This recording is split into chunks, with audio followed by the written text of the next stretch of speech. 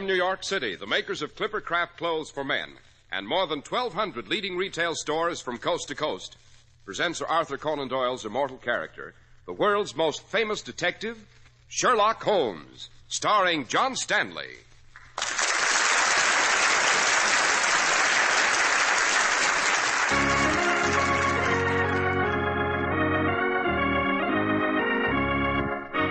This week's story, The Adventure of the Hangman and the Book. It's rather chilly out here in the park, eh, Holmes? Good thing the gendarmes brought along torches. It's terribly dark. This way, Watson. Follow the inspector. There, Monsieur Holmes. Just before you. In the torchlight. Aha. The dead body hung from the limb of the tree and dancing grotesquely in the wind.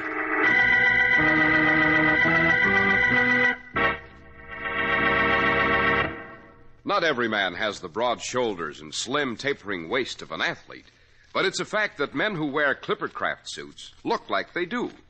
That's the result of careful Clippercraft styling, of design that emphasizes good points and minimizes bad ones.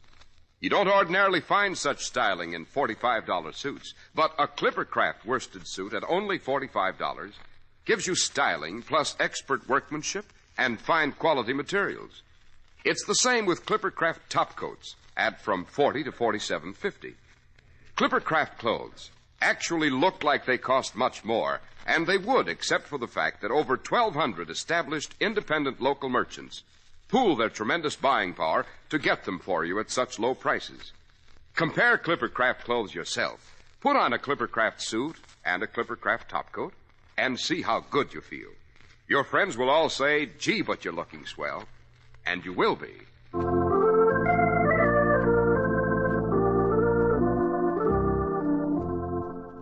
Now, Dr. Watson, we await our rendezvous with the adventure of the hangman and the book. It was at the turn of the century, Mr. Harris. The enormous pressure of work upon Holmes had become too much for him. He suggested we steal away to Paris for a week of relaxation. Holmes and I were in Paris at our hotel when this criminal began his operations. It was at the Bontemps bookstore, a world-famous Parisian shop noted for its collection of rare works. In the cellar beneath the shop was a thin, drawn, nervous young chap, Albert the clerk. He was poking about the bookshelves with a candle in his hand. Then suddenly, he heard footsteps. He looked up, terribly frightened. Who is it? Who's going down? I am, Albert. Oh, Monsieur Bontemps. Didn't I forbid you to come into the cellar? Yes, you did. I had to know the secret. I had to know what you kept down here. I ought to thrash you, snooping about when I forbade it. I told you I did not want anyone in this cellar. I won't allow my own wife. I won't allow the least down here. Let alone a miserable, sniveling clerk. How long have you been here? Just a few minutes. Long enough to look about, eh? To see what I keep here. No, I'm terribly sorry. My curiosity got the best of me. I'll never do it again. You won't punish me, Monsieur Bontemps? We shall see what I'll do about you, Albert. We shall see.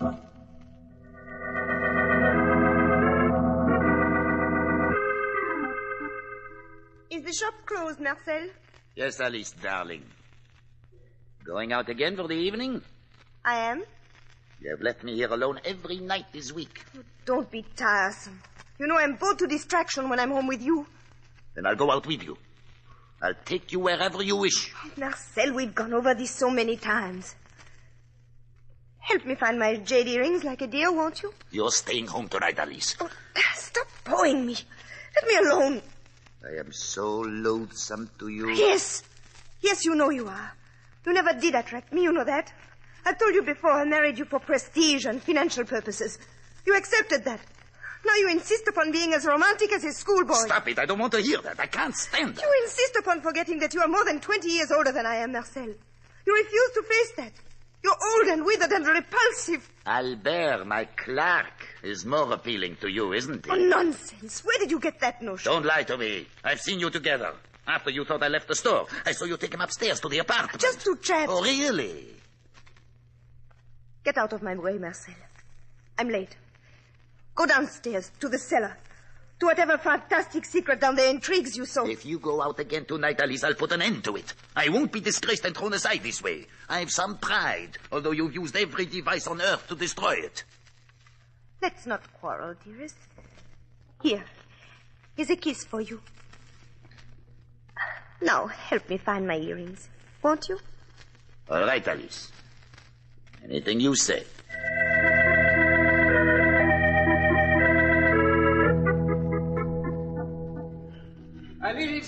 Alice, wait.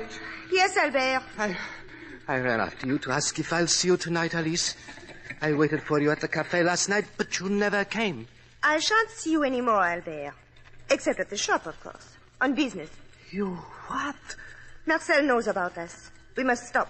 But you can't just dismiss it. Oh, yes, I can. I risked my job because of you.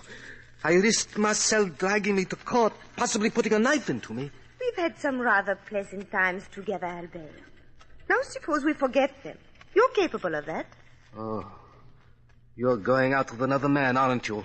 That does not concern you. Let go of my cape. Go back to the store. Marcel will be upset. Do you think you'll ever come to the end of it, Alice? Do you think you can go on forever like this? Albert, call me a carriage like an angel. You wouldn't be very attractive to other men, Alice. Lying in the morgue with your neck broken. Oh, Albert, that's impetuous. That's very, very foolish. Go on, sweet. Call me a carriage.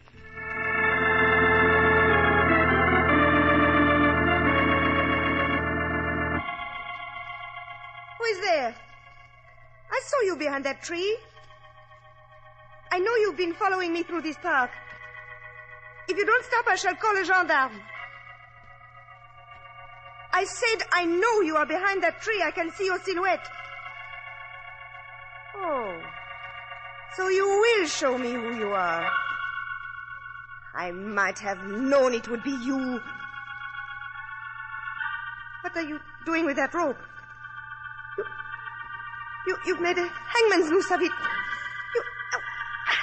Let go of it. My throat. God, please.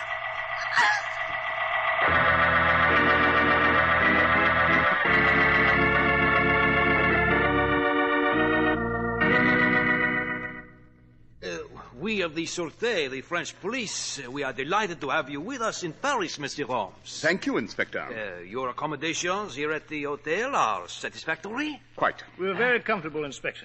Enjoying our visit immensely. Superb, Dr. Watson. I am happy you have relaxed, Monsieur Holmes, because, 1,000 apologies, the relaxation is over. Precisely what do you mean, Inspector? Just a few moments ago, a gendarme discovered the body of a woman hanging in the Tuileries. She had been hung to a tree by a rope. Routine police matter. Ordinarily, Monsieur Holmes, yes. However, the case is most extraordinary. The woman was the wife of Marcel Botan, the distinguished owner of the Botan bookshop. Really? I know Marcel. Remarkable shop, one of the best. Marcel and I correspond frequently. Monsieur Holmes, the journalist will create a great crisis over the death of Madame Botan. I must find the killer immediately. I need your help, monsieur. Have you questioned Marcel, her husband? Well, as best we could. He is grief-stricken. Where's the body? Well, I have closed the Tuileries, Dr. Watson. I have ordered that the body be left, hanging from the limb, exactly as it was found. It awaits your arrival, Monsieur Holmes. Very wise, Inspector. Oh, then you will help us move toward the solution? I will arrive at the solution, my dear Inspector. Watson, a cab to the Tuileries.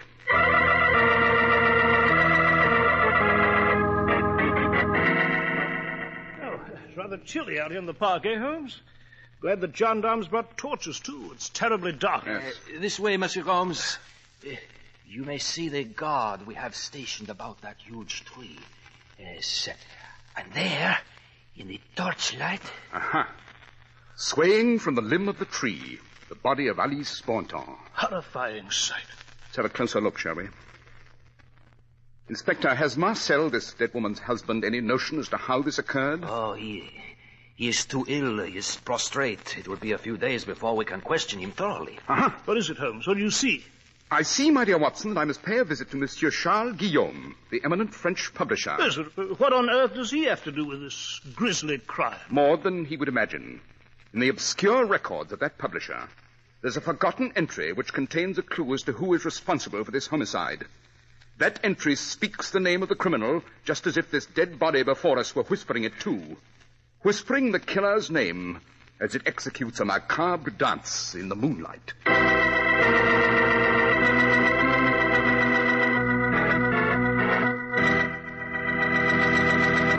It's pleasant to shop in your local Clippercraft store, wherever you live, because your Clippercraft merchant is an established, substantial hometown businessman who is anxious to win and keep your friendship. To please you and give you more value for your money, he has joined with over 1,200 outstanding merchants in a vast pool of buying power to make Clippercraft values possible. Clippercraft genuine worsted suits for $45 and Clippercraft topcoats for $40 to $47.50 would not otherwise be possible. For Clippercraft quality is the traditional quality of New England, the same careful craftsmanship that built the famous Yankee Clippers, from which Clippercraft clothes take their name. You can trust Clippercraft clothes, and you can trust the men who sell them. That's why men who know insist on Clippercraft clothes bearing the Clippercraft label. So be sure to visit the Clippercraft store in your city. These leading stores in the metropolitan area are proud to add their names to Clippercraft in your suits and topcoats. In Manhattan, John Wanamaker Men's Stores, Broadway at 8th and 67 Liberty Street. Saks 34th, Broadway at 34th. In Brooklyn, Abraham and Strauss. In Newark, New Jersey, Boulevard Men's Shop, Kresge, Newark. And in Jamaica, the B&B Clothes Shop, 16408 Jamaica Avenue.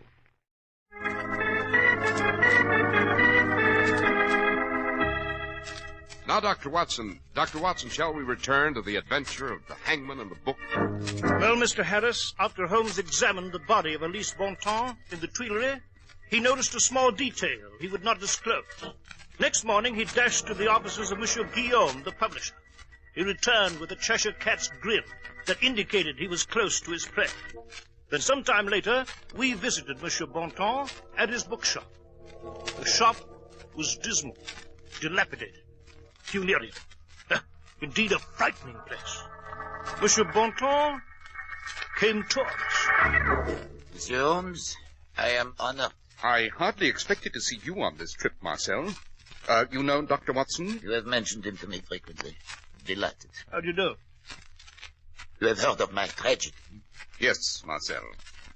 Could you recount what occurred the evening of your wife's demise? She left me here to visit someone.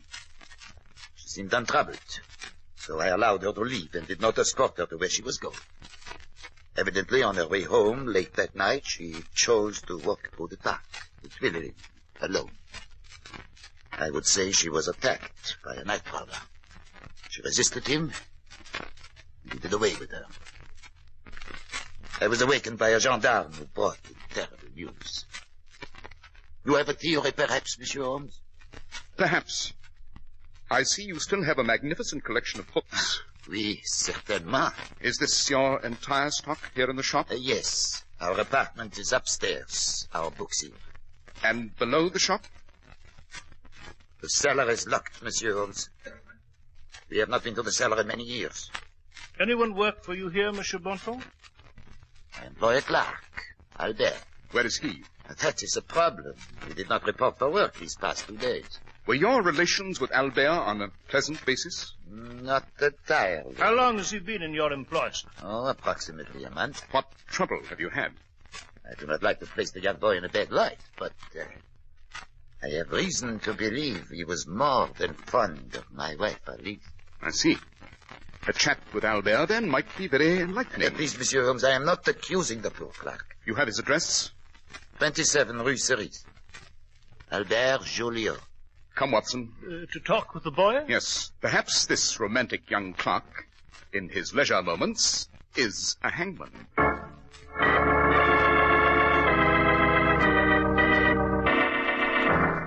Well, Holmes, what's our next step? His landlady said the clerk Albert hasn't been home for a few days. We shall return to the Bontemps bookshop, Watson. Yes, we've been there. Oh, we shall return much later this evening. Midnight, I should say. When the owner has left, we shall again visit the mysterious bookshop. But, Holmes, you looked at it. There is one spot we did not see. By far the most interesting, too. What spot is that? When I inquired about it, Bontemps turned white. He trembled. What spot, Holmes? The cellar, Watson. We shall pay a midnight visit to the cellar.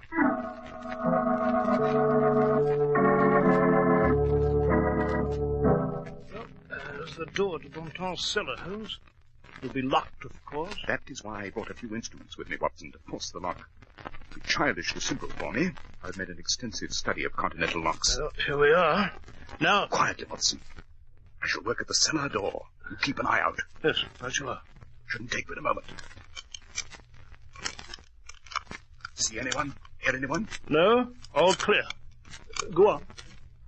Simple lock. Just another moment. I hear someone, Holmes. Coming down the street. I must finish. Hurry, Holmes, you'll be seen. One more second. There we are. Good. Quickly, the door. Yes. Follow me. Be careful. Rickety wooden steps. Righto. Match, Watson. Light the candle we brought. Yes, certainly. Holmes, what do you expect to find down here? Good Lord. Never seen so foul and musty a place. You see the rats? The answer is here, Watson. The answer must be here. Yes, but what sort of shocking secret lies in this cellar? I'm looking for it. Looking for it. What? Listen. Someone's down here.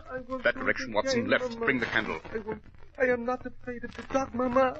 But why is it dark at night? Tell me why it is so dark at night, Mama. It's the clerk, Albert. I know him from his landlady's description. He's been tied up, Holmes. Look, he's bound to that pillar there. Yes, so he has, and apparently he's gone insane. Yes, by Jove, yes, look over his head. Isn't that a form of ancient torture? It is the water method. Accomplished in this case with a large pitcher and a funnel, which is replenished now and then by his captor. Albert was bound to that pillar, but a steady drip of water strikes his head and he's gone mad.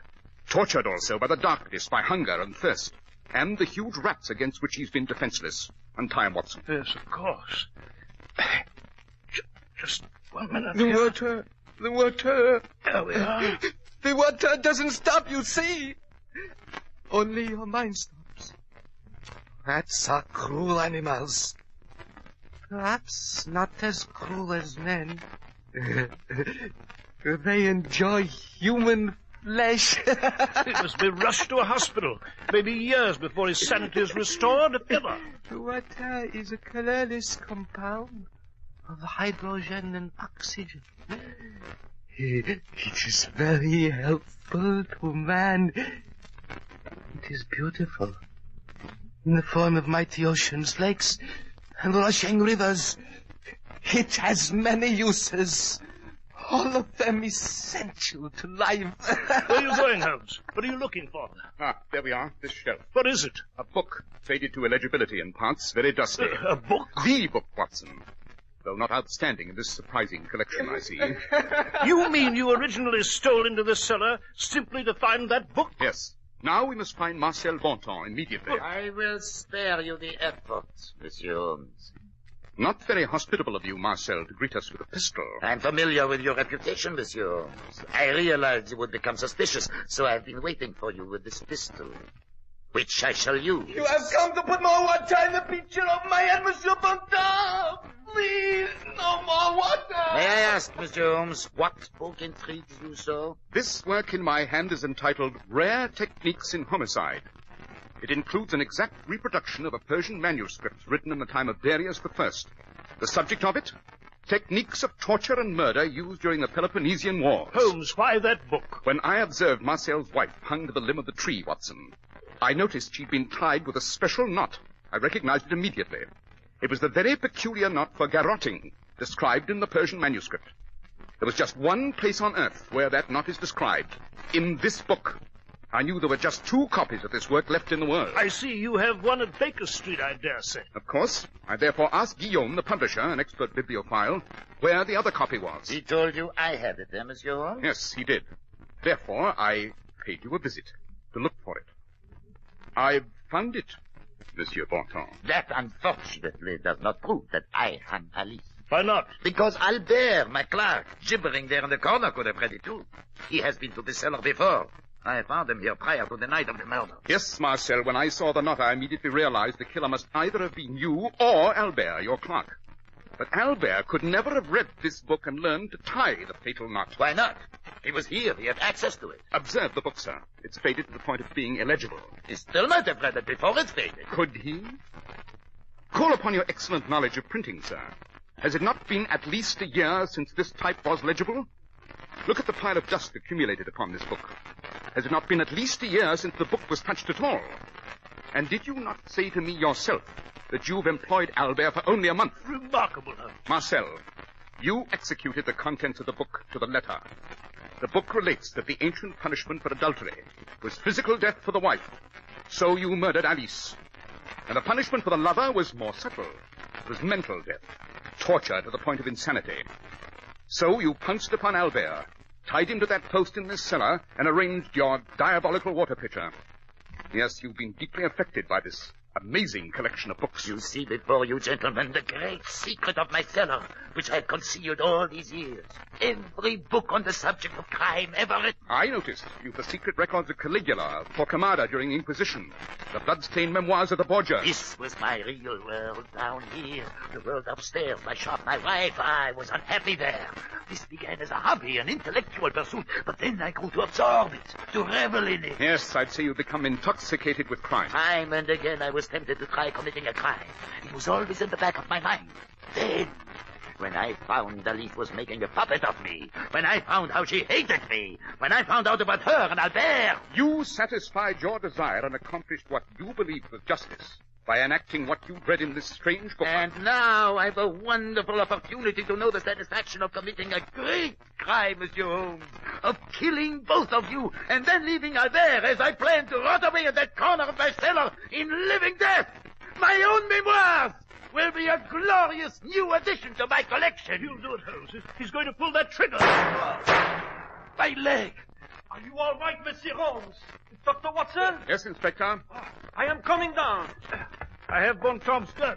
Here, Inspector. Oh, it was very foresighted, Monsieur Holmes, to tell me to come by. Should you meet Bontemps unexpectedly? Unexpectedly?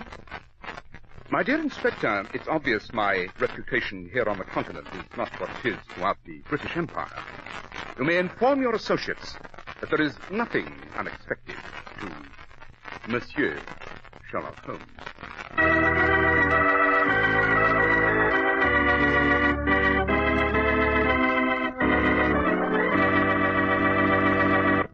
Well, Dr. Watson, that was a very thrilling story indeed. Well, I'm delighted that you found the adventure so exciting, Mr. Harris.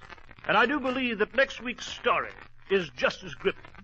It is called The Adventure of the East End Strangler. It concerns a city in terror, a scream in the night, a bit of blue thread, and an old lover.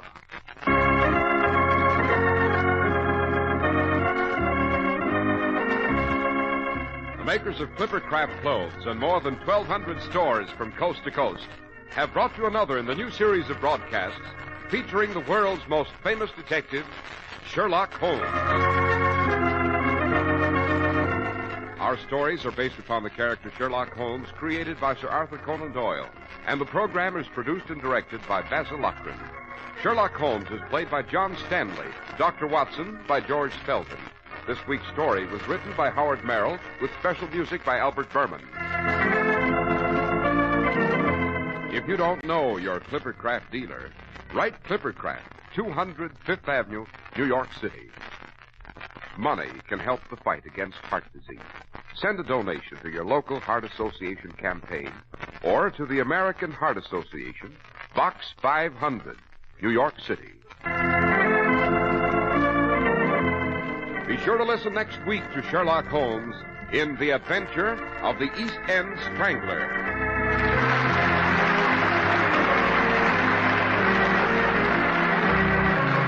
This is Cy Harris speaking for Clippercraft Clothes. This is the Mutual Broadcasting System.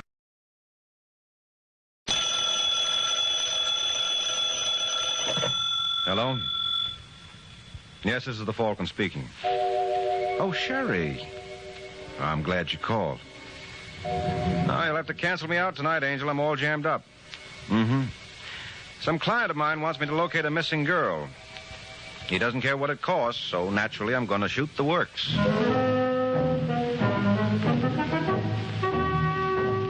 Once again, the adventures of the Falcon, dedicated to private investigators everywhere.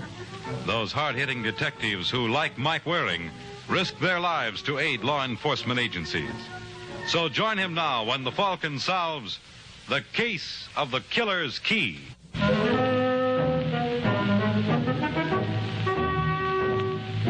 It is early afternoon in New York, and in a shabby rooming house in Midtown Manhattan, a nervous young man named Larry Gordon gives himself a dose of artificial courage. Then, deciding further treatment is indicated, he starts pouring again. Who is it? Me, Larry. Open up. Wait a minute, Claire. Did you get them? Everything. You fly to Chicago. From there, I made a reservation for you on the California Limited. What name did you use? Larry Holcomb. Good. When's the plane leave? 8:25 tonight. Couldn't you get me out sooner? No.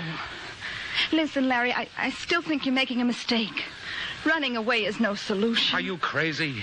Maybe this isn't as bad as you think. It's worse. If Hunt ever lays his hands on me, that's it. I think you're wrong. Look, I worked for the man for 8 years. I know how his mind operates. I never should have opened my yap to those Treasury boys in the first place. You had to, darling. Why? Was someone twisting my arm? They got enough on him to send him up for 10 years. But without you, they've got no case. And don't think that Mr. Hunt doesn't know it. Now, if you want to help me pack... Larry. Think you could have been followed? No. No, I was very careful. Who is it? Kemper. Internal Revenue. Oh, just a minute, Mr. Kemper. Look, sweetie, they'll be awful sore if they know I told you where I was. What do you want me to do? Get in the kitchen and, for Pete's sake, be quiet. All right, darling. I'm coming, Mr. Kemper. Hello, Larry. Mr. Hunt. Yes. But I thought it was... I hope you'll forgive the deception. I did it very well, don't you think? Kemper, Internal Revenue Department. You know, the stage may have lost a great talent. Listen, Mr. Hunt. I'm afraid I haven't time, Larry. I'm pretty busy these days combing Internal Revenue men out of my hair. I wasn't going to testify against you. You weren't? No, I was beating it. See, I've got the tickets right here. So you were bound for California, eh? In my humble opinion, you couldn't have chosen better. Where were you planning to stay? Why? Well, someone should cancel the reservation. Since you're going elsewhere. No, don't. Have a pleasant journey, my boy.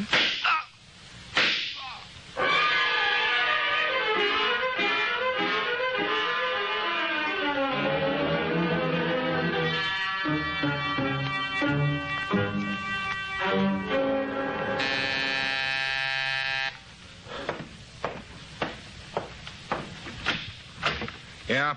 I'd like to see Mr. Hunt, please. Who are you? Sergeant Corbett. You don't look like a soldier to me.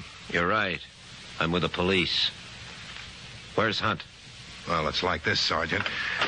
Bruce, did you say... Oh, I'm sorry. I didn't realize you were entertaining. He ain't so entertaining. You Charles Hunt? That's right. I'm Sergeant Corbett, homicide. How morbid. Well, somebody's got to do the job. You ever hear of a fellow named Larry Gordon? Yes, of course. He works for me. Or should I say, he once did. Why? Well, I'm being investigated on an income tax matter, as you may have heard. Yeah, I've heard. And since Larry's going to testify against me, naturally, I don't consider him in my employ. Well, he won't need the job anyhow. Pardon? He was knocked off at 3 this afternoon. I can't believe it. Well, take my word for it. I saw the body. And I have an idea you saw it even before I did. You're not serious. I certainly am. We got enough evidence. Evidence? Yes. You see, by an odd coincidence, Larry's girlfriend, Claire Marlowe, was in the kitchen when you gunned him. Is that what Miss Marlowe claims? Well... Well, what? Well, it's the way we figure it. We found her fingerprints. You're evading the question. Has Miss Marlowe accused me? Well, I haven't spoken to her yet. Why not? She disappeared. She must have been scared to death. The fact remains, until you discover Miss Marlowe, you have absolutely no case. Don't worry, we'll find her. And when we do... when you do, give me a call. Okay, Hunt, I'll be seeing you shortly.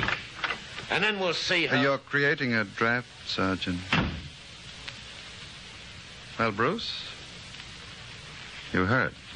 How can I help it? I'm not deaf. What do you think?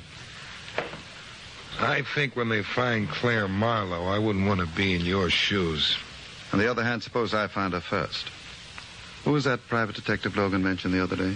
You mean Mike Waring? See the one they call the Falcon? Yeah. Well, be a good boy and look up his address. I think I've got a case for him.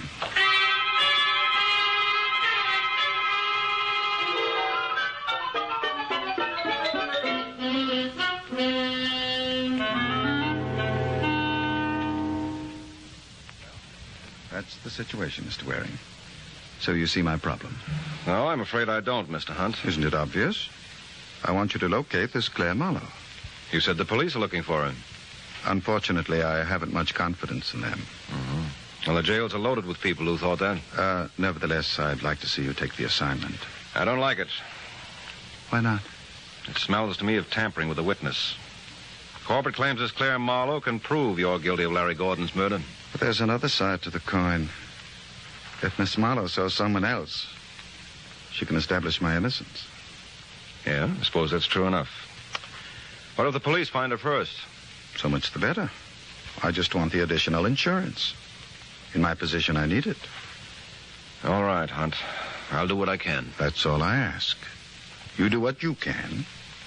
And from that point on, it's up to me.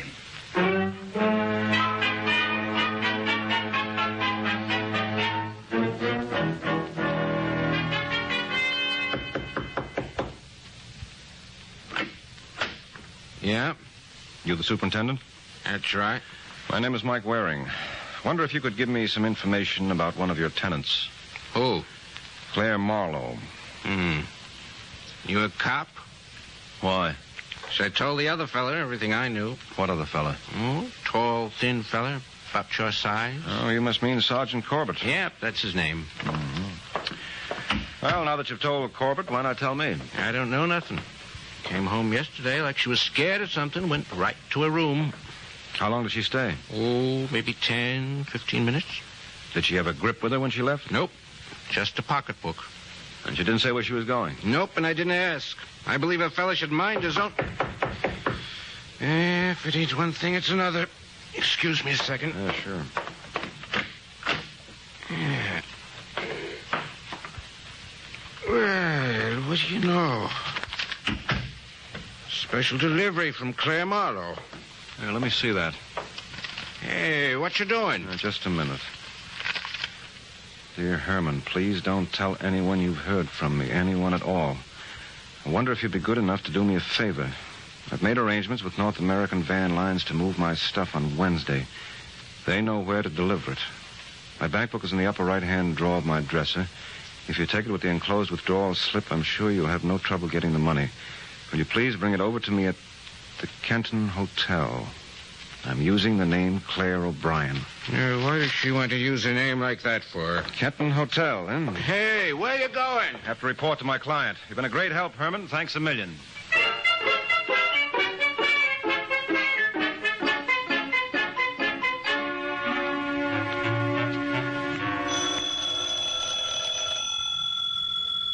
Bruce? Yeah? I believe that's the phone. I believe you're right. Don't you think you should answer it? What's the point, Mr. Hunt? It's probably for you. You know something, Bruce? I'm beginning to dislike your attitude. Now, answer the phone. I still say it's a waste of time. Yeah? I'd like to talk to Gerald Hunt, please. Who wants him? Mike Waring. Hold it. But I tell you, it's for you. Who is it? The Falcon. All right. Oh, I don't think I'll be needing you anymore today. You mean you want me to leave? That's what I want. Well, far be it from me to hang around when I'm not wanted. Hello? I've got good news for you, Hunt. Really? Really. I've located Claire Marlowe. That is wonderful.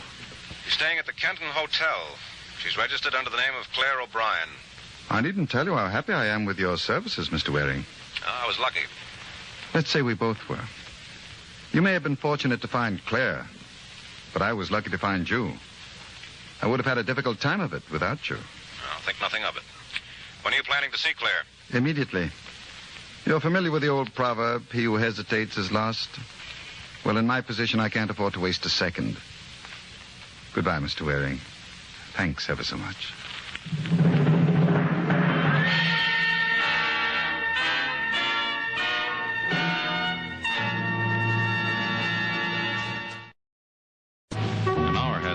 Since Mike Waring reported to his client, Gerald Hunt, where Claire Marlowe could be found. And now in that young lady's hotel room. All right, you guys. Come on, let's hurry it up. Get out of here. Right, Oh, Davis, see if you can find any prints around, though I doubt it. Can I move the body now, Sarge? Oh, you better wait for Lewis. He may want some more pictures. Right. Hey, Levy, how you doing on that? Okay. Oh, you boys carry on. I'll get it. I'd like to... Sergeant Corbett. Hey, what are you doing here? I came to see Claire Marlowe. Okay, look. Oh, no. Oh, yes. Well, is this close enough, or would you like to hold her hand? I don't think she'd get a kick out of it. Neither do I. What'd you want with her? That's a long story. Well, I never knew you to tell any other kind, so let's get started. Well, a client of mine wanted me to find her. And you did. I was lucky. I wonder.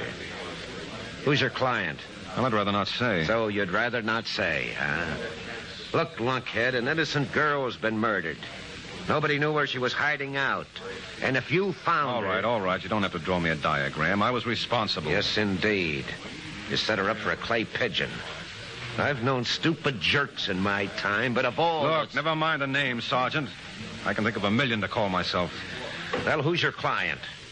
Or maybe I can guess. Well, don't bother. Look, Mike, don't try to hold out on me. I'm not going to. I admit I was the patsy in this case. You were the patsy? What about her? Well, I know. Well, someone's going to pay for it. Hey, wait a minute. Where are you going? Going to have a word with my client. After that, you can have him. Well, frankly, I doubt if there'll be much left. I'll be seeing you, Sergeant.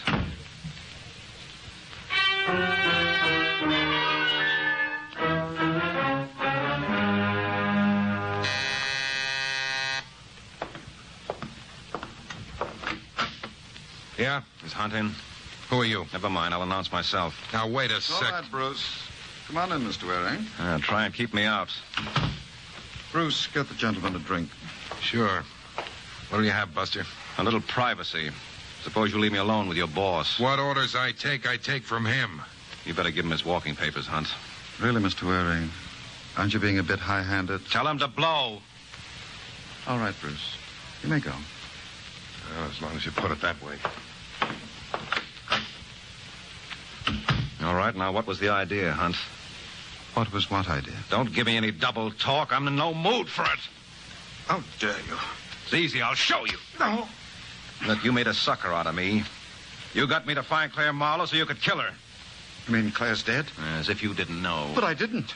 I suppose you don't remember me phoning you at 1:30 this afternoon. I told you where you could find her. I could blow my brains out for not calling on her first, but you didn't make that mistake, did you? Let me go. Sure, I'll let you go. Now, confessions are in order. You killed her, didn't you? No. Come on, Hunt. I'm going to get the truth if I have to break every bone in your body. You murdered her just as you murdered Larry Gordon. I swear I didn't. Where's your coat? I'm not going with you. Yes, you are. I promised to deliver you to Sergeant Corbett down to headquarters, and that's one promise I intend to keep. Now, will you go quietly? No. Okay, suit yourself. Now, come on. Get up. You got a long, rough trip ahead of you.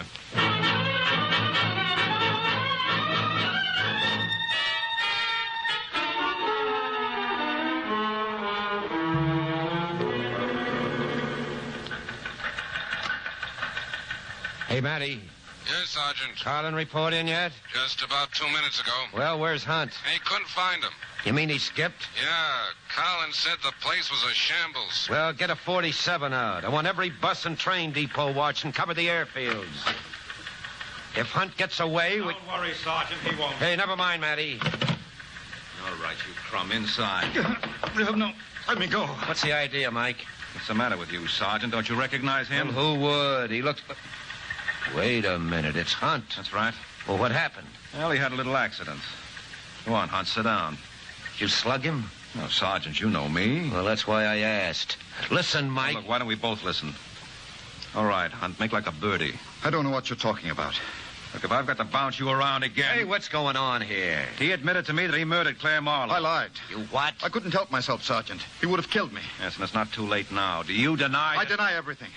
I was forced to make that admission to protect myself. Under the circumstances, I felt I was justified. Look, Sergeant, could you leave us alone for a couple of minutes? Don't be a sap. Well, it's all right for you to talk, but I feel responsible for that girl's death. If I hadn't found her, she would still have been alive. I phoned him at 1:30, and I told... Hey, wait a minute. When did you phone him? At 1:30. Oh, no. Why, what's the matter? But do you realize what you've done? You've just given him an alibi. Are you nuts? Claire Marlowe was killed at 1:45. What? 45 minutes before you called him. Well, that means... That means he couldn't have killed her. Well, look, Hunt, if I've done you an injustice... Indeed you have. Will it do any good if I said I was sorry? None at all. Good day, gentlemen. I trust I'll never see either of you again.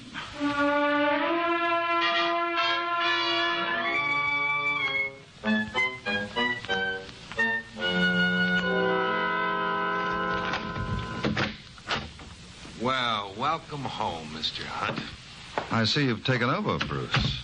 I didn't think you'd mind. You like some champagne? No, thanks. You don't know what you're missing. This is the bitter end.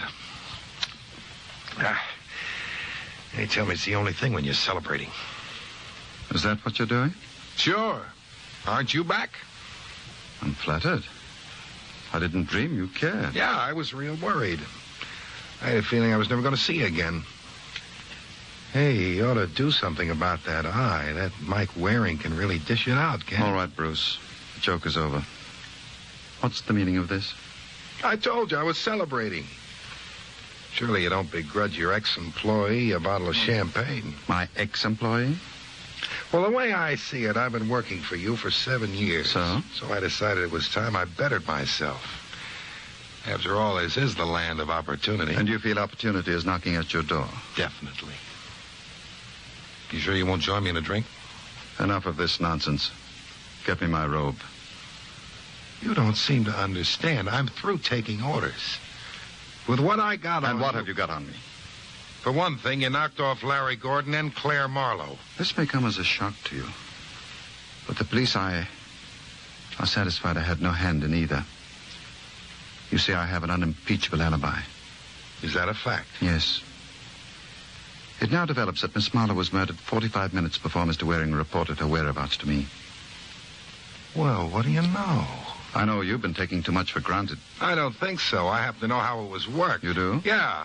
I was going through your clothes. What? Well, I thought maybe you wanted me to send them out to the cleaners. Anyway, in your pocket, I found this card. Lawrence Regan, Private Investigations. So? So I wondered what you would want with 2 private detectives, and just like that, it came to me. You were going to use Waring as an alibi. You're mistaken. Well, there's an easy way to check.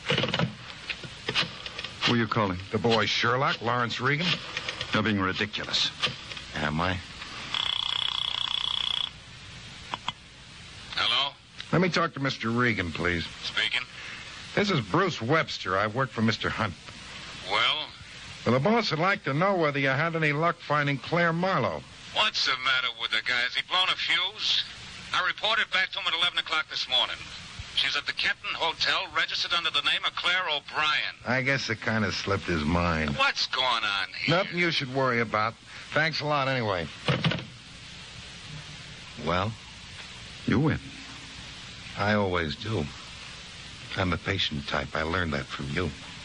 What do you want? $25,000. That's a lot of money. Well, it ain't as though I was going to throw it away. I'm going to sock it into government bonds. That 3% they pay will come in mighty handy. You're making a mistake. I don't think so. I always say the least a fella can do is be patriotic. You better get it up fast, Mr. Hunt. We don't want to keep Uncle Sam waiting.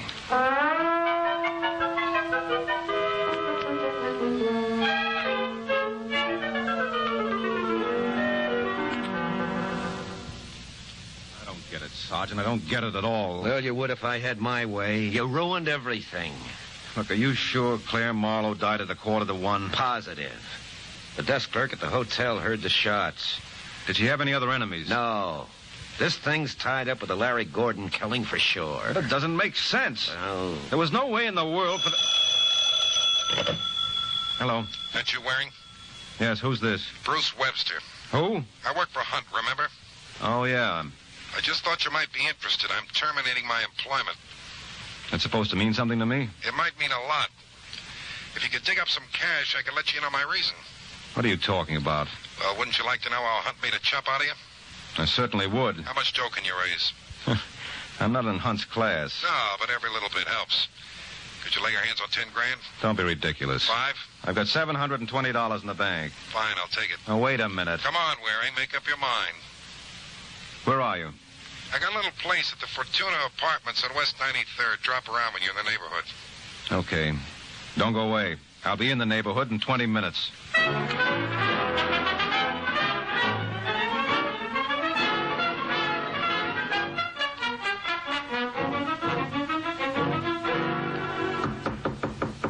'That you Waring? Yeah. Just a second. Come on in. Mr. Hunt. Surprised? Yeah, I thought I saw the last of you. You thought wrong. What's the idea? It's fairly simple. I'm a man who hates loose ends. Naturally, with you dangling about. You wouldn't. Oh, you recognize the gun. Yes, it's the same one I used on Larry Gordon and Claire Marlowe. You'll never get away with it. The cops will know for sure. You're concerned for me. You needn't worry. You see, I've taken the liberty of preparing a note in which you confess to both murders. You're nuts. When the police break in, they'll find the note and the murder gun. Naturally, it'll be in the traditional position for suicide. They'll never buy it. They had no motive to knock off Larry Gordon. You have, the way I've explained it in this note. Seems you were madly in love with Claire.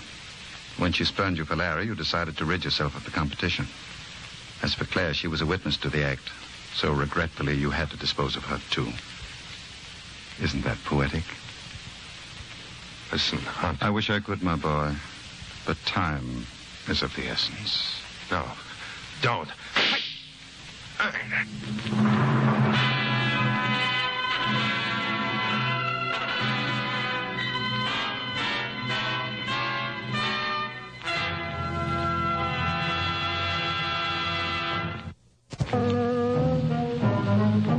15 minutes have passed since Mike promised to call on Bruce Webster. Now we find Sergeant Corbett helping him keep that promise. This must be it. Yeah. Suppose he won't talk. Just leave everything to me. I left Hunt to you, and what happened? Sure he said he'd meet you here? Yes, positive. I told him I'd be over in 20... Look, get out of the way. What are you doing? Well, what does it look like? Don't you know it isn't polite to peek through keyholes? No, but it could be awfully interesting. What do you see? Give me a hand with this door. Well, what was it? Come on. Put your shoulder to it. 1, 2. Holy smoke. Yeah. What did he want to do that for? Don't ask me. I'm a stranger here myself. Here, wait a minute. What do you make of this? To whom it may concern, this was the only way. I killed Larry Gordon. It was all Claire Marlowe's fault. She led me on. I thought with Larry out of the way, we'd have a deal, but I was a chump. Don't bother looking for any relatives. I haven't... Hey, cut that out, Mike. I was only going through his pocket. Well, you know better. I just wanted to see what he had on him. Well, someone was here before me. All he's got on him are these 2 keys. What do you make of it? Well, one's obviously for his grip, the other for his car. No, this doesn't add up. What do you mean? He didn't commit suicide. But look at the gun. You look at it. I tell you, this was engineered. By whom? By Hunt, of course. Can you prove that? What, to you? Where's my percentage?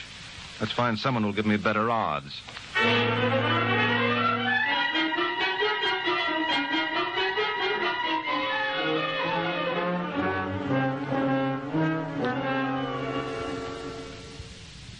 can't believe it. When I was up at Brewster's a few hours ago... And you admit you were there. Why should I deny it? He complained of not feeling well this evening. Naturally, the least I could do was chauffeur him home. And when you left? He seemed perfectly all right. I never dreamt he contemplated suicide. I still don't understand why. Well, maybe this note will clear things up. Whom it may concern. There's only way Oh, so that explains it. Yes, it would seem to. I never realized he was involved with Claire. Well, things are seldom what they seem. For instance, when we broke into Bruce's room, it looked as though he committed suicide. But you don't believe it? No. You told me you found the gun in his hand. Yes. And it was the same weapon that was used on Larry Gordon and Claire Marlowe. Mm-hmm. And I should imagine that would take care of everything. No, not quite. There was one thing missing. When Corbett and I got to Bruce's room, the door was locked. Well? Well, if he committed suicide, it had to be locked from the inside. Obviously. Oh, then what happened to the key? That's right. It wasn't in the lock because you were able to peek through the keyhole. And it wasn't on him or in the room. That means the door must have been locked from the outside, and the killer absent-mindedly walked off with the key. Look, Mr. Waring. All right, Sergeant, go through his pockets. No, you can't. Who can't? Well, what do we got here? It's all a mistake. Yeah, you said it, friend. And the beautiful part of it is it only takes one to land you in the chair. All right, Sergeant, he's all yours.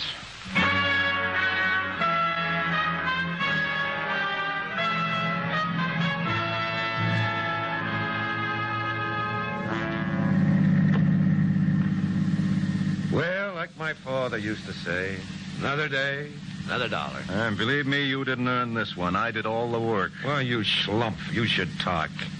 You gave Hunt that alibi. You're out of your mind. If it hadn't been me, it would have been some other private dick. Come again? Look, it all comes down to one thing. Hunt had two of us trying to locate Claire. He probably waited until the other boy came through for him before he even hired me. Oh, what was the point? Give himself that alibi. After all, when I told you I reported to him after the girl was murdered, it didn't seem possible he could have been responsible. Well, I still say... Oh, wait a minute. Hold everything. What? What's the matter? I just thought of something. I never got paid. Huh? By Hunt for finding Claire. Sue him. Sue him? He's going to the chair. So what? If I were you, kiddo, I'd really make trouble for him. Good night, Mike.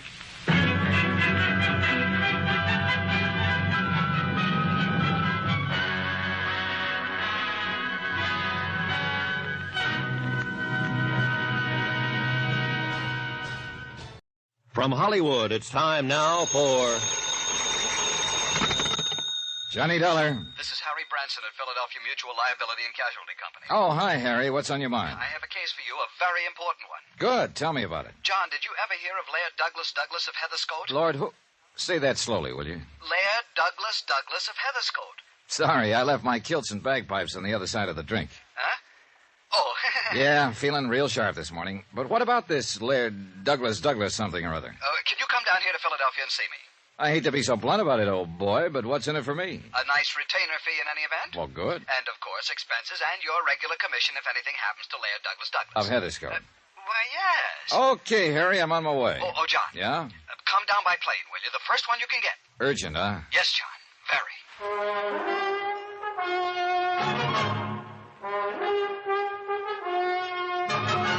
Tonight, and every weekday night, Bob Bailey in the transcribed adventures of the man with the action-packed expense account, America's fabulous freelance insurance investigator. Yours truly, Johnny Dollar.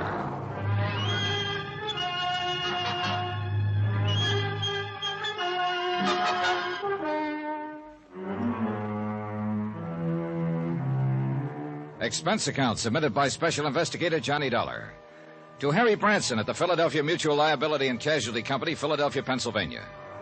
Following is an accounting of expenditures incurred during my investigation of the Laird Douglas of Heatherscote matter, whoever Laird Douglas is, and whether investigation is the proper term at this point, who knows? In any event, well... Expense account item 1, $22.50, air transportation and miscellaneous, Hartford to New York to Philadelphia. For a change, I decided to stay at the Benjamin Franklin, not only because it was convenient to Harry Branson's office on Walnut Street, that is the office of Philly Mutual Liability and Casualty, but because I'd heard it was a nice hotel. It was. And it was convenient to everything else in the center of town. Theaters, good restaurants, nice stores, even a nightclub. Well, Anyhow, when I got to my room, I found a half-dozen urgent messages that Harry had called. Pretty good indication that his lordship, Douglas or at least this case, was pretty important. So instead of bothering to unpack, I had the bellboy dump my luggage, tipped him, and was standing there debating whether I'd better forego a quick shower and change of clothes when the phone rang. Johnny Dollar. John, didn't you get my messages? Why haven't you called? I've been waiting to hear from you. What's wrong? Hey, take it easy, Harry. I just this minute got in. Oh, well, I hope you're coming right on over here to my office. What's the matter? Something happened to this client of yours? No, not yet. But being you're expecting the worst, huh? And look, you still haven't told me a thing about this emergency, or whatever you want to call it. John, it is an emergency because of the time element. You see, why do we waste time on the phone? Well, this was your call, not mine. All right, I'm sorry. I'll be waiting for you. And Harry, I'll be there.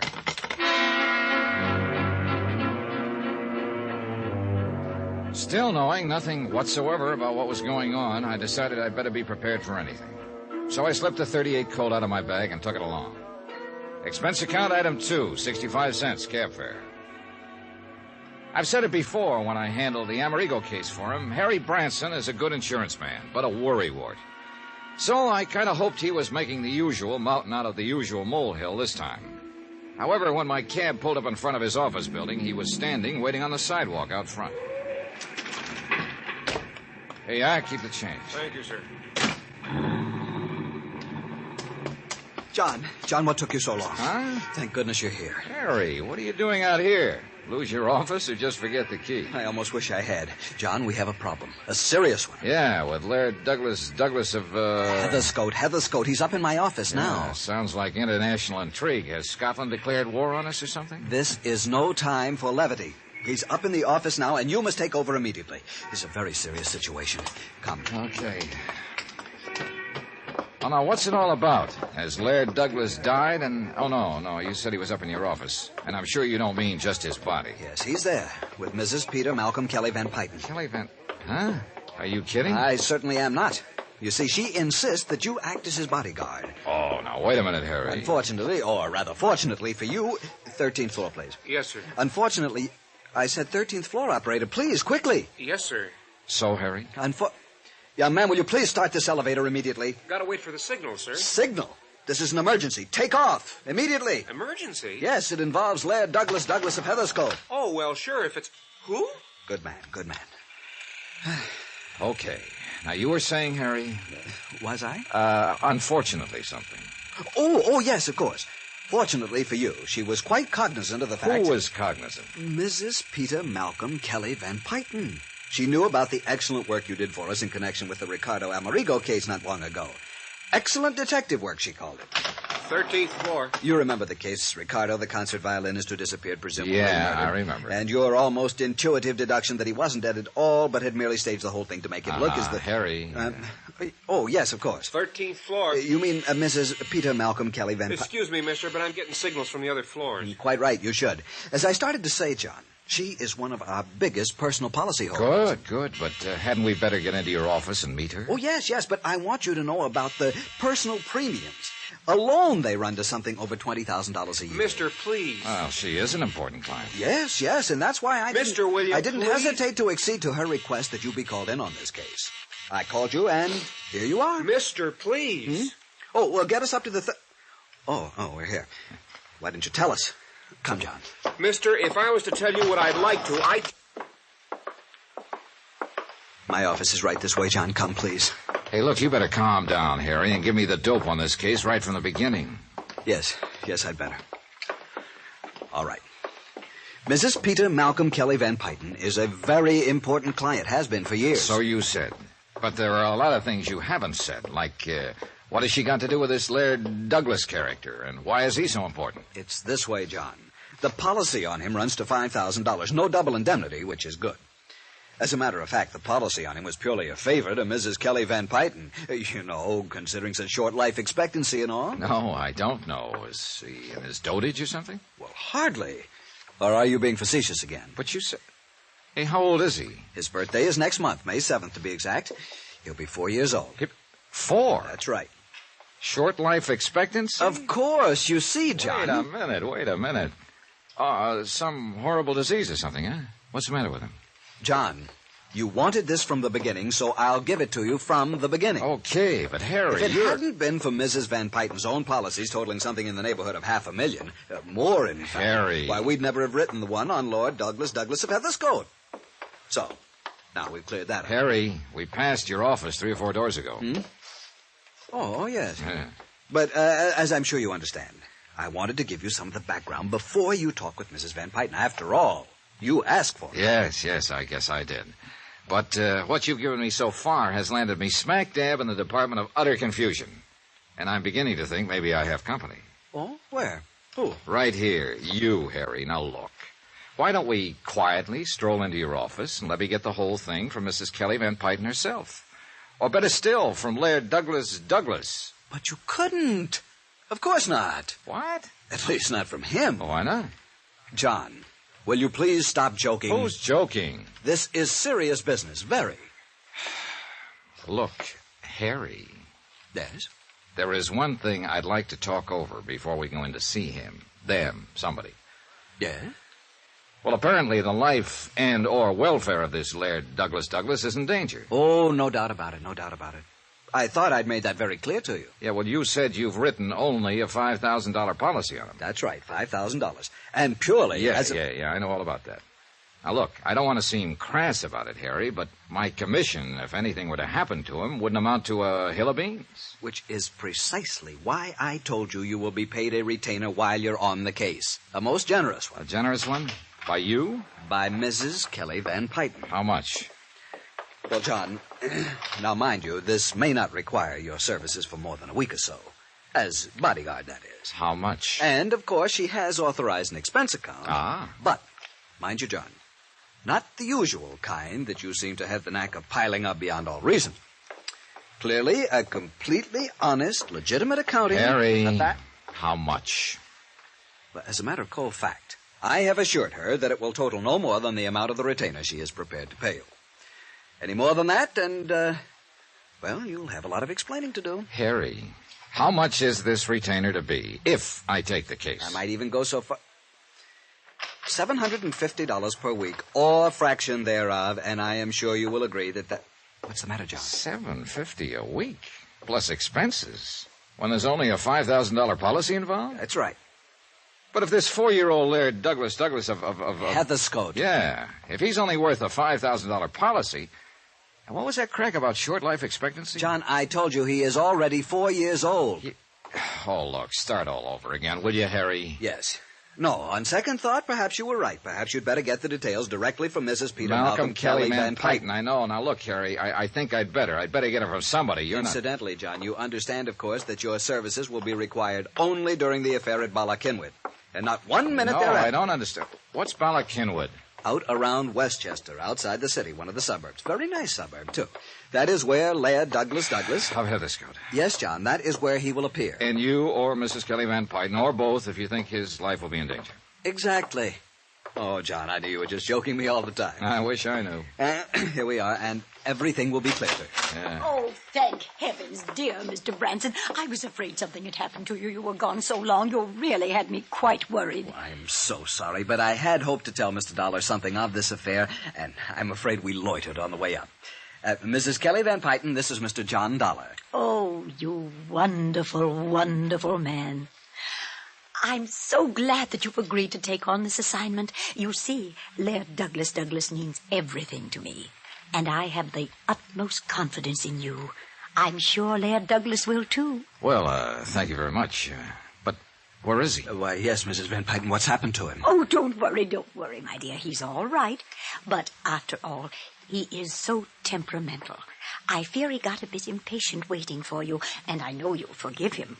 You will, won't you? Yes, of course, but where is he? He's asleep, Mr. Branson, in your inner office. He sat down in your chair and fell fast asleep. Oh, if I could only relax that way. But you must meet him, Mr. Dollar. Yes, I'd certainly like to. Of course you would, and I know he'll want to meet you. Gently now. Oh, good, he's awake. Oh, no. That's Laird? Laird Douglas of Heatherscote. This is Mr. Johnny Dollar. Hey! Holy jumper! Hey! Douglas, Harry, no! somebody! Let go of Mr. Dollar's leg. Douglas, dear. Douglas!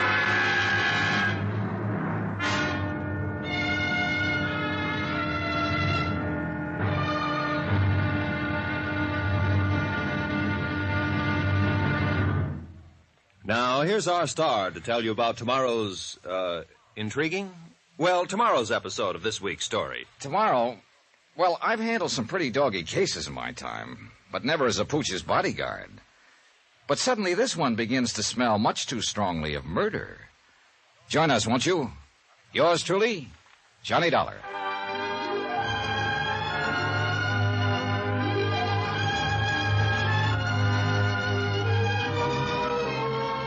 Yours truly, Johnny Dollar, starring Bob Bailey, is transcribed in Hollywood. It is produced and directed by Jack Johnstone, who also wrote tonight's story.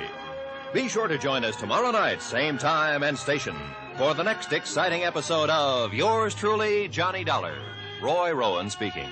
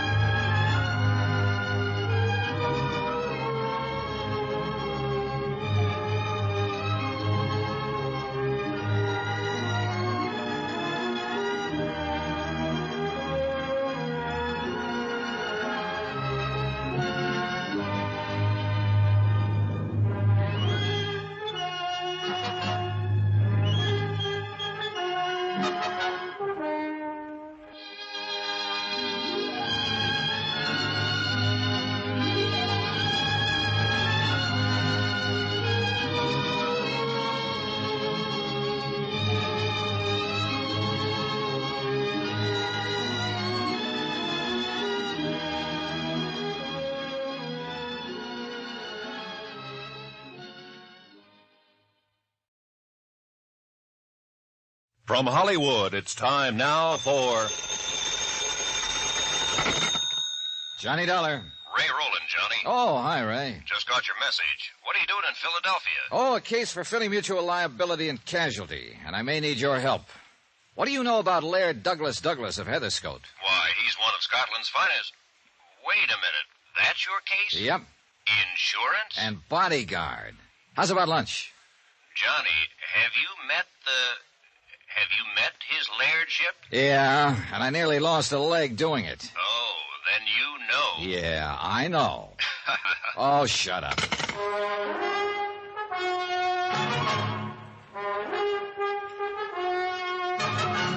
Tonight, and every weekday night, Bob Bailey in the transcribed adventures of the man with the action-packed expense account, America's fabulous freelance insurance investigator. Yours truly, Johnny Dollar.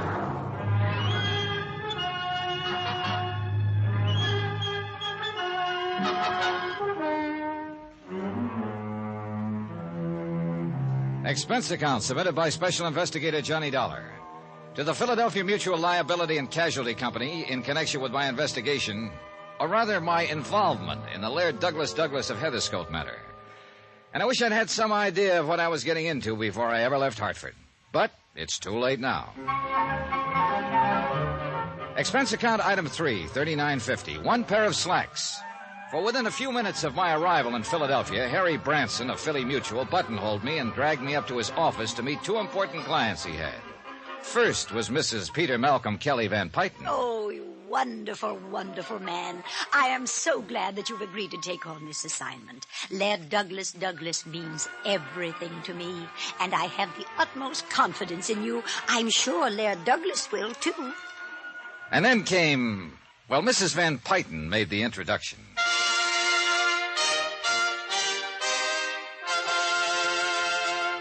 Laird Douglas of Heatherscote. This is Mr. Johnny Dollar. Huh? Oh, no. Holy jumping. Douglas, oh, no, you mustn't do that. Oh, my. Douglas, Oh, dear. Good heavens.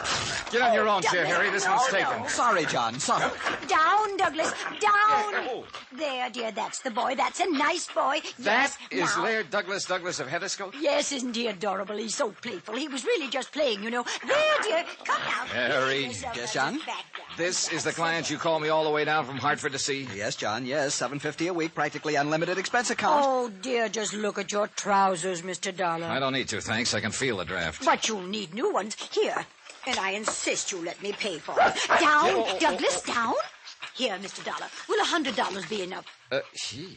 No, here, 150. I can see those were very, very nice. Well, you see what I mean, John? Here, please, now I insist you take it. And if it isn't enough... No, thanks. That's plenty. But now, Harry, you listen to me. John, I know what you're going to say, but as I explained to you on the way up you here to my explained office... plenty, but not nearly enough. But I tried. I really tried. I think you and I had better have a quiet little talk, Harry, and the sooner the better. Oh, boys, please, can't you do that another time? Please come down from those chairs so Mr. Dollar can meet Douglas and we can make all the arrangements. Please? Mrs. Van Pyten, that's precisely what I want to talk about. You really look very funny up there. And see, Douglas does want so much to be friends with you. Yeah, you sure it isn't a piece of my leg he wants? Oh, no, of course not. Here, Mr. Dollar, just give him one of these biscuits. I have them specially baked for him, and he'll be your friend for life. Really? Huh? Here, now just come down and hand it to him. Well... He'll love you. It's true, John, I know. Yeah? Then what are you doing up on that chair? I forgot, that's all. Nice, Douglas. Huh? Please, Mr. Dollar. Well, all I hope is he doesn't forget. That's right. Just hand it to him. And that he knows which is biscuit and which is my hand. Here, boy. Here, boy. Now, take it easy, take it easy. There, you see. Now he's your friend. Well. Isn't that sweet? Yeah, it sure is. Well, I'd better get back to my hotel and change, and Harry, I'll call you. Oh, but we haven't made the definite arrangements yet, and I want you staying out at our place in Germantown, the Maples. It's a lovely little place, Mr. Dollar. Well, much as I hate to say it, I'm not quite sure about taking this case. I know. The money. Well, don't you worry about it. Not at all, not one bit. If you'd rather have $1,000 a week, that's what we'll make it. And I do wish Mrs. you'd let Van me Pyten. do more about these poor trousers. I know. Why don't you go straight over to Wanamaker's men's store and have them tailor you a whole suit? Wouldn't that be nice? You'd look lovely. You've already given me more than enough to buy a suit. That. Now just forget it. Now you have them make you anything you want and just charge it to me. Oh, and look! Douglas dear is licking your hand. I knew he'd like you.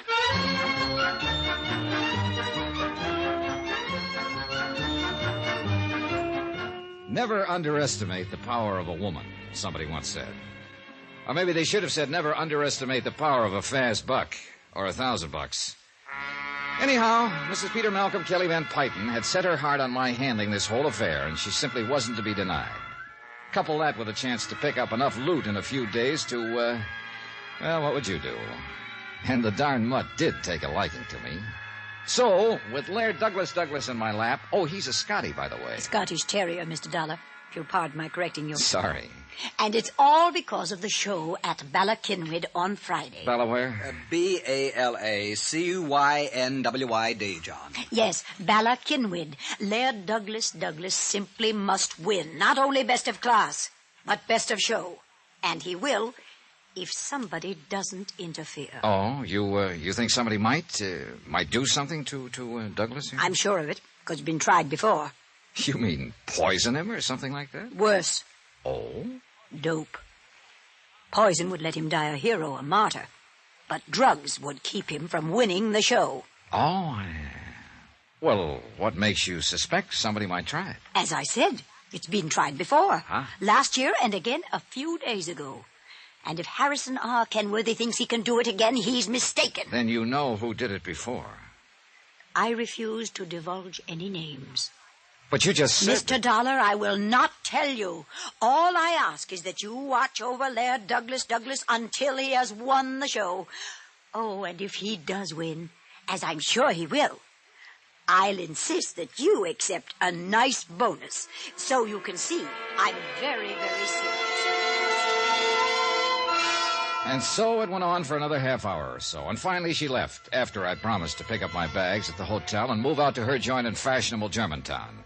I talked a few minutes longer with Harry Branson. I'm so glad you've agreed to take this on, John. As I told you, Mrs. Van Pyton is the most important individual policyholder we have, and doing this favor for us... Harry, it's not the Mutt Show at Bala Kinwood or Laird Douglas or Mrs. Kelly Van Pyton or you I'm doing this for.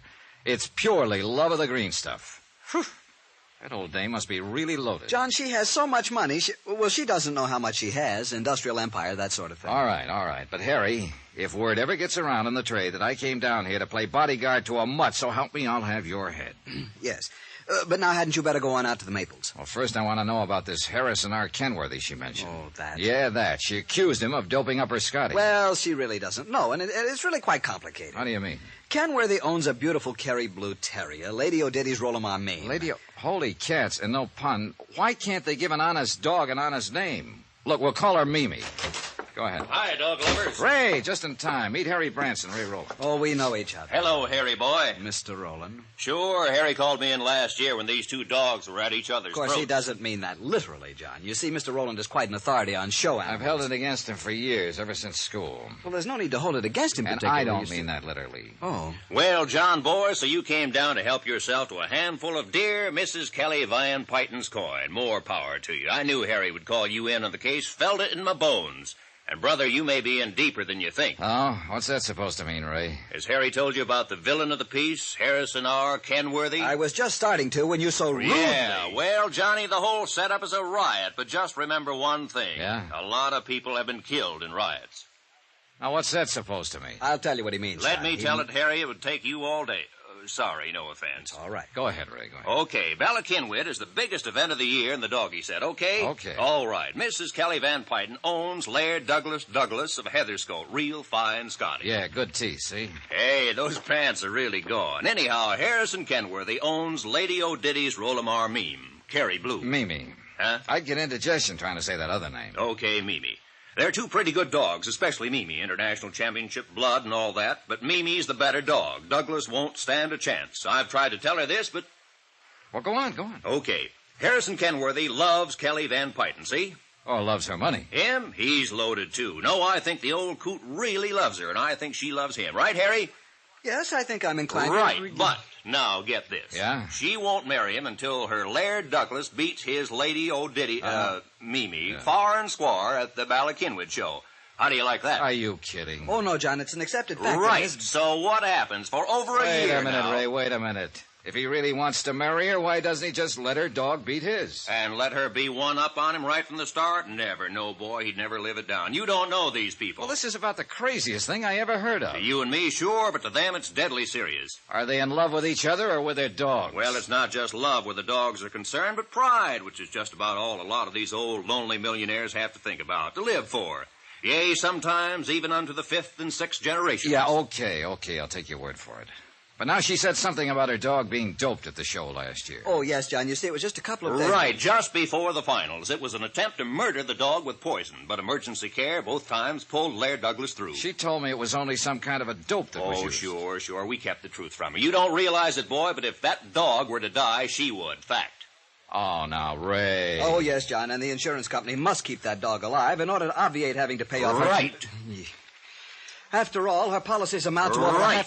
It may sound absurd to you, Johnny, but it's no joke. As I said, you don't know these people. But look, it still doesn't make any sense. You'll just have to take my word for it, and it's happened right here in Philadelphia. Yes, John, and we held the policy. It was an old lady... Right, so there you have it. Okay, I'll believe you.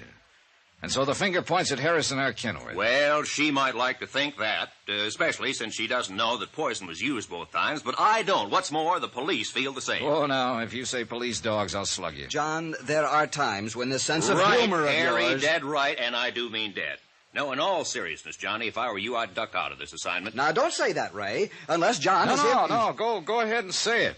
Something ought to start to make sense around here. All right, listen. The reason I'm sure Harrison R. Kenworthy had nothing to do with the attempted poisonings, the reason the police were called in, the reason I think you ought to get out of this... Will you get to the point, Ray? On each occasion, Mrs. Kelly Van Pyton had a bodyguard attending Laird Douglas, in addition to the dog's governess and medicos and so on. Get to the point. Each time, in order for the poisoner to get to that dog... Ray, please. Each time, the bodyguard was murdered. Still want this case, Johnny?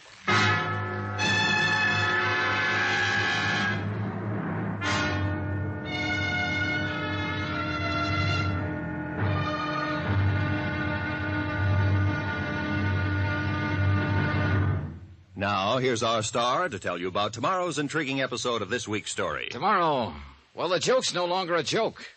Especially when a killer trains his sights on me. Join us, won't you? Yours truly, Johnny Dollar.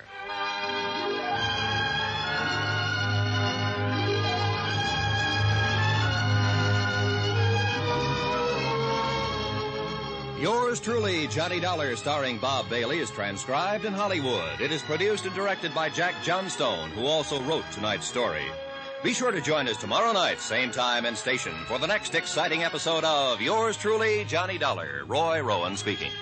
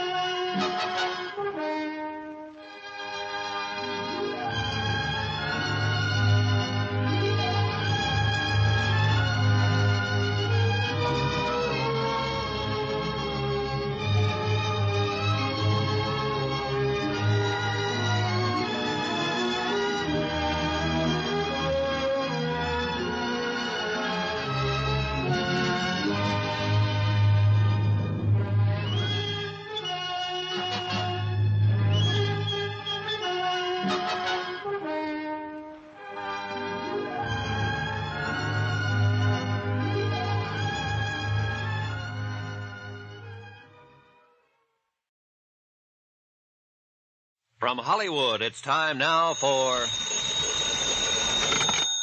Johnny Dollar. Lieutenant Steve Howard, homicide. I found word to call you there at your hotel. Right. I'm an insurance investigator, Lieutenant, and... Yeah, I've heard of you. Can I help you? Well, I understand you're the man who handled a murder case at the Bala Cynwyd dog show last year. That's right. We're still working on it. Oh, fine. Like to look over the setup for an attempted murder? Oh? Who? Me. Stay right there, Mr. Dollar.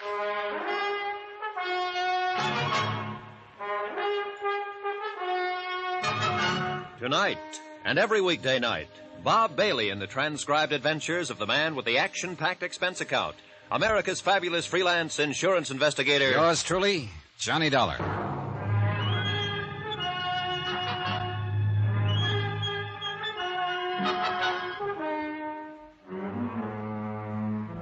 Expense account submitted by Special Investigator Johnny Dollar to the Philadelphia Mutual Liability and Casualty Company. Following is an accounting of expenditures incurred during my investigation of the Laird Douglas of Heatherscote matter. And at this point, that name is no joke. Expense account item 3, 70 cents cab fare from the office of Harry Branson to my hotel. It was at Harry's office that I got the craziest assignment I'd ever taken. Bodyguard to Laird Douglas of Heatherscote, who turned out to be a dog. And I mean that literally. A purebred Scottish terrier who rated high enough in dogdom for somebody to make a couple of attempts on his life. Right now, it looked like somebody wanted me to be next. What's all this talk about an attempt on your life? Here, Lieutenant. Take a look at this handbag of mine. Huh? Wait, don't touch it. Huh? I left it here on this little luggage stand about an hour ago, right after I checked in. Only before I left it, I opened it and took out my gun. So? So when I got back, just before I called you, I found the bag as you see it now, locked again. Oh, now look here, Mr. Yeah, Bowers. I know. But if a chambermaid had been in here, there would have been other signs. You know, bed turned down, fresh towels in the bath, things like that. Boy, you're a suspicious man. You sure you didn't lock it yourself after taking your gun I'm out? sure. Anyhow, instead of opening it, I started to pick it up to put it on the bed to unpack. Here now, you lift it. Why? Because it weighs close to 25 pounds, and that's too much for nothing but an extra suit, a few shirts and shorts, some handkerchiefs and the like. You check with the desk? No callers that they know about. Well, let me see. Yeah, that is pretty heavy. And it doesn't tick. Now, look here. Yeah? Do you see where somebody on the fire escape used a pry bar to shove this window open? Well, yeah. And those marks are fresh. Very fresh. Operator, get me Central Police.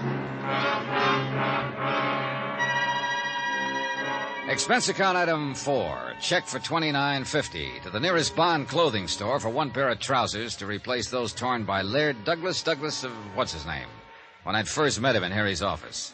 Item 5, phone call to Mrs. Peter Malcolm Kelly Van Pyton. Well, don't you worry, Mr. Dollar. If you're delayed, you're delayed, and we'll just expect you here at the Maples when you get here. Your suite is all ready and waiting for you. I'll be there as soon as I can. Oh, I do hope you've had a suit made to replace those trousers little Laird Douglas tore. Why don't you have a couple of suits made and just charge them to me? Thanks. Maybe I'll get around to that. Goodbye, Mrs. Van Pyton.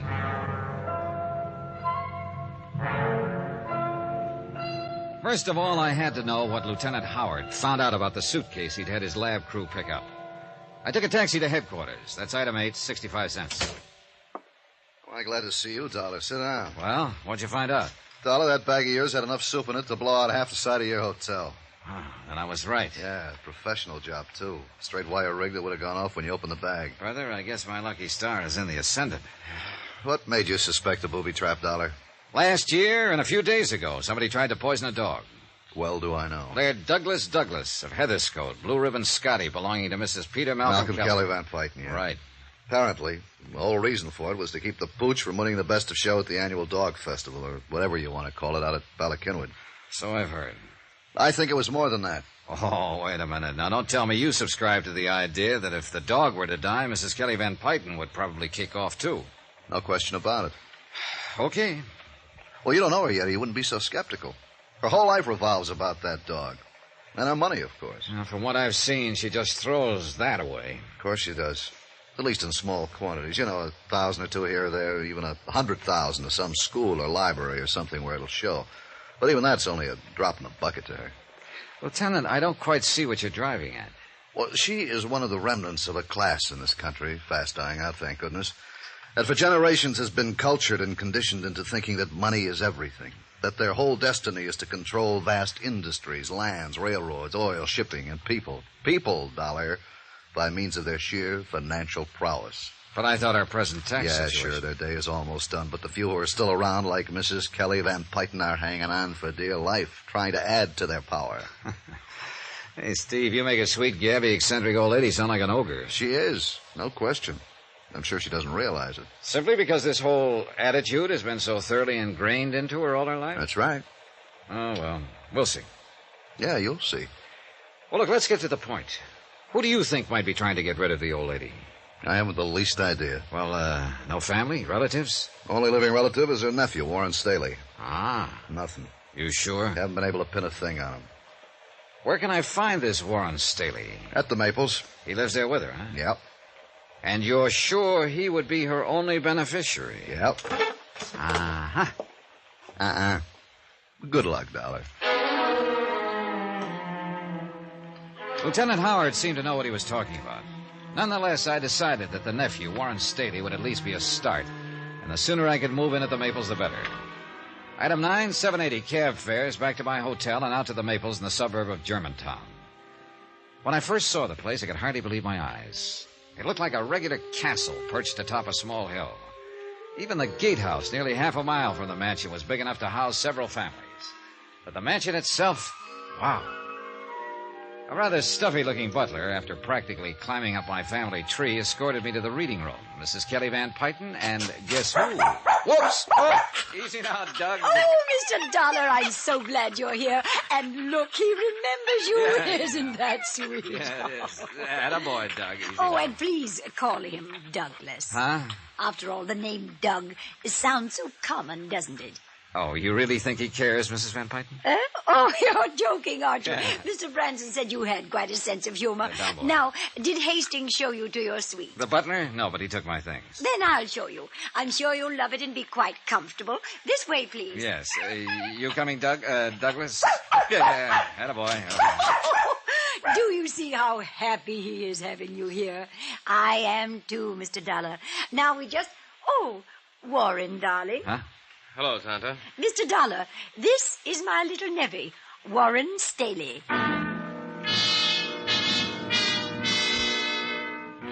Warren was 25 or so, bright, good-looking, and well but comfortably dressed. And at Mrs. Van Pyten's orders, he took me up to my suite. Living room, study, breakfast room, bath, and bedroom. And it still occupied only a small part of the second floor. Now, here next to you are Dougie's rooms. One Wow. for sleeping and one for eating. Can you tie that?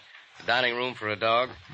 And through that door is Mademoiselle Poirot, his governess. She feeds and bathes them. And that's a full-time job? Oh, sure. Most pampered dog in the country. Brother, I'll go with you on that. No doubt Tonto will ask you to keep this connecting door open at night. Hey, sit down a minute, Warren. I'd like to talk to you. Sure. I hope you're impressed by all this. Are you kidding? And Tonto will love you dearly. Say, would you like a drink? There's a cellaret here for your convenience. Holy. Sure, scotch and soda. Good. Rather foolish, though, isn't it? All of it? What do you mean? Oh, it's such nonsense to keep up an estate like this just to keep face, so to speak.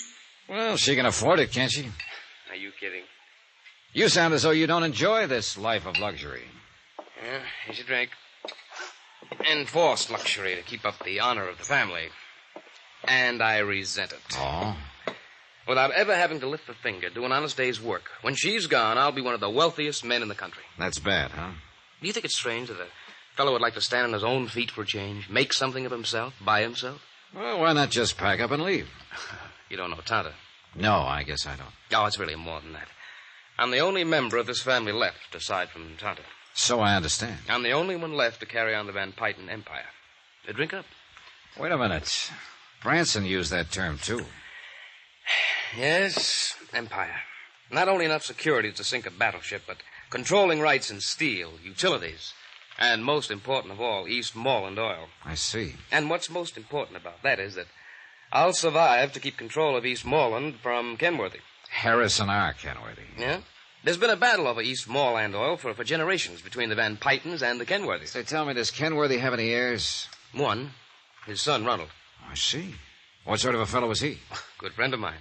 We waste a lot of our time together. Oh, drink up, Mr. Dollar. I'm ready for another, and you haven't even touched yours. Yeah, well, listen. I'm going to lay some cards on the table. Shoot. Somebody's been trying to get at Laird Douglas, the dog, presumably as a way of getting at your aunt. It's true. If anything were to happen to little Dougie... Okay. I'll take your word for it. Now, because of the intense rivalry between your aunt and Kenworthy, or rather between Laird Douglas and his pup, Lady O'Diddy's Mimmy, or whatever her name is. Anyway, Kenworthy should be number one suspect. When you know him, you'll cross him off your list. So Lieutenant Howard has told me. But, go on. All right. As sole beneficiary of the Van Pyten Empire, as you call it, you come in as fast number 2 on the list. I can understand that. But unless everything you've told me is a fancy fairy tale to throw me off, then... Everything I've told you is true, Mr. Dollar. Hey, what's the matter with you? Nothing. Go on. Okay. And mind you, Warren, I'm not forgetting for a minute that there's been a couple of murders involved in this whole screwy business, plus an attempt on my own life. Attempt on your... Dollar? Hey, what gives you... Are you plastering on a little over one drink? No, listen to me. I know. Now I know, and I can tell you, Dollar. Tell me what? The answer, the whole thing. Dollar! Warren, what's the matter with you? I can't breathe. Hey, Warren. Drink. Meant for you. Don't touch...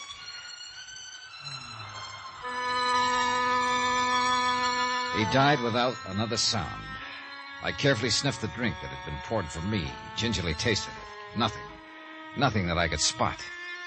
Yeah, poor Warren had probably been right. Whatever it was had no doubt been meant for me.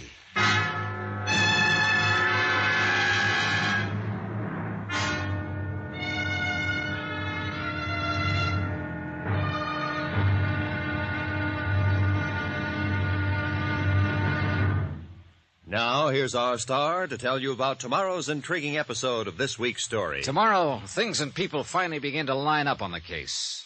Just well enough for it to blow sky high. Join us, won't you? Yours truly, Johnny Dollar.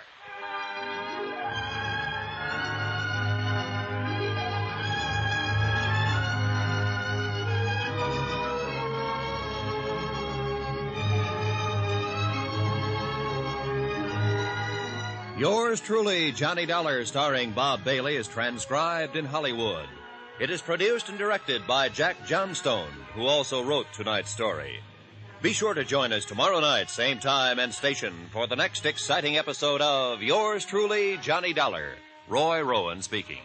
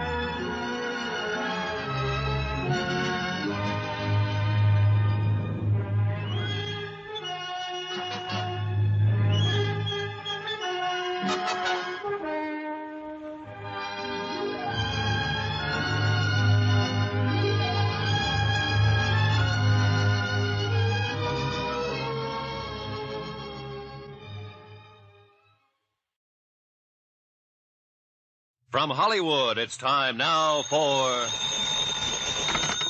Johnny Dollar. Lieutenant Howard, homicide. Oh, hi, Steve. Hi. As you know, I've given orders for you to be confined to your suite out there at the Maples until I can get some of the lab crew out there. You don't think I murdered Warren Staley? Apparently, you were the only one who was with him when he died. Now, look here. I'm the one who's kept even the family out of here. What's more important, you're the only one on the whole estate who might be trusted to keep things intact. Any possible evidence. So please don't leave your room. Okay, diplomat. I'll sit tight.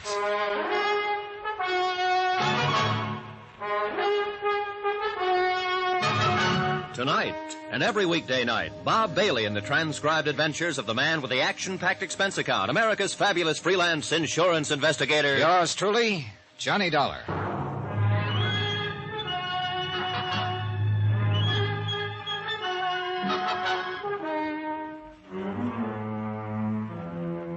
Expense account, or rather report, submitted by Special Investigator Johnny Dollar to the Philadelphia Mutual Liability and Casualty Company, Philadelphia, Pennsylvania, in connection with my investigation of the Laird Douglas of Heatherscote matter. No need to itemize expenses at this point because there are none. The magnificent suite in which I'm parked out at the sumptuous mansion of Mrs. Peter Malcolm Kelly Van Pyton is fine, except for the body of young Warren Staley, Mrs. Van Pyton's nephew, draped over the arm of the easy chair in which he died a few minutes ago. I'd called Lieutenant Howard at Homicide on the phone in my room immediately, and within minutes the nearest patrolman was stationed outside my door, refusing admittance even to the lady of the house. After all, this was the third murder that tied up with the Scottish terrier who started all this, Laird Douglas of Heatherscote. While waiting for Lieutenant Howard and his crew, I shaved, showered, and changed my clothes. Then, about 10 minutes later... Well, Dollar? Yeah, Lieutenant. See what you mean. Yeah. He seemed like a nice kid, too. He's all yours, Doctor. Go right ahead. Very well, Lieutenant. Here, Paul, just sit like you do. Okay, for pictures, Lieutenant? Yeah, go right ahead, Sergeant. Okay, excuse me, Doc. Hey, before you get started again. Okay, Dollar, let's have it. What happened? Well, Warren brought me up here himself, and I sat him down to ask him some questions. You suspected him, didn't you? In spite of what I told you. Sure. As sole beneficiary of the Van Pyton estate, empire, as he called it. Yeah, well, what do you think now? That you were right. That he was clean.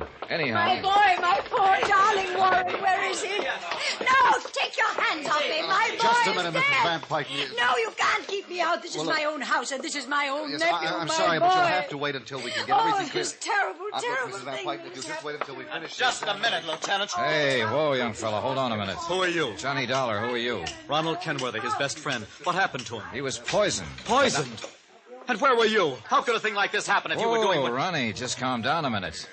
How long have you been here in the house? Why, half, 3/4 of an hour, something like that. But I don't see... Where? Where were you? Well, I was down in the reading room with Mrs. Van Pyton. All the time? Then out in the garden. Alone? Yes, except for a few minutes while I talked to Hastings, the butler, out there. What were you doing in the garden? I was on my way up here by the back way to see Warren. I've always used the back staircase from the garden ever since we were kids together. This suite of rooms used to be our playroom ever since I can remember. All right. Go on with what you were saying. Well, then about that time, or a few minutes later, I don't know exactly, I heard the police car come screaming up the driveway. That was the first that any of us, Mrs. Van Pyten or Hastings or I, that any of us knew that something was wrong, that something had happened to Warren. But now look here, Mr. Dollar, I don't... Kenworthy, you two. What? You'll have to leave with Mrs. Van Pyten until we're through in here. Oh, please, Ronald, help me. Help me. But I... Go ahead, Ronnie, go ahead. All right. Oh, come on, you poor old dear. Poor old dame. Sorry for her. You finding anything, Doc? Yes, I think so. I certainly think so. Be with you in a minute. All right. You better go on with what you were saying, Dollar. Well, not much more to say, Lieutenant. Warren felt the same way you do, that Branson at the insurance company does. If anything happened to the dog, Laird Douglas, it'd be the end of Mrs. Van Pyten. That the murders of the dog's handlers, caretakers, were purely incidental to attempts on the dog's life. But what? Well, he apparently was as concerned over this whole thing as we've been. Said he had a very strong theory about who might be back of all this. Who, did he tell you? He was about to when this, whatever it was, hit him. Well, I'll tell you what it was, Lieutenant. Yeah, Doc? Oh, this is Mr. Dollar. Oh, yeah, Mr. Doc. Dollar. Norfolk acid. Same thing that killed the two dog handlers and was used on the dog itself. I can tell without further examination. Wait a minute, Doc. Wait a minute. If the dog got the same thing that killed a couple of grown men. A dog with a much more sensitive stomach, unused to all the strong food and drinks the human stomach is constantly abused with, a dog would immediately regurgitate and retain only a minute amount of the panorphic acid. I see. In the case of Warren Staley here, it was added to the Scotch whiskey he drank. Traces of it in his glass and in a full glass beside your chair. Well, Doc, have you checked those bottles in the cellar, Ed? Just about to. Which bottle did he pour that out of, Dollar? The one right next to that bottle of VO there. Wait a minute. This isn't the same bottle. What? Well, the one he poured from was half empty. This is nearly full. Hey, now, what's the matter with you boys? You let somebody switch bottles a minute ago? Now, wait a minute. Nobody else came in here besides Mrs. Van Pyten and young Kenworthy? Hastings, the butler, but he just stood in the doorway. That's right, Lieutenant. Yet somehow, between the time Warren Staley poured those drinks and now, somebody switched bottles. Unless you're wrong about this, Dollar. No sign of the poison in this one, Lieutenant. It's the only Scotch bottle. You been here in the room all this time, Dollar? Yeah, sure. And in the bath, I shaved and showered and dressed while waiting for you to get here. But only after one of your men came and parked outside the door. Well, where does this door lead to? Well, it's the dog's quarters, 2 rooms. Oh, I see. Come on, Dollar. You mind wait for us? Yeah, right. I'll be here. What about that door beyond? Oh, that. Mademoiselle Poirot, the dog's governess. Well, where was she? How should I know? I didn't even meet her. Wait! Ah, the Folies Bergère. Yeah, I guess I should have knocked. Who are you? Why you come in this way when I'm dressed myself? Sorry, mademoiselle. We're the police. Police? What have I done that you should see me this way? Well, nothing, ma'am, nothing. But how long have you been there in your room? Only 2 minutes. I came in the back way to change my clothes. Yeah, that was obvious. It's my day off. I have big date. Not now, you haven't. Get dressed, and I'll send an officer in to escort you downstairs. Come on, Dollar. No, you cannot do this to me. I've done nothing wrong. You cannot make me stay here. Say, Pete, send somebody around the back way to cover the governess and take her downstairs for questioning. Yes, sir. Hey, Ransom, you. And Johnny, looks like you goofed. Hmm? While you were showering, somebody came in through her room, through the dog's quarters, and did the bottle switch on us. Oh, well, then we're even. Yeah, we're... What? You have very carefully mussed up any fingerprints that might have been on those doorknobs. Oh. Jerry, see if you can get any prints off those doorknobs back there. Right. If I haven't wrecked them. But, Johnny, if I didn't know about you and your reputation, I'd peg this on you so fast you'd... You haven't been holding out on me, have you? I assured him that I hadn't, then went downstairs to the monstrous living room and sat in while we went through a routine questioning of everyone in the household. I even went through the motions of bodyguarding the dog that had started all this and tried to console Mrs. Van Pyten. Results of the questioning? Nothing, Dollar, nothing. No leads. Yeah, so I noticed.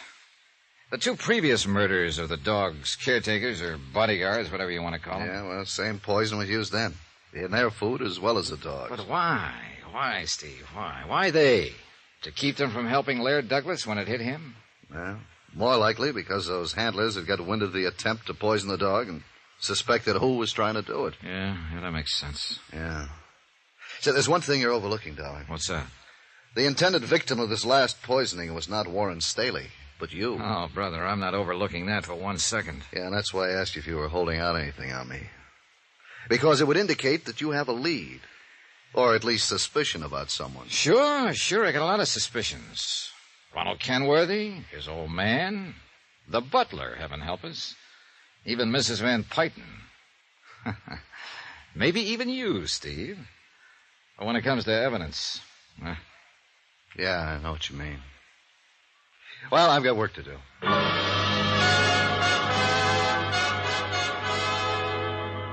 Looking for the proverbial needle in a haystack was nothing compared to hunting for the poisoned bottle of scotch that was no doubt stashed away somewhere. Far, far into the night, a regular army of policemen probed and dug and poked around. They opened drawers and closets and cabinets, pounded on walls, looking for sliding panels and secret compartments, went through the trash, sifted a trash heap, dug up any freshly turned earth they could find on the grounds, even climbed trees. Yeah, they prowled through attics and basements, looked everywhere. Result? Nothing. Meanwhile, I stayed close to Mrs. Van Pyton. And I'll say this for her. In spite of her almost silly infatuation with that dog, she showed real strength of character. We sat alone together in the reading room. I know, Mr. Dollar, there's nothing I can do to bring Warren back. Therefore, there's no point in simply sitting here weeping over him. Yeah, that's true. But it isn't easy because it meant more. I'm sorry. I want to ask you some things, Mrs. Van Pyton. I suppose this is the wrong time, but No, ask me, Mr. Dollar. I think I know what you want to ask, and now that this last terrible thing has happened, I pray that I can help you. Well, I had quite a talk with Warren before he died. Oh, I'm glad. Warren would have been the sole heir to the Van Pyton estate. Yes, he alone would have carried the honor, the prestige of the family after my passing. Oh, no. Surely you didn't think that he could have been behind those other terrible murders. Quite frankly, at first I did. But he told me something else, and it's bothered me. About Mr. Kenworthy and his son. Ronald? Oh, no, Mr. Dollar. He was supposed to be Warren's best friend. You said supposed to be. Well, I Warren made it very clear that if the Kenworthys could somehow acquire the Van Pyton holdings, either by Mr. Kenworthy marrying you... I have told Harrison R. Kenworthy... Yes, I know. If Laird Douglas wins the show from his Kerry Blue Terrier, you'll marry him. Yes. And I still think it's a screwy idea. But the fact remains it's fairly true. It's quite true. Neither you nor Mr. Kenworthy has too many years ahead, if you'll forgive me. Mr. Dollar, what... So there's now only one person left to benefit by the death of Laird Douglas, of Warren, of you, and ultimately of Mr. Kenworthy. Good heavens, Mr. Dollar. That's right.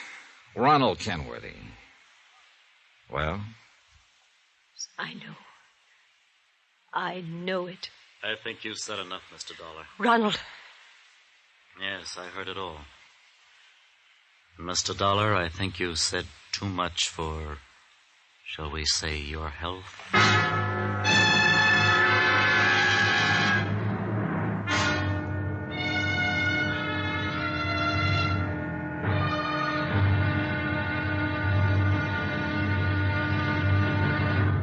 Now, here's our star to tell you about the final intriguing episode of this week's story. Tomorrow, all cards are laid on the table.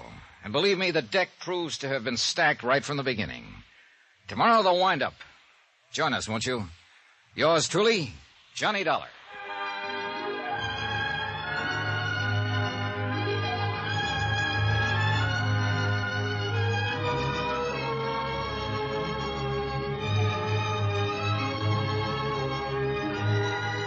Yours truly, Johnny Dollar, starring Bob Bailey, is transcribed in Hollywood.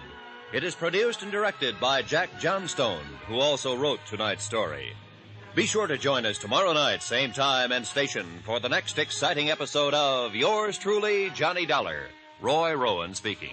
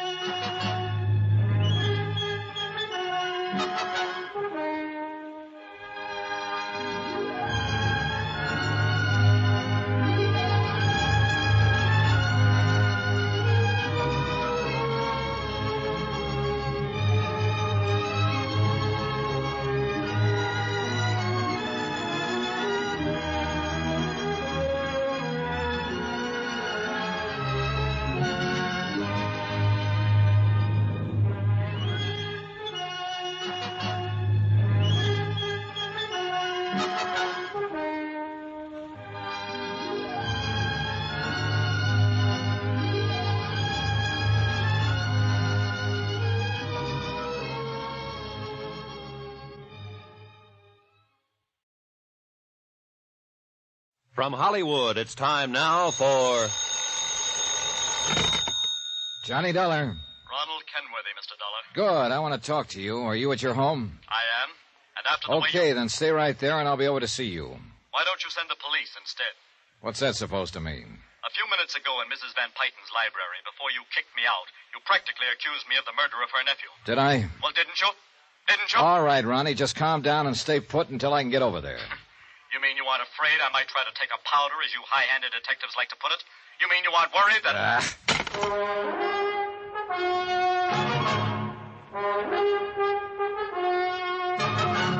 Tonight, and every weekday night, Bob Bailey in the transcribed adventures of the man with the action-packed expense account, America's fabulous freelance insurance investigator. Yours truly, Johnny Dollar.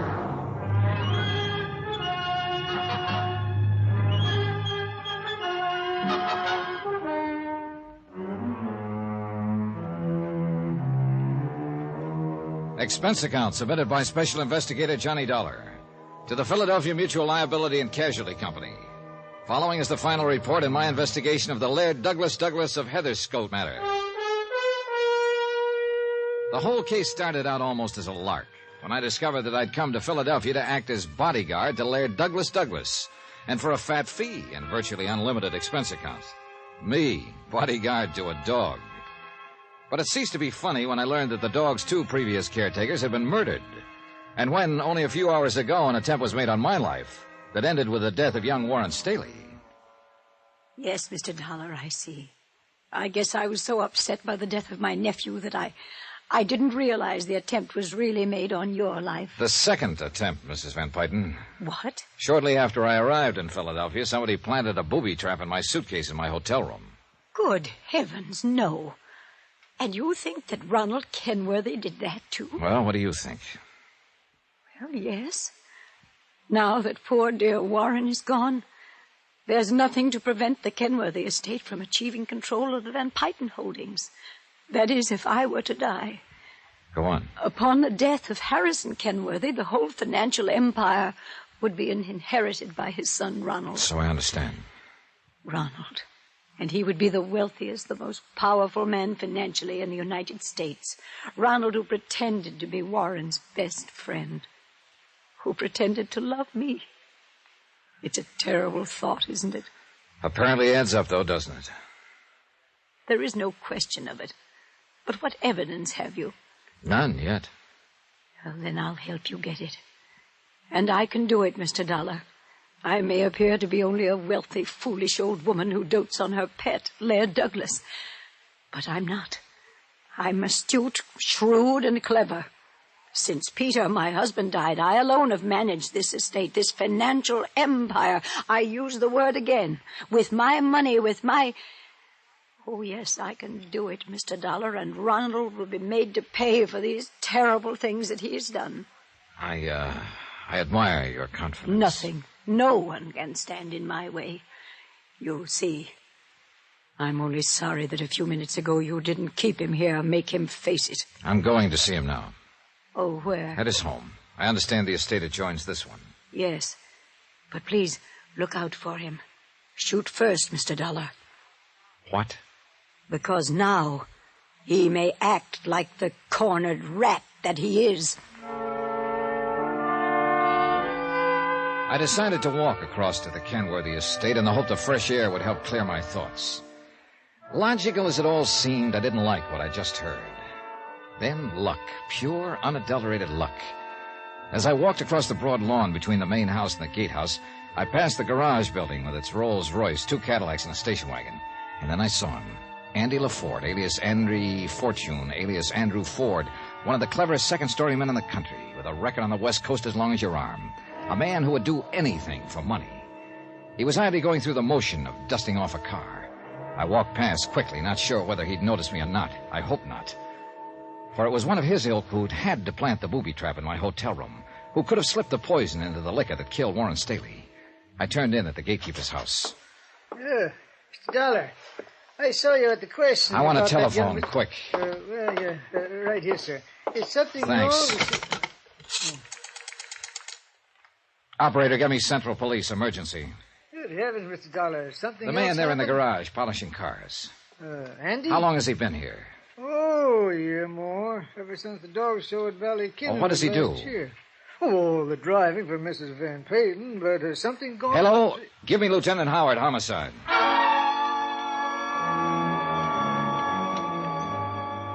After warning the old gatekeeper that I'd have his head if he said anything to anyone about my phone call, I left by the back door and went over to the Kenworthy mansion where young Ronald was waiting for me. I must say, before we go any further, that I resent the way you ordered me out of the Van Payton house a few minutes ago. Yeah? Well, I'm sorry. Whether you suspect me or expect me to help you in this case, it was hardly... Lonnie, you knew Warren Staley. Very well. We were the closest of friends, confidants. All right. Just how much did he really care about the Van Payton estate? Fortune, whatever you want to call it. To put it bluntly, he wanted none of it. And I'm afraid his aunt rather resented it. Well, why do you say that? Because her whole life she's been obsessed by an almost overwhelming lust for power.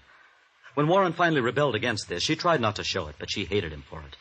Unlike my father. Oh? I feel as Warren felt. And my father and I together have been laying the groundwork for dissipating the Kenworthy estate into corporate setups that will benefit many instead of just us. Does that sound strange to you? It sounds like true philanthropy, if you mean it. You must believe me, it is, and I do mean it.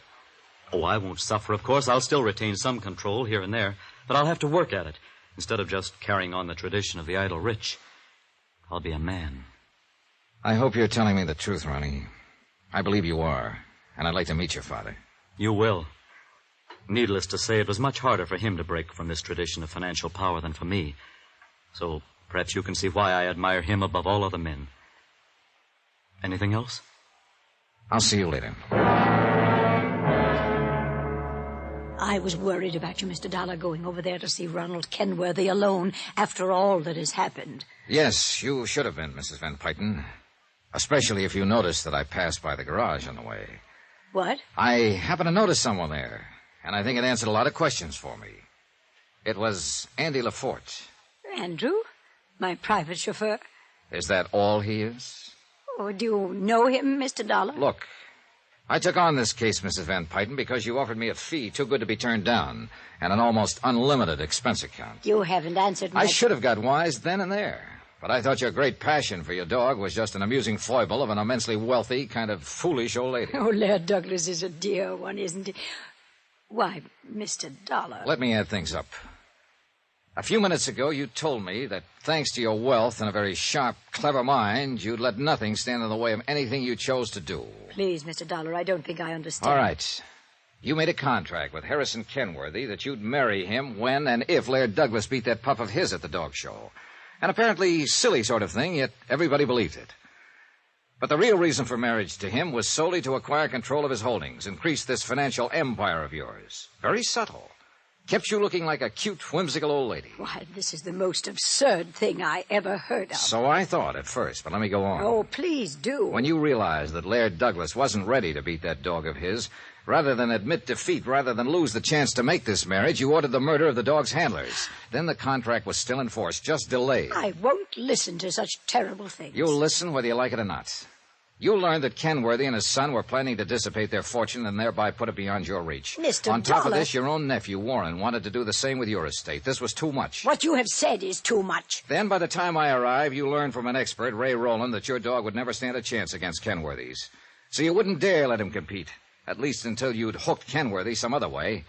And part of your whole scheme was to build up evidence of attempts against you, through the dog, of course, though I'll bet you actually hate the mutt. No, that's not true. Anyhow, from the moment I talked to Ray Rowland, I was only in the way. So you tried to get rid of me, had somebody booby-trap my luggage. Oh, you have no proof. Andy LaForte, this so-called chauffeur of yours, would do anything for money. And I fully intend to break him down and make him admit you hired him as a killer.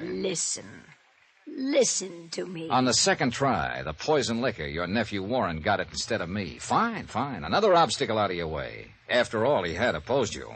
Mr. Dollar, how much do you want? I can make you financially independent. Then for the you rest set your sights on Ronald Kenworthy, who was trying to break up the other empire you wanted to get your hands on. You even hoped that somehow I might help you. Shoot first, you said. You don't understand. I was Just only... what plans you had for his old man and that warped, twisted brain of yours, I don't know. But I'm sure you had plans.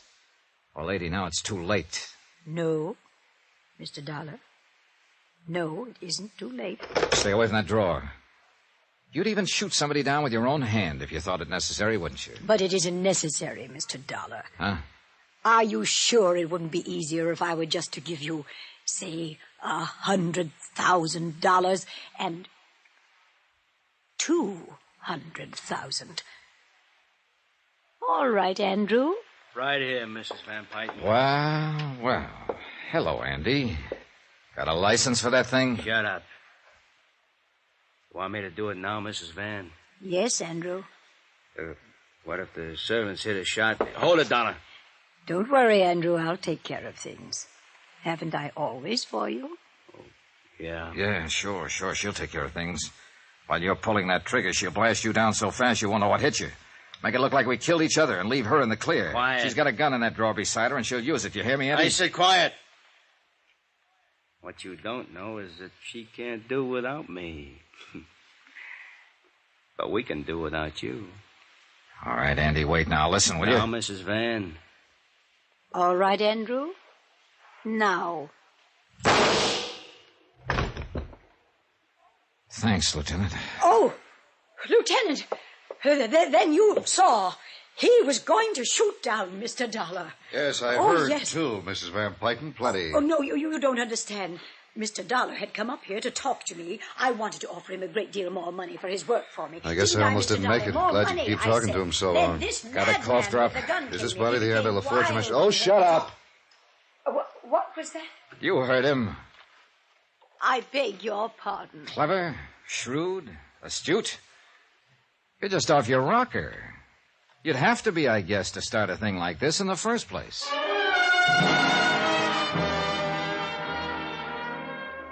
Well, I guess by the time the estate and inheritance laws get properly applied, the Van Pyten empire will be spread around the way Warren wanted it.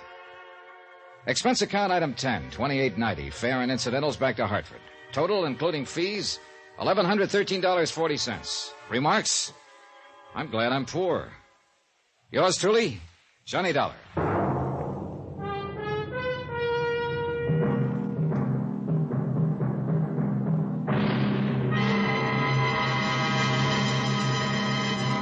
Now, here's our star to tell you about next week's intriguing story. Next week, an insurance swindle that really backfired. The only trouble was it caught me right in the line of fire. Join us, won't you? Yours truly, Johnny Dollar. Yours truly, Johnny Dollar, starring Bob Bailey, is transcribed in Hollywood. It is produced and directed by Jack Johnstone, who also wrote this week's story. Heard in our cast were Jeanette Nolan, Harry Bartell, Byron Kane, Jack Crucian, Bill James, James McCallion, Ken Christie, Dick Ryan, Bert Holland, Jack Edwards, and Hy Averback. Musical supervision by Amerigo Marino. Be sure to join us on Monday night, same time and station, for another exciting story of yours truly, Johnny Dollar. Roy Rowan speaking.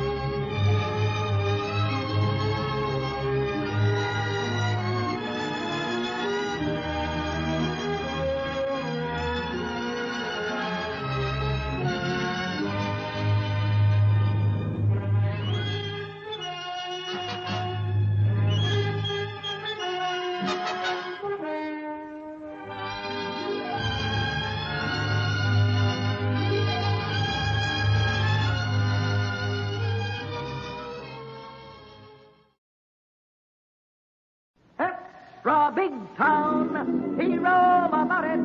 Slayer gets deadly summons. Extra big town. Extra. Goodbye, Trace. I'll be back in an hour. And I don't want to find you in the...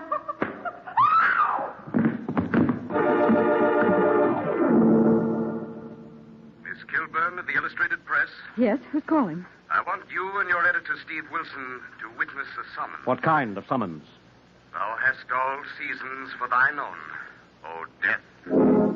Yes, listen to this strange and exciting big-town story of a nearly perfect crime, brought to you by Lever Brothers Company, makers of Life Boy Health Soap. Another headline story of fighting editor Steve Wilson of the Illustrated Press, whose newspaper creed stands for freedom and justice against the forces of intolerance and evil. The power and the freedom of the press is a flaming sword, that it may be a faithful servant of all the people. Use it justly, hold it high, guard it well. Now, Big Town and Steve Wilson's strange and gripping story of the deadly summons. So live that when thy summons comes. Such is the poetic admonition behind tonight's headline story of murder that began as young Whit Blake returned home from the funeral of his mother to confront his stepfather, Gregory Kane, with the terrible suspicions of murder. So you're still here in my mother's house, are you, Kane? How could I leave? Confined to this chair for the rest of my life. I wonder if you really are. Now, my boy. I know your mother's death has been a terrible shock, Whit. Come here, son. Don't call me son. I'm no son of yours. All right. But I am now your guardian. We are bound together by the terms of your mother's will. And we might as well make the best of it. Couldn't you have waited a few days to go into that? Life must go on. The play must go on. We are but actors. Shut up, you hammy Hamlet. I was your mother's leading man. That was the one horrible mistake in her life. The mistake that cost her life. Poetic fancy, my boy. I am not your boy. No flesh of your blood, no part of your warped and twisted mind. No, but a boy, nevertheless. A boy trying to live up to your namesakes, Whittier and Blake. Ha! A boy living in an unreal world of poetry, fancy, and music. Yes. And suspicion. Suspicion. Keep away from that electric organ. Why? Are you afraid the sweet, gentle ghost of my mother will come back from her chamber in the silent halls of death? Can't you speak without stealing, plagiarizing the words of your infernal poets? They wrote to be quoted, not to yellow in uncut pages or gathered dust. Not to die as we must die. Stop talking about death. Stop playing that organ or I'll smash it with this cane. Oh, yes, that loaded cane. It's heavy enough to kill a man or a woman. Why do you keep it near you always when you say you can't get out of that chair? Even to go to pay your last respects to my mother, who gave you everything in life and half of all she had in death. You're crazy. I was afraid the shock would be too much for your milk and water poetic mind. Now stop it or I'll have you put away. Where? Where, my dear stepfather? Committed to an asylum. You're insane. Perhaps. Who knows? Is it better to suffer the slings and arrows of outrageous fortune? Rot. Or by opposing end them? To sleep, to die, perchance to dream. Aye, there's the rub. For in that sleep of death, what dreams may come. Stop it, I tell you. Tell me, as an actor, how did you play Hamlet, my dear stepfather? Feigning madness or really mad? Shut up. Get out of this house and stay out or I'll have you committed tomorrow. No, because I have a strange feeling there isn't going to be any tomorrow for one or perhaps both of us. Don't you threaten me. Get out or I'll ring for the servants and have you thrown out. Go ahead and ring. There are no servants in the house. What's that? You heard me. I gave them the night off. I wanted to be alone with you, my dear stepfather. Stop that playing. Get out of here. I'll brain you with this cane. Be careful. Don't get out of that chair or you'll betray your guilt. You know I can't get out of this chair. The doctors cleared me of any suspicion in your mother's death. Oh, yes. But there are more things on earth than are dreamed of in doctor's testimony, to paraphrase Mr. Shakespeare, or Bacon, if you wish. Stop that. Stop quoting stock playing, or so help me. Yes, so help you. For now the stage is set. And we must have an audience, an impartial observer, to measure the madness that crouches in the shadows of this room like a hungry beast. What do you think you're going to do? I'm going to phone a newspaper woman I met at Mother's funeral to come and witness a deadly summons from the grave for one of us.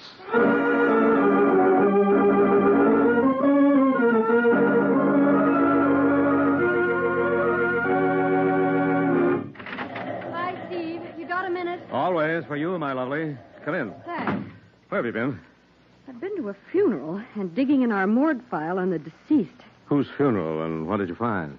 The rather surprising death of one of our first ladies of the theater. Oh, Elizabeth Blake. Oh, yes.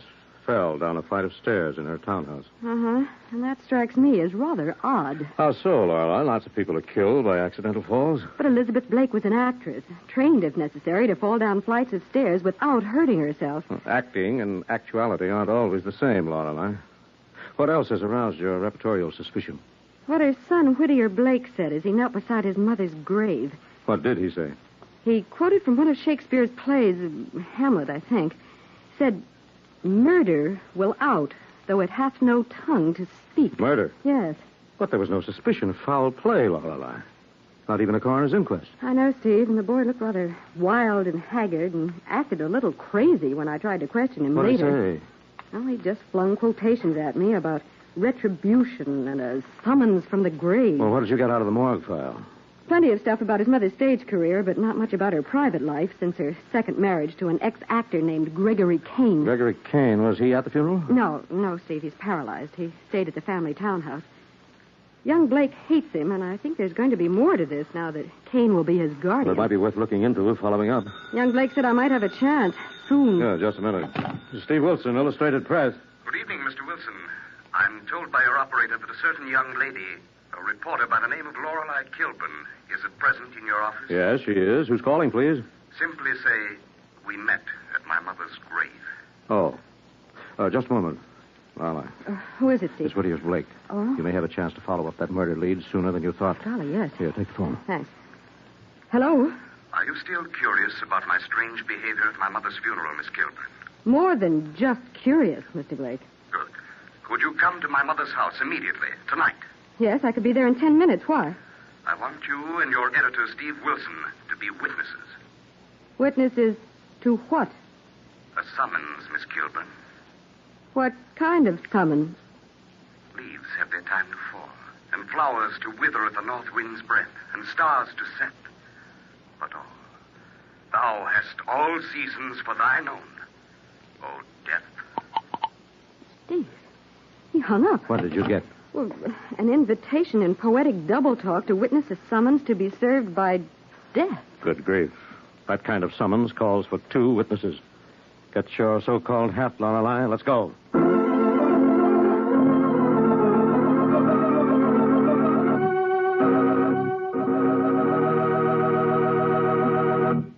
Thus, Steve and Lorelei are drawn into a strange and deadly saga of hatred and revenge. And for the exciting developments, we'll return to Big Town in a moment. Lifebuoy gets skin cleaner. Lifebuoy gets skin cleaner. And the cleaner you get your skin, the surer you are of being fresh and attractive. So remember, Lifebuoy, with its purifying ingredient, gets skin cleaner. Stops BO as no other leading soap can. Here's what the doctors proved in 820 scientific tests. People took daily baths with different soaps. Doctors found that Lifebuoy does more than just remove the grime and perspiration you can see. Lifebuoy's purifying ingredient makes it more effective than any other leading soap against the invisible dirt that brings on BO. Lifebuoy's milder, too. Safe even for baby's tender skin. And you'll like the way Lifebuoy, made with costly coconut oil, bursts into quick white lather, even in hard water. Lifebuoy gets skin cleaner. Lifebuoy gets skin cleaner, keeps you fresh and attractive, protects you as no other leading soap can. Bathe with Lifebuoy every day. Get the big new bath size. Buy Lifebuoy right away.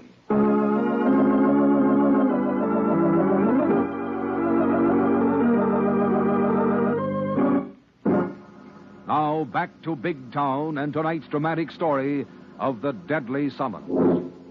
Accepting a strange invitation to witness a summons of death, Steve and Lorelei arrive at the townhouse of a well-known actress who has died after a mysterious fall. And the door is opened by her son, an intense young man whose mind is tormented by the conviction that his mother was murdered. Good evening, Miss Kilburn. I see you've brought your friend. Yes, Mr. Blake. My boss, Steve Wilson, editor of the press. Come in, Mr. Wilson. I've read of you in connection with the smashing of some rackets. Yes, I've been able to help the police break up a few. Good. You'll feel quite at home in this house of hate. And the hounds of jealousy strain at the leash. Mr. Blake, could you give us the facts in plain English? Yes, where is your stepfather? Upstairs, in my mother's music room. Chained in his chair by his own folly. Dreaming of tomorrow when he'll have me put away in a place of the living dead. As surely as my mother died upon those stairs. And awaits retribution to strike her slayer down. Now, wait a minute, Blake. Don't let your poetic fancy run away with your common sense. How could your stepfather be responsible for your mother's fall down those stairs if he's paralyzed and can't move out of his chair? I do not know. But I know he did. And I shall prove it. Surely you're not suggesting the doctors are wrong, that he isn't paralyzed. No. He cannot walk. He cannot move out of that chair without help. Nor can he move the chair. But by some devil's device, he made my mother die. Why should he want your mother to die? Jealousy of her fame. Envy of her fortune. Bitterness over his failure as an actor and a man. Why didn't you mention these things to the police before your mother's funeral? There is no proof of actual guilt. They would have doubted my sanity as you are doubting it. I would have been put away, as I will be committed tomorrow, if I cannot serve the summons of death tonight. Now, hold on a minute, Blake. Whether you're right or wrong, sane or temporarily unbalanced by the shock of your mother's death, you can't take the law into your own hands. And we haven't come here to act as witnesses to a murder. It will not be murder, Miss Kilburn. The sword of vengeance is not in my hands. It is in his. Go see Gregory Kane. Question him. I will join you in a few minutes. Well, where are you going? To prepare a surprise. As young Hamlet did for his stepfather's undoing. To set the stage. And let the play be the thing wherein I'll catch the conscience of this king of evil. You'll find him in the music room at the head of the stairs. Steve, what sort of ghastly joke is this? It may not be a joke at all, Lorelei. I think we better go upstairs and talk to Gregory Kane. Come on. Oh, it's fantastic.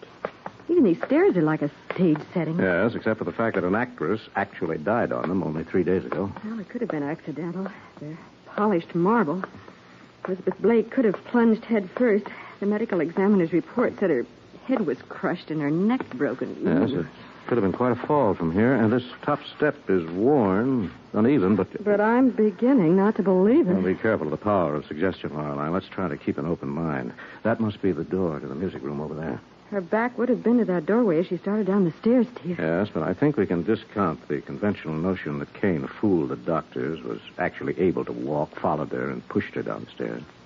But he might have rolled his wheelchair. Well, according to the police report, he wasn't in his wheelchair, Steve. And even young Blake said he couldn't get in and out of his armchair without help. All right, then there's no use speculating on that angle at the moment. Let's go in and talk to Kane before young Blake starts something we can't stop. Yes, come in. After you, Lorelei. Good evening, Mr. Kane. I'm Lorelei Kilburn, a reporter on the Illustrated Press. Yes, I know. And your companion is Steve Wilson. Please come in and close the door. Thanks, but how did you know my name and the fact that we were coming here?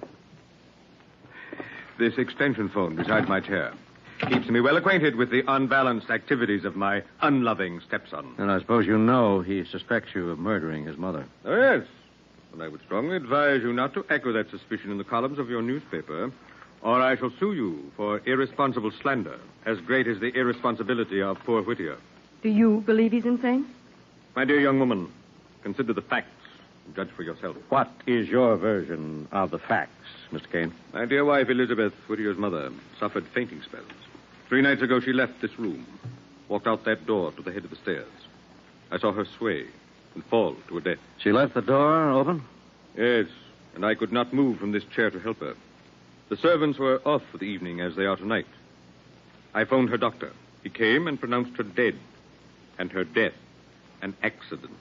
And the medical examiner agreed? Yes, and examined me and confirmed my doctor's statement that I could not have moved from this chair to help or to harm her. I see. Good. So nothing more need be said, and I bid you good night. But, Mr. Kane, you know your stepson hates you.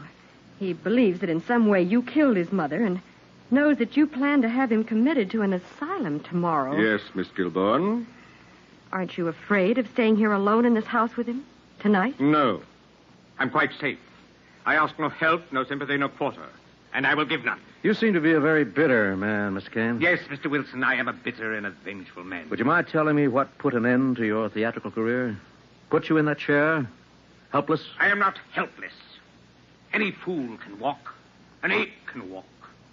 It is the cold steel of the mind sharpened to razor's edge by adversity that is the measure of a man's power over other men and women. So you want power? I have power and wealth. And from this chair I can pull the strings that makes fools dance like puppets. No.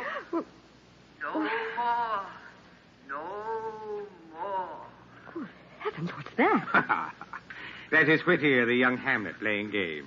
Whose voice was that, Mr. Kane? The voice of my late dear wife, Elizabeth, Whittier's mother. But how? Undoubtedly a recording of excerpts from some of her repertoire of plays.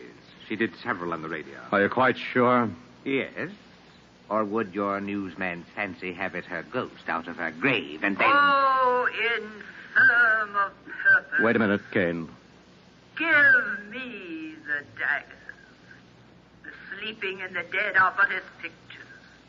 'Tis the eye of childhood that fears a painted devil. What's so funny, The Mr. Kane? stupidity of that idiotic boy. Wasting your valuable time. Bringing you here to watch me turn pale at the sound of my dead wife's voice. Perhaps even arise from my chair in horror and betray the fact that I can walk. Confess my crime. Don't you agree, Wilson? What do you think of this?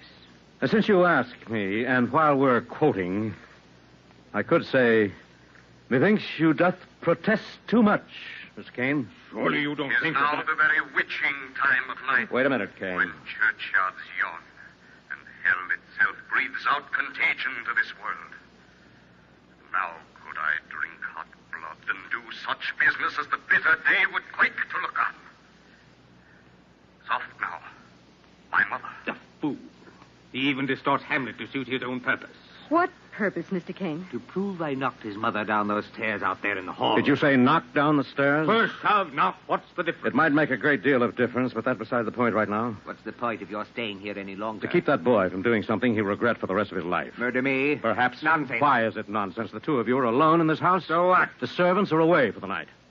You know the boy hates you. Believes you murdered his mother, and by your own admission, you consider him unbalanced enough to be committed to an asylum. And I shall. Tomorrow. And I will probably subpoena you and Miss Kilbert to testify as to his crazy actions tonight. If you live that long. I have nothing to fear from that poetic young fool. I don't propose to be frightened to death by his spooky recitation of a lot of ancient literary hogwash. I was thinking of more modern, practical means of getting even with you, Mr. Kane. Such as? A club, a knife, or a gun. Let him try. Now hear this. Now hear Listen to this. him now. He has a tape recorder in Now his hear room, this. probably attached to this radio. Yes. And now hear In this. the Navy? Yes, volunteered. Hear It's a pity they didn't make a man of him. Hear this. Hear this. Greg, listen to me.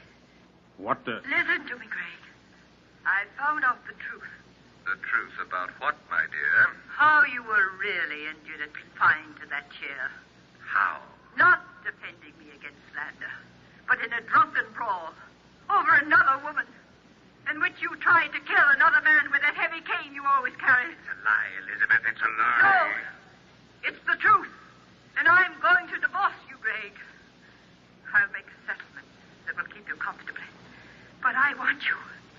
I want you to get out of this house. Listen, Wilson, Miss Kilburn, this whole thing is a fake. There never was such a quarrel. It never happened. Steve, stop him. He's smashing the radio. It doesn't matter, Lorelei. Let him smash. I'll smash his... I'll smash him. I'll show him. Yes, Kane. A remarkable demonstration of blind, senseless fury. And it has shown us a great deal.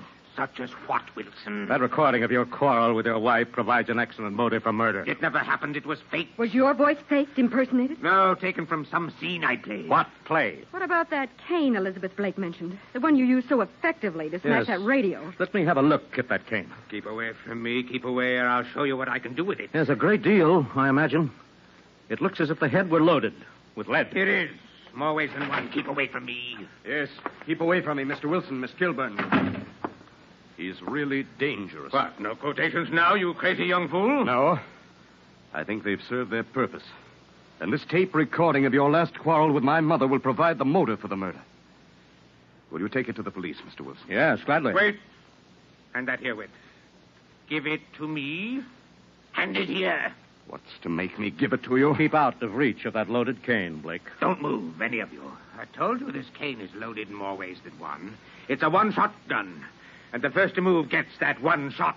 Steve, the tip of that cane is the hollow muzzle of a gun. Yes. So I see. So don't move, Wilson. And you, Whit. Toss that spool of tape recording on my lap. Toss it gently. Don't show it, or I'll use the one shot in this cane on you.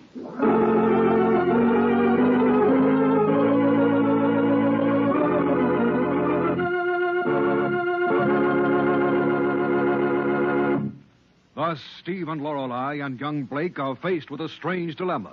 And for the surprising and exciting payoff, we'll return to Big Town in just a moment. Lifebuoy gets skin cleaner. Lifebuoy gets skin cleaner. And the cleaner you get your skin, the surer you are of being fresh and attractive. So remember, Lifebuoy, with its purifying ingredient, gets skin cleaner, stops BO as no other leading soap can. Here's what the doctors proved in 820 scientific tests. People took daily baths with different soaps. Doctors found that Lifebuoy does more than just remove the grime and perspiration you can see. Lifebuoy's purifying ingredient makes it more effective than any other leading soap. That brings on BO. Lifebuoy's milder, too. Safe, even for baby's tender skin. And you'll like the way Lifebuoy, made with costly coconut oil, bursts into quick white lather, even in hard water. Lifebuoy gets skin cleaner. Lifebuoy gets skin cleaner, keeps you fresh and attractive, protects you as no other leading soap can. Bathe with Lifebuoy every day. Get the big new bath size. Buy Lifebuoy right away.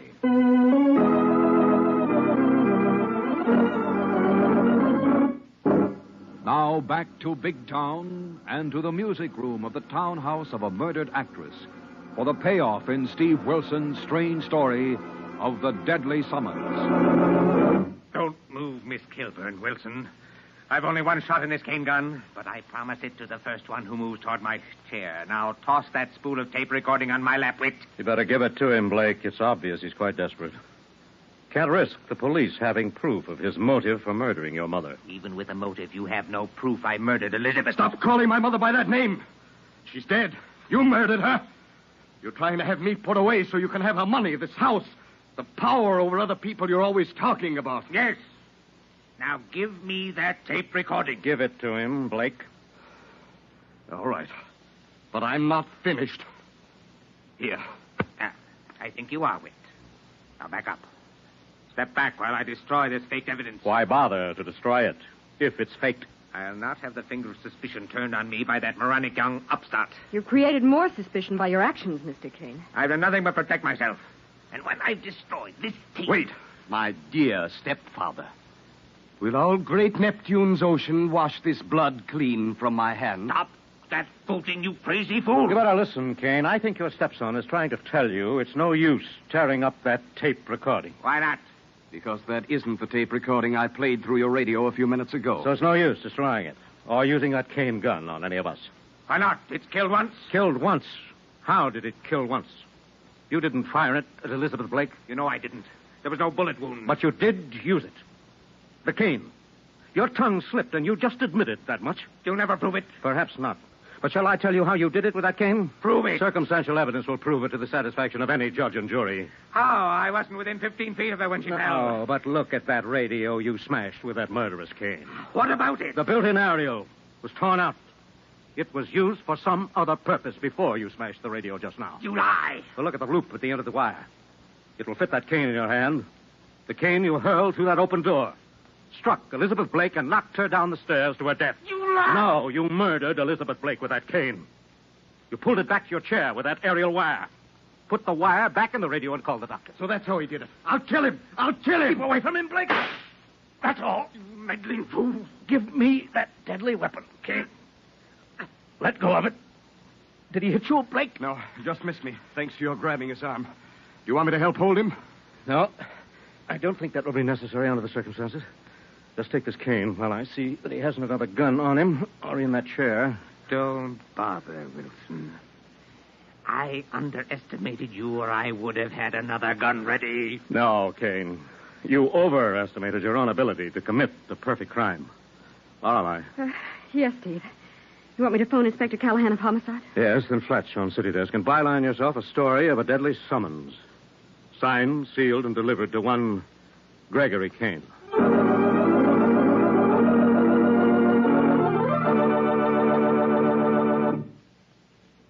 Ladies and gentlemen, tonight you've heard the dramatization of an unusual crime from the front pages of the Big Town Illustrated Press. It was but one of the hundreds of so-called perfect crimes which failed.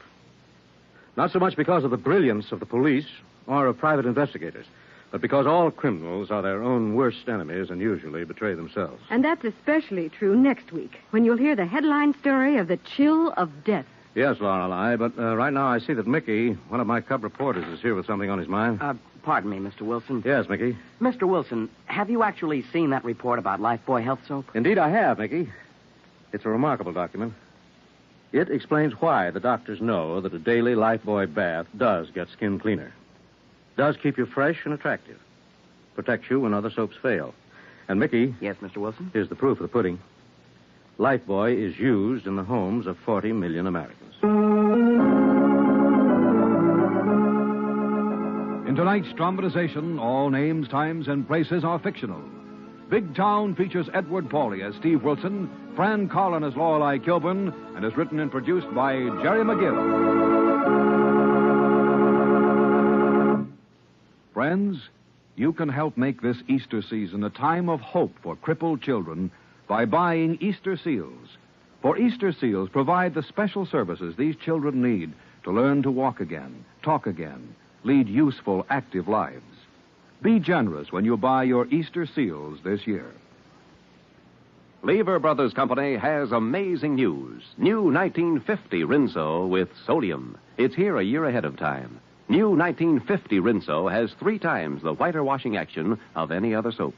The sensational new washing action of 1950 Rinso gets white clothes whiter than new, washable colors brighter than new, and keeps them whiter, brighter than any other soap. Rinso is so safe for clothes, so kind to hands. Get new 1950 Rinso at your dealers now.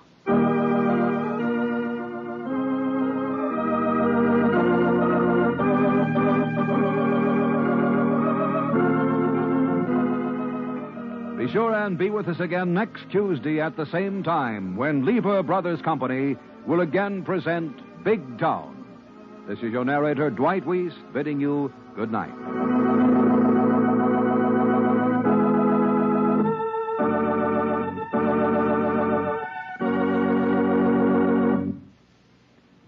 This is NBC, the National Broadcasting Company.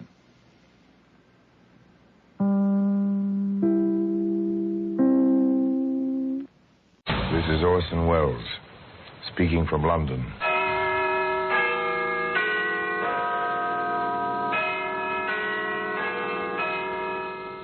The Black Museum. Here, in a grim stone structure on the Thames, which houses Scotland Yard, there's a warehouse of homicide, where everyday objects, a simple glass, a piece of rope, a woman's handkerchief, all are touched by murder.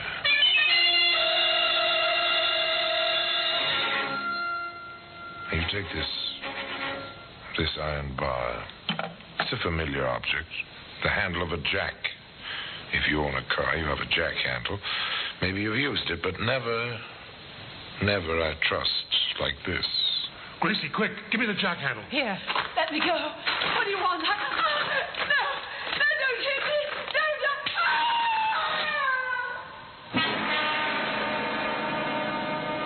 Today, you'll find that jack handle in the Black Museum.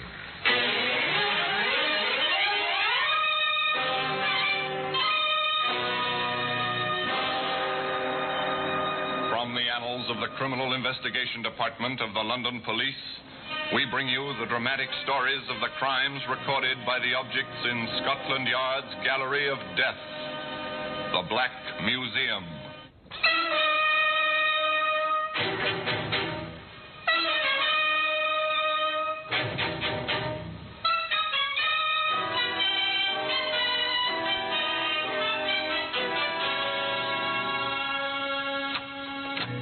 Well, here we are, the Black Museum.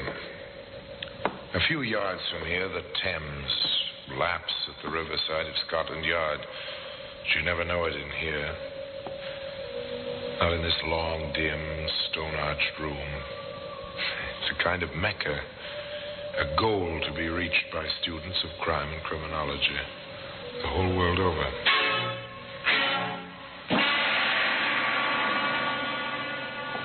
Yes, here in this room lies death and the mementos and souvenirs of death on these shelves, in these cabinets, under this well-dusted glass. The weapons, the key clues of every homicide in which Scotland Yard has taken part for almost 100 years. Now here, in this case, the small white box. It's from Edinburgh. This death was in this box. Death by poison. The death of a too importunate lover. Now, this tiny pistol, it's oiled. It's in working order. A Derringer, it's called. The killer wore it up his sleeve. And one morning at 8 o'clock in the British tradition, the trap was sprung. The killer walked on thin air. The executioner received the customary £10. Now, here's something more familiar. A jack handle. It's intriguing. Once, according to the case book, yes, that's the story, a tale which begins innocently enough when London lived in the blackout, and many American men found their after-dark amusement in tiny, hole-in-the-wall cafes. Think of me always, though we're far apart. Keep a tender memory within. Well, look around. Small tables crowded together, not much light. Pretty stuffy. The blackout curtains, the double blackout door don't help the ventilation much. The girl singing is pretty in a tawdry sort of way, provocative in the manner of a cheap pin-up, but the two young men in the American uniforms don't seem to mind. How's about it, Tom? Not bad for a dive? Not too bad. 5 will get you 10. It's out of bounds. Yeah, not yet, son. Just opened. The MPs haven't cased the joint yet. Oh, good deal. Oh, nothing to worry about, kid. Well, who's worried? What can they do? 6 months in the stockade, maybe? That's okay with me. Apparently, at least one of these gentlemen is over the hill. Now, their interest has shifted, and quite naturally, of course. You think she has to sing for a living? It can't be much of a living. She's not too bad. Maybe she dates. You wouldn't know what to do about it if she does. Says who? That says me. What were you stateside, anyway? A parson's son or a school teacher? I worked in a bank. So what? I got along. I did all right. Hiding in the army? Hiding in the... Oh, maybe. Could be. I get it. Still water runs deep and all that stuff. Oh, look, Teddy. What you don't know won't hurt you, see? Does that apply to Gracie? Gracie? You mean the babe? Well, who else? Grace Harwell, the London thrush, who don't sing half as good as she looks. You know her? Well, I met her a couple of times. You want to knock down? Well, why not? Now? Well, sure. Gracie, let's see your speed, son. You got a ringside seat. Well, Teddy, the Yank who thought he'd take Soho single-handed. Sit down, Gracie. What'll you have? My regular. Who's your friend? Oh, meet Private Tom Bennett, Gracie Harwell. Hi. Hello, soldier. Let me get your drink, Gracie. Faster that way. Hey, what about your ringside seat? I'll be back in time. That fast you can't work. Grace, Yes? how would you like to help me win a bet? Well, this is a new approach. Good. Now, look, all I need to win is a date with you, see, for tomorrow night. Well, how about it? After the show? You on furlough? Maybe. Maybe not. I'll be in town tomorrow night. Got a car with petrol? No, but I will have. You say that like you meant it. I will have a car and gas. When and where? Well, I'm not saying for sure, but be outside at 1 o'clock in the morning. You may win your bet.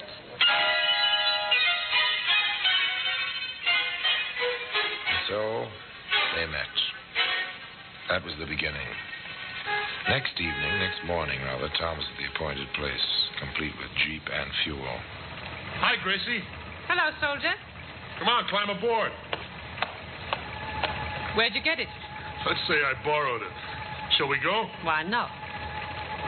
A boy, a girl, a jeep. In the London blackout without benefit of cherry planes and bombs. A time to relax, to make an impression on the girl. The former bank clerk made his play to the girl who sang club dates on the seamy side of London. It's too bad. No moon tonight. The moon means bombers. At this point, that's not too bad. Well, that's silly. Oh, look, bombers mean there's a war on. No war, I wouldn't be here. Well, what's good about that, being here? I could itemize. One, I met you. Let's leave it at that. You start early. That's the States. Don't waste time. You didn't waste time borrowing the Jeep. What's one Jeep, more or less? I worked in the carpool. I know my way around. You must. You went back to get the car. What are you getting at, sister? The car? It's out without a pass. So are you. Smart girl. I know my way around. Want to sell the Jeep? I know a fellow will give you a good price. No, I need it. What for? Business. What kind of... Look out! That bike! Gee, thanks. Oh. That's no place for a bike this time of night. Nor the girl on it. What kind of business? I have a small problem. Being out without a pass, I don't get paid. Oh. Money's necessary even in wartime. I had my ways back in L.A. Los Angeles to you. But I need a car. You got it, Gracie?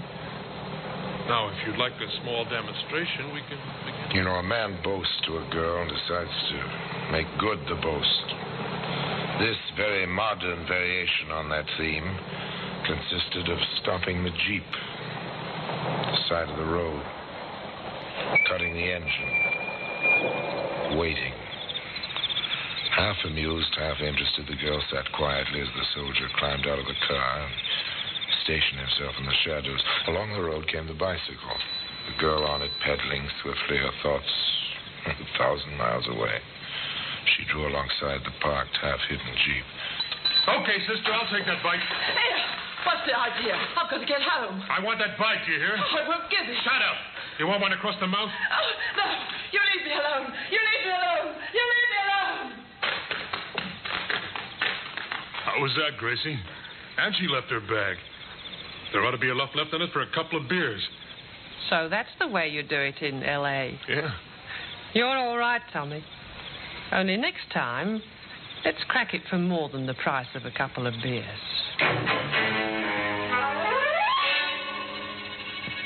Next time was the next evening, but early, before the bars closed. Gracie, the pin-up, said, I won't go to work tomorrow night, and I know a spot off by itself. With a Jeep, we can get away fast, like you did it in L.A. And they drove up to the spot, a small pub on a side road, and Gracie said, Let's get to it, Tommy. They've got customers. That means money in the till. But Tommy hesitated, and he said, Too many. Scared? Oh, why take chances? There might even be a cop in there. Maybe later. You promised. You said I'd be the lookout while you went in and collected. Maybe later, not now. Well, let's do something, Tom. We'll find something. You want a thrill? We'll find something. They drove away. A well-lighted, well-populated pub was not to Tom's liking. He preferred the dark roads, the byways, the lone victims. But Gracie wanted her thrill. Tom found it for her. Hop in, miss. Oh, it is really awfully nice of you.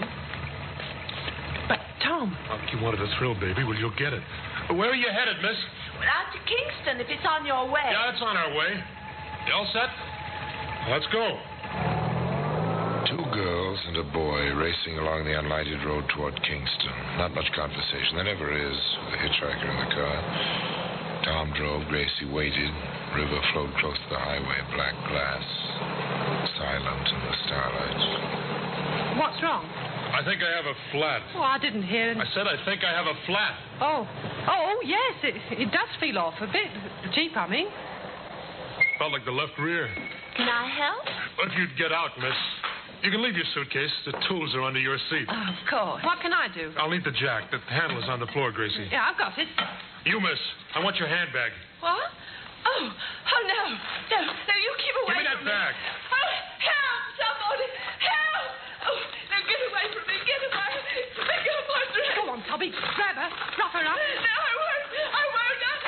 Gracie, quick, give me the jack handle. Here. Let me go. What do you want? No, don't hit me. No. Fight back, will you? Hit her again, Tommy. Hit her. What for? She's done. We got her stuff. I think she's breathing. So what? Give me a hand. What do we do with her? Into the river. What do you suppose I picked this place for? Get her feet. Stop them. Now, into the drink she goes.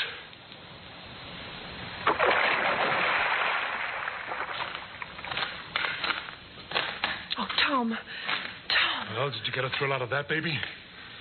That's the way we do it in L.A. Knock them over and dump them someplace where they won't be found. Okay, let's get going, Gracie. We got places to go and things to do tonight. Nice, clean fun.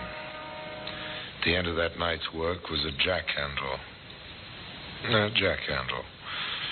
It lies today in the Black Museum. In just a moment, we will continue with The Black Museum, starring Orson Welles.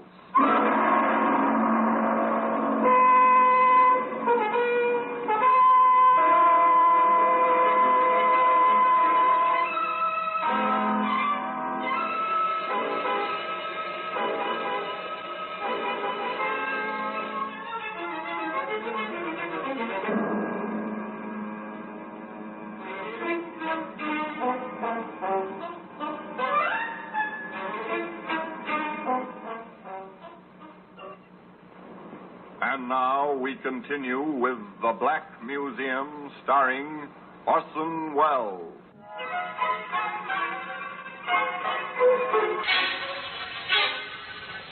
It was to be some time before the jack handle came to rest in the Black Museum. A trail of blood and misadventure was yet to be blazed through wartime London. Tom and Grace were amateurs at crime like this, but they knew enough to cover their tracks. They ditched the Jeep, parking it in a rubbed street. They took cover during daylight, but night and the blackout were their cloak as they prowled for further victims.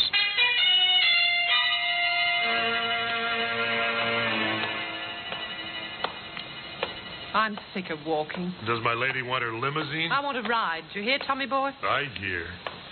Come on, we'll duck into this vestibule. Something will be along. Give me a kiss. Oh, you never have enough. Haven't kissed a babe in a doorway since L.A. Good. What's that in your pocket? This? You like it? Shell in the chamber, full clip. Where'd you get it? Army stores, Natch. Pretty? Throw it away. Are you kidding? Do you know what they give you for carrying a pistol in this country? Well, what's the difference? We killed that dame, didn't we? They take us, it's the chair anyway. Well, over here, it's the rope. At 8 o'clock in the morning. I'm cold, Tommy. I'm cold. You cold? Maybe you're the warmest thing in London. What's that, a car? Must be. Come on. Throw the pistol away. You want to ride, don't you? Hey, driver, give us a lift. He's stopping for us. Obliging fellow, isn't he? Where to, Yank? Your way, towards Shepherd's Bush. My girl's got kind of tired of walking. This is awfully nice of you. I'm a taxi, you know. Private car with hack license. I'll have to charge you for the ride. Well, we don't mind, do we, honey? We got plenty of money. Hop in. In the back. Private car with hack license. Driver James Carter. Direction east. Through the blackout. The blue, shaded headlights barely glowing in the gloom. After a little distance. Driver, we changed our minds. How much would it cost me to go a little way further? Out as far as Shepherd's Bush. Driver Carter obliged. It was his job. Pick up passengers, deliver them through the blackout wherever they wanted to go for a price. A living of sorts. Driver Carter thought of it as a living. It's plenty deserted out here. The Jerrys did a thorough job out this way. It's near the docks, isn't it? I suppose so. It's a good place. Perfect. You think he's got any money? All right, driver, stop here. Yes, sir. Nothing here but the rubble. You heard me. Stop. You know what this is? Service pistol. You hold it, Gracie. Got it. Don't move, driver. She's got an itchy finger.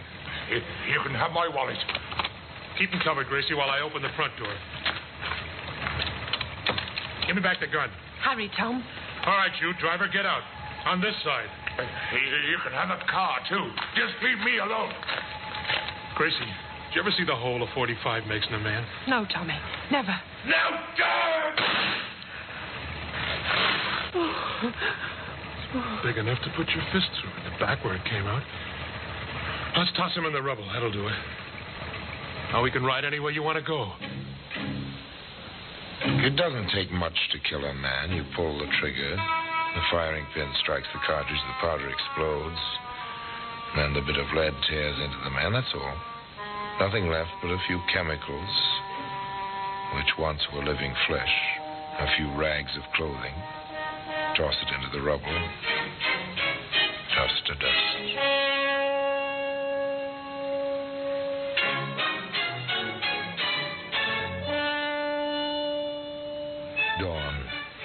Dawn comes to the warring city. The sun touches the rubble. The sun moves warmly over the cold rubble, over the dead. The night watchers start home. The fire wardens, weary but relieved after a quiet night, take a shortcut toward their breakfasts and a few hours' sleep. Margie, hey, what's that? Body, seems like. This area was cleared out months ago. He's fresh, that one. Let's have a look, shall we? They had their look. It wasn't pleasant. Shot through the chest. Stay here. I'll find a call box. The fire warden placed his call.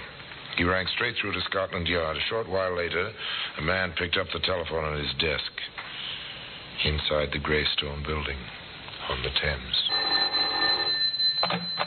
Inspector Mason here. Sergeant Davis, sir. Go ahead, Sergeant. The body found in the East End, sir, shot to death. Large caliber from the size of the wound. Probably a service pistol.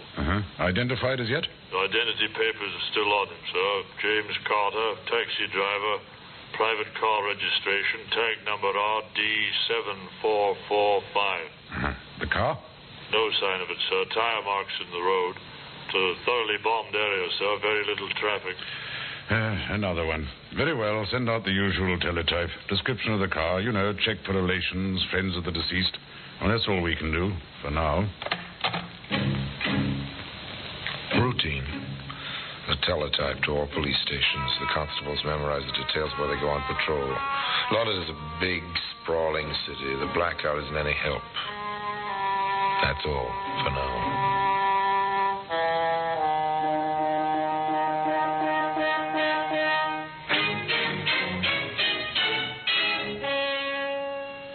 But the wheels have begun to turn. Routine, inexorable, never-ending.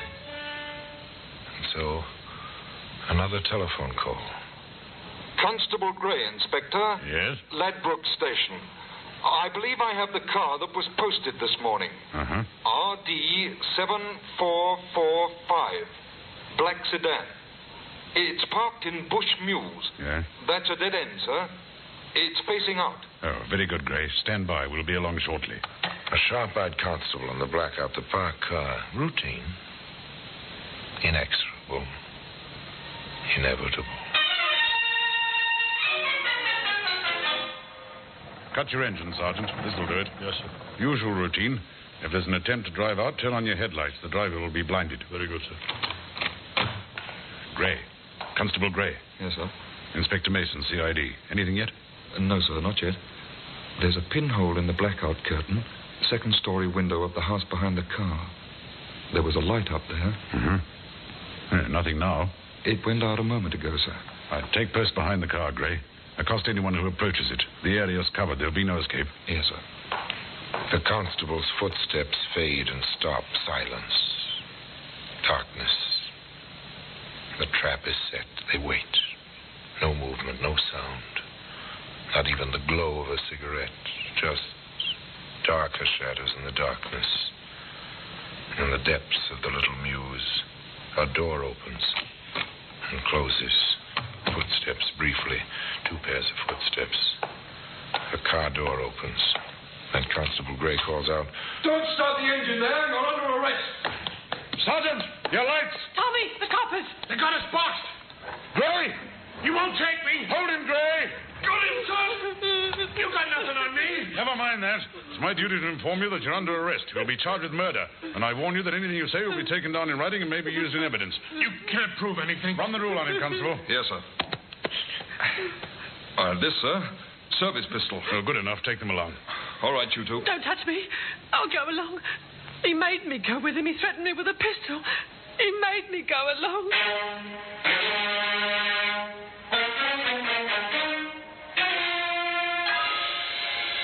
That was her cry. All through the trial, which followed swiftly.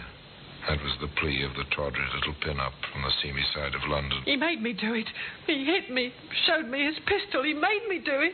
What are the robberies, the cheap, shilling-sized robberies? Yes, I took that girl's purse. I went through the driver's wallet before we left his body, but he made me do it. You've got to believe me. He made me do it. There were other, far less hysterical witnesses, men who spoke with a calm certainty of truth. There was the ballistics expert.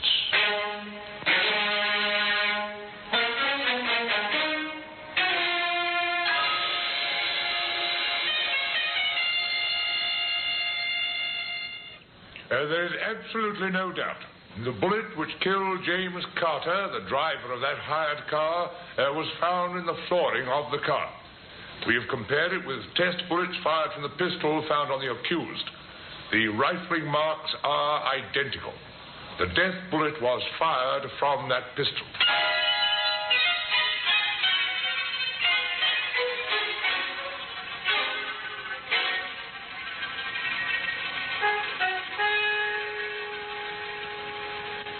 Tom Bennett, accused of murder, wanted for desertion by the United States Army, former bank clerk. He played his role defiantly. I tell you, she's framing me. This whole deal was her idea. You should have seen the bang she got when she watched what was going on. Now she's trying to pass the buck to me. And with customary thoroughness, Scotland Yard turned up a surprise witness. Yes, those are the two. She gave him the jack handle and he hit me with it. They threw me in the river. The lorry driver found me. I know them anywhere. He made me go along. He made me. I'll prove it. I'll show you where we left the Jeep. The jack handle's still in it.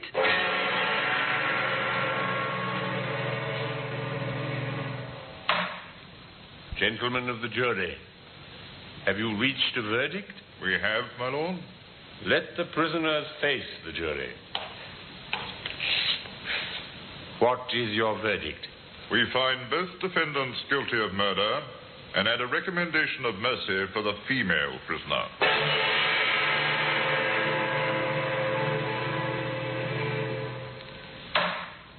Oh, yes, juries behave somewhat strangely at times. This one was impressed with a plea of compulsion, but not quite enough, it seems, to acquit Grace Harwell. Thus, it came about in due course that the judge pronounced the sentence.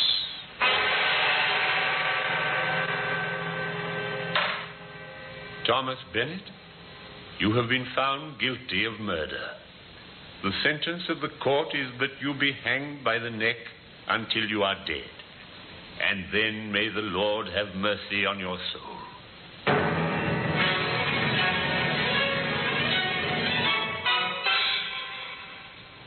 On Grace Harwell, the judge pronounced the same terrible sentence.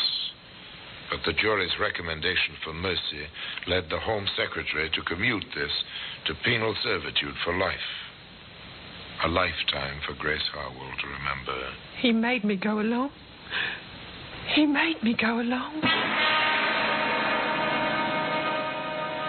No jack handle. It lies today in the Black Museum. So much for the story of Grace and Tom. Tom's life ended on the scaffold. The life of Grace Harwell continues in the drab monotony of Holloway Prison. The service pistol, of course, and the jack handle remain in their places, their special places of honor, on a shelf in that curious room which is known in Scotland Yard as the Black Museum. And now, until next time, till we meet again in the same place, and I tell you another story of the Black Museum, I remain, as always, obediently yours.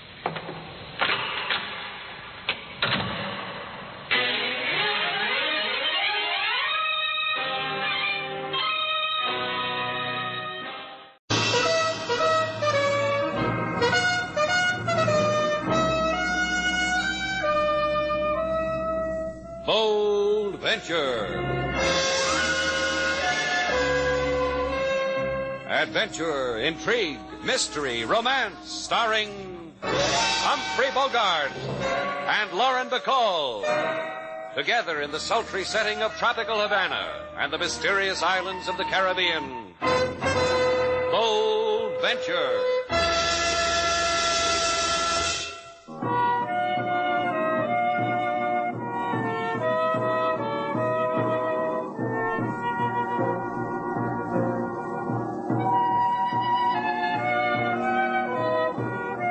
Once again, the magic names of Humphrey Bogart and Lauren Bacall bring you Bold Venture and a tale of mystery and intrigue.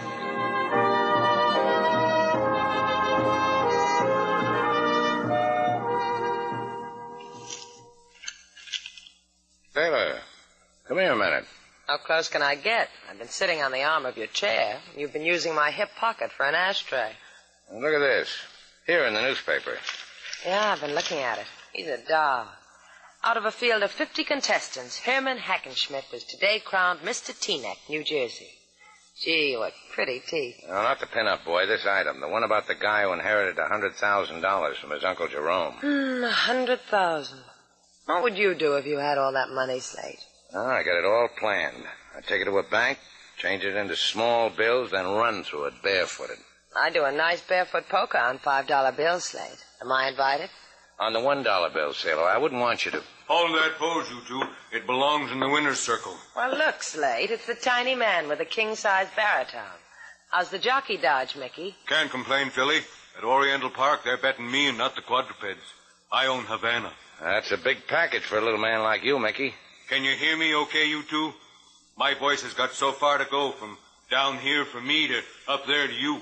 Well, we'll listen close. What's on your mind? I want you to... I said do me a favor, huh? About the key. Why didn't I think of it myself? About the key. What key, Mickey? Maybe I ain't talking loud enough, huh?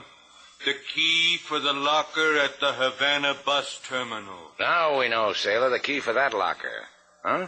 I got a parcel checked there. I ain't got time to run down for it now. Oh, it begins to dawn, Slate. So if I ain't back in a couple of days, you take care of it for me. You take it, Slate, and don't lose it. I'll put it on my key ring. By the way, what's in the parcel? Just some frayed riding silk, Slate. I'm so fond of 'em. If someone tried to take 'em away from me, I'd kill 'em. Kill 'em where it hurt. Yeah. Where's a man going to get frayed riding silks these days? A happy day to you both. You don't know how much you did for me.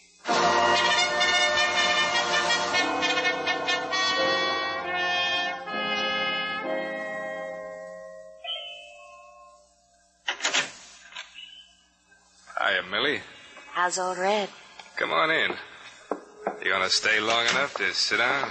Can't do it, honey. What about that jockey, Mickey? Oh, look, Red, I've been chasing him all over town. throws a look over his shoulder and runs. How fast can he run with $100 grand on him? Big kid are you. You've got to get that money, baby. Jockey went into a place called Shannon's. He talked with a man for a long time, buddy kind of talk. And then caging. Did you get close enough to hear? And? So I paraded so this man the jockey was talking to could see me. Got so I owned a corner of his eye. He'll remember me when he sees me again. He'll like me. Be gentle with him, Millie. Depends upon his mood. Gentle. This guy knows anything about the 100,000, he might just wind up where the cats can look at him. So be nice. Pity him. I'll see when I get there.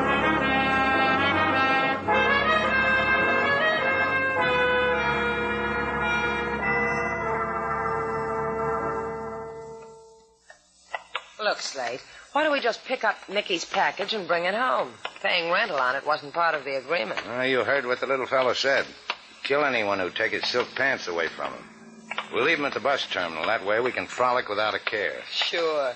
What's 20 centavos a day to a big man like you? Oh, for 4 nickels a day, I stay alive. At the current rate, that's cheap. Besides, walking the Havana thing like streets... this, it makes me hate myself. Hi, Shannon. Huh? Oh, hi. I remember you from somewhere, stranger. Let's see. You were straightening a seam in front of my place yesterday. Yeah, same seam. You finally got it straight, huh? That's not why I hate myself. It's just that I'm such an honest girl. I don't have the price of a dream, and I'm honest. Here, you dropped this. What? This $100 bill, you dropped it. All you have to do, Shannon boy, is believe you dropped that money and listen. You see how easy it is? $100 and no pain. For $100, you can throw in a little pain. Who does he have to listen to? It's written on the bill. Red wants to see you, Shannon. Red, huh? You got a sister? There's only one of me, Shannon. Red says it's easier for him to talk to people who have money. He says they listen better that way. I'm a sucker for psychology, Millie. Let's go and let Red whisper in my ear. No, without me you don't. Without you, sailor. And without me, Shannon. You earn your dough in a lonesome way. That's how it is. Yeah. Bye, girls. You made me a happy fellow, the both of you.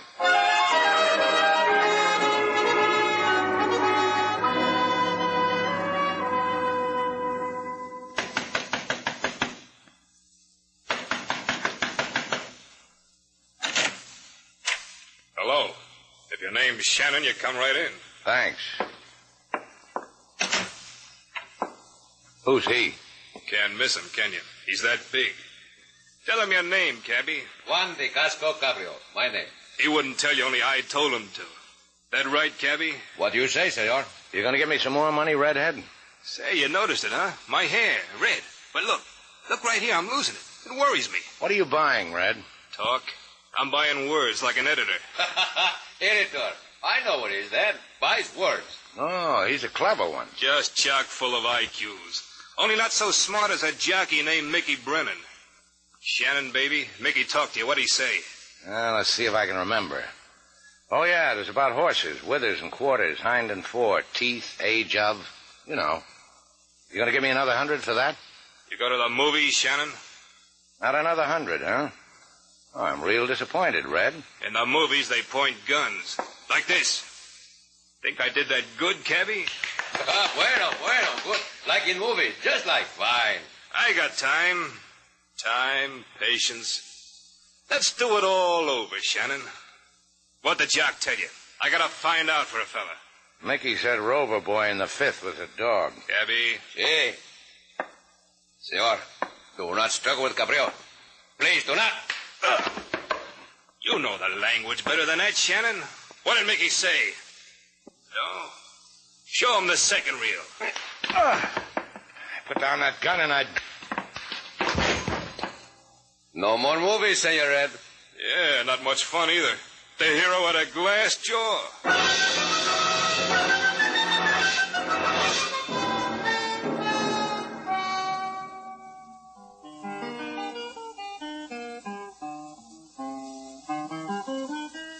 King, if a girl walked up to you and gave you $100 bill she said you dropped, what would you do? What would I do? I'd say, King Moses, boy, don't cry, don't frown. Miss Santa Claus, she come to town. Yeah, that's what I thought. What is it with men, King? as it has always been. The money whispers. In my day, a girl could catch a fellow's eye by dropping her handkerchief.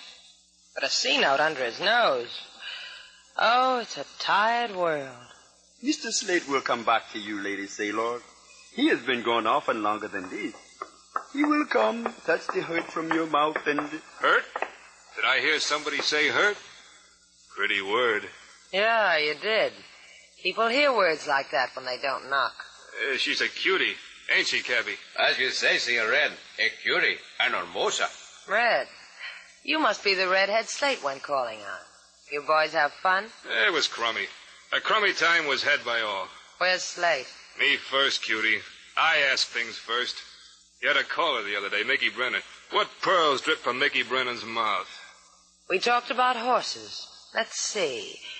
Forelocks, fetlocks. You and Shannon ought to be invaudable, cutie. You got the same routines. Now I ask you with my hand on your tender arm. No answer breaks it. Leave her alone, you. Take your hand from her. Get his hands off me, Cabby. They're rough to the touch. See, Senor Red? Come away, little boy. This is for grown-ups. Let go. Let go. Don't choke him to death, Cabby. Leave him some breath to live on. Well, cutie? That's what you did to Slate, huh? Paid him $100 so you could sick Cabby on him and watch. What's the matter, cutie? You jealous? Don't be jealous. I might tell Cabby to let it happen to you.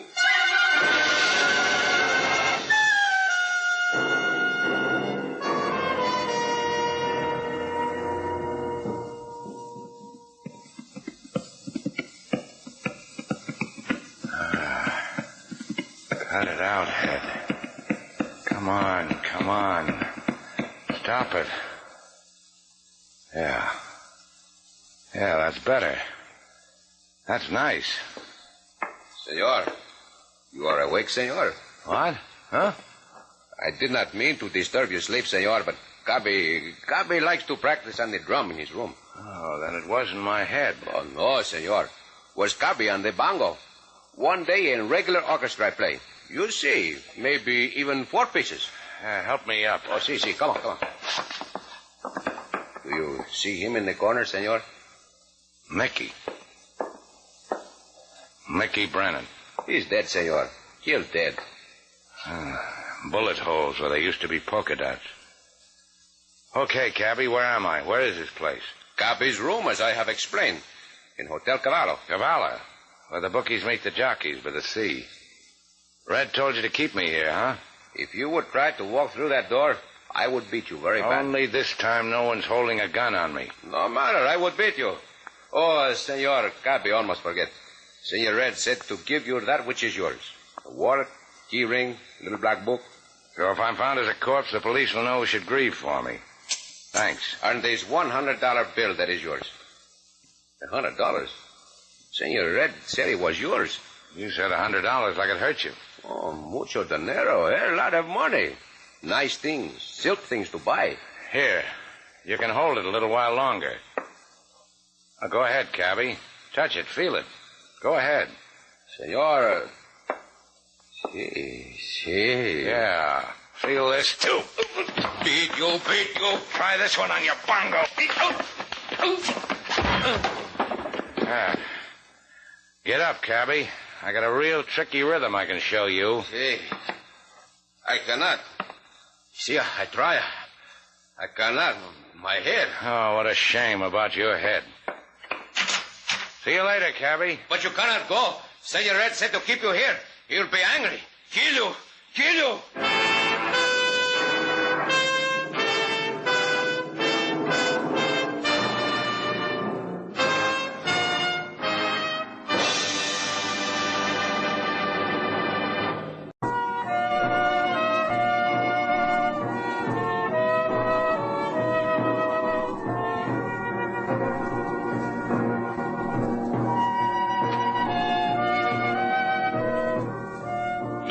Back to Bold Venture. Our stars, Humphrey Bogart and Lauren Bacall, and the second act of our story.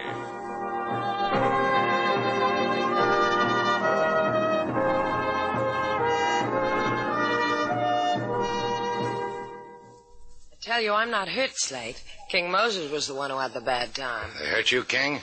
It feels like I have long, thin neck where once I had short, broad one.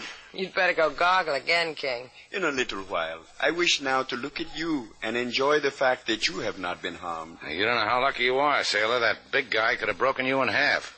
You know, it's a funny thing. The way Cabby looked at me, gently, like he was sorry for me. I almost had the feeling that if Red had told him to hurt me, he wouldn't have done it. Oh, you're just a big dimple on the cheek of Havana, Sailor. Children stop at play when they hear your name. From age 16 on up, Miss Sailor. Oh, fellas. And you convinced him you didn't know anything about Mickey, huh? Well, look who's coming, the police. They must have found Mickey dead. What are you going to tell them? King will tell him. He'll gargle it at him. Let's hit the back alley, Sailor.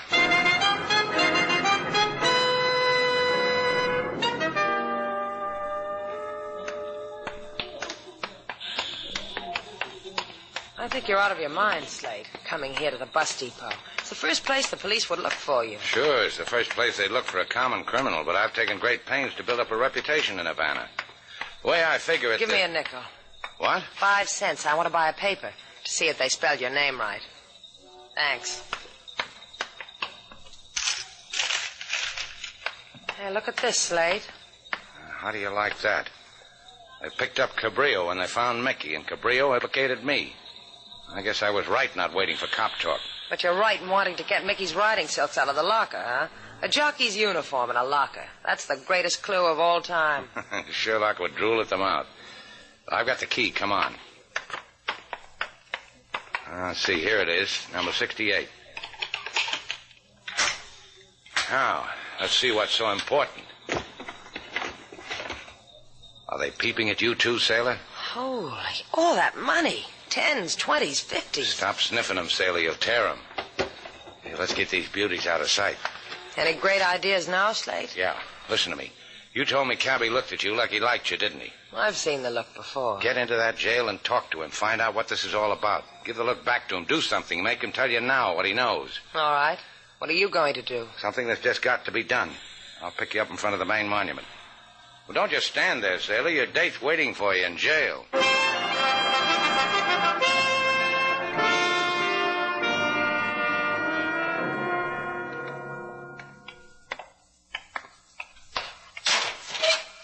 It was downright sweet of you, God, to let me see my little old Cabrillo in his little old cell. I'll cherish the memory always. Don't bang a jail door on me, Chico. I'm a taxpayer. Prison doors do not close with polite, senorita. Hi, Cabby. Buenos dias, senorita. You don't even sound surprised to see me. Oh, I am, senorita. But I do not know the words to express it. I am very ignorant. On you, it's attractive. Oh, you say that because I sit in the shadow. You cannot see my face. The hands that almost did hurt you. Forget it, Cabby. The fellow has to make his way in the world somehow. That is exactly how Senor Red talked to me. Where is your buddy, pal? Why isn't he here holding your hand like a chum? Oh, he could not do that, senorita. He took a powder. He and Senorita Millie. Or they take a nice powder together, those two. And left you holding a great big bag with a dead jockey in it. See, but they gave me company. Senor Shannon. So I would not be lonely with the bag all to myself. Slate and I could be your friends, Cabby. All you'd have to do is tell us what this is all about. That way you could go free. I tell you nothing. Senor Red say to tell nobody nothing, Cabby. You could practice your bongo. Maybe even play with a 4-piece outfit. Slate told me how talented you were. Aye, talented. 4 pieces. No, Senor Red say no, I say no. You know how I got in to see you, Cabby? I told them I was your girl. To see me? You say such a thing? I'll be your girl, Cabrillo. I'll come every night and listen to you on the bongo. You say you my girl? Much money has been stolen by the jockey, and Senor Red wanted for a man. What man? I don't know what man. Go ask Joe Nevada, shooting gallery on Avenida Marquis. Ask him what man. Now go, senorita, before I beat you till you forget what I tell you.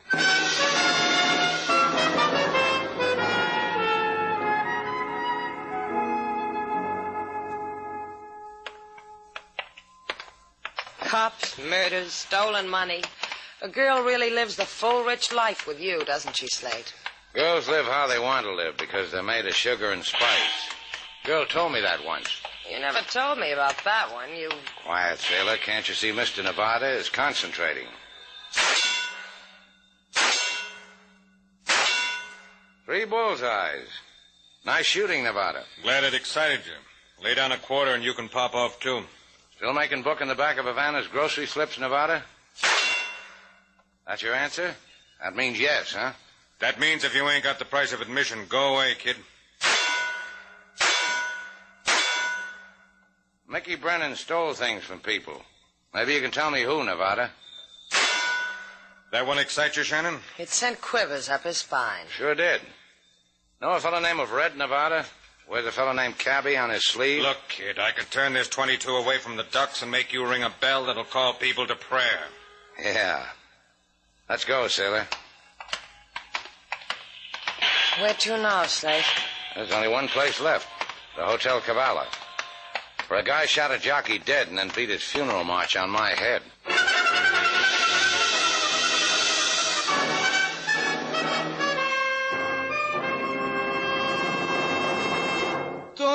Don't hit me, senor. I am trying to explain. All you've said so far is that you were the new clerk here at the Cavallo. You're not doing real good on your job, Chico. Ask him again about the safe, Slate. Why such a big new one for such a small flea bag? You heard it, Chico. I was here a while ago, and there was a small safe over there. What happened to it? Yesterday, the tenants of the Cavallo opened the old one, and it gave back only a cold stare. What tenant? Those who live here, the bookies. Such a safe is much safer than a bank. Don't you see, Slate? Bookies. They keep their money in this hotel safe. Think we've got enough, Slate? Sure. Come on. Now, the way it looks, our jockey is a thief. Little Mickey heisted... He sure did, Shannon. Now just keep walking, or the redhead's gonna blast you all over the pavement.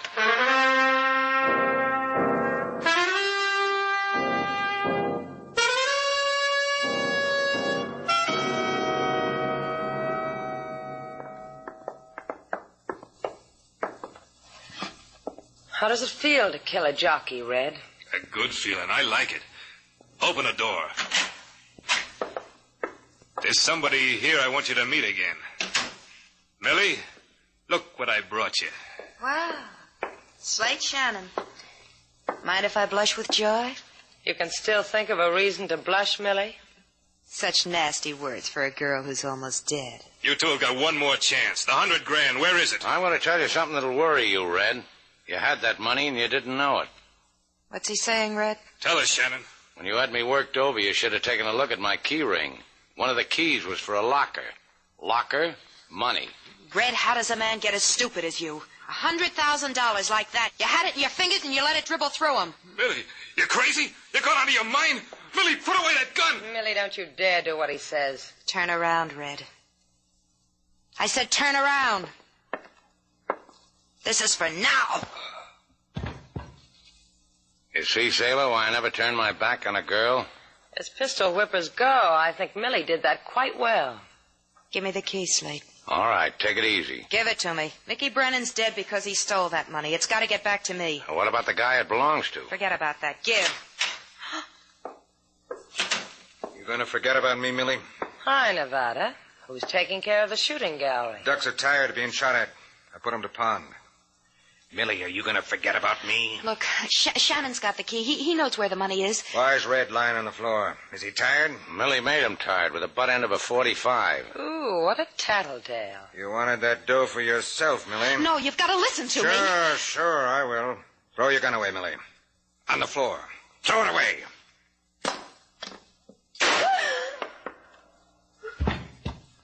The dead girl said you had a key, Shannon. Let's go use it to find $100,000.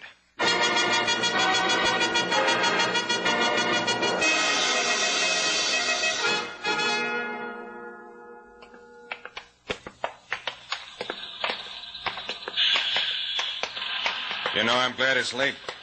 Not many people in the bus station. That's good. People ought to go to bed early. Keeps them out of trouble. Mind if I ask you something? My pleasure.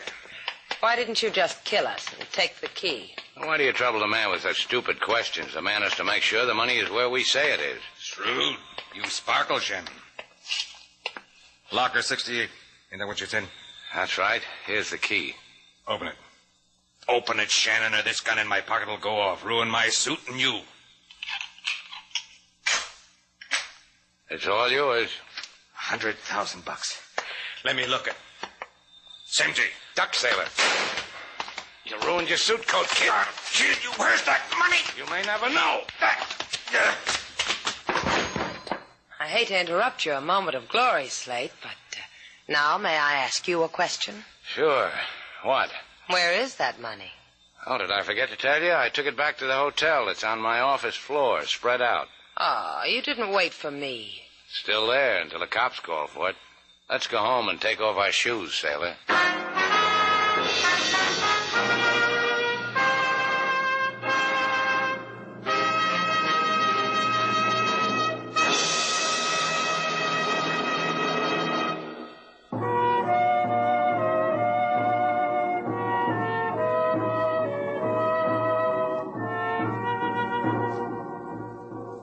Slate. Uh-huh. Did you see this? The front page of tonight's paper. Well, Slate Shannon's picture on the front page. I don't like that picture, though. That's the one I gave to the papers. I like it. What's the matter with it? I got better pictures than that. This one's in a turtleneck sweater you knitted for me. You can hardly see my face. Of course you can see your face. See? That's your face. Why didn't you give him the one of me on the surfboard with the two girls on my shoulder? Then who'd look at your face? Come here, sailor. I don't know what I'd do with that. Why didn't you send that portrait of me in the yachting cap and the pipe and the far-away look in my eyes? Oh, you mean the one you sent to the Lonely Hearts Club? I didn't. Did you send him that picture? Yeah. I came back with a rejection slip. Come here, reject.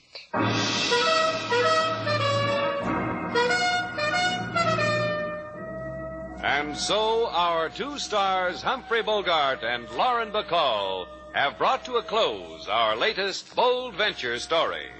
Special music was composed and conducted by David Rose. May we invite you to listen again next week at this time for another exciting adventure starring Humphrey Bogart and Lauren Bacall together in Bold Venture.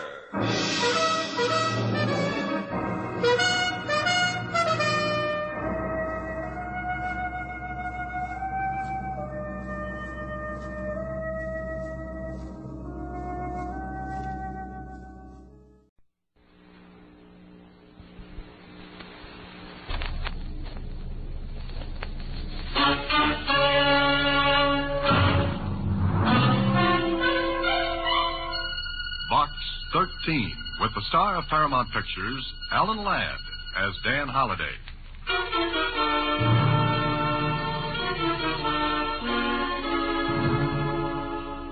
Box 13, care of Star Times.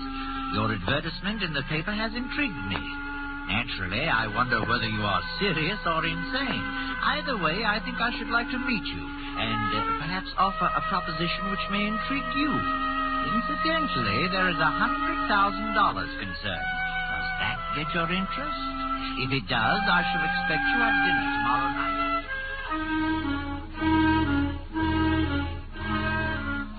I shall expect you at dinner tomorrow night at 8. It will be informal, so don't bother to dress. Yours for adventure, Charles Winthrop. Does $100,000 interest me, yes? Brother, that much money would put new life in a mummy.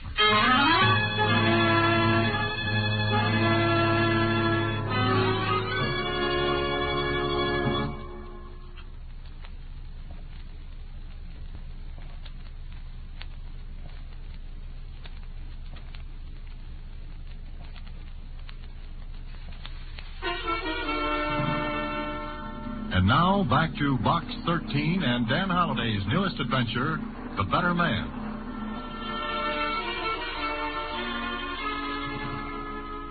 Charles Winthrop. Charles Winthrop. You know, Mr. Holliday, that name sounds awfully familiar. Well, it should, Susie. Mr. Winthrop is one of the richest men in the country. Oh, sure, I remember now. He's a regular Crisis. A what? Don't you know, Mr. Holliday? Crisis was a rich king. Oh, don't you know, Susie? Croesus, not Crisis, was a rich king. Oh, someday I'll pronounce something right. You do, and you'll lose your job. Okay, Susie, it's dinner tonight with Charles Winthrop to see what's on that mind of his.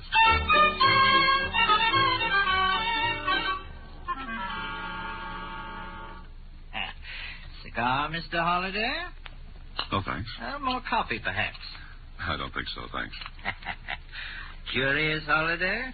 Very. All right, my boy. We'll take care of that shortly. Oh, excuse me. I want to tell my butler he needn't stay around. William, come here a moment, will you? Whatever Mr. Charles Winthrop had on his mind, it was hugely funny to him. All through dinner, he'd stop eating, slap his thigh, and laugh. And I wasn't saying anything funny either. Oh, will you? I watched him as he told the butler what he wanted. I think you have the knife. I got a kick out of him. Short, thin little man with wisps of gray hair that kept floating over his spectacles. And when he talked, he craned his neck forward like an inquisitive bird, his little eyes twinkling. Oh, he was enjoying a great joke, and I wanted what it was. All right, Holliday. We'll be alone and we can chin a little. Think I'm crazy, huh? Mr. Winthrop, any man who can collect about 20 millions is crazy like a fox. Oh, money isn't everything. No, some people die young. Touché. Now, let's get right to the point. As I understand it, you advertise for adventure to get plots for your fiction, right? Right. So I'd say you'd like my little proposition. Well, that all depends. Surely. Well, someplace in this city, I have hidden a packet containing 100 $1,000 bills. You hear me? I'm afraid I did. No one knows where it is but me. But you can find out. I know a lot of people who would like to find 100,000. Oh, I know. That's why I've thought of this wonderful thing. Wonderful, wonderful. What wonderful thing? Ever been to Tibet, Holliday? Not recently. China, India, Japan, Africa, Malaya. What are you getting at? At me. I've been to all those places, Holliday. I went before they stank up the streets with gasoline, commercialized the pyramids, lighted up the tombs with floodlights, and made the world just one long, big bore. And? Well, I'm tired of being bored. I want excitement. So you hid $100,000 where you can find it. What's exciting about that? You're going to hunt for it. I am, huh? So are 3 other persons whom you don't know, whom you've never seen. And these 3 other persons have never seen you. Ooh, we'll be a cozy little crowd. Oh, think so. But never mind that for a minute. Now, I take it you've got a good income, huh? Not like yours. But then I never eat caviar. But you're comfortably fixed, eh? All right, yes. Oh, magnificent. That makes it perfect. I'll have a grand time. Well, drop me a postcard. I'll keep in touch. Now, wait. If you find the money, I will match it with another 100,000 and give it to any charity or cause you name. Cancer Research, Infantile Paralysis Fund, or any of a dozen. Or split the entire amount any way you want. Now, how's that? Sounds good. Now, what's the rest of this? At midnight tonight, after you leave, I will drop 4 letters in the mailbox. These 4 letters will be identical. Each will contain the first clue to the whereabouts of the money. The first clue will lead to the next, and to the next. And so on until the money is found. Is that it? Exactly. Each of the 4 persons concerned will receive one of those letters at the same time. And the hunt will be on. I take it you had one of these cozy little dinners for each of the other 3. Yes, that's right. Each one agreed. Each one agreed to turn the money over to charity? Maybe I'm bringing back vaudeville. I'm killing you. No. No, this is what makes the plan so perfect. One of the persons is a man who would kill to get that much money. Oh, I chose him well. Oh, no, he'll not turn the money over to charity. I see. And the others in this little game? Well, I'm not so sure. But $100,000 is a lot of money. I've watched people grab and cut each other's throats for much less, Holliday. In other words, you'd send 4 people against each other to amuse yourself. No thanks, Winthrop. I'll take my hat and some clean, fresh air. Well, after all, Mr. Holliday, you advertised adventure wanted. That's right. And that's not an entry blank into a cutthroat game to amuse a cynical old man who's down to his last 20 million. So long. Wait. What for? Now, listen.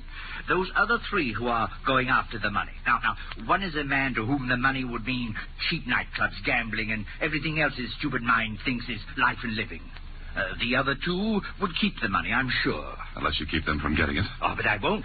I'll watch them play my game and let the one who wins take the stakes. But you, Holiday. What makes you think 100,000 wouldn't tempt me? Oh, I got my money by knowing people. So? You got the chance to get $200,000 for a worthy cause if you play. And if I don't? The money will still go to one of the other three. And I'm inclined to think the killer will win, unless he's playing against a smarter man. Well? What if someone gets killed? How will you feel? No better, no worse than now. Did you ever stop to think it would be the same as murder? What law could touch me, Holiday? I hid the money, I give out the clues. If someone gets killed, the money's the murderer, not me. I see. Of course, if you refuse, you can always think of how much good the money could have done. Why, you... I'll send out the letters at midnight, Holiday, 4 of them. You'll get yours in the morning. So you have all night to make up your mind whether the money is squandered by a cheap, stupid fool or helps some of humanity. I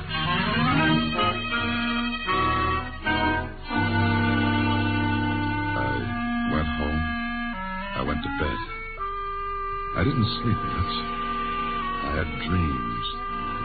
Dreams that featured the grinning, weazened face of old man Winthrop, $1,000 bills, sick kids in hospitals. They changed places with each other all night. Then in the morning... All right, who is it? Special delivery, Mr. Holliday. Okay, thanks. Shove it under the door. Yes, sir. It was from Winthrop. At first, I wanted to burn and forget the whole thing. Because the thought of people running around the city fighting over that money made me, well, it made me a little sick. Then, well, I guess I was mad at Winthrop at his cynical attitude that the killers would always win. I opened the letter and later in my office listened to Susie read it. High swings the hunter, his dog's eye bright. Where science is king, the clue will be right. What's it mean, Mr. Holliday? I don't know. High swings the hunter, his dog's eye bright. Hunter? Hunter? Me? And his dog's eye bright. I never saw a dog with only one eye, or a hunter with a dog's eye. His dog. And why, where science is king? Gee, I never saw a puzzle like this one before. Well, old man Winthrop is certainly having his fun. I worked out a puzzle once about movie stars. The names were all jumbled, see? Susie. And... Susie, say that again. Say what? What kind of a puzzle did you work out? One about movie stars. Why? Stars. Susie, you're wonderful. Am I? Absolutely magnificent. Here.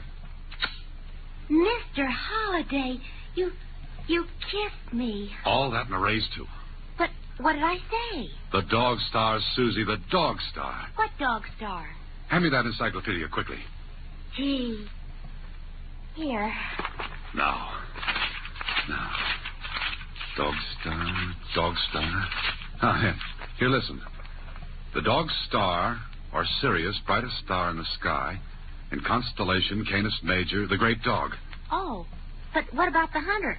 Listen, Sirius may be seen below and to the left of the constellation Orion, the hunter. That's it, Susie. High swings the hunter, his dog's eye bright. But what about the next line? Where science is king, the clue will be right.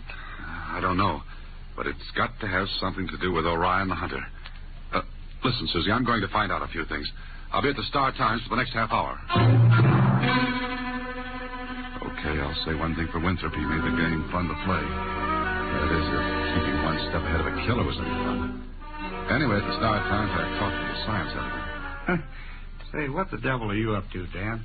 Hey, look, Lou, give me some help, will you? If I can, sure. What's your problem? Read this. What is all this? Never mind now. I'll explain later.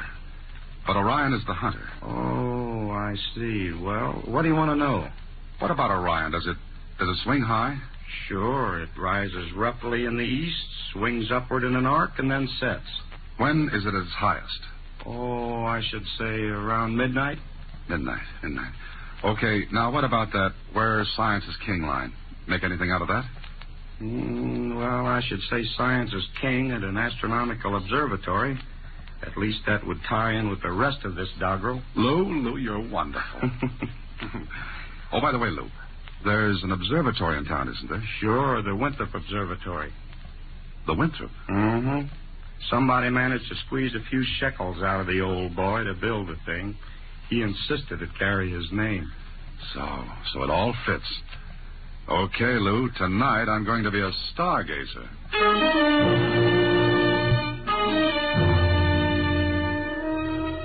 It was hard to wait through the rest of the day, but I made it. Then that night I drove up the long, winding road that led to the Winthrop Observatory. Again, the old man picked his spot nicely. It was dark, and a creeping, damp fog settled down in curling waves. There wasn't a light within 10 miles. Then I broke out of the fog, and the mountain leveled off. In the sky, the stars were big and bright. And I came to the end of the road. From here on, it was shoe leather instead of horsepower. I looked up in the sky. Swinging up in front of me was Orion. Below and to the left of him, a white star shimmered in the night sky. Sirius, the dog star. I looked at my watch. The luminous hands were almost straight up.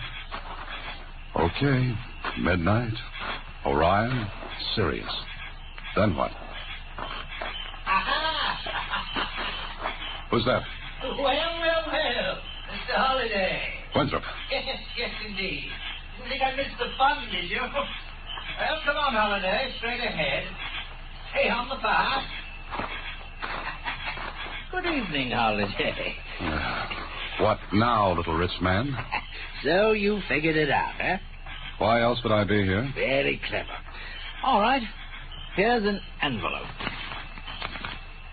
What do I do with it? Oh, there's another clue in it. The second. Oh. How long does this go on? I'm having such a wonderful time, I'd like it to go on forever. But I'll play the game fairly. One more after this, and that's all. I see. You're really making this great for yourself, aren't you? You'll be at each stop, I suppose. Oh, yes.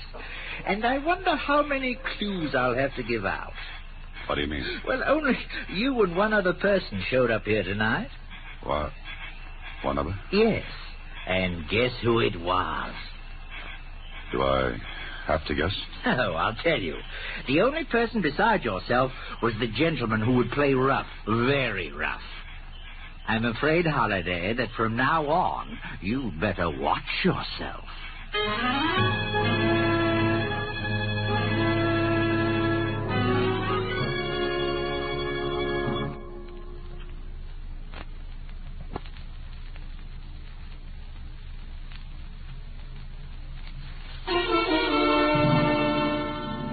And now back to The Better Man, another Box 13 adventure with Alan Ladd as Dan Holliday.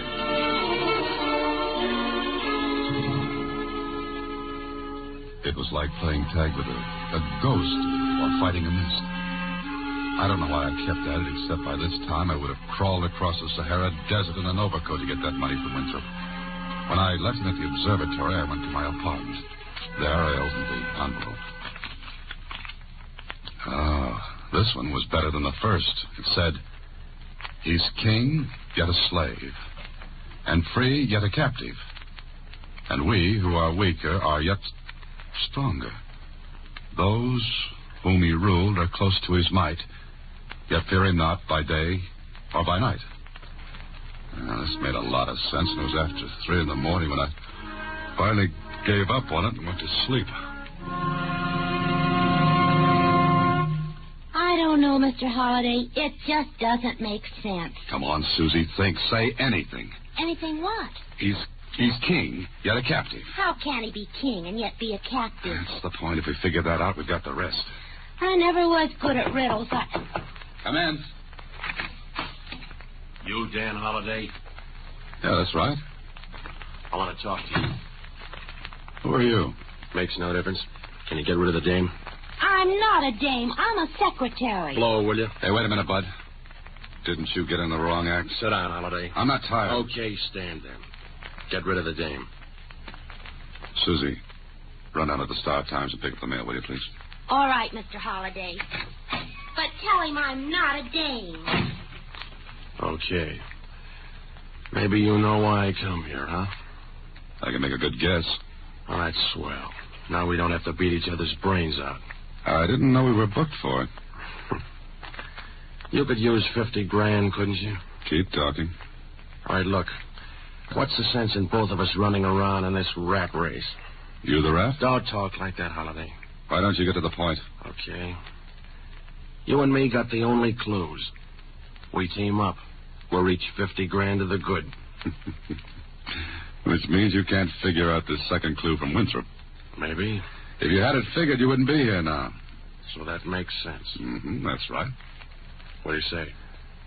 What if I won't make it a duet? What makes you think you'll get to that money? Nothing, right now. I asked a question. What do you say? The answer is no. That final? You can close the books, lover boy. All right. Oh, wait a minute. Yeah? How did you know who I was and where to find me? I didn't know you or where to find you. You figure it, Holiday. You got the brains. But get this. I'll be right on your trail from now on out. If you change your mind about that split, put an ad in the agony column of the paper. I'll see it. So long.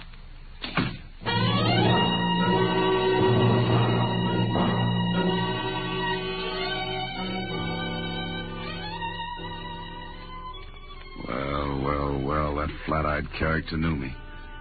But Winthrop said none of us would know each other. So I looked up Winthrop's number in the phone book, dialed it, and... Hello? Winthrop? Yes. Oh, is this Holiday? Look, I just had company. No. Yes, thanks for sending him, Winthrop. How did you know I did? Don't give me that, how else would he know who I was? That's right. I had to put a little zip into the game, Holiday. He's such a charming fellow, isn't he? Okay, you've had your belly laugh, but that's it. Oh, you're not quitting. I don't like to be thrown to the lions. What did you say? I said I... Well, go on. He's king. Yet a captive. King of the beasts. The lion. Wonderful. Now all you have to do is follow it up. Nothing doing. Oh, you're so close, Holiday, and all you have to do is be careful. I'm beginning to like you less and less. I'm not a likable person. However, whether you go on or not is your affair. But I should be very disappointed in you if you didn't. Hello. Hello. Hello.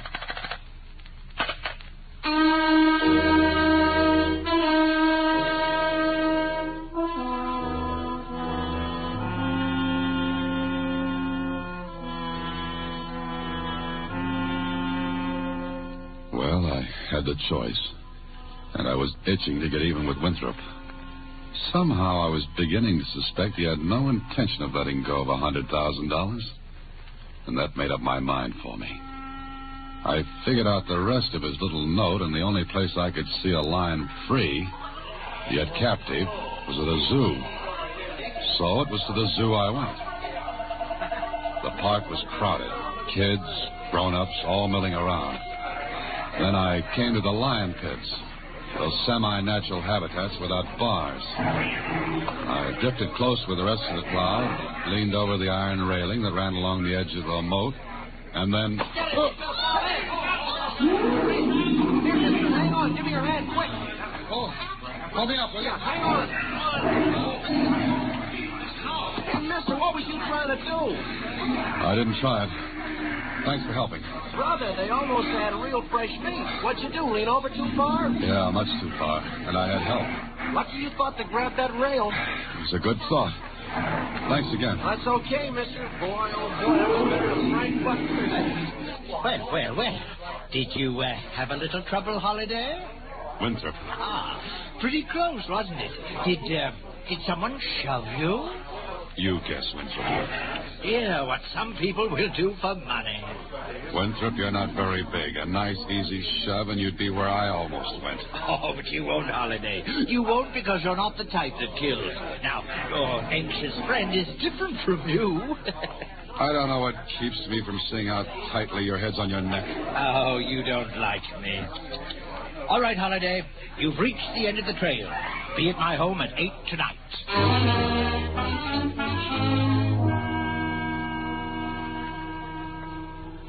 It was 8 o'clock when I walked up the steps in front of the Winthrop home. There were little chills chasing each other on bicycles up and down my spine. But I rang the bell. Oh, good evening, Holiday. Come in. What have you got lined up for tonight? Come this way. In here. There. Sit down, Holiday. Thanks. I suppose you'd call all this quite fantastic, wouldn't you? You're insane. Oh, aren't we all? I'm just able to indulge my whims. Most people aren't. Well, I suppose you want the money, huh? You're not kidding anybody, Winthrop. There isn't a penny hidden anywhere. Oh, yes, there is. But the game is not quite over. What do you mean? You may come in now. I believe you two know each other? Yeah, sure. Thanks for almost making me Daniel in the lion's den. Think nothing of it. What is this, Winthrop? Patience, Holiday. I have a proposition. The best part of the game. Here is $100,000 in cash. Now, you two can decide what to do about it. You can divide it equally, or may the better man take it all. I looked at Winthrop. He was grinning. I looked at the other man. He wasn't grinning. He was eyeing that package of money. Then he looked at me, and it was easy to see what was on his mind. And Winthrop saw it, too, because he leaned forward. 100,000 is much better than 50, isn't it? Yeah, it is. As you see, I am armed. You two are not. Suppose we decide to split. That decision will have to be unanimous with both of you. I ain't splitting it. Good! I thought I'd chosen well in you. Well, Holiday? What if I just decide to leave? You won't, because I won't let you. I want my fun, Holiday. Don't spoil it. He looked at me with his little black eyes, and he kept that gun pointed out at me, too. I can shoot you now, and your friend here will be a witness that you attacked me. $100,000 witness. Well? Let's get it over with. Exactly. There are no windows in this room, no servants in the house, and only one door. The money's on the desk. It will be merely a fight over money if the police come into it. When you've had your little argument, the one who's left can knock on this door, and I'll come and unlock it. Good hunting, gentlemen. This was it. The man left with me got up off his chair, walked slowly toward me. I thought maybe I could reason with him. But what argument can you use on a killer?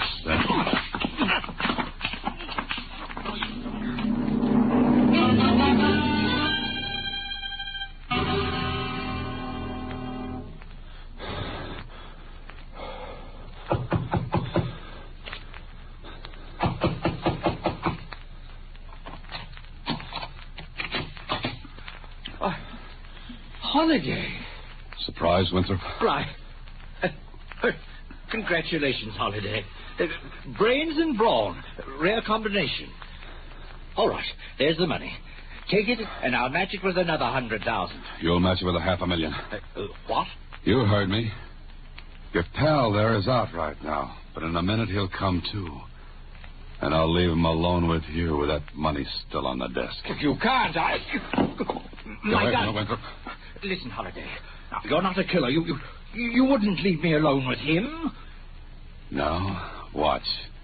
And I'll take your gun with me and lock the door behind me after he wakes up. Wait.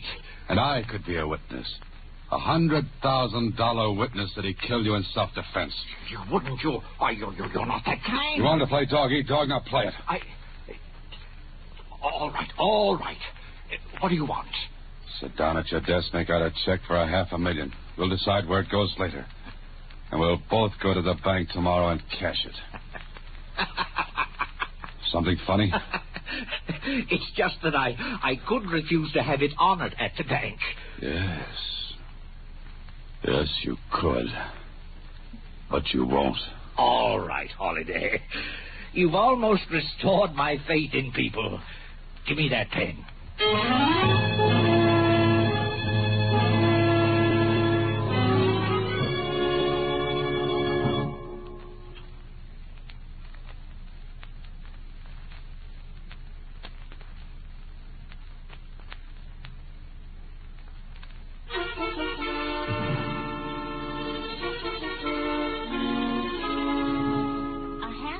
$500,000 to charity and medical research. Look, he gets his picture in the paper. Uh-huh. But you did all the work. I'll tell you something, Susie. What, Mr. Holliday? I got even with the man who called you a dame. Satisfied now? Well, I don't know. He was kind of cute at that. Oh, no. Good night, Susie. Next week, same time, through the courtesy of Paramount Pictures, Alan Ladd stars as Dan Holliday in Box 13. Box 13 is directed by Richard Sandville with an original story by Russell Hughes. Original music is composed and conducted by Rudy Schrager. The part of Susie is played by Sylvia Pickard. Production is supervised by Vern Karstensen. This is a Mayfair production from Hollywood. Watch for Alan Ladd in his latest Paramount picture.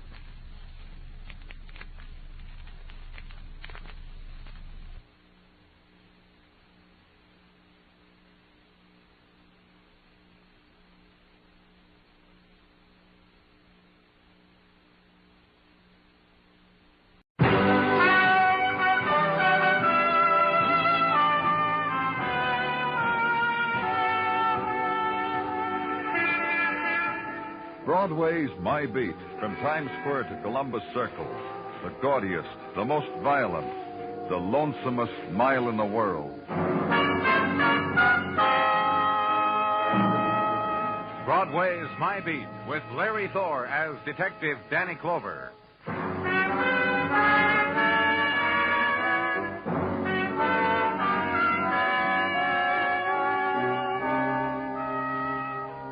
The still brilliant light of a new January drifts down over Broadway, and the pattern it reveals is unchanged. The scalpeled edges of piled concrete are still defined against winter sky.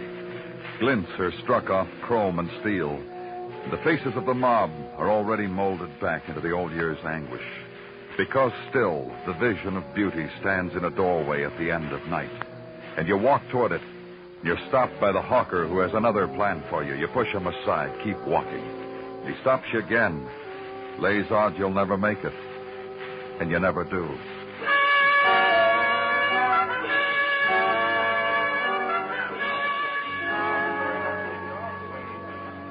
And the light filters a corridor. You walk with a man who has just been acquitted of the murder of his wife. A man you arrested, testified against, watched as he was given the verdict of freedom. And in his face, no sign of release, of joy, only a newer pallor. Sudden, intense. You tried, Danny. You didn't make it. The court found you innocent, Mr. Welch. Yeah, didn't they, though? You know something, Danny? What? They say I'm innocent. You say it. Me, I still don't know. I was out of the world at the time. I was drunk. That girl, Ida Gray. Yeah. Spunky kid to sit up there and tell it into the teeth of the world that I was with her at the time Fay was... My wife was being killed. I wonder if I had fun. I wonder if Ida and me had fun while Fay was dying. She broke our case, saved your life. You want it? I give it to you. For whatever my life's worth now, take it. Deal it out among your friends. Look, Mr. Welch, you're a free man. What's with this free? A man pronounces a word and that makes me free? You look. Fay's dead. The girl I loved is dead. A girl... You know something, Danny? What? It's now the law of the land that I didn't kill my wife. That means someone else did. That's right. I make you a promise out of the goodness of my heart. I'll get to the killer before you do. Hope to die if I don't. We'll handle it, Mr. Welch. You leave it all to us. Hold it a minute, will you, Danny? You too, Johnny. I want a picture. You and Ida here. Here, stand close to him, Ida. Come on. Get close. Touch his face or something. Get out of here before... Oh, Johnny, Ida saved your life. You don't have to, Johnny, if you don't want to. Stay out of it, huh, Ida, baby? You just stay posed where Now, come on, Johnny. Ida here, this pretty girl here, handed you back your life on a silver platter. That's now, what Ida did, all right. Okay, take your picture. And step aside so a picture could be made. A picture of a man, Johnny Welch, his eyes dull, unfocused. The corner of his lips twitching somewhere between pain and hate. The girl looking up at him, unsmiling. And the man with the camera. All right, now try to look glad about it, will you? Forced smiles, then. Posed happiness for all the world to see. Okay, got it. Then turn the whole thing over to your memory. And go away.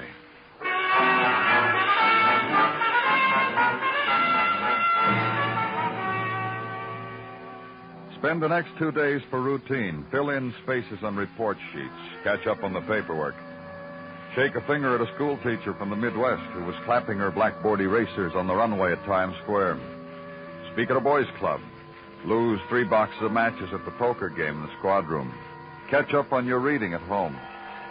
And then the call comes. Danny Clover speaking. Danny, guy named Larry Moore just got some lumps. What are you talking about, Sergeant? Fella named Larry Moore just got slugged. Good. All right. Well, why did you call me, Gino? Guy that did it to him was named Johnny Welch. Oh.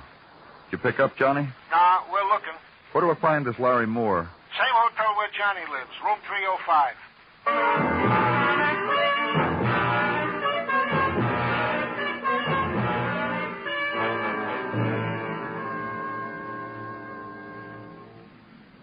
I don't see why you waste your time, Mr. Clover. I'm not going to bring charges against Johnny. Looks like he went over you pretty good, Mr. Moore. Can you see out of that left eye? What difference does it make? I'm not going to press charges. Why'd he beat you up? Between you and me, that's all. Okay. He tried to make me confess. To what? That I'd killed his wife. I see. I guess you want to know why Johnny would think a thing like that, huh? Yeah, I would. I knew Fay Welch. Know her well? A lot of fellas did. You know, the boys who hung around the bar where the Welches lived. Then Mrs. Welch used to hang around at the bar pretty much. It came out at the trial. Your name didn't.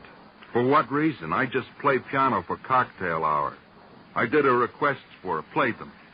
I just can't understand it, Mr. Moore. A man comes into your room, accuses you of murder, beats you up. And I don't get mad about it. Why should I?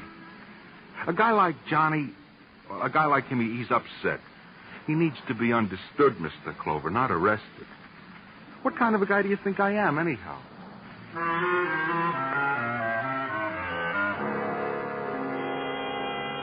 And for a moment, consider him. Consider the man whose reaction to the violence done him was compassion, understanding. To have come out of a beating from an embittered man, a man on the prowl, dedicated to the killing of his wife's murderer, and still Larry Moore makes no charge against him. Wonder about it. And note your own shock that you've stained Larry Moore's compassion with suspicion. And leave with no answer to Larry Moore's question as to what kind of a man he was, anyhow.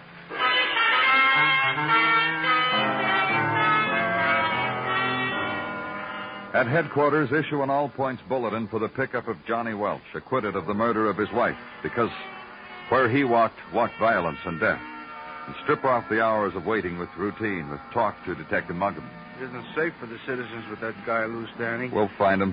He's a sick man. Right now, you could go so far as to call him crazy. Maybe. Who knows who he's going to choose out of the crowd to call his wife's murderer? This time, he just beats up on a man. Next time, maybe he'll be more thorough. And a sick man turns into a killer. We'll find him. Sure we will. Mind if I open the window a little, Danny? It's stuffy. Go ahead. Lucky fella. Lucky fella. What do you say? Johnny Welch, lucky boy. He just didn't know how lucky. No? Sure no.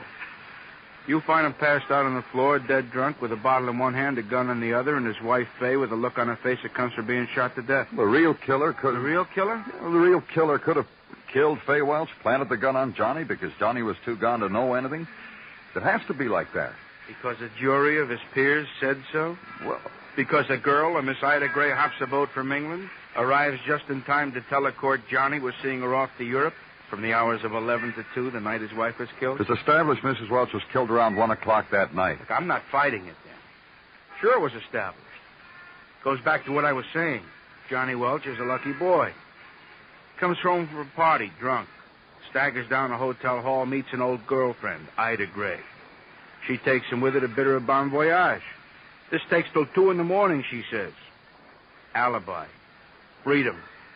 And Johnny Welch walks the streets to... Just came in, Danny. Good day to you, Detective Muggerman. What came in, Gino? They found Johnny Welch. They're keeping him there for you. Where? Blossom's Bar and Grill on 3rd Avenue. One of them 3rd Avenue joints that dispense mockery with... Danny, button up your overcoat. You shouldn't catch cold.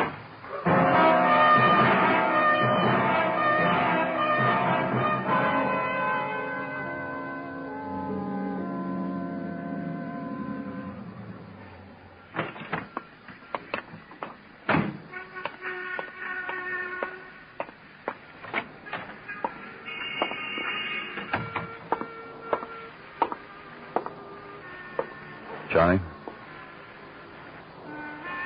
Hi, Johnny.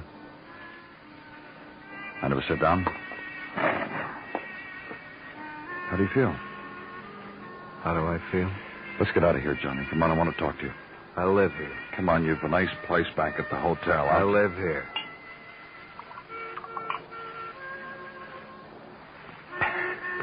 My home. Look, Johnny, you... How do I feel, the man asked. Simple question that begs a simple answer. I could say, all right, I feel good. I could say, not so good. Stop me when I get the answer you want. What have you been doing for the last... What's the matter, don't you drink? Grab the bottle by the throat, friend. Pour it. Admire my home. Drink. I'm working, Johnny. So am I. This is the way it's done. You finish a bottle and hold it to the naked eye. Like this. Now, wait.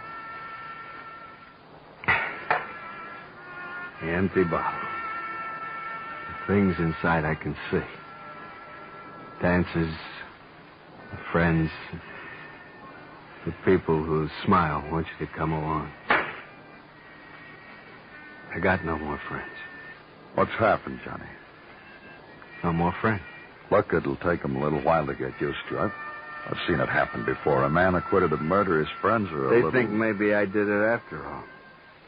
They look at me. They just look at me with, you killed your wife. They don't think that. You were acquitted. And Faye's dead. Where she was once is nothing. You never heard her laugh. Or talk. You saw her when... Johnny. What do you want?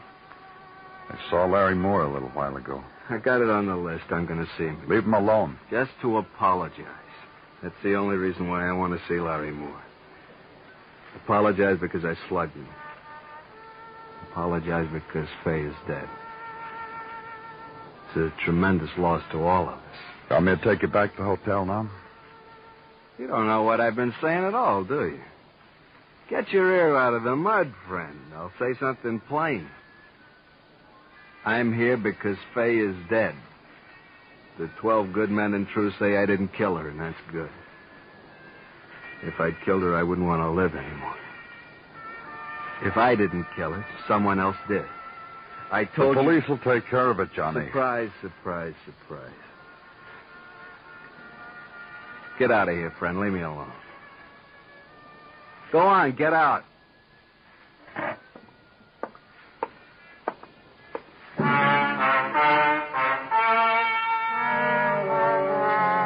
And leave him alone. Leave him to the life he wanted because you had no reason to intrude. Out on the street again and uptown. Stop off for a sandwich. Then back to work again, back to headquarters. Park the car on the lot across from emergency. Over here, Danny. And the voice that stops you belongs to Detective Muggerman, standing beside an ambulance. What's up, Muggerman? Where have you been? What's the difference? Where have I been? What's the matter? The call came as soon as you left. You didn't leave word where you'd be. I took it. Took what? Now, hold it a minute, fellas. Take a look. Oh, no. Larry Moore, Danny. In the morning, he's beat up. In the evening, he's dead. You see it, Danny? Yeah, I see it, Muggavan.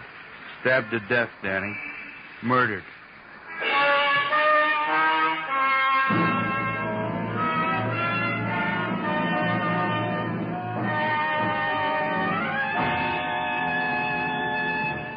You are listening to Broadway's My Beat, written by Morton Fine and David Friedkin, and starring Larry Thor as Detective Danny Clover.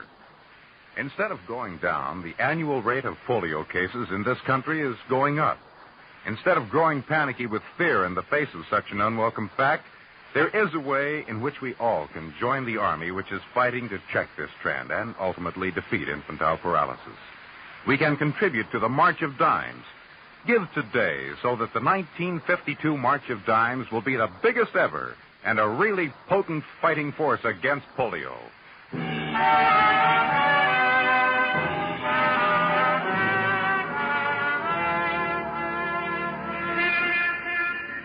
When it's January on Broadway, the darkness drains through the scarlet of neon before it's called night. And the dreams that are dreamed where a street corner touches the edge of evening drift away on the black wind.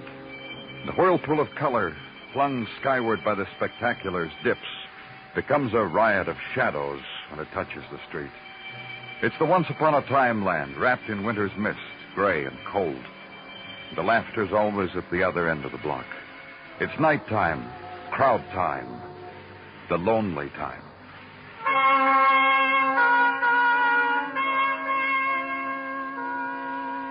And consider this night the slaying of a man. Consider facts. Dead man Larry Moore. Suspect Johnny Welch. Nighttime, work time.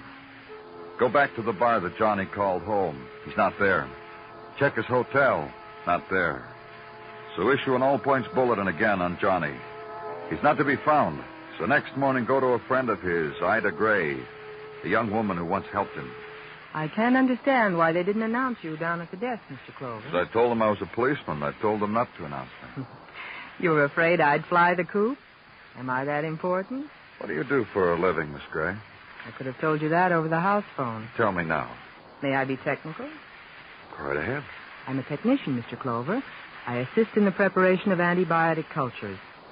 Do I scare you? May I ask you why you went to Europe? Vacation? Not at all. Work. I went over to observe techniques in the manufacture of antibiotics in England. To observe, to report. Free exchange of scientific methods.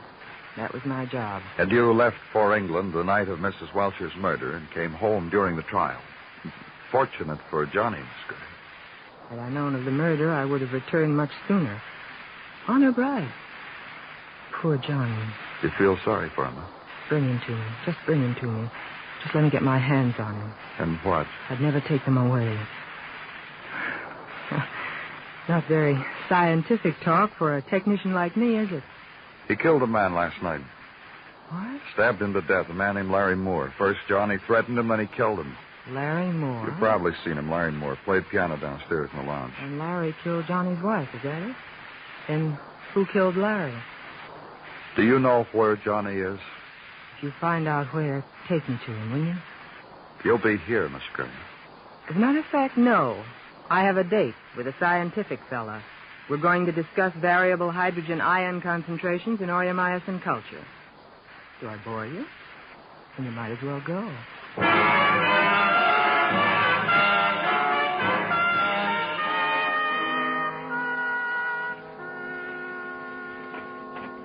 Good morning, Danny. And something else. Danny? Do you want something, Chino? It is not a question, do I want something? Let us say, rather, it is a question, do the gentle lady waiting outside your office want something? Hmm? They wish to see you, and that the late deceased Larry Moore. Oh, bring them in, Chino. They told me... who cares what people tell me? This way to see Danny Clover. If I am needed, Danny, you know where to reach me. The sergeant said you wanted to see me about Larry Moore. Yeah, I'm Chet Duggar from Trenton. Hmm? Her, Miss Hempstead of... Where are you from, honey? We never did get around to geography. Where you from? Tell us, honey. Oh, the kid's scared, Mr. Clover. That's why she's clammed up. If you knew what I went through to get her to come down here with... Oh, don't be scared, honey. Why did you come here, Mr. Duggar? Larry and Miss Hempstead and me, Chet Duggar, we were a happy threesome until comes a knock on Larry's hotel room.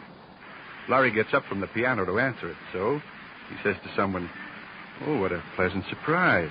Then he grunts, walks back into the room, can't play the piano anymore. The knife in his chest makes him all thumbs. And you want to tell me you saw who it was?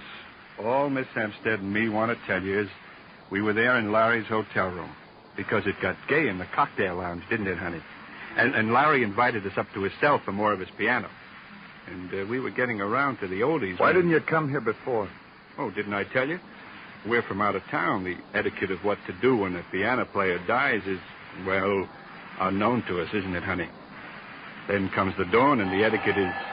Oh, pardon me, your phone. Danny Clover speaking. Dr. Sinsky, Danny. Downstairs in the infirmary. They just brought in Ida Gray. You were worried about etiquette, Mr. Duggar. Stick around. We'll try to clear it up for you.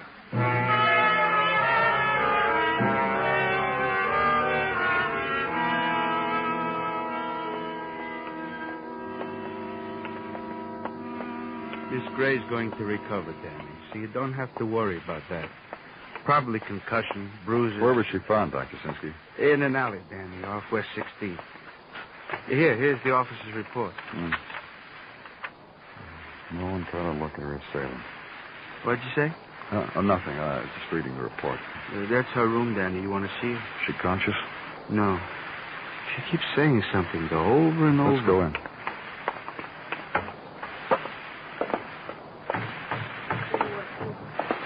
What's she saying? Get close to her, Danny. Put your ear close. You'll hear. No. Oh, you. That's wrong. You understand her? Uh-huh. You said it wasn't any use. They bring this in here with her? That purse? Yeah.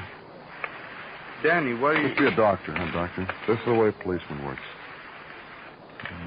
Lipstick, shoes, keys, comb, wallet, bank book. I don't envy you one bit, Danny. To have to pick the little things. To have to pry like that. Sometimes little things, Doctor. Would you say this was a little thing? What? This entry in Miss Gray's bank book? So she made a withdrawal and closed her account. Maybe she needed the money. I found myself face to face with needing money. But you never had the reason Miss Gray did, Doctor. Take care of her. Don't let her out of your sight.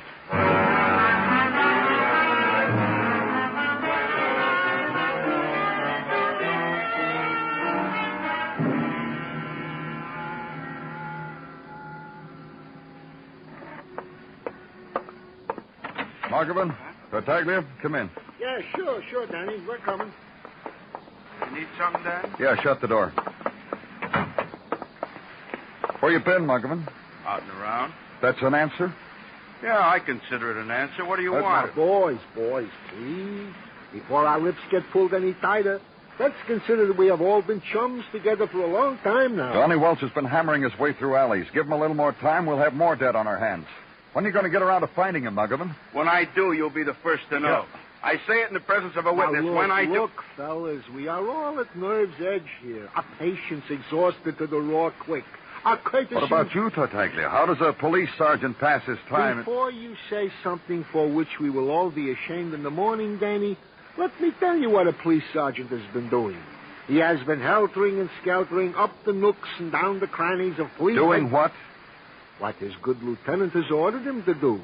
Checking the bank account of the late deceased Larry Moore against the aforementioned same of Miss Ida Gray, who was lately assailed by person or persons... And you found? What I found is what I hope will make us all friendly once more. In these two bank books is what I found. Here, put your heads together over it, then clasp hands. Argument? Yeah, Danny? Take a look. Do anything to you? Yeah. Yesterday, Larry Moore deposited in his bank the exact amount Ida Gray withdrew from hers. That is what it does to me, Danny. Blackmail. Yeah. Dr. Sinsky's with a girl named Ida Gray at the emergency hospital. I want that girl booked. Roger. Wilco. Hey, what do you want to book for? Hey, look, what's the idea? Hey, tell them who I am, Danny. They shouldn't start roughing me for entering without a pass. Marty Udenfreud, Margovan Gino, friend of mine. Yeah, and in case you ever afford a cab, I hack on 43rd and Broadway. Pleased to meet you, fella. What's in your mind, Marty? Hey, remember the blintzes my wife said he made for your last holidays? Remember how you enjoyed them? You told me. I did enjoy them, Marty. Well, I got now something you will enjoy even more, and without sour cream. The whereabouts of a fugitive named Johnny Welch. Where? I spotted him sneaking into a flea-bag hotel down to the Bowery. Saw the light go on, second floor front. Broke a few traffic manifestos getting it to you, Danny. However... Take me there, Marty. Danny? Yeah, what do you want? That girl with Dr. Sinsky. What do we book her for? For murder. Come on, Marty, take me to Johnny Welch.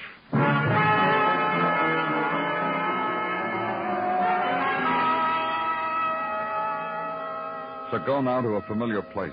Familiar because it's called the Bowery.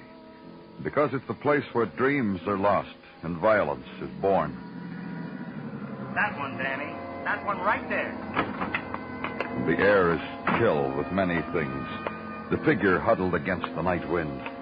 Cold chalk scratched on a brick wall. Dampness on lips as a woman watches you walk by. And into the derelict hotel and up the steps. And think briefly this is the sound of a winter's grave.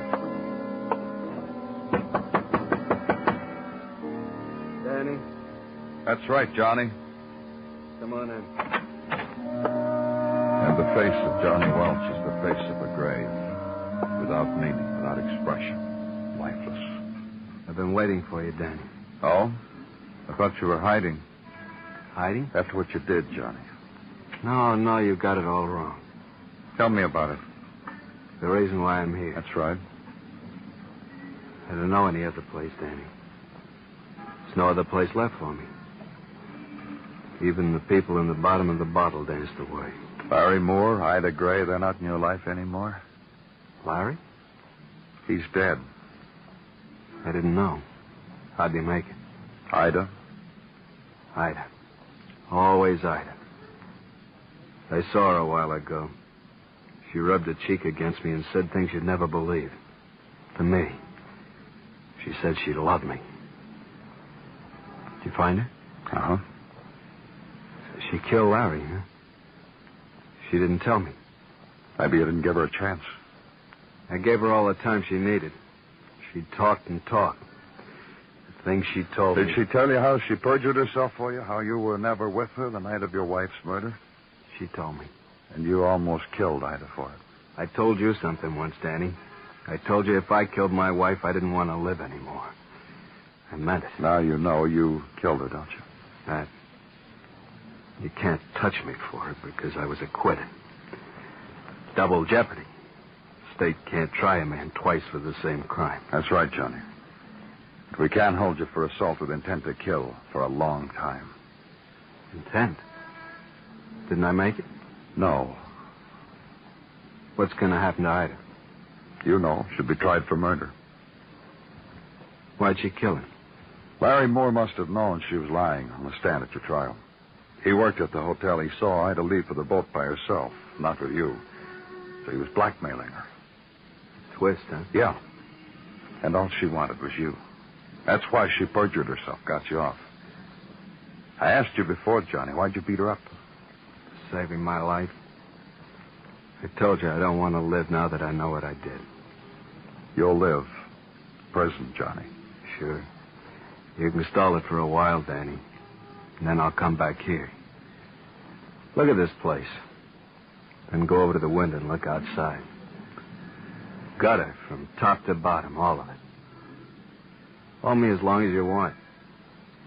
Then I'm coming back to it. Why?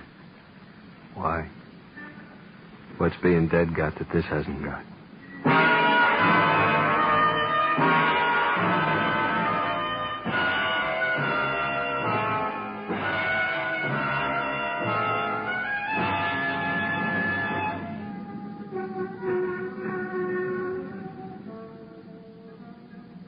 It's a panic in neon, this Broadway, where pleasure is a packaged commodity, like pain.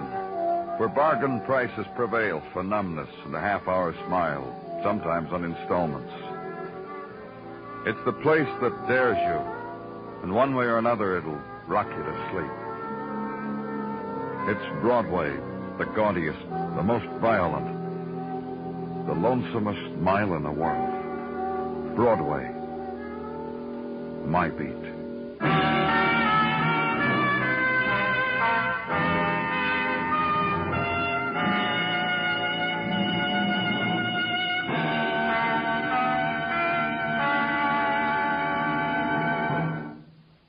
Broadway's My Beat stars Larry Thor as Detective Danny Clover, with Charles Calvert as Tartaglia and Jack Crucian as Muggavan.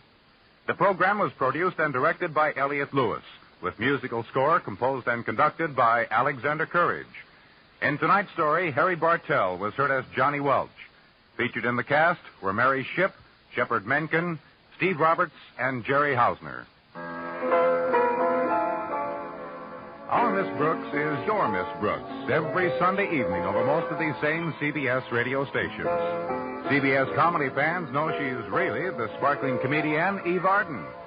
Folks who haven't met Mr. Boynton, education-slinging Eve's bashful boyfriend, and the rest of our Miss Brooks laugh mates shouldn't let another Sunday pass without enjoying this refreshing CBS laugh spreader.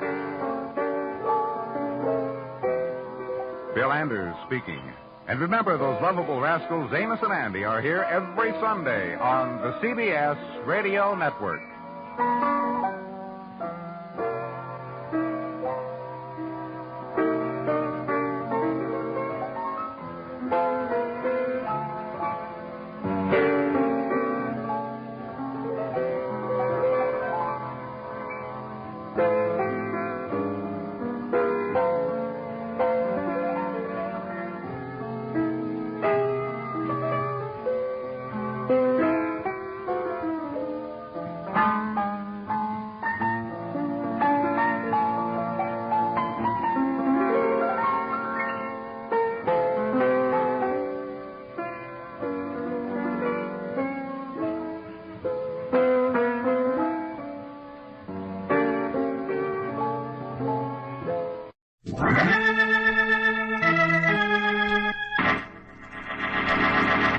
From New York City, the makers of Clipper Craft clothes for men and more than 1,200 leading retail stores from coast to coast present that immortal character created by Sir Arthur Conan Doyle, the world's most famous detective, Sherlock Holmes, starring John Stanley.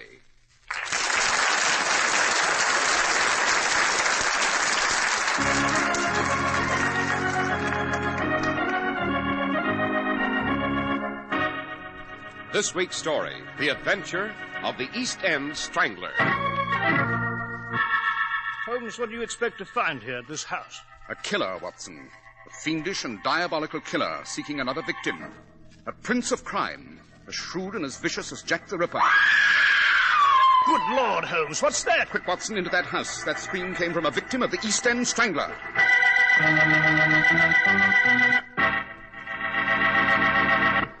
We're at the door of Dr. John Watson's study, and we're about to hear another of his adventures with the fabulous Sherlock Holmes. Well, good evening, Mr. Harris. Good evening, Dr. Watson. And what memoir are you compiling tonight, sir? Tonight, Mr. Harris, I am hard at work on an adventure that for sheer terror is unparalleled in my memoirs.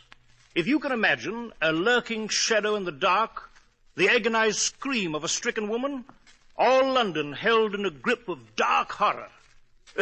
I'm afraid I'm a bit ahead of my story here, Mr. Harris. Well, you've got me on the edge of my chair now, Dr. Watson. What's this adventure called? My old friend Holmes always refers to it as the adventure of the East End Strangler. And after you give our audience a few hints on Clipper Craft clothes, Mr. Harris, I shall proceed with our story. Regardless of what the weatherman says, the calendar tells us that now's the time for a new spring suit. A good-looking spring suit that lifts your spirits and makes you feel the way you look. Like a new man. In short, a Clipper Craft suit, styled to make you look your best. Broad-shouldered, trim-waisted, the tapered-down look of a well-dressed man. Now, don't say that you can't afford that kind of suit, because you can. Yes, a genuine Clipper Craft suit of pure worsted costs only $45. And that beautiful Clipper Craft topcoat in all-wool gabardine or covert costs from $40 to $47.50. But Clippercraft clothes look like much more, feel like much more, actually make you look like the best-dressed man in any company. So tomorrow, visit your Clippercraft dealer and treat yourself to a spring suit you'll be proud to wear. A Clippercraft suit.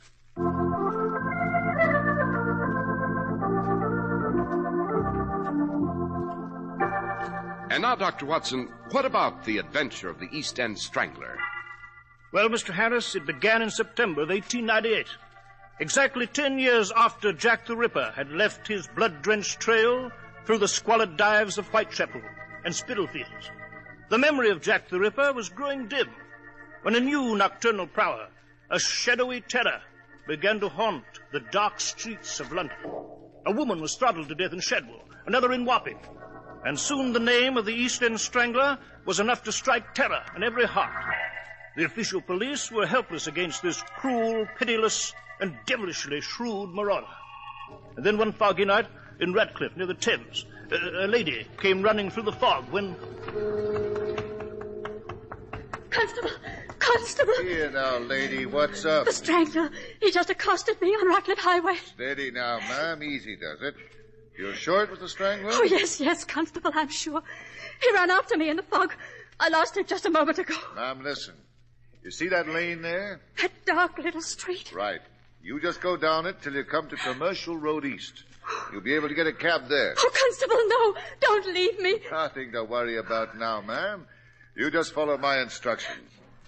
I'm going back and look for this East End Strangler. There isn't a man on the force who hasn't been itching to get him.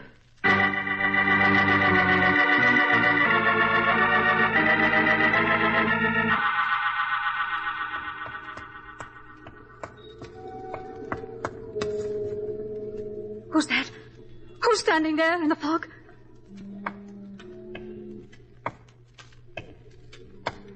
Who are you? What? Good evening, my dear. You. That's a lovely throat you have, my dear. So graceful and white like a swan's. Yes, my dear, the Strangler. The East End Strangler. And your throat. Ah, yes, your throat is smooth. So smooth, like silk. And graceful. So graceful.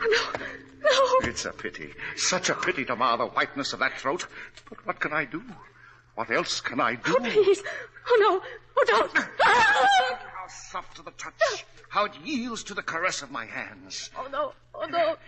Don't. Don't cry out, my dear. Don't fight and struggle. The others have tried to cry out, too, but it was useless. In a moment, you will feel no pain. Now it is all over, my dear. And it's such a pity. Such a pity. But then, my dear, what else could I do?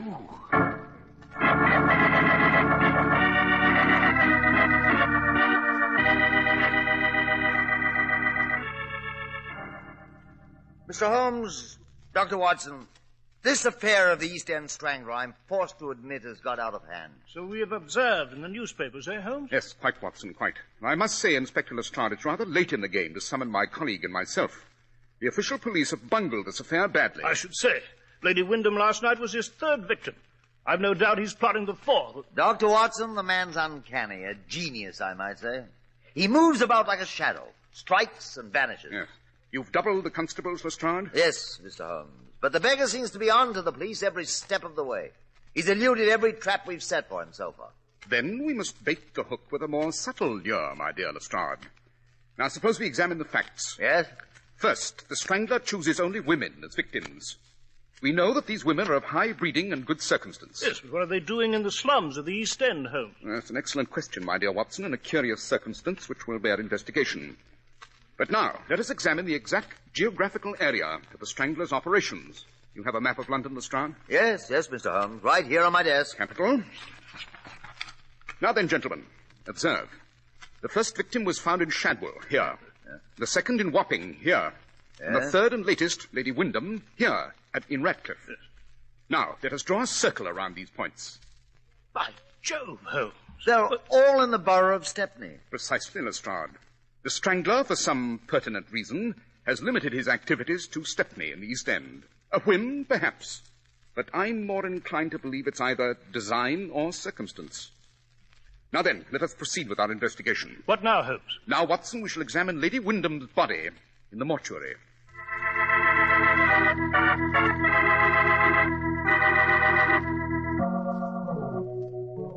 It's extraordinary, Watson. This East End strangler is not only wanton and cruel, but infernally clever.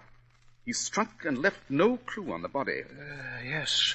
Inspector Lestrade, a question. Yes, Mr. Holmes. I note Lady Wyndham's purse is torn open and empty. Was this true in the case of the previous victims?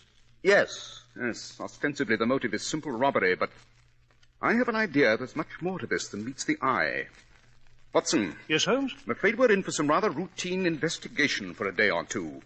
We must investigate the personal lives of the Strangler's 3 well-to-do victims and ascertain why they went to Stepney in the dead of night. Any suggestion for myself, Mr. Holmes? I have indeed, Lestrade. I suggest that you place a curfew upon all of Stepney Borough. Order all residents to be indoors by 9 o'clock.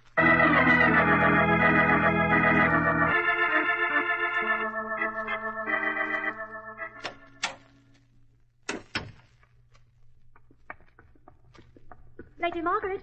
Lady Margaret, ma'am. Oh, it's you, Mary. What? You're all dressed, milady. Surely you're not going out at this time of night alone? Yes, I must. It's urgent. But it's dangerous, Mum. What with the Strangler walking the streets and all? I've got to take the chance, Mary. It's a foggy night outside, and I don't think anyone will see me. Lord love us, Mum, but it's all too much for a poor girl like me. Why should you be going out on a night like this and all alone? Mary, you remember my confiding in you about George? You mean... Yes, the man I almost married 20 years ago. I just got a letter from him this morning. Lady Margaret, then he's alive. He's come back to London. Yes, but he's in desperate straits, Mary. Oh, you understand. Hiding in the slums of Stepney. The police are pursuing him for something he didn't do, and he needs money. Money to get away. I must bring it to him tonight. Alone. And Mary... Yes, Lady Margaret? You're not to breathe a single word of this to anyone.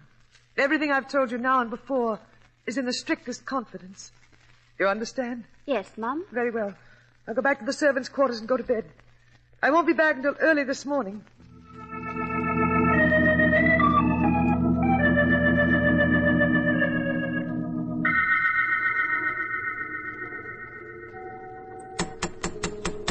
George! George, open the door. It's Margaret. George! Oh, this house seems dark, deserted. Who? I'm afraid you won't find anyone home, my dear. Who are you? Don't you know Lady Margaret? No. Yes, my dear. Don't. Such a lovely throat, such a pretty white throat, such a soft, warm throat. What can I do? Now then, my lady, first the letter from George and then the money, and we'll be off. All! Stand where you are! The police! All!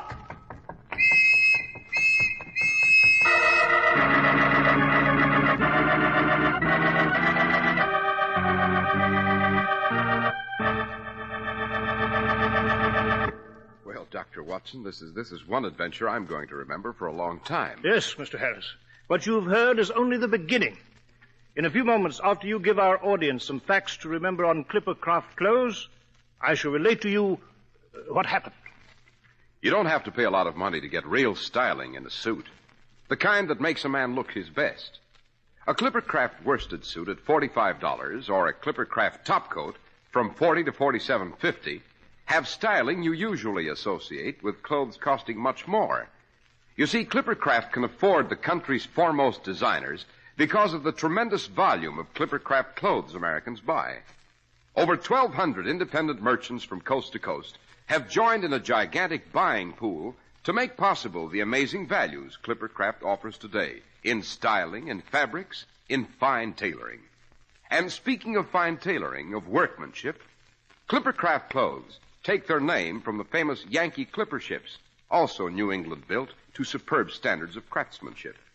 Yes, when your Clippercraft merchant invites you to compare Clippercraft with clothes costing many dollars more, he really means it. That's why men who know insist on Clippercraft clothes bearing the Clippercraft label. So be sure to visit the Clippercraft store in your city. These leading stores in the metropolitan area are proud to add their names to Clippercraft in your suits and topcoats. In Manhattan, Saks 34th, Broadway at 34th. John Wanamaker Men's Stores, Broadway at 8th and 67 Liberty Street. In Brooklyn, Abraham and Strauss. In Newark, New Jersey, Boulevard Men's Shop, Kresge Newark. And in Jamaica, the B&B Clothes Shop, 16408 Jamaica Avenue.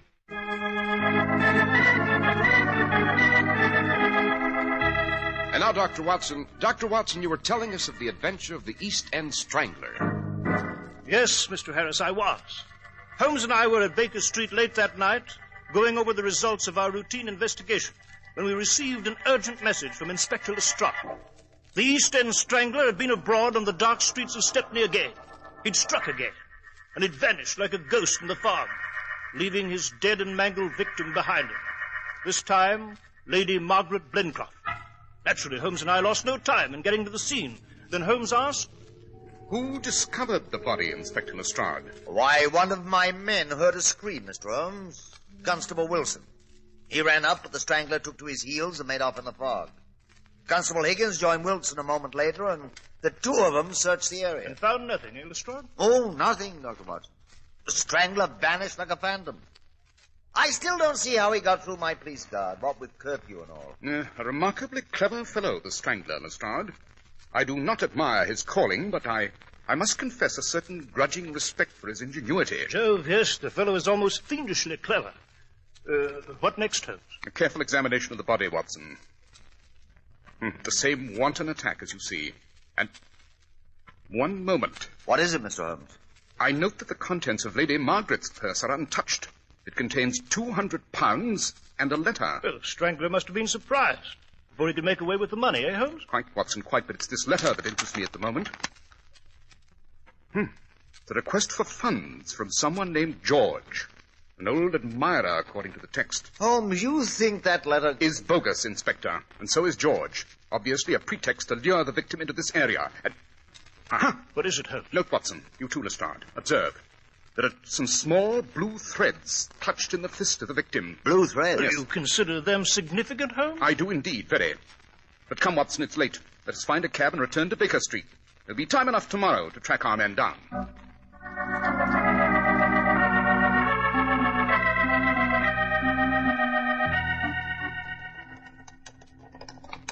Holmes, I must confess I'm completely baffled by this strangler fellow. Are you, Watson? I cannot say the same for myself.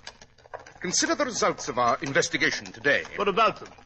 We found that each victim, on the day of her murder, had withdrawn a large sum of money from the bank. Yes, Holmes, I know. We know that the killer lured his victims to the slums of the East End, and specifically to Stepney, through the use of bogus letters purporting to be from old friends or lovers. Well, what about it, Holmes? Obviously, this fellow who's taken the mantle of Jack the Ripper must have had access to intimate and personal information concerning his intended victims. Yes, that seems reasonable, Holmes. Quite.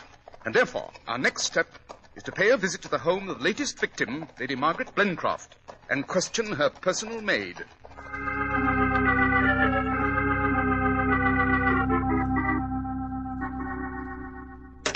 Well, Holmes, all the maid could tell us was that she was asleep.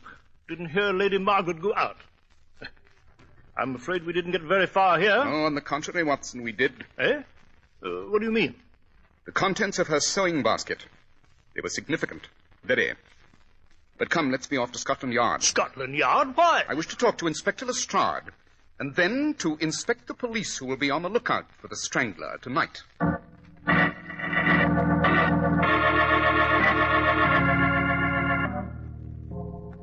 So these are the lists of the Metropolitan Police assignments, eh, Lestrade? That is correct, Mr. Holmes.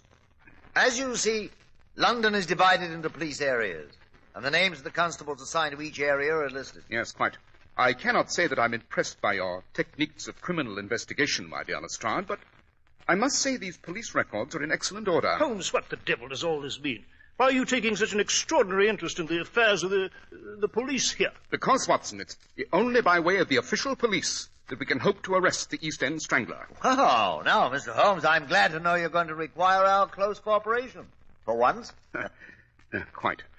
Now then, Lestrade, I understand you've requested a special inspection of the police constables before they venture into Stepney tonight. Yes, Mr. Holmes.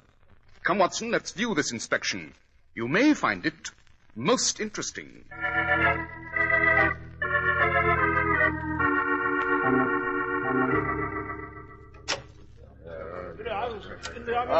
Well, here we are, gentlemen. As you see, the men are waiting for inspection. Attention! Oh, fine-looking squad of men, Inspector. Finest on the force, Dr. Watson. Suppose we review the constables now, Lestrade. As you wish, Mr. Holmes. After you.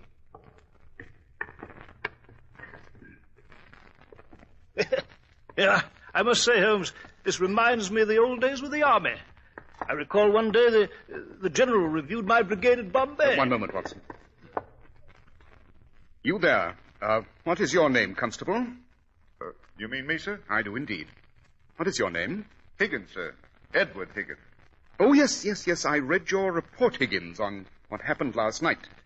Very neat. Very concise. Thank you, sir. I cannot say the same for your personal appearance, however. Oh, what do you mean, Mr. Holmes? Your tunic, man, your tunic. It's been torn in the collar and re-sewn with new thread. Perhaps you can explain the reason for this. Oh, no, you don't. Holmes, Constable Higgins is running away. James, what's the meaning of this? Come back. Stop that man. Stop him. He's running straight for that big window. There he goes! Holmes, he's made good his escape. He has indeed, but only for the moment. We must anticipate his moments from now on. Yes. Come, Watson. There's no time to lose. Right.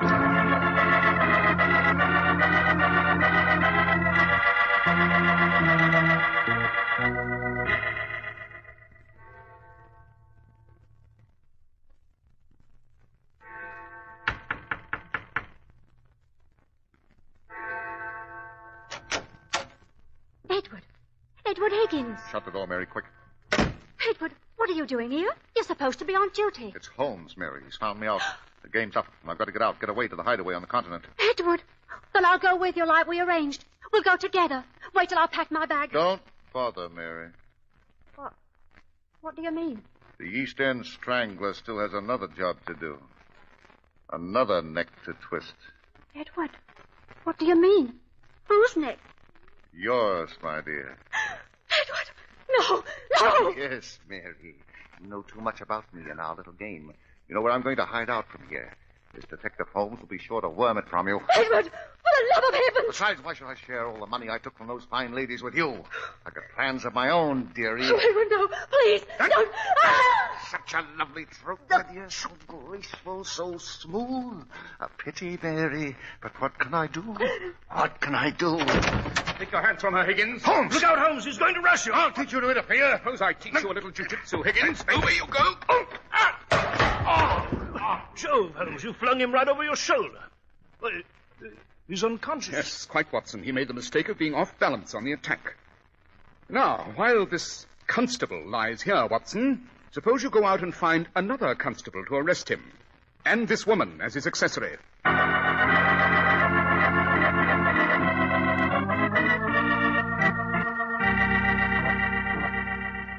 I see. So Mary the maid, through the gossip of other servants, learned of those women with past love affairs, and then told the Strangler, eh, Holmes? Precisely. But how did you know that he was a member of the official police, Mr. Holmes? Obvious, Lestrade. Remember, Constable Higgins had an intimate knowledge of police strategy, and therefore was able to elude the patrols.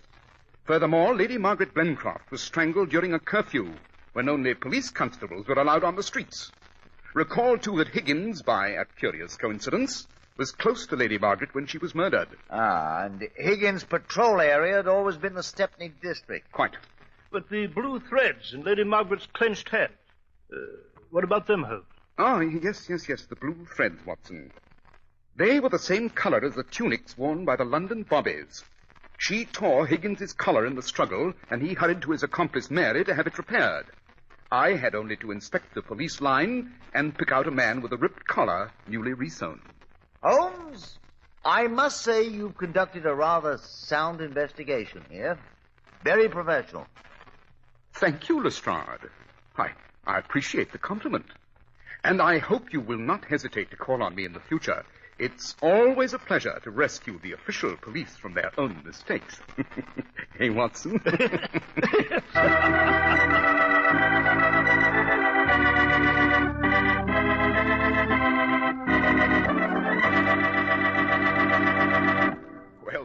Watson, that was some adventure. Yes, Mr. Harris. And I'm happy to say that while the person who made Mary received a life sentence for her part, the East End Strangler was hoisted by his own petard, so to speak, on a rope in Newgate Prison. I see. Now, Dr. Watson, what adventure will you relate to us next week? Next week, Mr. Harris, I shall tell you of an adventure which I have entitled Murder on a Wager. It concerns 2 dead bodies floating in the Mediterranean and an unbelievably odd wager that made history at Monte Carlo.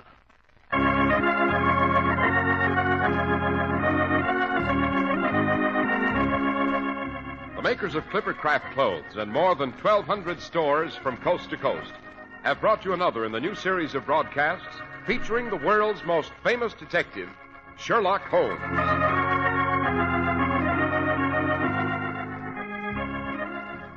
Our stories are based upon the character Sherlock Holmes created by Sir Arthur Conan Doyle, and the program is produced and directed by Basil Lochran.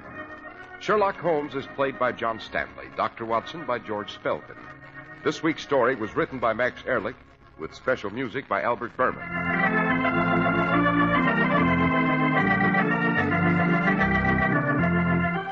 If you don't know your Clippercraft dealer, write Clippercraft, 200 Fifth Avenue, New York City.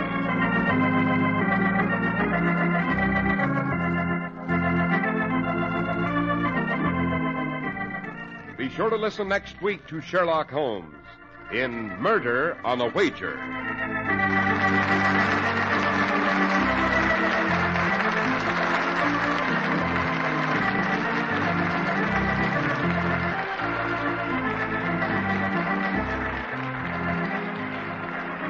This is Cy Harris speaking for Clippercraft Clothes. This is the Mutual Broadcasting System. Extra Big Town. Editor gets murder threat. Gang goes strike on Big Town. Extra Big Town. All right, pack your things, Lorelei. I'm sending you out of Big Town until I find out what's back of these racket threats. Oh, now, wait a minute, Steve. You're the one who's been threatened, not me. Now listen, Wilson. Lay off my rackets and I'll tip you on who's trying to get you. Is it a deal? I'll make no deal with you, Lawler. And call off your gun goons, or they'll get you the chair. Such are the highlights of the deadly gimmick of the Squeaking Rat on Big Town, brought to you by Lever Brothers Company, makers of Lifebuoy Health Soap. Another exciting adventure of fighting editor Steve Wilson of the Illustrated Press, whose newspaper creed stands for freedom and justice against the forces of intolerance and evil. The power and the freedom of the press is a flaming sword, that it may be a faithful servant of all the people. Use it justly, hold it high, guard it well. Now to Big Town and tonight's headline story of the deadly gimmick of the Squeaking Rat. This is the strange story of a 2- and 4-legged rat. One, a vicious little criminal with a warped sense of humor. The other, a toy mouse with a squeaker in its rubber hide.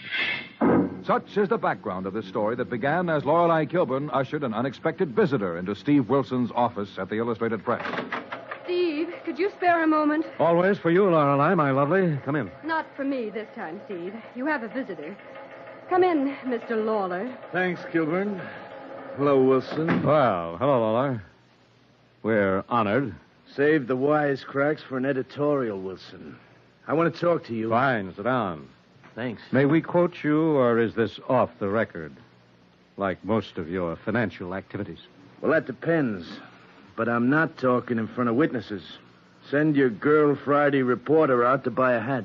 All right, go buy a hat, Lorelei. On the Illustrated Press expense account, That Steve? depends on Mr. Lawler.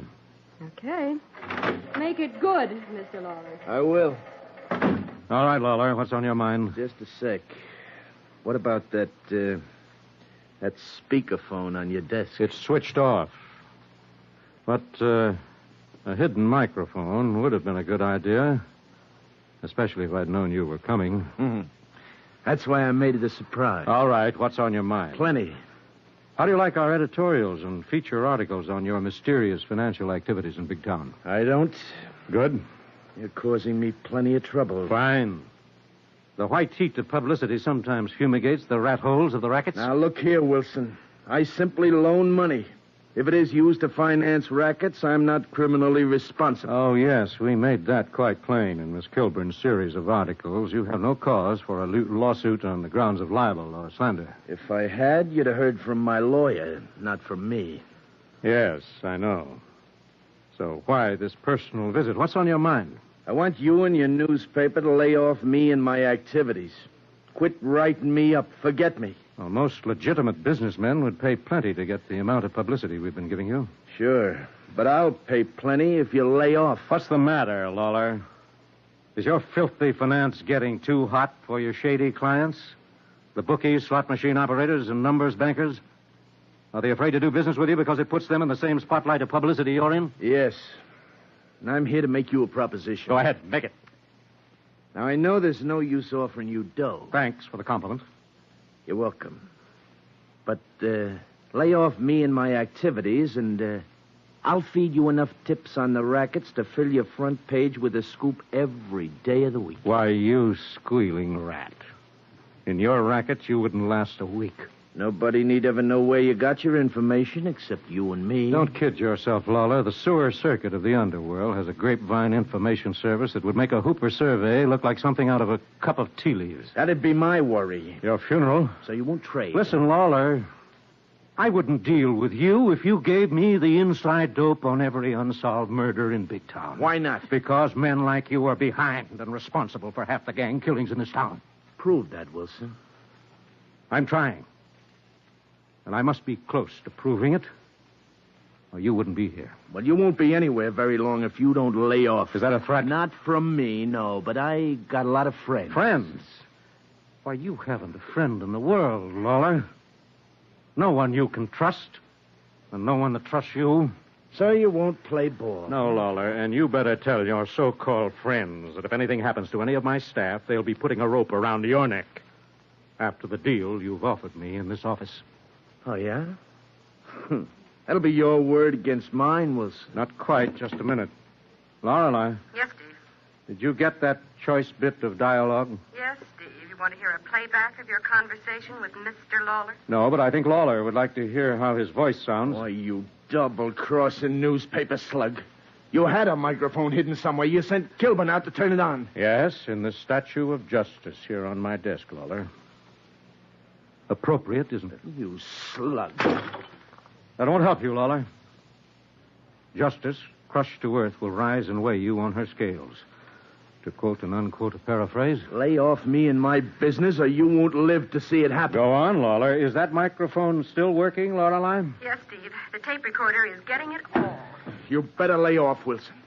You've started something, even I can't stop it. Get out, Lawler. Get out of this newspaper office and stop whatever you started. Because if anything happens to any of my staff, the recording of our conversation will be enough to send you up the river for the rest of your natural life.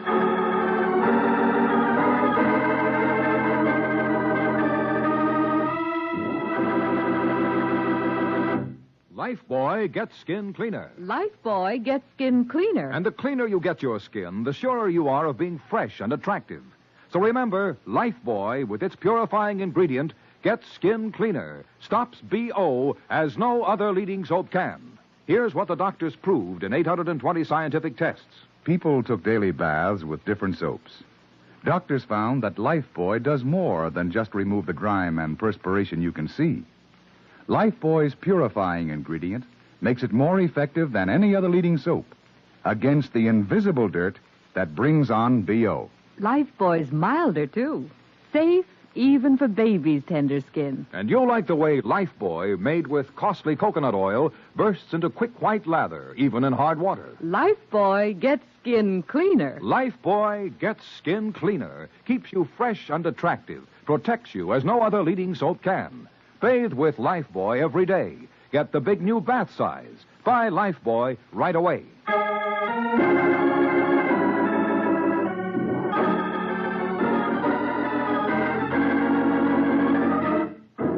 Now, back to Big Town and to Steve Wilson and Lorelei as they face a showdown with a big-time racket operator they have goaded into threats of retaliation in tonight's headline story of the deadly gimmick of the squeaking rat.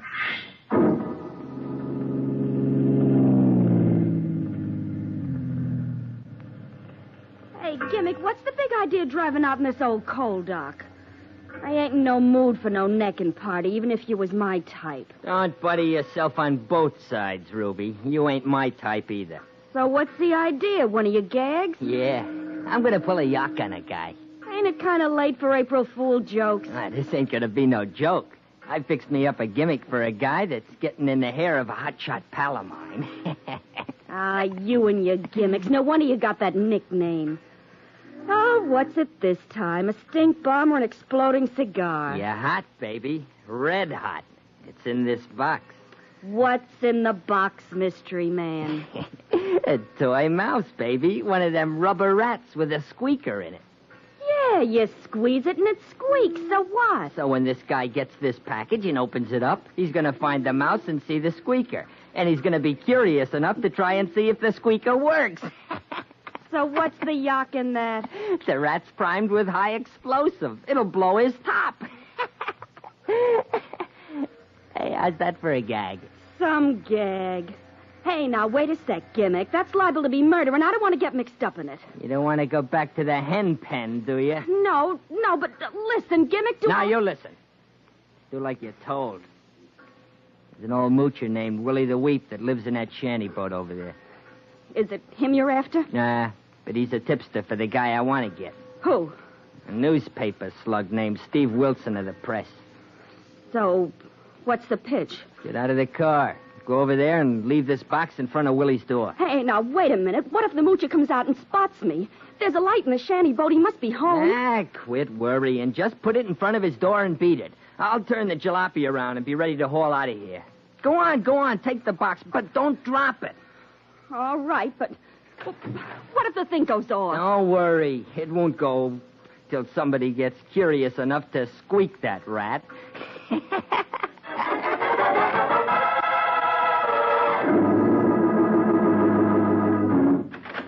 That recording is all ready to play, Steve.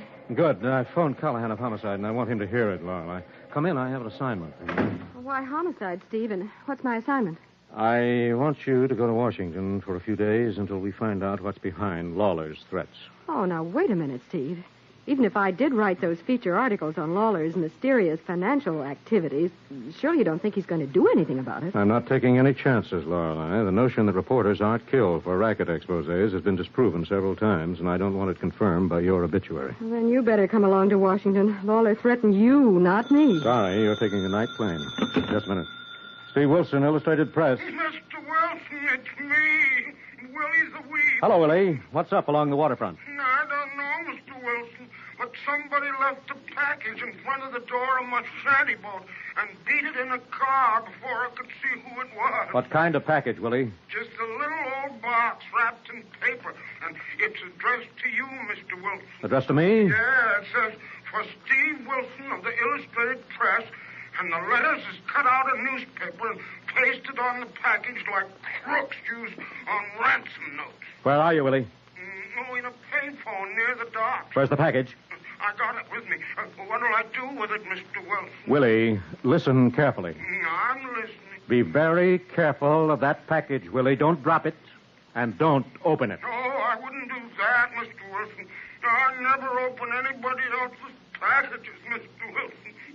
But why do you suppose it was left in front of my shanty door? Because someone must know you give me tips about events along the waterfront, Willie. I want you to come to the press office right away. Watch yourself now, Willie, and be careful how you handle that package.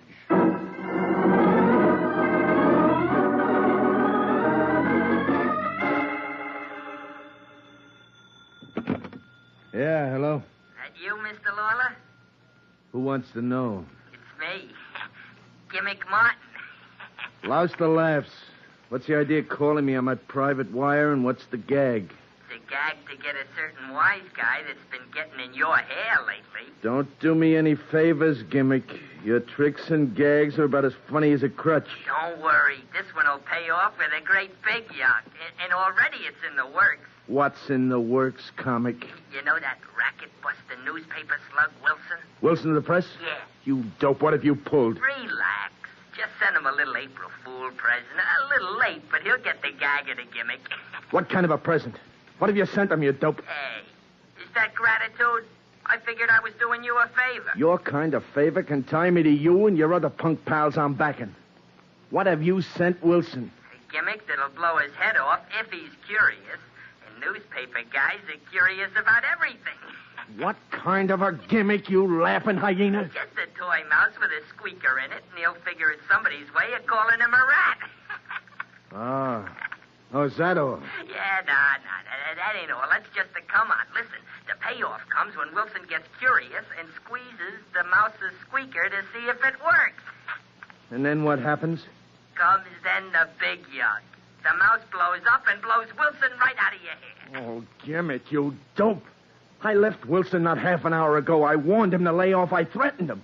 They had a microphone planted on me, and if anything happens, they'll nail me for it. Creeps. How was I to know that? Never mind. How did you send that booby trap? I planted it with a moocher named Willie the Weep, one of Wilson's waterfront tipsters. Well, get it back, you crazy fool. Get it away from that mooch. Now, wait a minute. I don't know as I can. I've been watching him. Willie phoned Wilson as soon as he found the package. He's on his way to Wilson's office right now. Go after him. Wait for him outside the press office. Get that package away from him before you get me a reserved seat in a chair.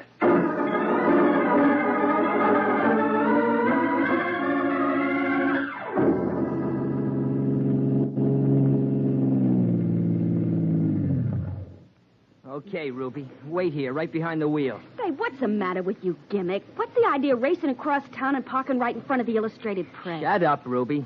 Stay under the wheel and be ready to roll out of here, but quick. Okay, but what's the big idea? What you watching for?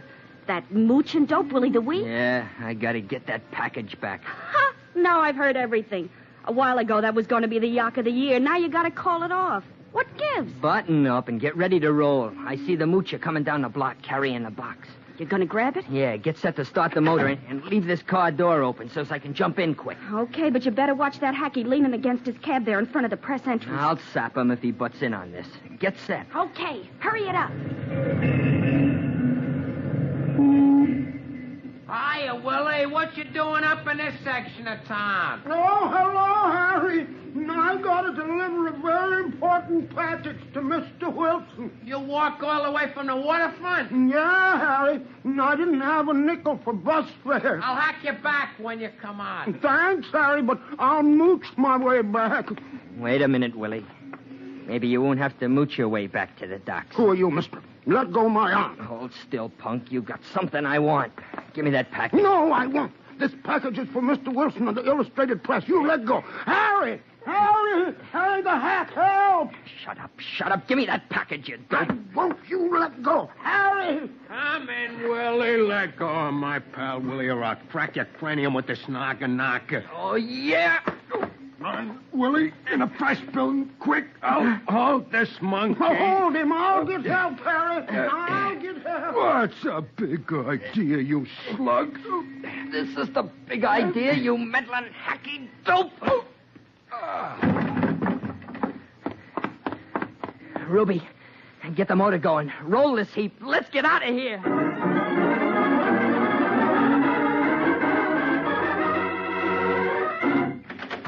Steve, here's Willie with the package, and Harry, look at Come him. in, Willie. Good grief. What's happened to you two? A fella tried to get this package from me right in front of the press entrance, Mr. Wilson. Yeah, he jumped Willie and I jumped him, but he was plenty handy with a blackjack, boss. Harry tried to hold him, but he got away in a car that had a girl driver. Did either one of you spot the license number? Not me. I was seeing stars. Sorry, boss. And I was too busy holding on to this package you said to be careful of, Mr. Wilson. Now, let's see that package, Willie. Put it on the desk. Very carefully. What is it, Mr. Wilson? How come I gotta be so careful with it? I don't know, Willie. But there's something queer about this whole affair, and we're not going to take any chances. Well, maybe it's a delayed April Fool's joke, Steve. Perhaps, Lorelei, but the fact it was left in front of Willie's shanty could mean it comes from someone who knows Willie works for us from time to time. Steve, maybe it's another one of those symbolic threats you get from cranks every once in a while. Knives, silver bullets, musical coffins, skulls with bullet holes in them. Yeah, have you still got the desk drawer full of them, boss? Yes, Harry? And Steve still calls it his no-hope chest. Yes, but this package is different. How so, Steve? Because someone tried to recover it, Lorelei. Something must have happened between the time it was left outside Willie's shanty boat and the time he reached here. That wasn't more than half an hour, Mr. Wilson. And in that half hour, someone changed their mind about wanting me to receive this package. Steve, Mark Lawler said someone might get you, shut you up if you didn't lay off. Yes, and Lawler knows we have a recording of his threats. Holy moly, boss. Maybe that box is a bomb, a time bomb. It's about the size of an alarm clock. No, Harry, I'm sure there's no time clock mechanism. I listened very carefully, and it isn't heavy enough for a battery type. Now, Steve, be careful. Don't open it. Don't worry. Inspector Callahan has a couple of specialists who know how to handle such things. Take that call, Lorelei. Tell whoever it is that I'll call them back. Okay, Steve. Steve Wilson's office, Illustrated Press. Hello, police headquarters. Inspector Callahan of Homicide, please. Steve Wilson calling. Oh. Who's calling me, Lorelei? Steve, I think you better take this incoming call now. Well, who is it, Lorelei? Mark Lawler, and he sounds worried. Well, he may have good reason here. Take this other call to Callahan. Ask him to come up here and bring one of his bomb specialists on the double. Okay, you talk to Lawler. He sounds like a cat on a hot stove. Well, he may be just that and a lot more. All right, Lawler. What's on your mind? I suppose you've got that wire recorder hooked up with this phone, Wilson. You'll have to risk that, Lawler. What's on your mind since you last talked? I got a hot tip for you, Wilson. I told you I'm not buying any tips from you, Lawler. I don't want anything for this tip. And I don't want any favors. You better listen, Wilson. Why should I listen to you? You're marked to get it, and how? All right. How? Well, just for the benefit of your tape recorder, I don't know. But you're primed to get it, but good. Stop lying, Lawler. If you know anything, you know all about it. And you probably know your stooge wasn't able to get the package back from Willie the Weep. Hey, it wasn't my idea. I had nothing to do with it. Well, you'll have a tough time proving it. After the threats you made in this office tonight? Well, I didn't know about it then. I was just bluffing, trying to scare you off. Yes, I thought as much. What have you heard since then? Who sent that package? Talk. All right, Lawler. Talk if you want to get out of this. Wait a minute. What's the deal for me? I'm making no bargains with you, Lawler. Who left the package with Willie the Weep and beat him up with a blackjack trying to get it back? What's his name? What's his name, Lawler? All right. A punk numbers banker called Gimmick Mott. Gimmick Mott? Yeah. Where's he hang out? I don't know. But he's going to call me again in a few minutes, and I could tell him to be someplace, and you could pick him up. Tell him to be at your office in half an hour. My office? Yes, your office. But he'll know I crossed him up if you show with the cops. He'll know it sooner or later. Take it or leave it, Lawler. Okay, I'll take it. All right. Have him at your office in half an hour, or the gimmick's gimmick may blast you into prison for a lot of years.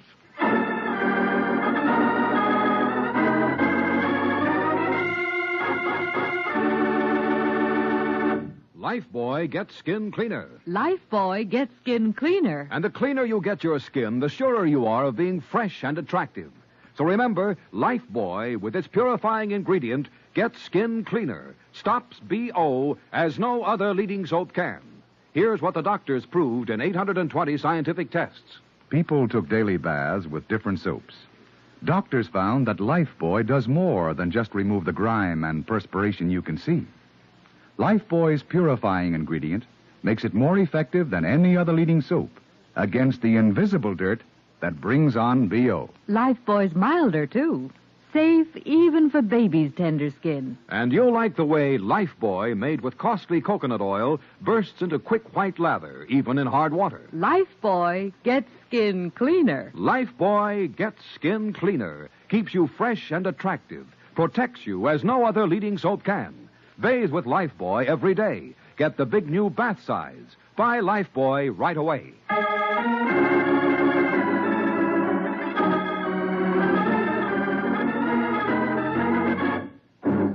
Now back to Big Town and to Steve Wilson and Lorelei as they approach the office of Mark Lawler, a racket backer, in tonight's story headlined The Deadly Gimmick of the Squeaking Rat. Oh, there's Lawler's office, Steve, at the end of the corridor. Wait here, Lorelei. This is where you get off. But, Steve, you're not walking in there alone, unarmed. Oh, yes. But I'm not exactly unarmed, Lorelei. I have this little toy mouse the gimmick sent me with his murderous compliments. But what's the good of that toy mouse? I think it'll frighten a confession out of the gimmick. And Lawler, out of the business of financing rackets, wait here for Callahan at Homicide, Lorelei. He'll be here in a couple of minutes. Then come in and get the facts for Fletch on the city desk. All right. But you be careful. I don't have to phone in your obituary for the final. I'll try to avoid that. Oh, hello? Wilson. A racket buster newsie. Sit down, Gimmick. Come in, Wilson. Close the door. Thanks, Lawler. I see you got him here. Hey, what's the idea, Lawler? Is this the way you pay off guys that try to do you a favor? I don't go for favors to tie me into murder and maybe the chair. I'll get you for this, Lawler. I'll get you for this cross-up if it's the last thing I ever do. You'll have to wait quite a few years before you have a chance to try, Gimmick. Oh, yeah? You ain't got a thing on me, Wilson. Not a thing, but this little present you sent me, care of Willie the Weep. Hey, what's that? I never seen it before. I'll refresh your memory, Gimmick. Let's see what's inside this box. Hey, take it easy, Wilson. Take it easy. Why back away, Gimmick? Aren't you curious? Let's see what's so carefully wrapped in this tissue paper. Hey, take it easy. Well, if it isn't a little toy mouse, look at it, Gimmick. Hey, cut it out. Take it easy. Stop backing away, Gimmick. It's only a toy mouse. Listen, Wilson. Yeah, it was only a gag. For a yak. Yeah, for a laugh. So you admit you sent it to me as a favor to Lawler? Yeah, a guy give me it. I'm always picking up things for gags.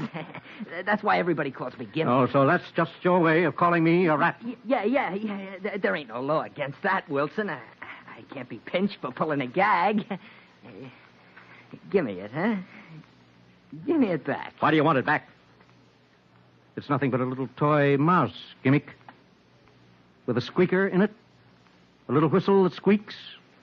If you press it like... Wait a minute. Don't squeeze that rat, Wilson. Why not? Here, you take it. No. You press it, Gimmick. Suppose you see if it squeaks. No, keep it away. Keep it away from me. It's loaded. Loaded with what? High explosive. It'll tear us to pieces. So it is a deadly booby trap, a murderous little hand grenade in the body of a rubber mouse. Yeah, take it away. Put it down, And you're loaded? Wilson. And send it to me. Yeah, put it down. I fixed it. It'll blow if you drop it. Put it down. All right, you can stop backing away. Okay, Callahan. Nice going, Steve. We've got all we need. But put that mouse down on the desk. Easy. And for heaven's sake, don't squeak that rat. Well, why not, Callahan? It's served its purpose. It's nothing but a harmless substitute copy of the one your bomb squad boys took to headquarters. Wilson, you tricky slug. You pulled a yak on me. Yes, Gimmick. Would you like to hear this one squeak now? Steve, don't. Yes, Steve. Put that thing down, slow and easy. Well, why should I put it down, Callahan? Because my bomb squad boys made a mistake. They got them rubber rats mixed up when they repacked the box for you. They did what? Yeah. The one they took to headquarters was the Dut. And this one is the McCoy, still loaded with high explosives that would have gone off if I had squeaked it? Yeah, Steve. To quote and unquote, lay that squeaker down, Steve. Just lay that deadly squeaker down.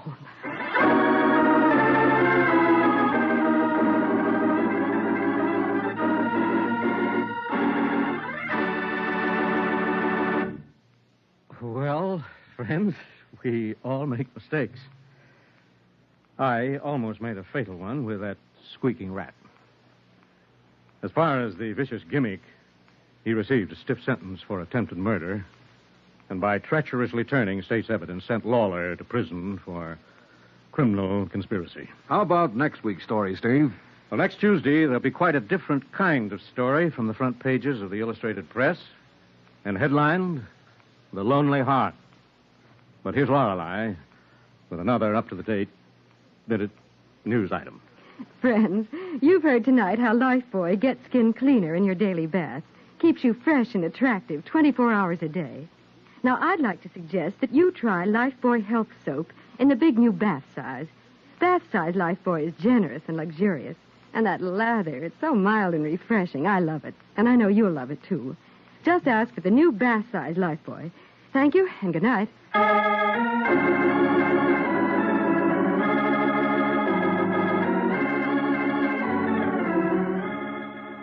Friends, if you'd like to see what the cast of Big Town and their real counterparts look like, see the exciting story in the April 12th issue of Look magazine, now on the newsstands. The current issue of Look is complete with pictures of Big Town's leading characters and their real-life doubles. In tonight's dramatization, all names, times, and places are fictional. Big Town features Edward Pauley as Steve Wilson, Fran Collin as Lorelei Kilburn, and is written and produced by Jerry McGill.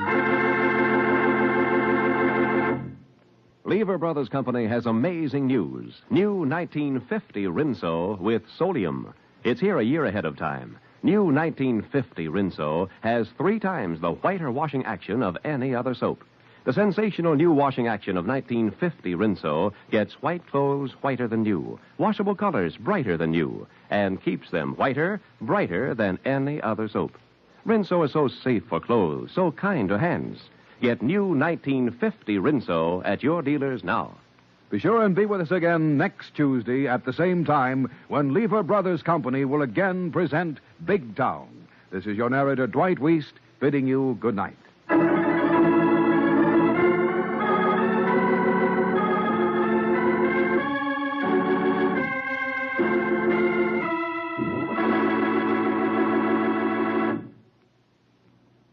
This is NBC, the National Broadcasting Company.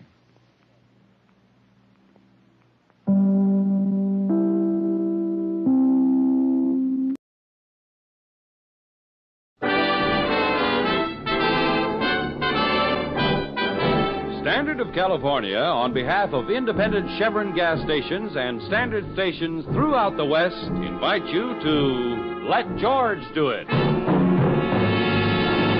Another adventure of George Valentine. Personal notice. Danger is my stock and trade. If you're up against something you can't handle and it has to be kept strictly confidential, you've got a job for me, George Valentine. Write full details. Dear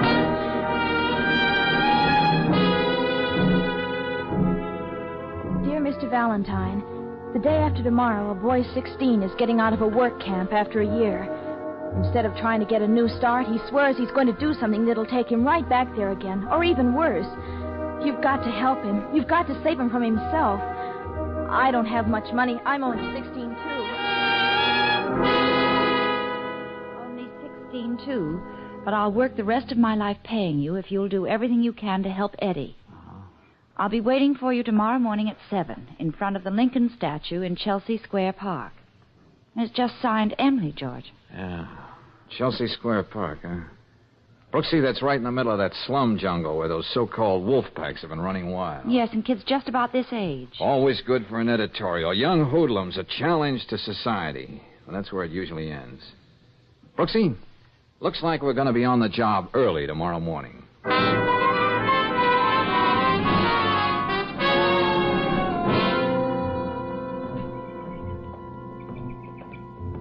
George, wait a minute. What is it, Brooksy? Over there, sitting under the statue of Lincoln. There, feeding the pigeons. Oh, yeah. Looks like our girl, all right. Come on, Angel. Let's see how unlike an editorial we can be when we talk to her. Now, that's all the crumbs I have. No use hanging around. Go on, scoop, go on. Emily? Yes? Oh, Mr. Valentine? Yeah, that's right. Gosh, I didn't really believe you'd come, and I... Hello, Emily. This is Miss Brooks. We work together. How do you do? Hello, Miss Brooks.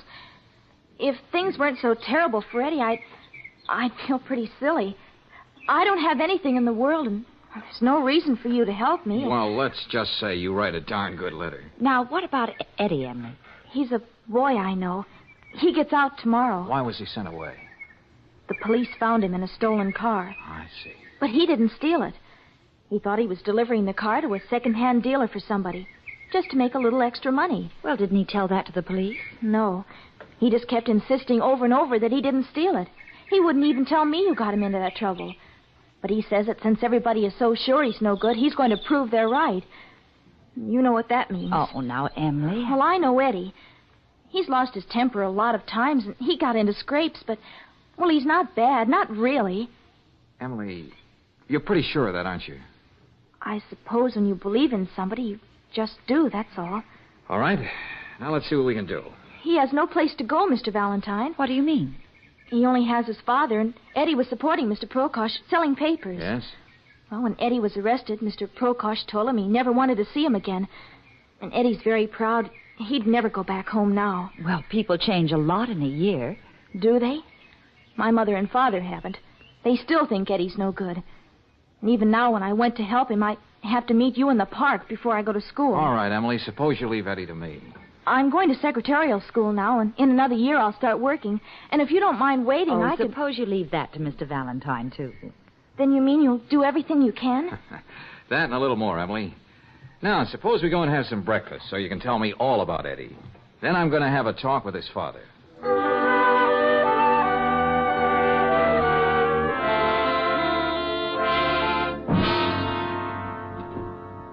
I don't care who you are. I want to hear nothing about my son. I got no son. Now get out of my house. Now, just take it easy, Mr. Prokosh. Look at me, mister.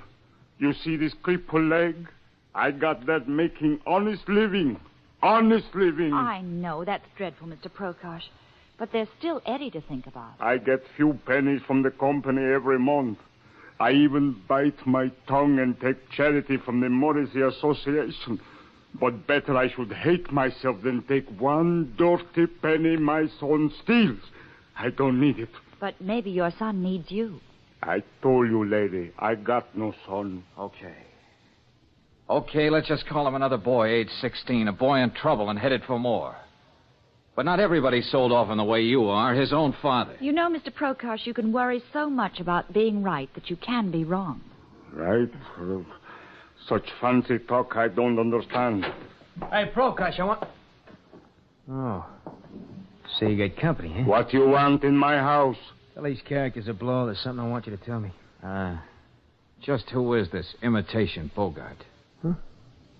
His name is Dan Lucas. He's the worst hoodlum of them all. Look, Pop, Eddie's time's about up. When's he getting out? I gotta know. I tell you nothing. You heard me. I gotta know. And you're gonna tell me. You what?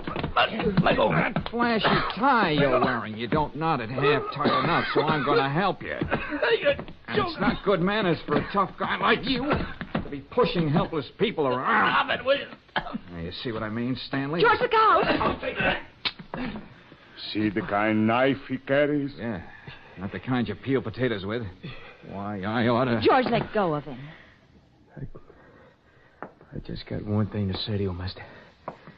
Stay out of this neighborhood after dark if you want to live. Which way do you want to go downstairs, on your head or on your feet? I ain't through with you.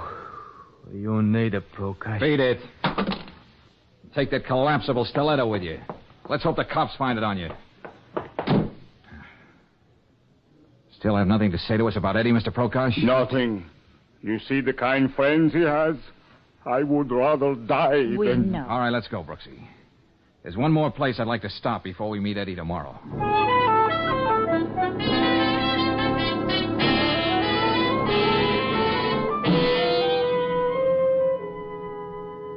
What do I know about Eddie Prokosh? Just about everything, Mr. Valentine.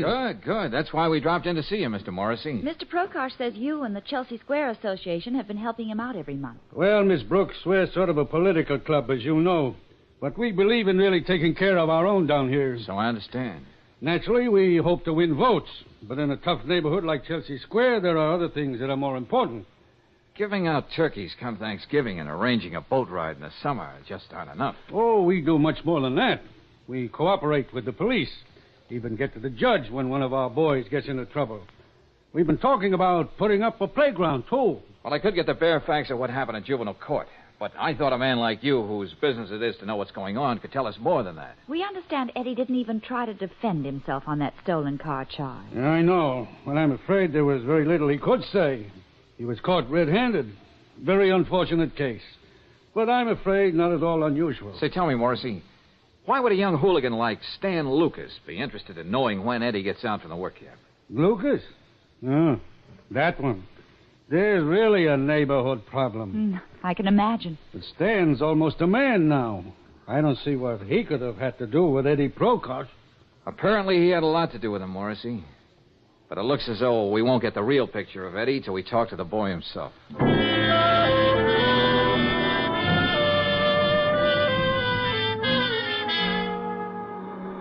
Hey, how about a lift, mister, huh? Hey, you going into town? How about a... All right. Why knock yourself out, kid? I'm going back to town. I'll give you a lift. What? Oh, I didn't see you parked under that tree. Hop in, Eddie. Okay, thanks. What? How did you know my name? I've been waiting for you, kid. But we'll go into all that later.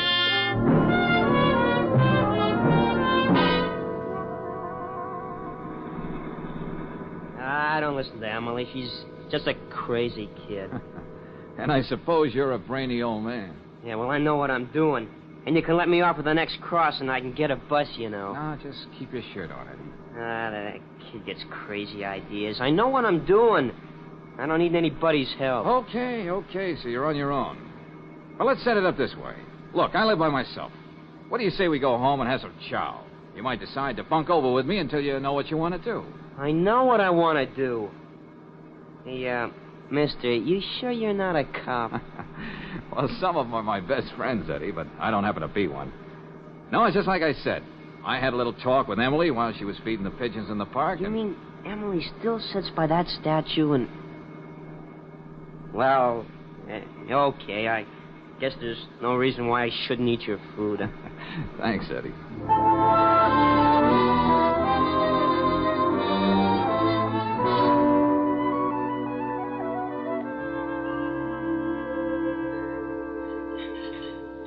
There's only one thing a woman likes better than to see a man clean up that last drop of gravy on his plate. Oh, what's that, Brooksy? Two men doing the same thing. Yeah, I sure packed away a lot, didn't I? That's why I was here, Eddie. Go on, rave some more about my cooking to Mr. Valentine. It may help. See you in the office in the morning, George. Glad to met you, Eddie. Yeah, me too, Miss Brooks. Well, thanks, Angel, for being chief cook and bottle washer. Ready to see those dirty dishes in the sink. Good night, George. Oh, Mr. Valentine. Yeah, Eddie? Thanks a lot for the meal, but I gotta get going now. No, Eddie, no. You're gonna stay right here tonight. Now, look, I said it. You're stewing about something. You can't wait to get it out of your system without thinking of the trouble it's gonna cause everybody, including yourself. Will you stop preaching at me? You got no right just because you give me a meal. I'm getting out of here. Not tonight, you're not. Now, look, kid, give yourself a chance to sleep on it. You may feel differently in the morning. I'm leaving by that door, so get out of my way. Now, I don't want to have to get tough with you, but... Yes? Okay, you asked for it. Sorry, Eddie. Oh. Asked for it, too.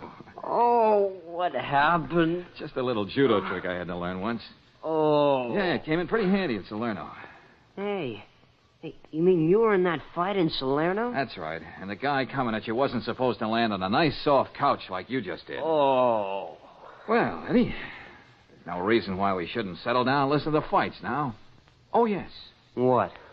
When you do go to bed, just remember, I'm a very light sleeper. So? So, don't get any fancy ideas about running out on me.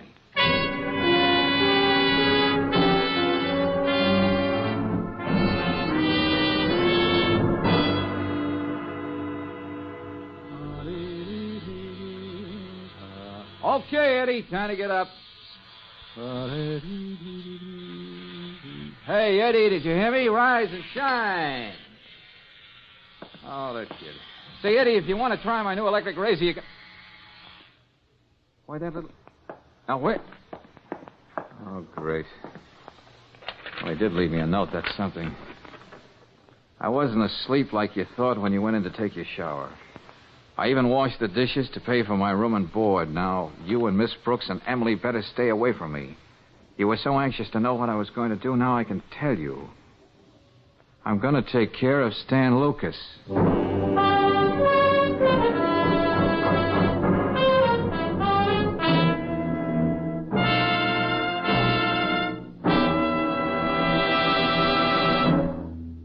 We'll return to tonight's adventure of George Valentine in just a moment. Meanwhile, a word about wear and tear. Most motorists believe, and quite naturally, that automobile engines wear out faster when they're running. But that's not true. Your car faces its biggest danger when it's standing cold. For that's when rust, caused by condensed moisture inside cylinders, starts to work. And that's where RPM Motor Oil can help you avoid a repair bill. RPM's special compounds keep a rust-proof oil film on all engine parts all the time. Whether your car is running hot or standing cold, RPM clings stubbornly to vital wear points. And consequently, rust never has a chance to get started in your car. No wonder it's the 2-to-1 choice of Western motorists. Next time you need oil, ask for rust-fighting RPM motor oil at any standard station or independent Chevron gas station. While you're there, ask for a free copy of Batter Up. It's a wonderful handbook on baseball, a gift to you from independent Chevron gas stations and standard stations where they say and mean, we'll take better care of your car.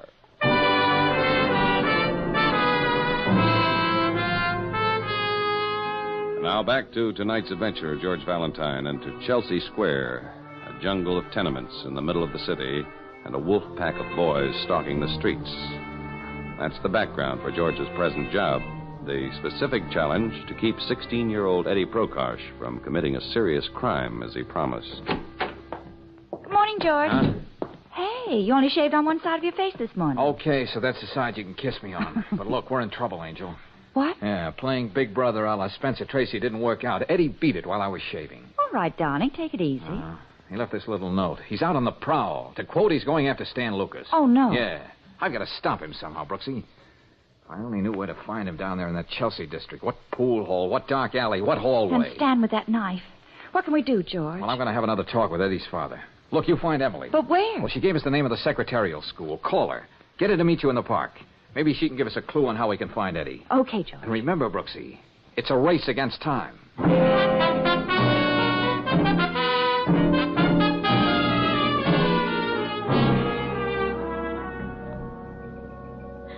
But Eddie can't do that. He mustn't. Emily, stop crying. Yes, Miss Brooks. Emily, I'm not going to talk to you like a child. If you're old enough to fall in love with a boy, this is no time to let him down. I know. I know. You came to us for help. Now we need yours.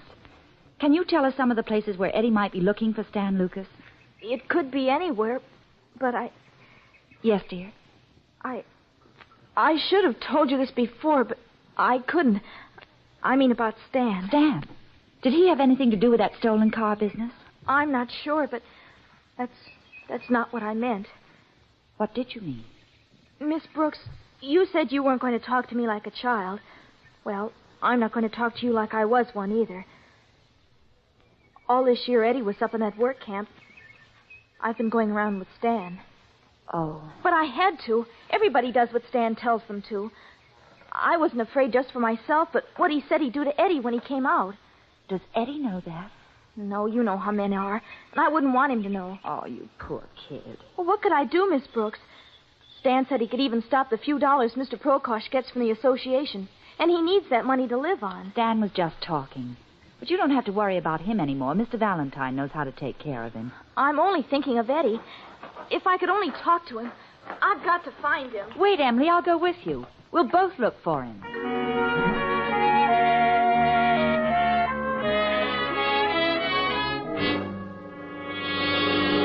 All I want to know, Mr. Prokosh, is whether Eddie's been here or not. He knows better than to come here. Oh, yeah. And I suppose that makes you a great father. Hey, look, Eddie's wandering around. A few words well chosen might save his whole life. And all he gets is a door slammed in his face. I got nothing more to say, Mr. Valentine. Well, I have one more thing to say. Your son's out to kill somebody. K-I-L-L. That's the kind of thing you get the big rap for, even a kid of 16. My Eddie, he would not... First a thief, then a murderer. Okay, Prokosh, I can't waste any more time on you. A 16-year-old girl had more faith in your son than you have. And I've got to keep faith with her. That stubborn old... Remember me, big shot? Well, at least I didn't have to look for you, Stan. No, you didn't. Because I was looking for you. Jump, boys, jump. Hold against that wall. Okay, Stan. Hold him. Twist his arms back, Slim. Yeah. I want to do this right. Hey! No! Oh! I owe this mug something. Imitation Bogart, huh? You had something to say about my knife, didn't you? No. How do you like it now? I ought to carve my initials all over that face of yours. Hey, don't do it, Stan. No, I won't do it. It's really going to be a pleasure to work him over so even his own mother wouldn't recognize him.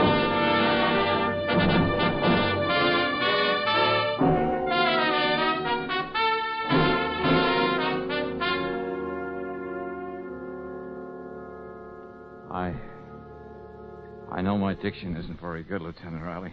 Valentine, what's the matter with you? Where are you? Just about got to the hall phone. Look, you got to do me a favor. Yeah, sure. But what's wrong with you? I thought I could keep the police out of a boy's life, but it's way over my head now. I need your help, Lieutenant. Okay, shoot. Look, pick up 2 boys down on Chelsea Square fast. Eddie Prokosh, about 5'8", freckles on his nose, wears a leather jacket. And Stan Lucas, get it? Stan Lucas, yeah? He's a dirty, vicious little... Oh. Valentine, you stay where you are. Don't worry, Lieutenant. I can't help myself.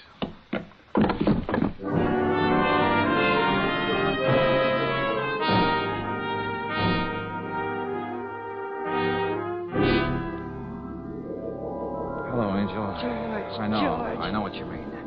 Guy doesn't look his best in these hospitals. Oh, darling, your face. Look, what about Eddie? Did they pick him up? Yes. Before he got to Stan? Uh-huh. Oh, good. Not quite so good. What happened, Brooksy? Lieutenant Riley has Eddie in jail. Huh? They found a gun on him. But if he didn't get to Stan, The then... gun was taken from a watchman in a holdup this morning. Eddie? No question about that gun. But, Brooksy, when that guy's wrecking and now this... I know. But, George, what do you think you're doing? Where are you... Oh, I'm getting out of here and have a talk with Eddie in jail.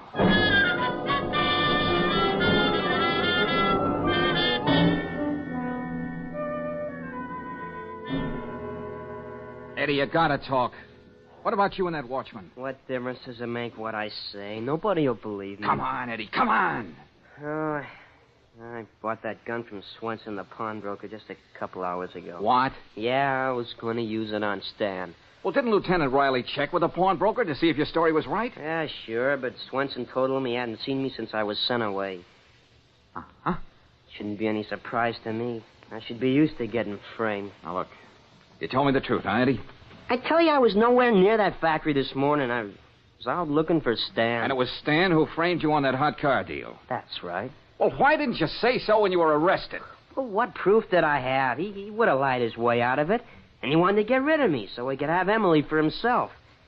Yeah, I know all about her going on with him while I was away. One of the kids up at camp told me. Oh, now, wait a minute, Eddie. You got Emily all wrong. Yeah, You know why Emily was going out with Stan? She explained all that to Miss Brooks. I'm not interested. She was afraid of what Stan would do to you when you got out. And he said he could stop the allowance your father was getting every month. What? What's that? You heard me, Eddie. If Emily were giving you a runaround, she wouldn't come to me to keep you from making a darn fool of yourself. Yeah, but... nobody does anything for anybody unless there's a payoff in it somewhere. Nobody gives a good hoot about me anyway. Look at me, tough guy. My face, I mean. Stan and the gang did give you a good going over, didn't they? Oh, yeah. Very artistic job. You think I'd look like this if I didn't give a good hoot about you? Well, And I suppose the payoff in this for me is going to be $1 million. I'm sorry, Mr. Valentine. Okay, Eddie, we understand each other. Now, I'll show you how much I believe in you. Here, take this. A knife? Yeah, that's right. Wolfpack style. A la Lucas. I don't get it. I'm going to talk to Lieutenant Riley. And you're going to have a chance to talk to Stan alone in his cell when they bring him in. You mean you're going to let me loose with him? With this? That's right, Eddie. Oh, that'll be just dandy with me. Now, look. We've got to get Stan to talk, and he's not giving out for the police or for me. You're the only one who can make him talk. Now, you listen closely.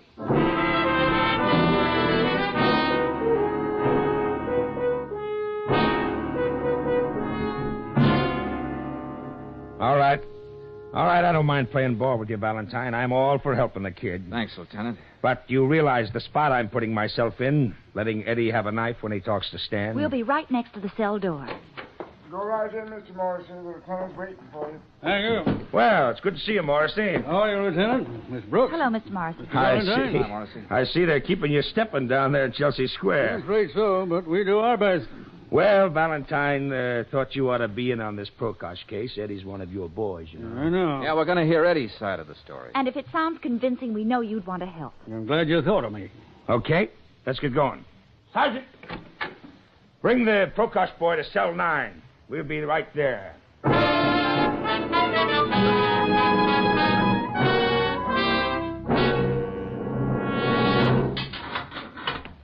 Okay, Eddie. The lieutenant says you can talk to this guy 5 minutes. Thanks. Well. Where'd you get out, Prokosh? You didn't stay out very long, did you? No, you saw to that, Stan. Come on, you're talking through your hat. Am I? You want me to give your regards to anybody when I get bailed out? Emily, for instance? You're not getting out of here. What are you doing? You ought to know this trick. How to hide a knife in your shoe so they don't find it when they search you. Hey, Eddie, put that thing away. I've been waiting to catch up with you, Stan. Look, stay away from me. You framed me running those stolen cars. Well, now you're going to pay for it. Look, kid, take it easy, will you? Didn't you? Look, I didn't mean to frame you, Eddie. It was all a mistake. Help! Somebody help! He's going to... Stop him! Well, Help! I was looking around for a gun, and sooner or later I'd wind up at Swenson's, so you planted that hot gun there. Yeah, that's right. But look, kid, help get this guy out of here. You hear me? Get him out of here! Well, get him out of here, all right. He was trying to murder me.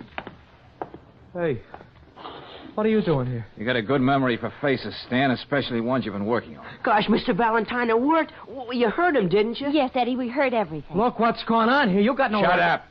Mr. Morrissey, get me out of here. I didn't do nothing. Well, the less you say, the better, Stan. Look, you can't let him railroad me like that. I'll do everything I can, same as I would for everyone else from our district. I guess you're going to stay put, Lucas. And the rest of your gang will be sent to a place where they can learn to do something useful with their lives. Come on, everybody. Wait a minute, Lieutenant. Huh? Isn't it going to be kind of crowded in here for Stan and Mr. Morrissey? What are you talking about, Valentine? What do you mean, George? That was some nice double talk between you and Stan a second ago. The less he says, the better. The better for you meant, didn't you, Morrissey? Now, look, Lieutenant, and you, Stan, you said, you can't let them railroad me or I'll... Well, or you'd give away the whole works, wouldn't you? Morrissey was the real guy behind the stolen car racket and a lot of other rackets down in Chelsea Square. Morrissey, you were using Stan to bully the other kids into line. That's why Stan boasted he could cut off the little money Mr. Prokosh was getting from the association. Well, you don't seem to have much to say, Morrissey.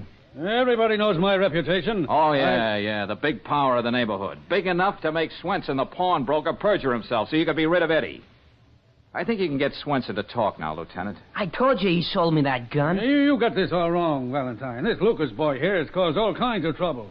If he tries to implicate me, surely no one is going to believe him. Look, Morrissey, you're not going to walk out and leave me holding the bag. Valentine is right. I got lots of proof. Keep quiet, you little rat. See what I mean, Lieutenant? On second thought, it wouldn't be safe to leave them both in the same cell.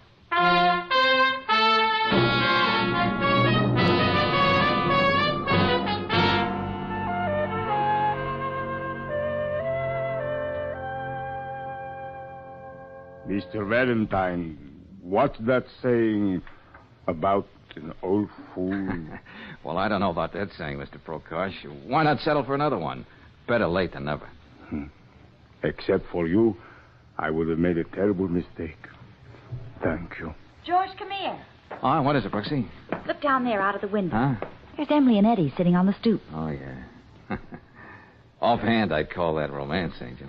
And offhand, I remember a saying, too. Hmm? Speak for yourself, John, if you know what I mean.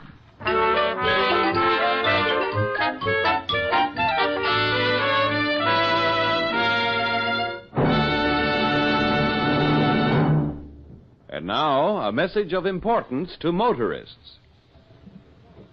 The merry month of May means a merry vacation for a lot of folks. And if you're one of them, here's the way to start out safe as well as happy. Just make sure your car gets a vacation check at a standard station or an independent Chevron gas station. Do this a day or two before you start out. When the men at these service stations inspect your tires, battery, crankcase oil, spark plugs, all the vital parts, they give your car the same thoroughgoing care they'd give their own. While you're getting this important vacation check, get a new keyless gas cap, too. It has a simple combination lock, no key to lose.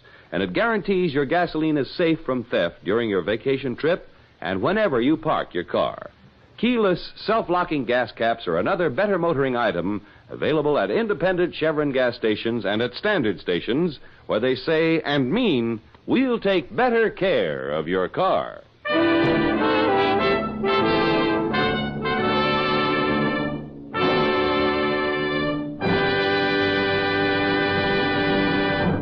Next week, when you tune our way for another adventure of George Valentine, you'll hear... Oh, hello, Angel. Oh, darling, I thought you'd never open your eyes. Oh, why doesn't somebody turn that radiator off? It's hissing. We're back in the manlock at the tunnel, George. Oh, what happened? Well, you were down here this morning, and you must have come up too quickly, and you got the bend. Oh, yeah, I remember now. Then coming up, and then everything went blank. There was another accident in the tunnel. What? Oh, hey, I'm beginning to remember a few things now. And I'm pretty sure I know what causes these accidents. Brooksy, quick, help me over to that phone.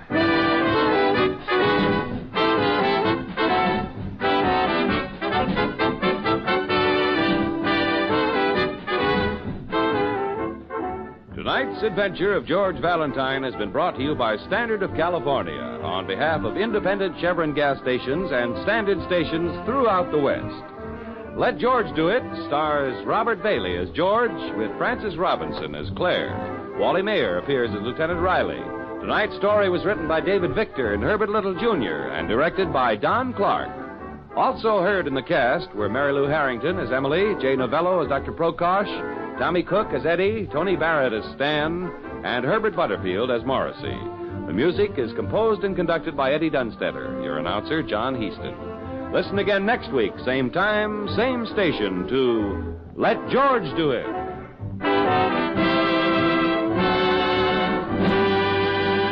The Mutual Don Lee Broadcasting System. Oh, Jane. Yes, Peter? Now? Now what, Peter? Will you marry me now? Tonight? Oh, Peter, I'm so sorry. I can't tonight. Tonight I have to solve the case of Wilmer and the widow. Oh.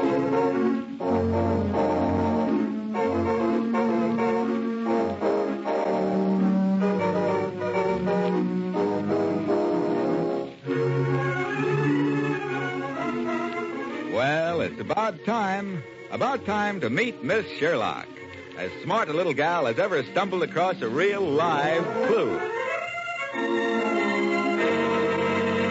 No. Please, don't, no!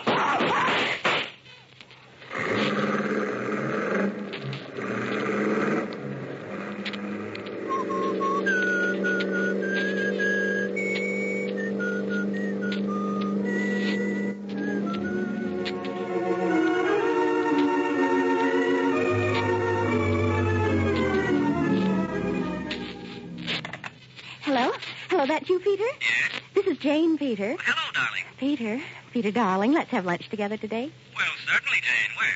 I'd like to go to Pierre's. There's so many Frenchmen there. Frenchmen, Jane? I didn't know you preferred Frenchmen. Oh, no, Peter, I don't, but Beth Ellis does. Beth Ellis. Is that little screwball coming, too? Well, certainly, Peter. She's my friend, and besides, she speaks very good French, she says. Okay, Jane. Pierre's at noon. Pierre's at noon, and Peter. Yes, Jane? Will you wear a beret? Me?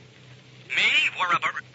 What on earth for, Jane? Well, Peter, Beth's never been to a French restaurant, and I'd like to show her a real good time, sort of a French atmosphere all the way. You know what I mean, Peter. But, Jane, Oh, you are sweet, Peter, very sweet. See you at noon.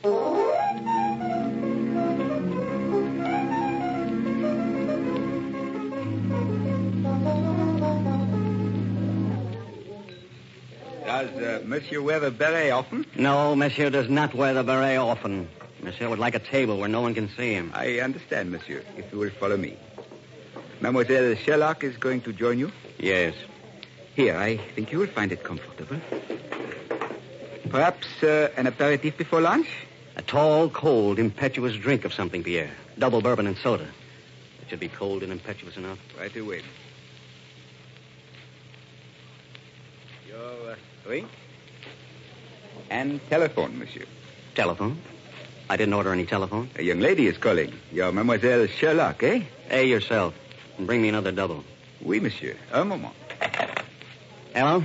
Peter, this is Jane. I'm terribly sorry, darling, but you'll just have to wait a little while for me. Well, what's keeping you? I'm tied up for the moment, Peter. You see, I'm shopping for blossoms on Broadway, only I'm not really. That makes sense. Go on. Well, you see, I'm really shopping for Wilmer. He came in yesterday. He wants to buy an engagement ring. Wilmer? Yes, Wilmer. Of course. It's really for the widow, Wilmer's widow. Oh, Wilmer's widow. Uh-huh. You see, I'm doing it for you, Peter. For me? Oh, why, Jane? Why, you're a client, silly, don't you see? Wilmer's widow. No, I don't see. And who the heck is Wilmer? Wilmer is your client, and that's why I'm late. Look, Jane, I don't know any Wilmers. And if I did, I'd kill him for having a name like that. How could you know him, Peter? Wilmer's widow is really going to be your client. And you just wait at Pierre's. I'll be there right away, and then you can meet Wilmer, and I'll explain then. Peter. I think I'm still here. Did you wear it? Did you wear the beret? Yes. Oh, you're so Oh, nuts.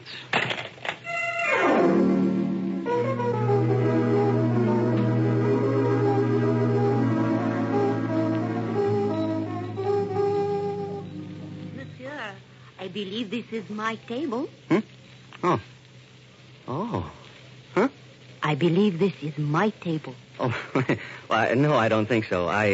Pierre reserved it for me and my friends. Your friend? Yes, I'm going to meet my fiancée and her friend here soon. I was just talking to her on the phone. And your fiancé will be late. Yes, how did you know? It is always the way with lovers. I too am waiting for a friend. No. Won't you sit down? We can wait together. Oh, thank you, monsieur. You forgive me, but do you wear the beret always? Oh, that. No, not always. You see, Jane asked me to wear it today to make this girlfriend of hers feel at home. Oh? Kind of give her a little atmosphere. Monsieur, you haven't yet told me your name. Well, my name's Peter Blossom. I'm an attorney. What's yours? I am Yvonne. Yvonne? Mm-hmm. Well, that's a pretty name. Very pretty name. Thank you. Life in your country is very disconcerting at times. I am not yet used to it. Oh, you'll get used to it, I'm certain. Oh, but you, monsieur, do not seem accustomed to it. You were rather upset when I intruded. Oh, I was talking to Jane on the telephone. She gets a little confusing at times. She's with someone named Wilmer now. She says he's my client, and I don't know what to think. Wilmer? Yes, I don't know. Oh, there she is now. Jane! Stay right here. I think you'll like Jane. I'll go meet her. Peter! Right here, Jane. Wait a minute, Peter. Wilmer's out in front paying the cab. Come on, Jane. Wilmer can find the table himself. Peter, I hate to leave Come him on, Jane. There's someone over at my table I'd like to have you meet. Might help you to be on time the next time we have a date for lunch. Peter, you did. Did what? The beret. I think you look so cute, but that Alice isn't coming. She doesn't know what she's missing. We won't talk about that. Oh, here we are. Jane, I'd like to have you meet Yvonne. You mean the potted palm? Or is it you that's potted? I don't see anyone but a potted palm. Peter, have you been... It's funny. She was here a minute ago. She was sitting right here. Here comes Wilmer. Wilmer. Oh, Peter, don't be cross. I brought you a nice new client. Wilmer's widow is wanted for murder. Wilmer doesn't look quite dead enough to... Murder? Who? How? Well, it's Wilmer's friend, really. She's wanted for murdering her husband. That's Wilmer's widow. Now, Jane, listen to me. I'm a civil lawyer, not a criminal, and I... Well, Peter, I never said you were a criminal, but you certainly must be civil to Wilmer. Oh, Jane. You, Wilmer, over here. Wilmer, right here.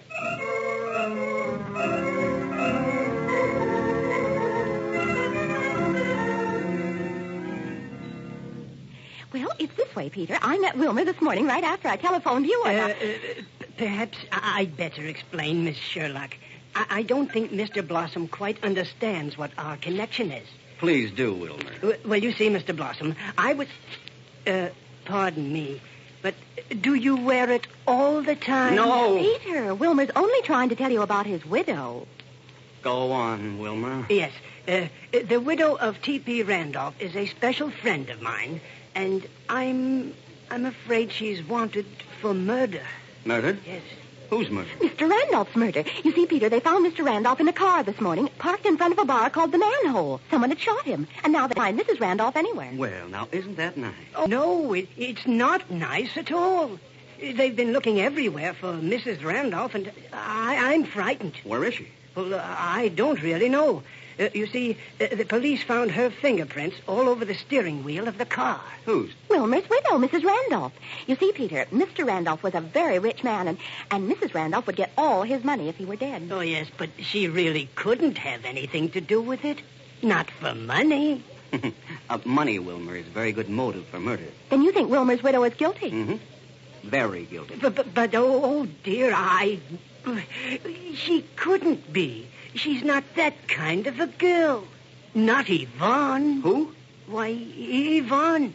Yvonne Randolph. Will you take the case, Peter? Yvonne. Just a minute, Jane. Wilmer, what does Yvonne look like? Oh, she's beautiful. I remember the first time I saw her in a flame-red dress that seemed to set the sparkles in her hair. French accent? Why, yes. how did you know? Never mind. Wilmer, I'll take the case. That's wonderful of you, Peter. Oh, thank you, Mr. Blossom. And when can I meet your widow, Mrs. Randolph? Oh, I know she'll get in touch with me pretty soon. I handled all of Mr. Randolph's money. Yvonne loves money. I'm sure she does. Peter, do you think you can help Wilmer's widow? Maybe. But, Wilmer, I'll have to surrender her to the district attorney's office as a matter of form after I've talked to her. Oh, I understand perfectly. I'll let you know as soon as she shows up. You can trust Peter, Wilmer. Oh, I hope so. Did you say Mr. Randolph was killed in front of the manhole? It's a bar or something over on the Bowery, Peter. I must get back to my office now. You'll excuse me. Of course, Wilmer. Yes. By the way, Miss Sherlock, when you find that ring we were looking for, will you have this engraved on the inside? Here. Oh, yes, Wilmer. I'll take care of it. Goodbye. So long. Goodbye. Funny little guy. Yeah, I wonder. Peter, come on. We've got to get busy. But I can't do anything until Wilmer finds Mrs. Randolph, Jane. Oh, yes, we can. We can find a murderer.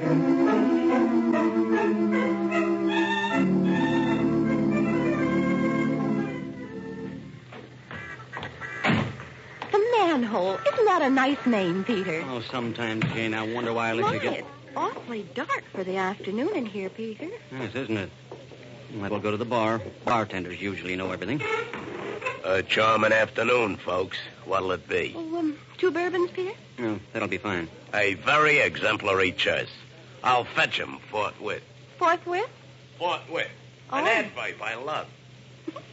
Peter, we'll have to ask him what happened this morning. I took the liberty of bringing you an afterthought of ginger ale. Oh, that's very sweet of you. Be anything else? Oh, no. Pardon me, sir. Is the beret a standard part of your costume? Oh. The beret.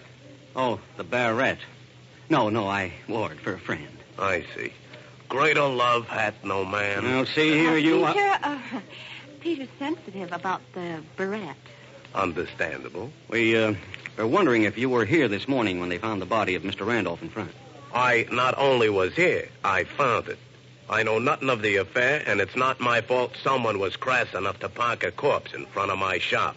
And furthermore, my business is not talking, but selling booze. Another brother? Oh. Ever hear of a girl named Yvonne? I repeat, I know nothing. Perhaps I better attend to my wake in the back. Call me if you need. We didn't get very much information from him, did we, Peter? Not much. He just refused to talk. I'll bet he knows something. I know something. Oh, who are you? That is unimportant. You know Yvonne? Yvonne? I don't know her. Do you know Yvonne? What is this? What I do know is this. You want to keep your health? You forget about Yvonne.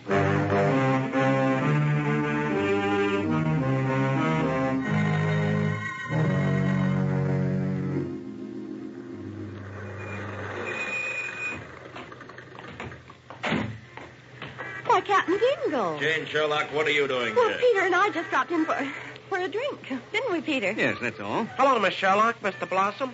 What's new? You solving any murders today? They haven't got any to solve. They're all solved. What do you mean, Captain Dingle? Just what I said. You mean you've already solved the Randolph killing? The one that happened this morning? All taken care of, Kitty. It's not a thing for you to do. But that can't be, Dingy. Jane, please don't call me Dingy. Oh, I'm sorry. Who murdered Randolph?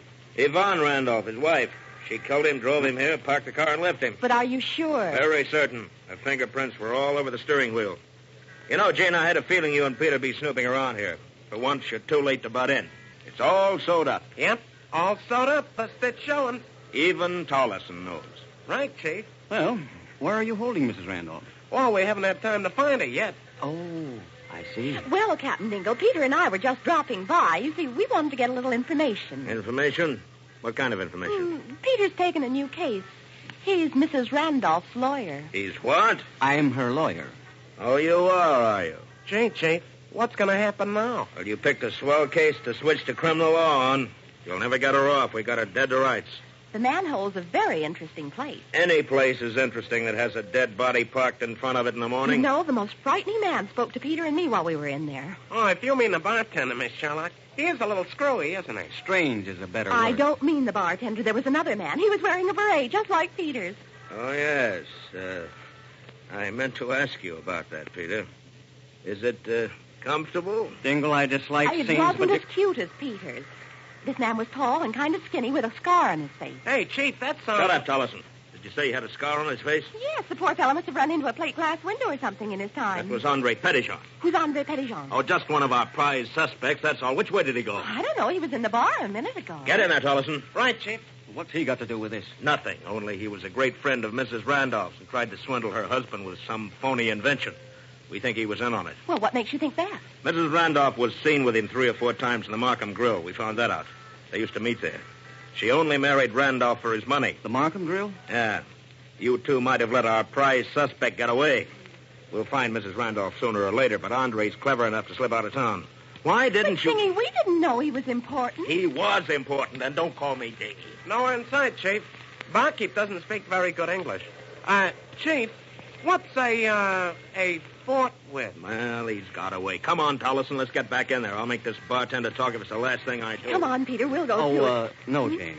Let Ding will take care of that. But, Peter, they're going to try to find out about Andre Petitjean. So are we, Jane. Well, then come on, Peter. Let's go in the manhole. No. We're going over to Markham's. I've got to protect my client.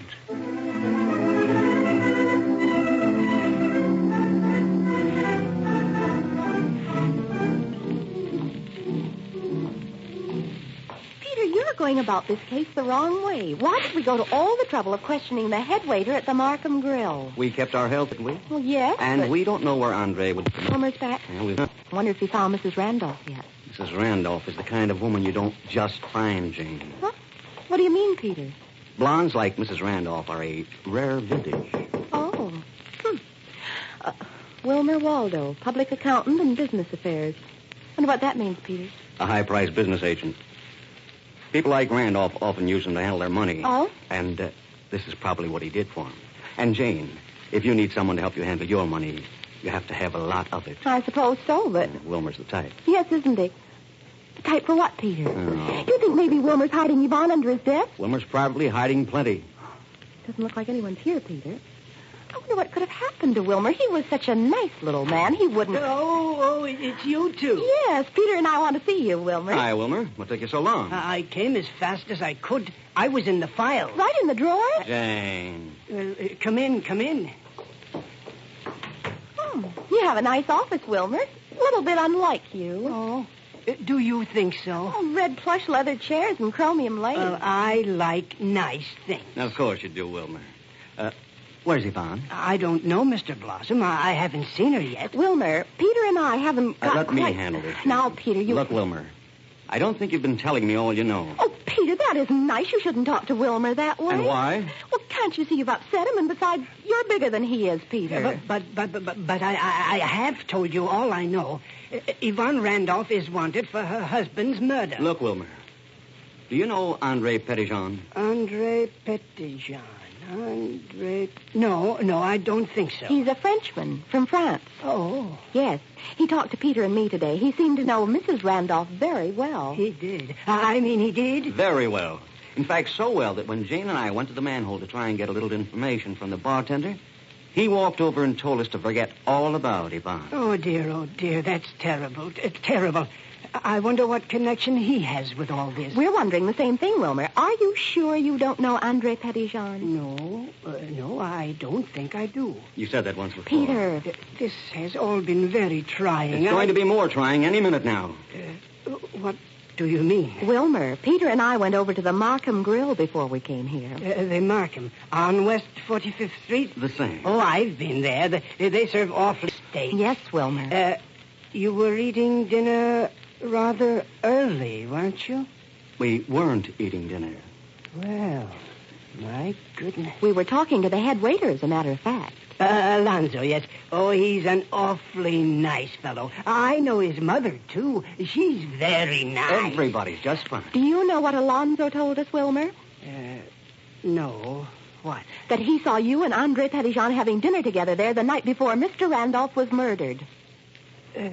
Well, so I did. So you did. Didn't you just tell us you never heard of Andre Petitjean? Well, I hadn't really. Oh, dear, you're confusing me again. Peter, be quiet. Oh, nuts. Petitjean is wanted by the police. Wilmer isn't wanted. Mrs. Randolph is wanted. Wilmer remembers. He doesn't remember. No one knows anything. Who am I? Well, you're Peter Blossom, and I'm going to marry you. Oh, isn't that sweet? Oh. Wilmer, How did you get to know Andre? I met him at Mr. Randolph's laboratory on 39th Street. He was a very nice chap. I knew he would be. Yes. He was a friend of Mr. Randolph's, come to think of it. He was a friend of Mr. Randolph's? Uh-huh. He had an invention he was trying to interest Mr. Randolph in. It was something for reclaiming wool. Did Randolph buy it? Oh, dear, no. I advised against it. I see. Did Randolph usually go by what you said, Wilmer? Always. Your memory isn't any good, Wilmer, but I want to know how Andre knew Mr. Randolph. Well, Andre knew Mrs. Randolph in Europe before she met Mr. Randolph. In Paris, I believe. And Mr. Randolph married her, and they came to the United States, and then Andre showed up with his invention. And I told Mr. Randolph not to buy it. Oh. I haven't seen Andre since. He was pretty angry. Naturally. Well, you see, he and Mrs. Randolph were good friends once. And then Andre came here and looked them up. And tried to sell Mr. Randolph an invention. Yes. Mr. Randolph didn't like him. He thought that... What do you think, Wilmer? That maybe Mrs. Randolph and Andre were beginning to like each other again. Mrs. Randolph was like that. Mm-hmm. No wonder the police are looking for Andre. They think he and Mrs. Randolph... Oh, they'll never find him. Miss Sherlock, did you find the ring yet? Want it to be just right. The ring? Oh, the ring you asked me to buy for you yesterday. Yes. And don't forget the inscription. No, I won't. You gave it to me earlier. Getting married, Wilmer? Yes, as soon as I can. Who to? What is it, Jane? Oh, I feel faint, Peter. I feel faint. Oh, dear. Oh, dear me. Get out of the way, Wilmer. I'll take her out in the air.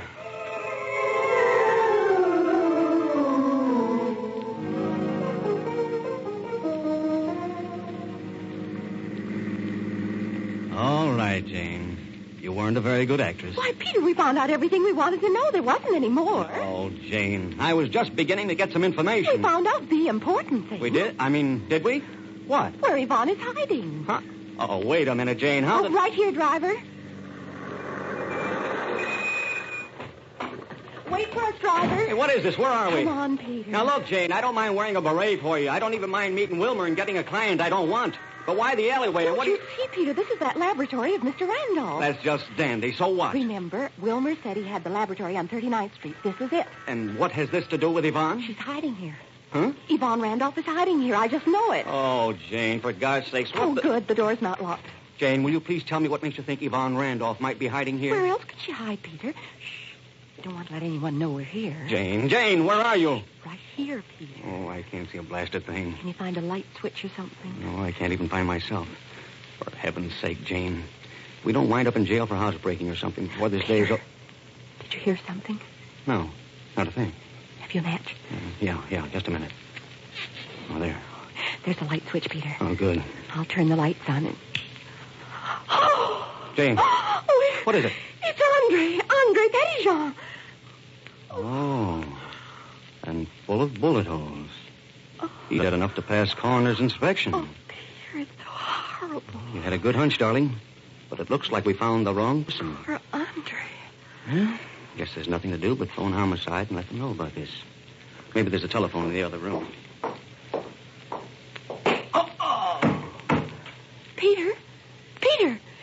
Peter, what is it? Have you found Yvonne? Yes. Oh. He found Yvonne. You killed Peter? Oh. No, little one. He is not dead yet. What do you mean? It's not quite obvious. A life for a life. That saying is known in every country. But Peter didn't kill anyone. What about my Andre? What about him? He is dead, and you and this man killed him. No, you're wrong. We found him dead. We didn't kill Andre. Really, we didn't. I loved Andre, and now he is dead. Nothing else matters. Don't shoot, please. We came here to help you. We really did. Help me? Why? Well, Peter's your lawyer. My lawyer? What could a lawyer do for me? I'm wanted for murder. The police are looking for me even now. I never loved my husband, but I did not kill him. You and Andre tried to swindle him? Yes. Who killed him? Oh, Wilmer. Please drop your gun, Yvonne. You? Yes, it's me. Drop your gun, Yvonne. Be careful, Wilmer. You murderer, you. Wilmer, a murderer? Yes, he killed my husband. I had to, Miss Sherlock. He was in the way. Oh, Oh, Wilmer. Oh, I'm going to have to kill you two. Oh, and Mr. Blossom. Too bad. He was so nice. But why? I went to all the trouble of killing Mr. Randolph, and then this Andre Pettijohn came along. I might have known. Known what? I could never love anyone but Andre. I made the mistake of loving you, Yvonne. And now I'm going to You killed my Andre. But, Yvonne, I had to. You beat. Oh, Yvonne, don't cry. I'm awfully sorry. See, I'll kill you now, and then you won't feel badly anymore. Don't do that. They want more to fix it. Not bad, Jane? I learned that in law school. Oh, Peter, I didn't know you were so muscular. You are wonderful, monsieur. Oh, you. Look what you did to my head. I am very sorry. I apologize. Oh, that's all right. It was nothing. Oh. Oh, my goodness. Peter's fainted.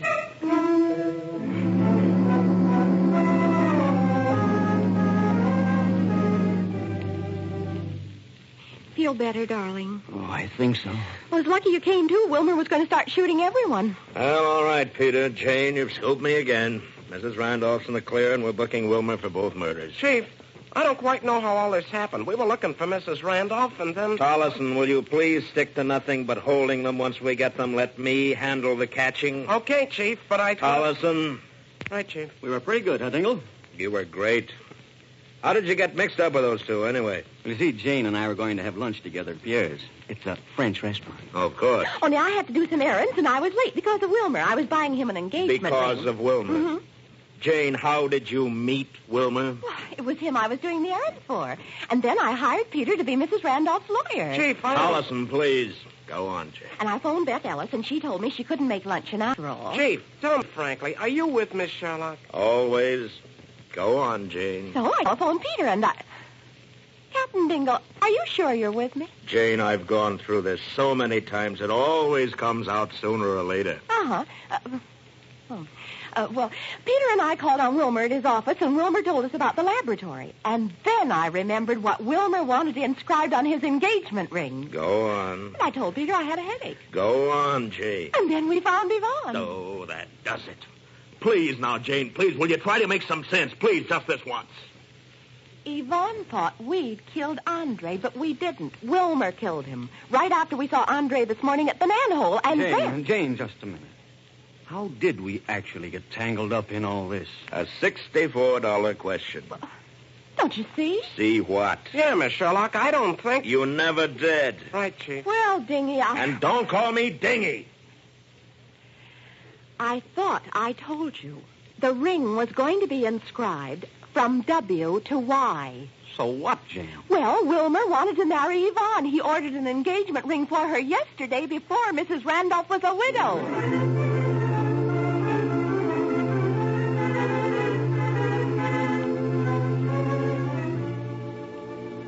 Oh, Jane, it's so good to sit down.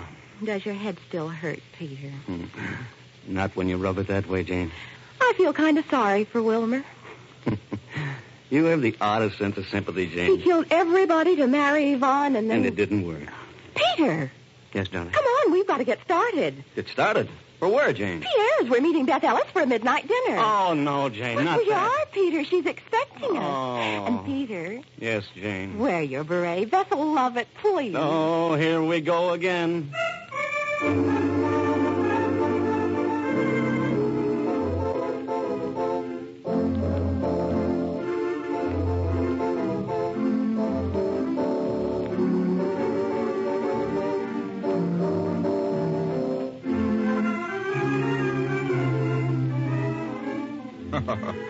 Oh, it's that way all the time with Jane and Peter, especially Peter.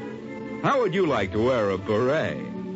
Well, next week, Jane doesn't make Peter wear a beret, but they do get involved with a big game hunter who says he's being hunted, in the case of the pink elephant. So be with us next week at this same time when you meet Miss Sherlock.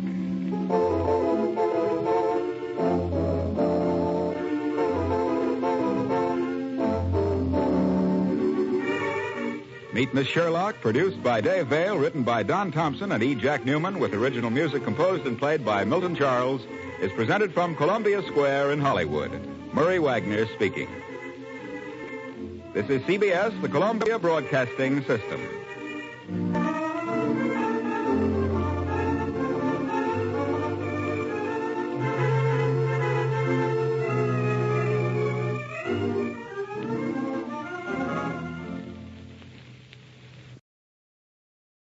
The Adventures of Michael Shayne, Private Detective.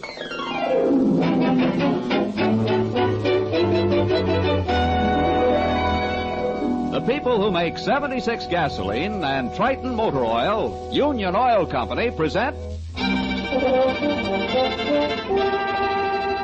The Adventures of Michael Shayne, Private Detective, starring Wally Mayer and Kathy Lewis.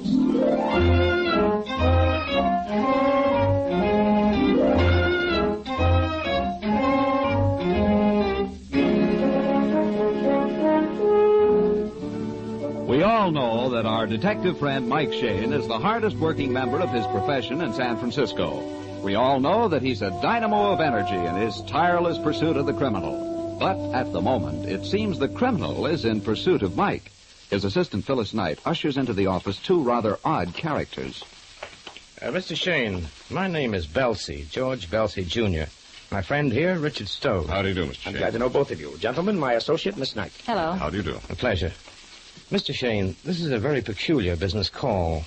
I might say it took considerable persuasion on my part to get Mr. Stowe to come here this afternoon. Oh, well, it's so embarrassing. We handle many embarrassing problems, Mr. Stowe. Dick's problem is more than embarrassing. It's almost driving him crazy.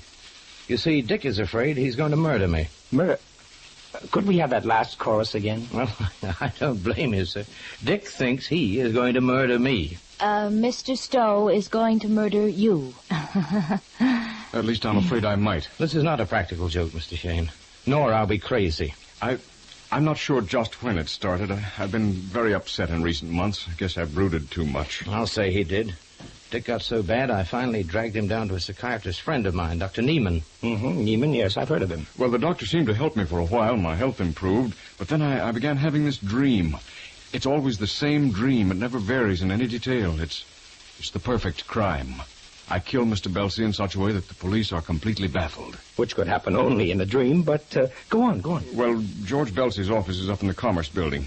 On the ground floor is a cocktail lounge.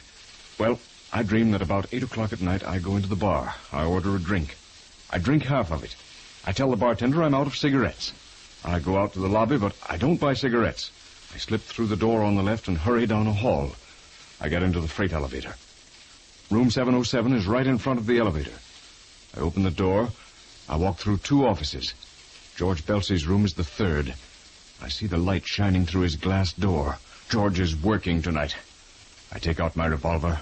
I open his door gently, quietly, just a crack. George is behind his desk. It takes just one bullet. I close the door, wipe off the doorknob, and run back to the elevator. In a minute, I step up to the bar again. I ask the bartender to light my cigarette. I finish my drink. The dream is over. Well, that's really something for the scrapbook. But the dream is so horribly vivid that sometimes I don't know whether I've dreamed it or actually done it. I see. And you want me to set your mind at rest, Mr. Stowe? All right, I think I can show you why you couldn't commit a perfect crime. First, Mr. Belsey, are the bar, the freight elevator, and your office situated as in the dream? Yes, they are. Dick has been up to my office often enough to have the details straight. Mr. Stowe, would you have any motive to kill Mr. Belsey? Oh, no, not the slightest. Are you in any business deals together? No, my line is mining. Dick's is wholesale hardware. Mr. Belsey, do you work at your office every night? Oh, no, very seldom. No matter how carefully a murder is planned, there's always the danger of something unforeseen. Mr. Stowe would have to know which night you're working. Then somebody might notice him sneak out of the lobby. An operator might be working after hours on the freight elevator. And then there's the scrub woman upstairs to avoid. And the gun to dispose of afterwards. Yes. No matter what gun you use, the police would trace the bullet.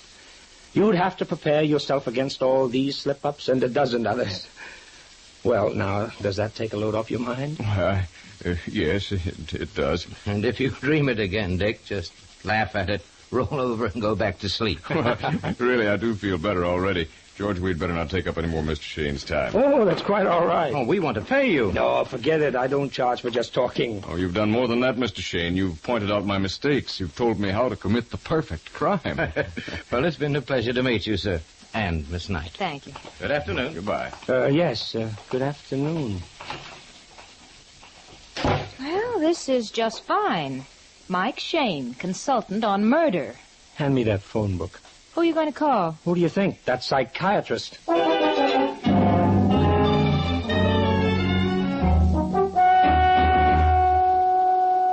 course I understand, Mr. Shane. Mr. Stowe has been my patient for months, but there is no cause to be alarmed. Well, the way he talked, Dr. Neiman, I just wondered if he had all his buttons. Oh, there is nothing wrong with Mr. Stowe. He has had a series of especially vivid nightmares, and it has become a habit with him. There is nothing to worry about. I see. Nothing to worry about.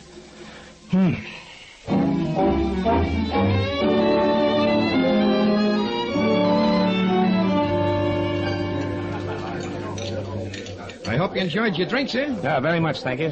Here you are. Much obliged. Good night, sir. Good night. All right, honey. Let's head for the lobby. Okay. Now, let's see. Mr. Stowe said the lobby, then the door to the left. Must be this one. And there's the freight elevator.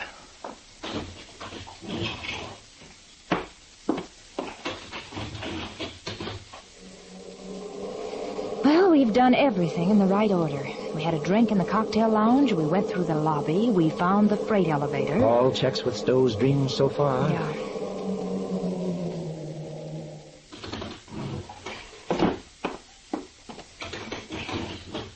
Room 707 right in front of us. Mike, the lights are on inside. Belsie working tonight?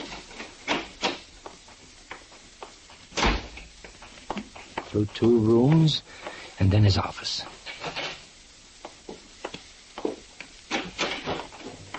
Mike, it's this next office. There's a man's shadow against the door. And it isn't Belsie's. No. Those shoulders look awfully familiar. And the angle of that hat. It's the inspector. Who's out there? Hey, Mike and Phil. What in the name Inspector, you're here on a murder? Why, yes. It's a man shot to death? That's right, but how did... One more question, Inspector. In that next room is a desk, and behind that desk is the body of George Belsie, Jr.? How in the name of everything did you know? I hate to tell you, Inspector. I really hate to tell you.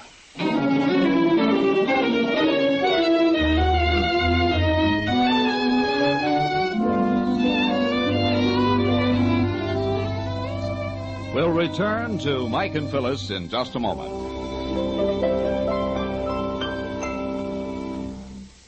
Ladies and gentlemen, nearly everyone knows about carbon and the trouble it causes in automobile engines. But what most people don't know is that the kind of motor oil they buy directly influences the amount of carbon in their engines. That's because many drivers still believe that carbon comes from the gasoline, when actually nearly all carbon formed in gasoline engines comes from the lubricating oil. But, and this is the payoff, some motor oils form a great deal more carbon than others. That's why we say your carbon troubles may be due to the kind of oil you buy. Now, and this is a proved laboratory fact, Triton motor oil forms less carbon than any other of the 7 leading premium oils sold in the West. Yes, that's right. Triton cuts down carbon. The secret of Triton's superiority lies in Union Oil Company's exclusive propane solvent refining process. That means harmful asphalts, waxes, and sulfur have been removed, leaving a pure 100% paraffin-based motor oil, an oil that will furnish hundreds of miles of safe, dependable lubrication. You can buy Triton motor oil at all Union Oil Minuteman stations. Just look for the sign of the big orange and blue 76. Thank you.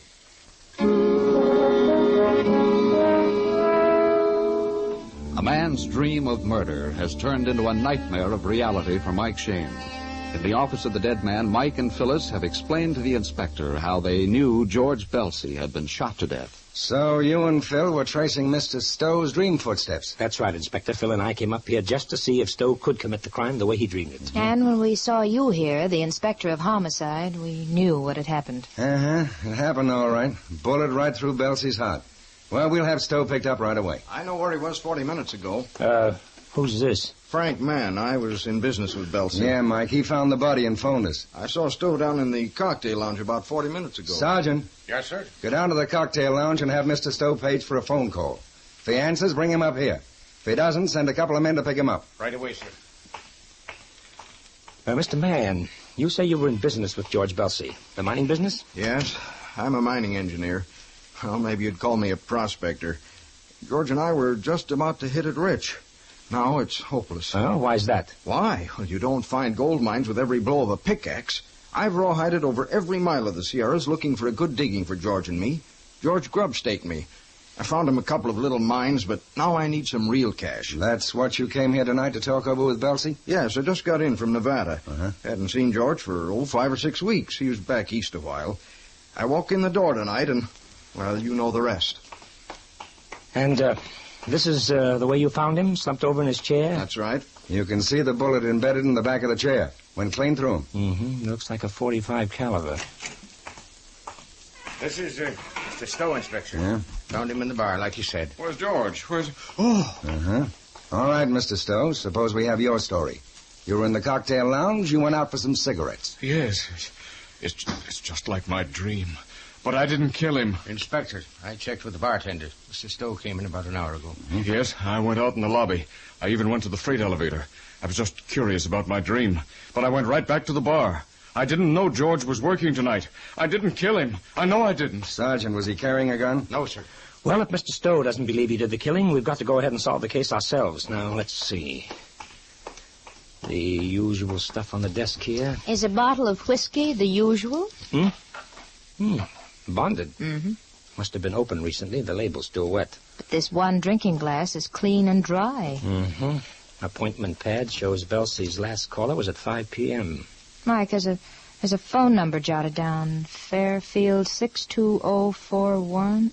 Hey, that number. Mean anything to you, Mike? You bet it does, Inspector. I called that number this afternoon. It's Dr. Neiman. Well, maybe we better check up on it. Yes, and speaking of checkups, how about the angle of the bullet? Was it fired from the doorway? Looks like it, though we haven't traced it yet. Well, let's do it now.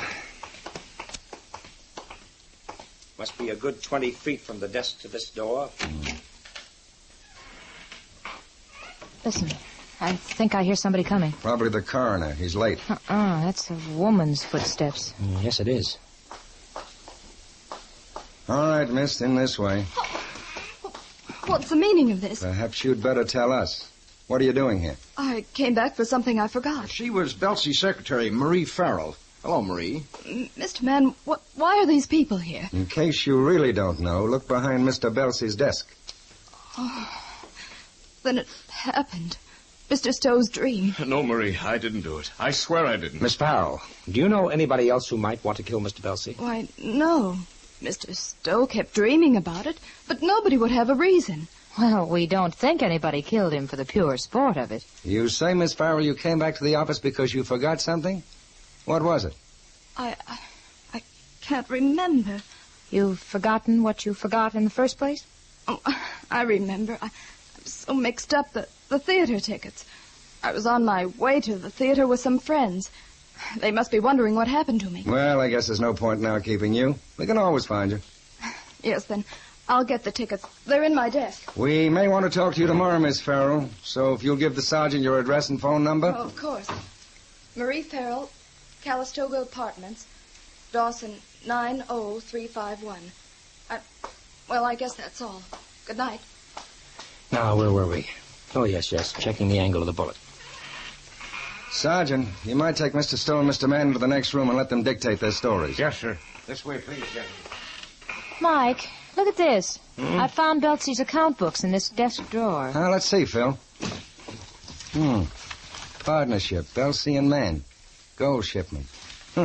Mike, from these figures, I'd say they were doing all right for themselves. Mike. What? How's this little item for the third finger left hand? An engagement ring. Where did you find it? In this middle drawer. Look at this newspaper with it. photograph with the blue penciling around it. Miss Carly Schaefer announces her engagement to Mr. George Belsey, Jr. of San Francisco. Right good-looking gal. It's a Pittsburgh paper 3 days ago. Must have been mailed to Belsey. Wait a minute. Huh? Hey, kids, look at this picture again. Miss Carly's showing her engagement ring to some girlfriends. But now the ring is here in San Francisco. It's not the same ring. It's smaller, a different cut. Oh, how can you tell? It's only a newspaper photo. All right. Look at it through this magnifying glass. Phil's right, Inspector. The Pittsburgh gal is wearing Belsey's engagement ring, yet he's got another piece of Cupid's ice in his desk drawer. For whom? Marie Farrell. Maybe she was after this ring. Could be. I think we better have a real heart-to-heart talk with that young lady, and right now. Mike, you forgot. She's gone to the theater. All the better, my dear. Meanwhile, we can have a look around her apartment. Sergeant. Yes, sir? We're going to see Miss Farrell, the Calistoga Apartments.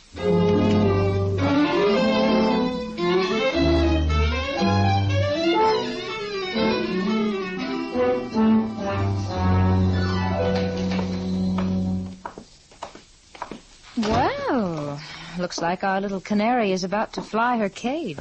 Suitcase all packed. Looks like she's traveling light. Unless she has other bags. Dresses, blouses. Stockings, slips. Perhaps I'd better take the inventory. Yeah. Hey, hold it. Here's a letter. Return address, George Belsey, Jr., State Hotel, Pittsburgh. Okay. Read the letter. Written last week. Dearest Marie, I'll be back in San Francisco by Saturday, but there's something I want you to know before that. You remember a girl I used to know here in Pittsburgh? Her name is Coralie Schaefer. The good old-fashioned jilt. Yeah. It seems Coralie is the one and only for him. Then Phil was right. The engagement ring in Belsey's desk did belong to Marie. Do you think the jilted young lady might soothe her feelings with a well-placed bullet in her ex-boyfriend? Marie told us there was no reason why anyone should want to kill Belsey, yet she's got the only motive for murder we've found so far. Yeah, but you can pile motives up to the ceiling, and Richard Stowe will still look like the murderer. That's true, Inspector. He had the dream, and the killing was exactly as he told it to us. I'm not saying he didn't do it. In fact, there's one angle which may pin it right on him without motive or intent to kill. Meaning what, Mike? Meaning that we've all forgotten Dr. Neiman. The psychiatrist? Yes. And I think we should swap complexes and phobias with that gentleman. Well, you kids go ahead. I'm waiting right here for Marie. She's got to come home sometime tonight. Well, we're not going to leave you here alone. Oh, listen, Grandma. I'm not helpless. I was with Homicide while you were still playing in the sandbox. Okay, Inspector. Okay. Come on, honey. Do you know where Dr. Neiman lives, Mike? Well, we'll get it from the phone book, but first we're stopping by my apartment. There's something I want to have when we visit Dr. Neiman.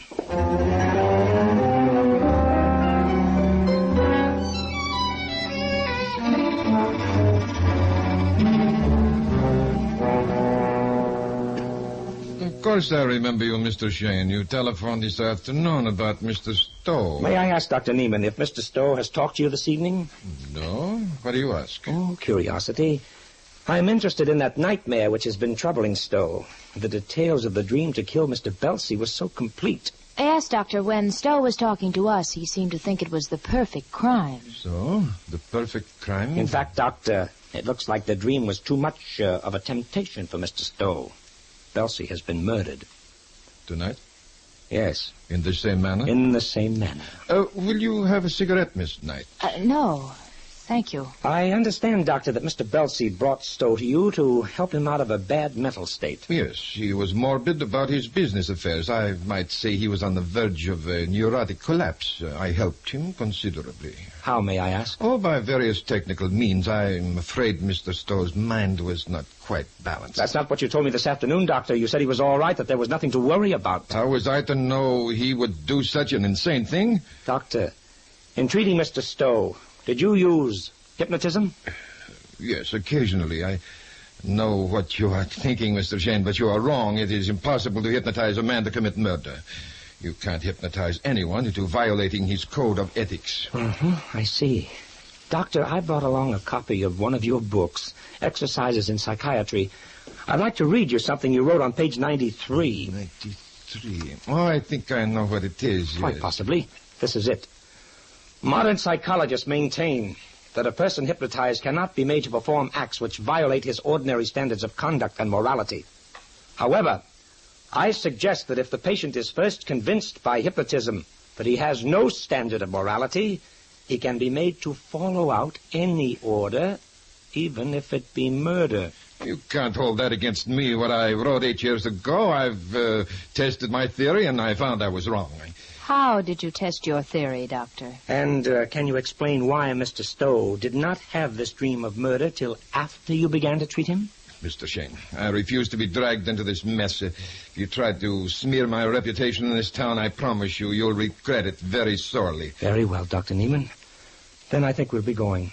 You haven't been what I call helpful. I am not required to be. No, but if Mr. Stowe is proved guilty of murder, you may find yourself named accessory to the crime. Think that over, Doctor.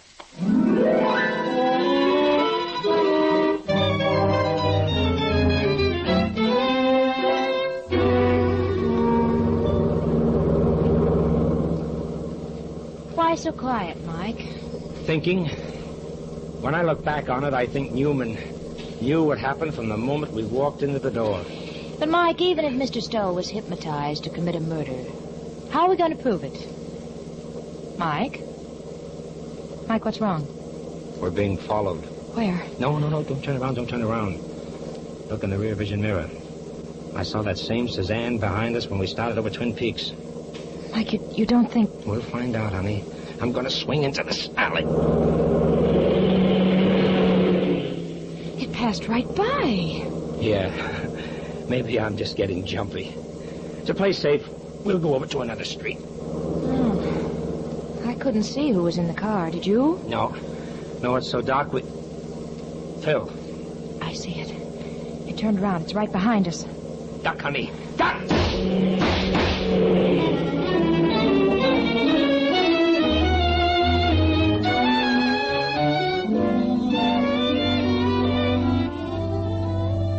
In just a moment, we'll return to Michael Shane and his adventures. Friends, with the hottest part of summer yet to come, it's a good idea to make sure that the cooling system of your automobile is working properly. You see, aside from the fact that it makes driving uncomfortable, a motor, when too hot, wastes gasoline. And whether you realize it or not, cars driven around town with frequent starts and stops usually get hotter than those driven on the open road. Now, an easy way to make sure your radiator is on the job and cooling your engine is to have your Union Oil Minuteman treat it with Union Radiator Flush. Union Radiator Flush is harmless to metal, but its special solvent action cuts scale, rust, and grease right out of choked radiator cores and water lines. Then, with a radiator that is flushed clean, you can be sure of rapid water circulation and a cool motor. So for cooler driving, economical mileage, ask for Union Oil Radiator Service, wherever you see the sign of the big orange and blue 76. Thank you.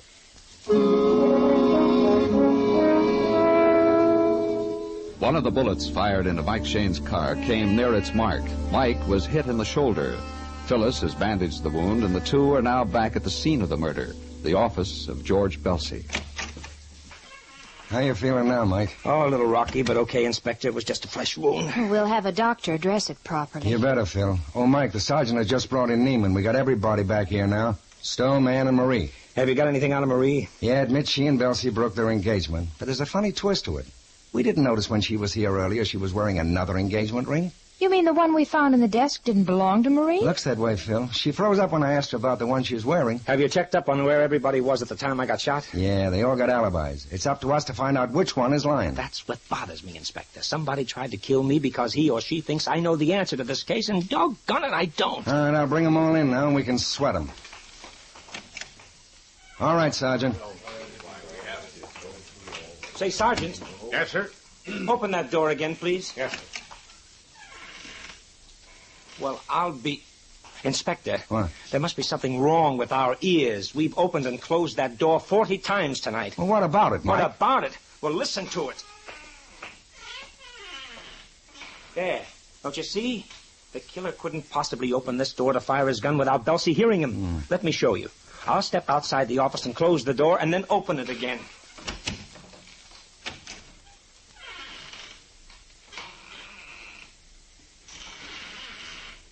What's the matter, Mike? I can't see the desk. Look, the door has to be completely open before I can see the desk. That means the killer practically had to come into the room. I catch. Belsey must have seen him, but he didn't jump up or try to escape. He just sat there, paralyzed with fright. Wait a minute. We've skipped a big point here. Belsey was hit by a .45 bullet. That would knock an elephant sideways. Yet he stayed there in his chair. Yeah, you're right. The nervous reflex alone would make him jump out of his seat. Unless he was unconscious. Inspector, we've assumed all along that the whiskey and drinking glass on the desk were unused. I'll bet my gold bridge work that the killer cleaned and dried that glass. Belsey took a drink that was drugged. That's possible, but there's still the main question. Of who did it. All right. Mr. Stowe dreamed of the killing. Marie, I believe you indicated that you knew of his dream. Well, yes. Mr. Stowe talked about it so much. And Dr. Neiman knew it, of course. And you, Mr. Mann? Well, Belsey joked about it with me once or twice. So everybody knew of Stowe's dream and could take advantage of it. But here's the point. I practically accused Dr. Neiman of hypnotizing Stowe to commit the murder. I still deny it. And I believe you, sir. I've been thinking it over the past few minutes. Dr. Neiman has never been in this office. We checked on it. He couldn't possibly hypnotize Mr. Stowe and give him all those detailed directions about the cocktail lounge and the freight elevator. Yeah, that makes sense. The same reason would rule out Mr. Stowe. If he killed Belsey, he would do it exactly as he dreamed it, which is not the way the murder was committed. No, Mike has demonstrated that. Huh? By the opening and closing of the door, and by the probability that Belsey was drugged. Marie, you are the prize suspect except for two things. You didn't know Belsey was working tonight because the last appointment jotted down on his desk pad was for 5 p.m., and you were not in your apartment when Miss Knight and I decided to call on Dr. Neiman. So you couldn't have followed Mike there or try to kill him afterwards. But that also goes for Frank Mann. Not quite, Inspector. He did hear us say we were going to Marie's apartment. He followed us first to her place and then to Neiman's. No, you're wrong. Frank wouldn't kill Belsey. He's not a murderer. Oh, so now it's Frank. Oh. You've dropped the formality. Miss Farrell, that engagement ring you're wearing, Frank Mann gave it to you, didn't he? Yes. We're going to be married. I suppose you'll make a crime out of that, too. It's a very expensive ring, several $1,000s. If you're broke, Mr. Mann, and Belsey was grub-staking you, you couldn't possibly afford that ring unless you knew you were taking over the gold mines of your dead partner. You can't prove a thing. You can't convict me. You've convicted yourself, sir. You were the only one who knew Belsey was working tonight because you had an appointment with him. You killed him, then called the police.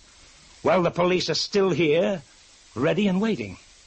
How about it, Inspector?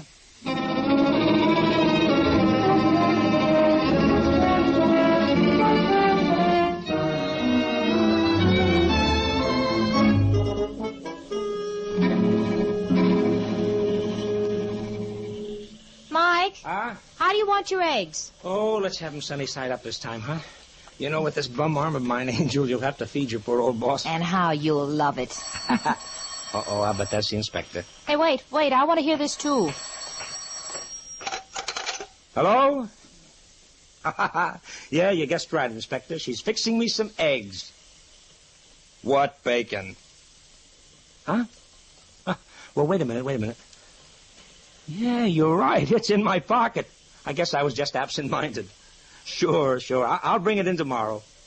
Okay. Good night, Inspector. What will you bring in tomorrow? Oh, that engagement ring we found in Belsey's desk. I stuck it in my pocket here and walked off with it. Forgot all about it. Yeah, I know how that is. Huh? When it comes to engagement rings, your mind is a complete blank. Angel, you walked off with something of mine, too, tonight.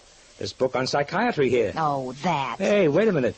You've dog-eared a page already. Chapter on hypnotism and its power over the emotions. You give me that book. You're wasting your time, honey. It doesn't work. I've already tried it.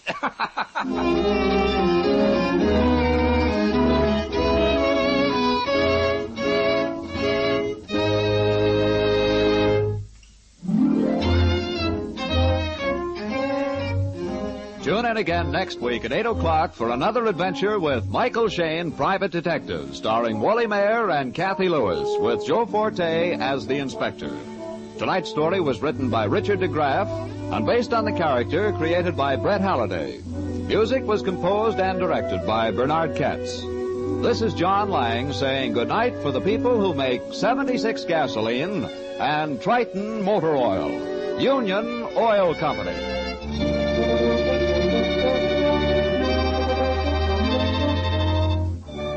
This is the Mutual Donley Broadcasting System.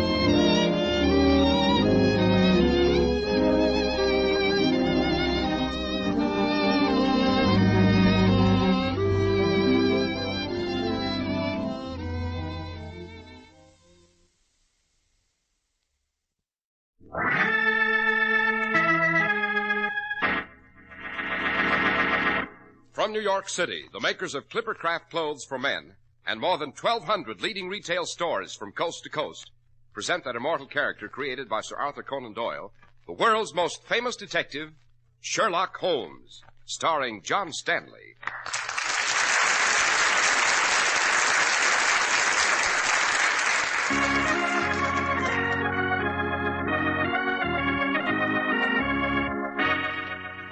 This week's story, The Adventure of the Unfortunate Valet. Quick, Watson, the test tube. Here you are, Holmes. Now, we pour this solution in the contents of this beaker and... Aha! You see the cloudy white precipitate? I do indeed. What does it mean, Holmes? Death, Watson.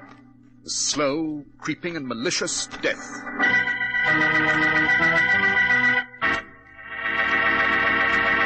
We're at the door of Dr. John Watson's study, and we're about to hear another of his adventures with the fabulous Sherlock Holmes. Well, good evening, Mr. Harris. Good evening, Dr. Watson. Well, I see you're just adding your signature to a new memoir. Yes, Mr. Harris. This particular adventure took my friend Holmes and me out of London for a few days to the historic English Shrine of Learning, Cambridge University. Sounds interesting, Dr. Watson. What's this adventure called? I call it The Adventure of the Unfortunate Valet, Mr. Harris. As soon as you have regaled our audience on the merits of Clippercraft clothes, I shall be very happy to recount it to you. Spring, as they say, is just around the corner. That means you're going to want to celebrate with a new spring suit. It's like a tonic for that worn-out winter feeling. And you can get it without spending a fortune in a Clippercraft suit. Because the new Clippercraft suits for spring are styled to make you look your best. Broad-shouldered, trim-waisted, the athletic look. And the price for all this super tailoring and workmanship is as welcome as spring itself. You pay only $45 for a pure worsted Clippercraft suit. And if you shop around and compare values, you'll find your Clippercraft suit has all the workmanship, the new pattern effects, and the quality materials of suits costing many dollars more. And while you're choosing your Clippercraft suit, take a look at Clippercraft top coats in all wool, gabardine, or covert. Only $40 to $47.50. Yes, Clippercraft clothes make you feel like a million, look like a million, and still leave you money to spare.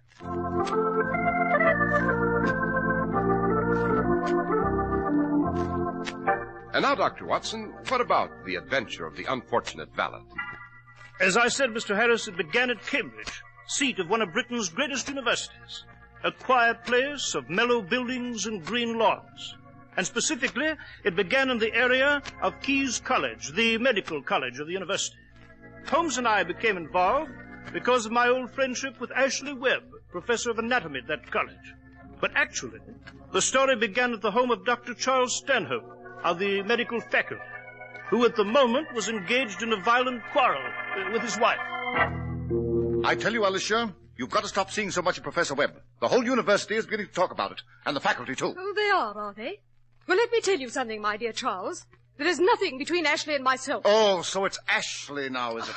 Alicia, for the last time, I forbid you to see Professor Webb. Oh, you do you? Well, I shall see him all I please. He's a fine man, and I'll not let you dictate to me. I'll leave you first. You don't mean that, my dear. Oh, yes, I do. That frightens you, doesn't it, Charles? You're very clever, dear boy. You married money.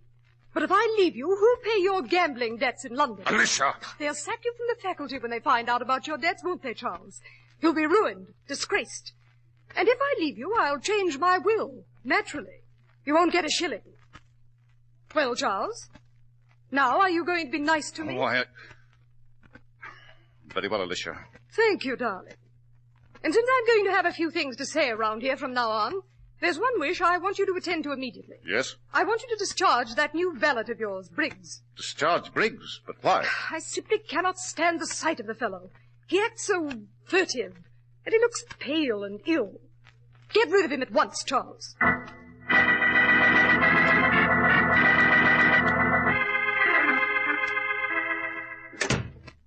Your bath is ready, Dr. Stanhope. Oh, Briggs, never mind the bath. I want to talk to you. Yes, sir? My wife thinks you look pale, ill. You're feeling well enough? Why, I think so, sir. Do you ever have pains in your chest? Well, sometimes, sir. From observing your eyes and the pallor of your skin, it could be symptoms of... Of what, Dr. Stanhope? Oh, it's probably nothing, Briggs, nothing at all. Still, we can't be too careful, can we?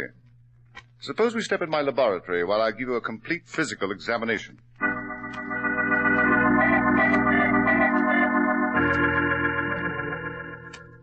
All right, Briggs. You may put on your shirt now. Dr. Stanhope, what is it, sir? I'm sorry, Briggs. Terribly sorry. But you've got only a few months to live. A few months? A year at the most. Dr. Stanhope, you're sure? Positive. My examination has been conclusive. It's your heart, Briggs. There's a severe weakness in the heart wall. An aneurysm, we call it. A few months to live. I'm sorry. A few months walking a tightrope. Never know what moment will be the last.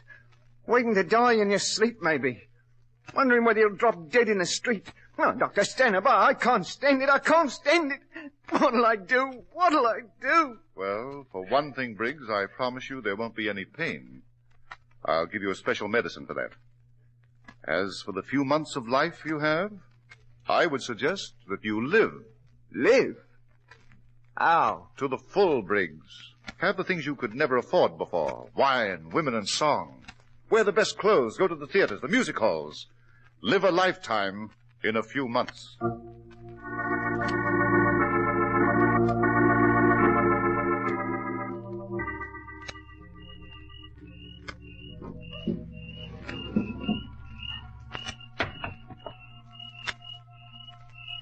Who's there? Who's in my room? No. No!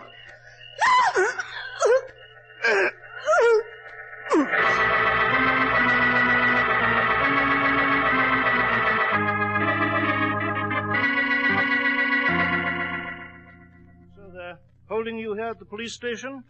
The charge of murdering Alicia Stanhope. Eh, Webb? Yes, John. And believe me, I'm grateful that you should remember our old professional friendship and brought Mr. Holmes here to Cambridge. Professor Webb, I must say that on the evidence it would appear that you are guilty and that we're wasting our time. Holmes! However, let us review the facts. Alicia Stanhope was found murdered in your home last night, while her husband, Dr. Stanhope, was presumably traveling on the continent. Yes. Yes, that is true, Mr. Holmes. I had gone out for a long walk, and when I came home, she was there. The police believe... Well, they believe I stabbed her in an amorous quarrel. But they lie, I tell you, they lie. I must confine myself to a healthy skepticism, my dear Professor. At least until I'm able to interrogate Dr. Stanhope, who I understand is hastening back to England from the continent. Come, Watson. Yes, Holmes? Where? To the home of Professor Webb here. The official police have not yet removed the body, and I should like to form my own conclusions.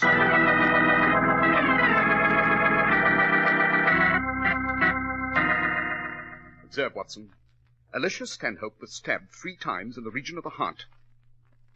Doesn't that convey anything to you? I cannot say it does. Oh, come, man. You're being obtuse. It's like a signpost on an open road. Holmes, you mean you know who the murderer is? Not exactly, Watson, but I know who he is not. Eh? But... Observe again, my dear fellow. Although Alicia Stanhope was presumably stabbed on this couch, there's no sign of blood on the covering. Jove, Holmes, you're right. Quite. A most peculiar phenomenon, Watson. Now, suppose we explore the garden adjacent to this room.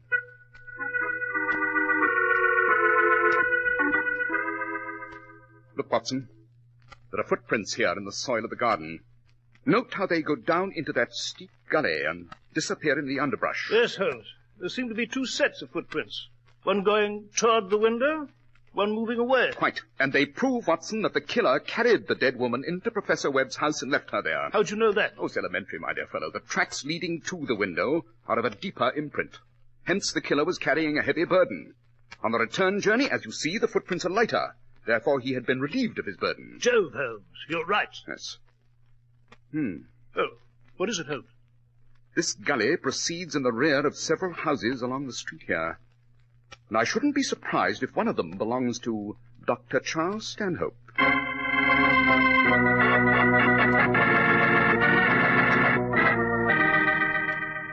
Holmes, I hope you realize we're breaking and entering Dr. Stanhope's premises. I cannot be concerned with legal quibbling now, Watson. It's obvious now that Alicia Stanhope must have been murdered here, carried out to the garden, down along the gully, and from there into Professor Webb's house. Rather a restless corpse, I must say. Oh, there seems to be a small servant room here. Yes. It's been vacated very recently. What is it, Holmes? Note, Watson, the spoon on this shelf. It's covered with a light film of what seems to be some medical preparation. And it proves beyond all doubt that someone was here last night. How'd you know that? Because the film on the spoon is still fresh and damp. It hasn't had a chance to evaporate. Someone's just come in. What's the meaning of this?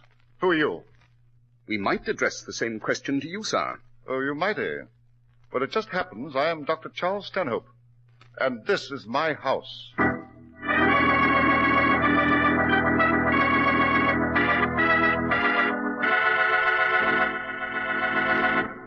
Well, Dr. Watson, this is certainly an exciting adventure. And what happened after that? I shall be delighted to reveal the rest of the story to you, Mr. Harris, as soon as you've told our audience some pertinent facts regarding Clippercraft clothes. You know, men, good style doesn't have to cost you a lot of money. You can be the best-dressed man in any crowd and stay within your budget when you buy Clippercraft clothes. A new spring Clippercraft worsted suit at $45, or a Clippercraft topcoat from $40 to $47.50 has the styling and the quality that you usually expect only in clothes that cost many dollars more. Now, that's because more than 1,200 friendly independent merchants from coast to coast pool their tremendous buying power to make Clippercraft's amazing values possible. In Clippercraft clothes, you get all the quality workmanship traditional of New England. New England, the home of the famous Clipper ships, from which Clippercraft clothes take their name.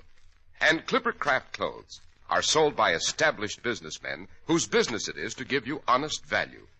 That's why men who know insist on Clippercraft clothes bearing the Clippercraft label. So be sure to visit the Clippercraft store in your city. These leading stores in the metropolitan area are proud to add their names to Clippercraft in your suits and topcoats. In Manhattan, Saks 34th, Broadway at 34th, John Wanamaker Men's Stores, Broadway at 8th and 67 Liberty Street. In Brooklyn, Abraham and Strauss. In Newark, New Jersey, Boulevard Men's Shop, Kresge Newark. And in Jamaica, the B&B Clothes Shop, 16408 Jamaica Avenue.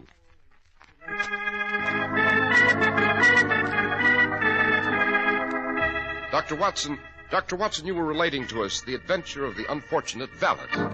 So I was, Mr. Harris, so I was. Dr. Stanhope had come into his house with his baggage, and he was stained with the dust of travel.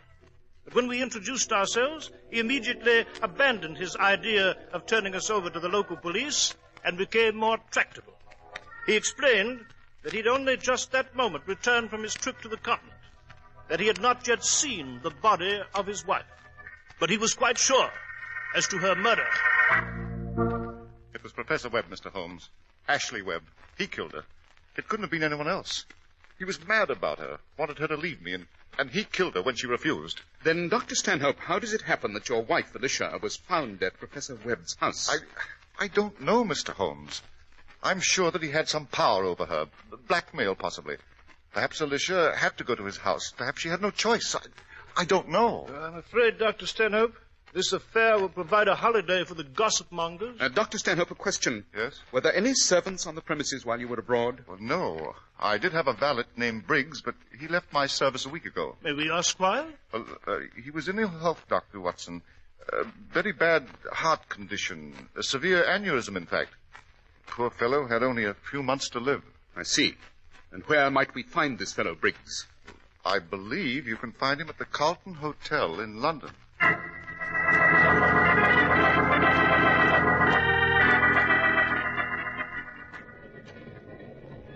Well, Holmes, I confess I'm puzzled. Indeed? Why, Watson? Well, we telegraphed the customs at Dover, found that Dr. Stanhope did not pass through until this morning. Yes? Therefore, he couldn't have murdered his wife last night back in Cambridge. Well, I hate to say it, Holmes. But you think Professor Webb might be guilty after all? Well, yes. Rubbish. Eh? A single glance at the corpse was sufficient to exonerate Professor Webb. Yes, but how? Remember, the killer plunged the blade into the victim's body 3 times in the area of the heart. But, Watson, consider that Webb is a professor of anatomy. If he were the assassin, he'd obviously know how to find the heart with one swift blow. Jove, Holmes, you're right. Quite. But how can a valet live in splendor at a first-class hotel like the Carlton? And secondly, how could a man with a severe heart aneurysm carry a heavy body along a strenuous path, up and down a steep gully?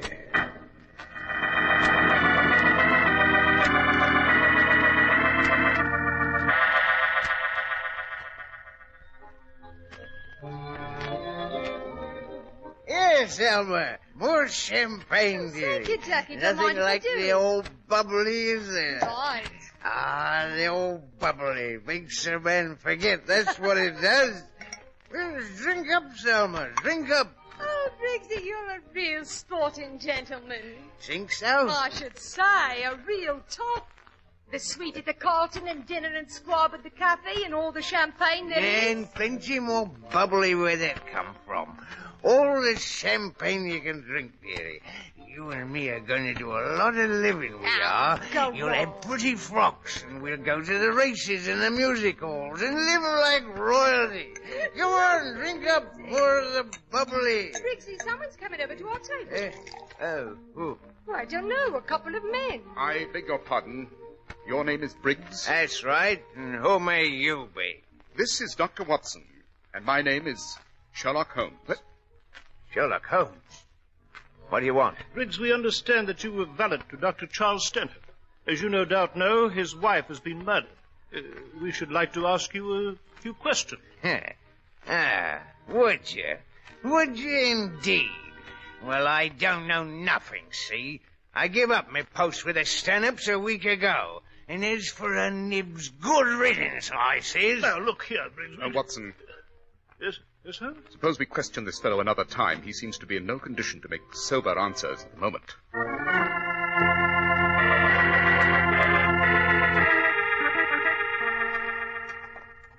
Well, Holmes, we didn't seem to find out much from this Briggs fellow. Oh, on the contrary, Watson, we did. What do you mean? Our friend Briggs, my dear fellow, happens to be an ex-convict. Eh? How'd you know that? Oh, it's elementary, Watson. The pallor of his face was characteristic of long confinement. And his hands proved the point even more. His hands? Yes, the kind of scarred hands any convict might acquire in the jute workshop of a prison. And speaking of prisons, Watson... Yes? Our next step is to find which institution harbored Briggs as its guest.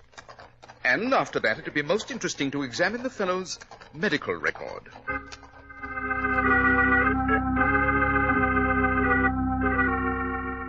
Watson, look here. An interesting medical report. Very. What do you mean? According to the physician's report here at Newgate Prison, there's nothing wrong with Briggs's heart. Note, the report is marked excellent, and this is as recent as 6 months ago when Briggs was released. Yes, but that doesn't make sense. Oh, on the contrary, Watson, it does. You had the spoon we found in the servants' quarters at the Stanhope house? The spoon with a film of medicine on it? Yes, I wrapped it in a piece of paper, put it in my pocket. But what now, Holmes? Back to Baker Street. Back to Baker Street to conduct a chemical experiment.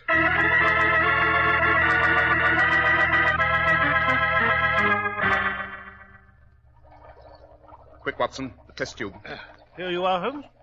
Now, we pour this solution in the contents of this beaker and...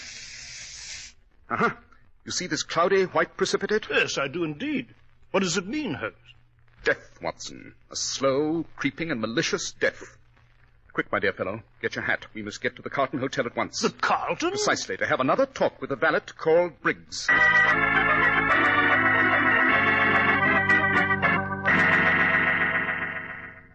Well, Briggs, there's the evidence as I've related it to you.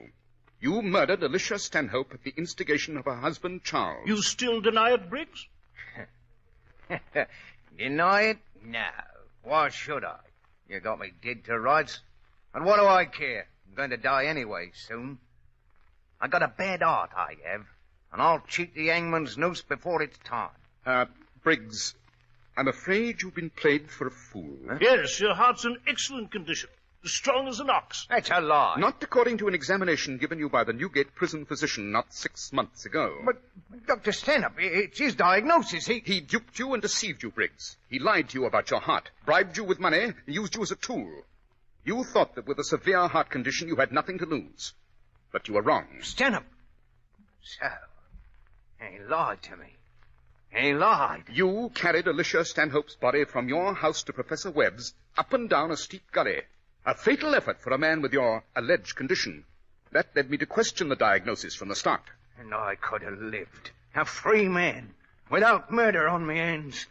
And Stanhope, he even gave me medicine for my heart. Exactly, but that medicine happened to be a slow and insidious poison, Briggs.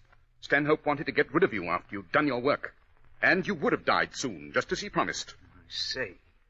I see. Holmes, look out! He's got a Don't revolver. move, either of you. Don't try anything. You're not going to take me in. Not yet. Not until I keep an appointment with a certain gentleman. He just come to London from Cambridge. And I know you'll be glad to see me.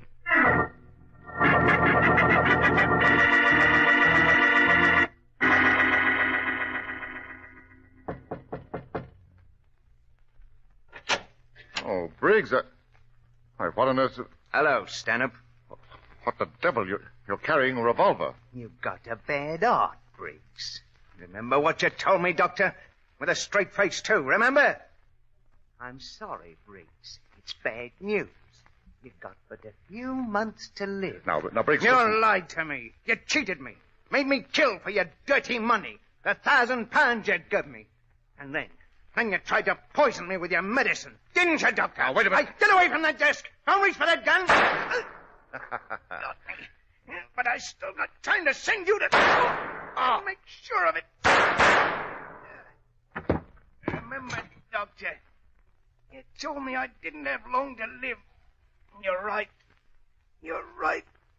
But this time, it's better this way than dangling on the end of a rope. Briggs! Briggs! I saw him coming here, Watson. But those shots were... Holmes. Good Lord. They're both dead. Yes, Watson. We're too late. But note how justice has been done. They both have a bullet through the heart.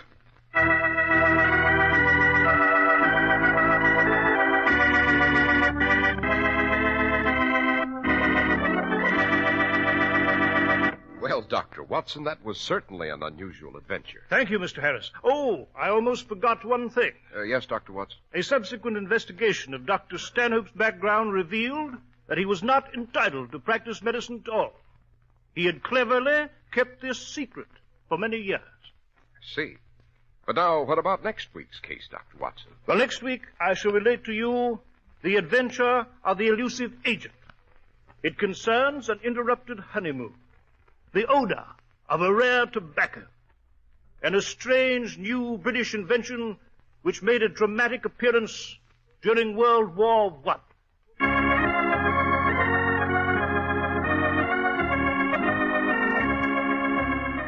The makers of Clippercraft clothes and more than 1,200 stores from coast to coast have brought you another in the new series of broadcasts featuring the world's most famous detective, Sherlock Holmes. Our stories are based upon the character Sherlock Holmes created by Sir Arthur Conan Doyle, and the program is produced and directed by Basil Loughlin. Sherlock Holmes is played by John Stanley, Dr. Watson by George Spelman. This week's story was written by Max Ehrlich, with special music by Albert Berman.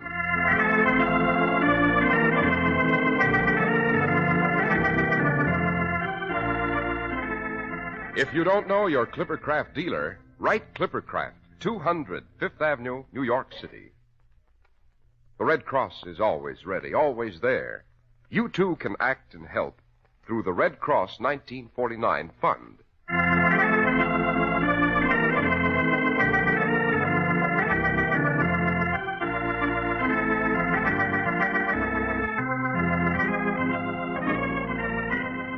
Be sure to listen next week to Sherlock Holmes in The Adventure of the Elusive Agent.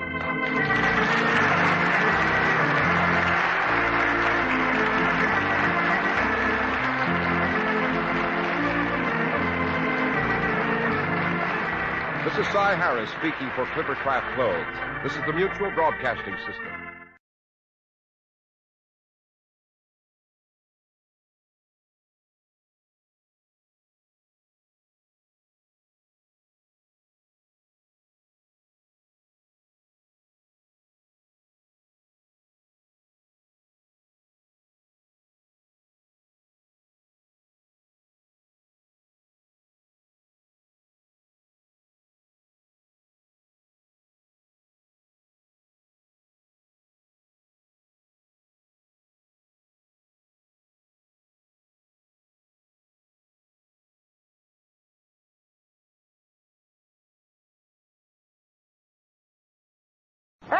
Extra Big Town Extra!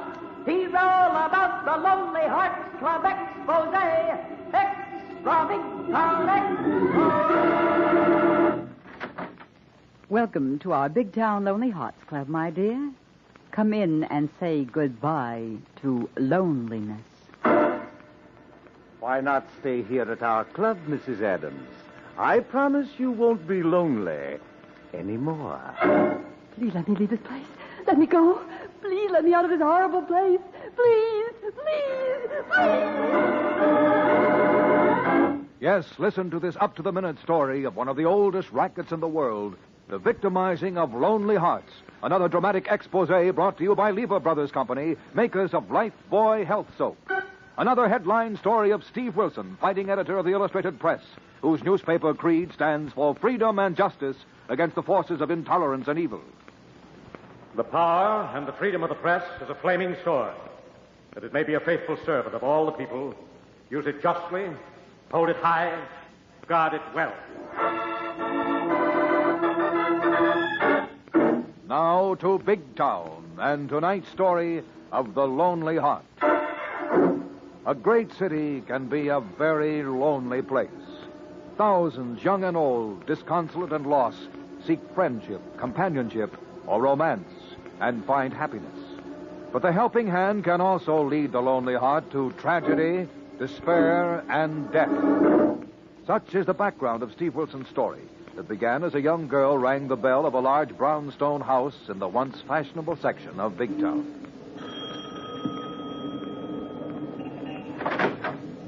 Good afternoon, young lady. Welcome to our friendly little club. Won't you come in? Oh, thank you. I'm looking for someone who... I understand.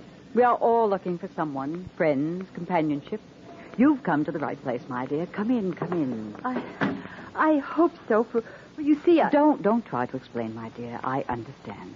Please come in the parlor, and I'll tell you how our little club works. I'm sure you want to join, meet all of our members. Oh, but I don't want to join your club. I'm looking for someone who did several months ago. My aunt. Oh, your aunt? Yes. She came to Big Town last fall from upstate. What is your aunt's name? Agatha Adams. Agatha Adams? Yes. Oh, Aunt Agatha stayed at a hotel for a couple of months, but got lonesome and wrote she was thinking of joining some club. Did she say which club? Well, I think she mentioned your club. I didn't save her letter, but I'm sure. I'm afraid you're mistaken, my dear. No one by that name has ever been a member of our little club. Oh, but I'm sure. I remember the name and the address. You are mistaken. I am in charge. I know every member, past and present. No one by the name of Agatha Adams ever joined or lived in this house. Oh, but, well, perhaps she used some other name. She was so shy. She was my father's sister, never married, and cared for me until I went away to school. And then she felt lost and useless and came to Big Town. Yes, yes. An old story, my dear. But I'm sure she did not come to us. Well, how can you be so sure? We investigate our members very carefully. Their background, reputation, financial responsibility. Oh, Aunt Agatha had money, quite a lot. That's another reason I'm worried. Why I came to Big Town to find her. Why are you worried? Has she written you letters? Oh, no, I haven't heard from her since she moved out of her hotel. Have you inquired at the hotel? Yes. She must have left an address. No, she didn't. I inquired. Some man came for her things and paid her hotel bill and left no forwarding address. My dear young woman, you're wasting my time. But I must find my aunt. Why? She sounds like a mature woman of sense and independence. She wanted to see you or hear from you. She would write. Yes, but she always wrote me regularly until 2 months ago. People change. She's probably found new friends, new interests. But she hasn't even written her lawyer. Why, we've heard nothing. Don't even know if she's alive, except for the checks. Checks? What checks? Why, the checks she's endorsed almost every week for larger and larger amounts. Checks?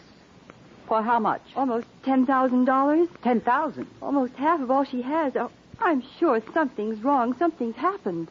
Young woman, I don't like your insinuations. This is a respectable club. And I tell you, your aunt is not here. She was never a member, and I must ask you to leave this house. Oh, but couldn't I stay here a few days while I look for her? No, this is not a hotel. We have no room. If you want my advice, I suggest you go back home and wait until your Aunt Agatha sees fit to get in touch with you. Good afternoon. Oh, please, couldn't you give me a list of other clubs? No, good afternoon. Goodbye. My dear dumb Dora, that was a stupid way to handle that inquisitive young woman. Shut up, Mal, you double-crossing swine. Easy on the names, my dear. I have a few for you. But when thieves fall out, the profits fly out the window. They've been flying into your pocket, you dirty dog. Consider the compliment returned. What's sticking in your craw? Checks. Checks? Yes. You've been able to get that dopey Agatha Adams to sign $10,000 worth, and all I've seen is a measly grand. Oh, that. Yes, that. I was saving it for a surprise, a sort of anniversary present on the completion of our first year of service to the cause of lonely hearts in Big Town. Save that corny line for the lonesome suckers. I want my share now. We're going to have to get out of here, quick. Nonsense. Why should we beat it? Look through the glass curtain of the door. Huh? That girl's gone across the street. She's sitting on a bench in the square, watching this house. That's because your stupid behavior made her suspicious. How would you have handled it, mastermind? Not by practically throwing her out. She is watching the house. The upper windows. You better get upstairs and see that Agatha Adams doesn't get out of bed and crawl to the window. Not a chance. She's weak as a kitten. You better go up and give her another treatment so she won't disturb any club members who drop in this evening. All right. But what are we going to do about that girl? I'm going out the back way through the alley. Watch that girl. See where she goes. What she does. She's liable to go to the cops, the Missing Persons Bureau. They're liable to come here with a search warrant. That'll take time. If she goes to the police station, I'll call you. Get Agatha ready to leave. She's so weak she can't walk. We'll take her in a cart in the station wagon. Where? Out to the cottage up the river. Then what? Suppose she dies on us. Quit jittering. So what if she dies? That won't be the first one. Now get upstairs and get her ready. You wait a minute now. You give me my share of the $10,000 you got out of her already. Hey, what's the matter? Don't you trust me, Dora? Like a rattlesnake. I told you to take it easy on names. Now, go take care of Aunt Agatha while I go see what we've got to do about her nosy little niece.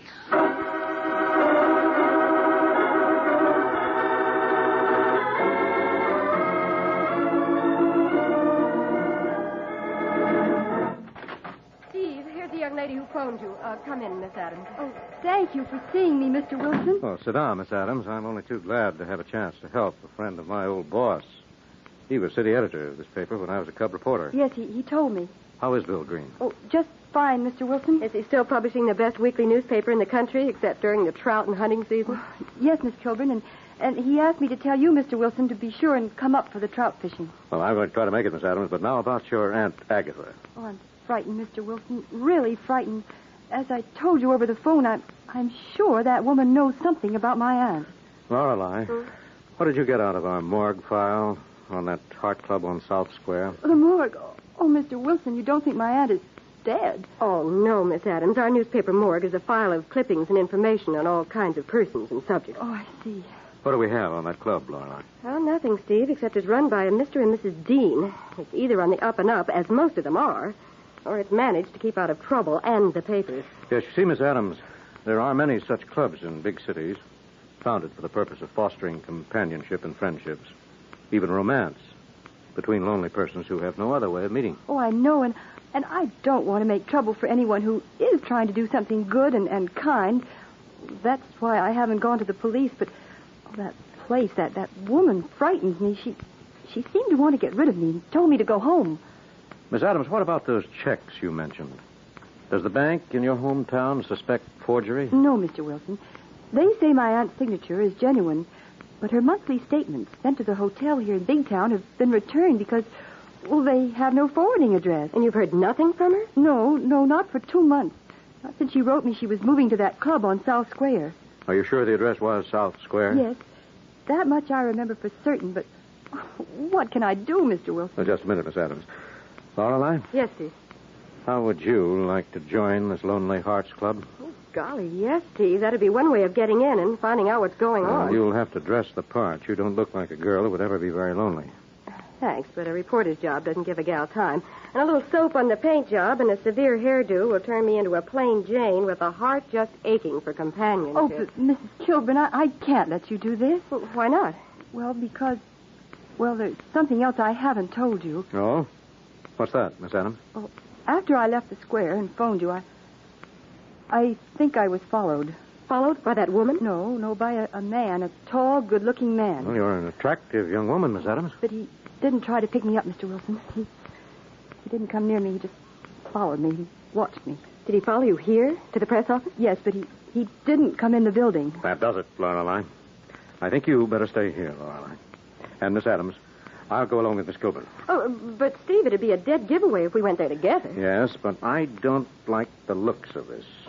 And I don't think you'd better go to that house alone. Well, then let me take Harry the hack. He can hang around the square and keep an eye on the house while I get the lowdown on the setup.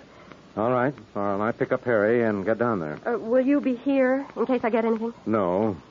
Give me a good description of your shadow, Miss Adams. Well, he's tall and dark, and wearing a tan hat and tweed suit and a sporty-looking polo coat. Well, that'll be enough. You'd make a good reporter, Miss Adams. I'll wait here in my office, Miss Adams. Come on, Lorelei. If that man is still waiting, I think he'll also lead me to the house on South Square. Let's go.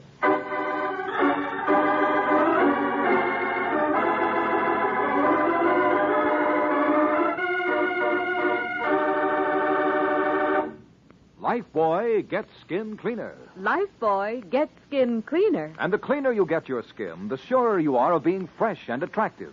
So remember, Lifebuoy, with its purifying ingredient, gets skin cleaner, stops BO as no other leading soap can.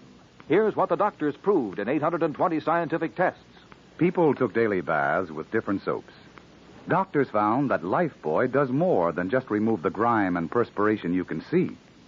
Lifebuoy's purifying ingredient makes it more effective than any other leading soap against the invisible dirt that brings on BO. Lifebuoy's milder, too.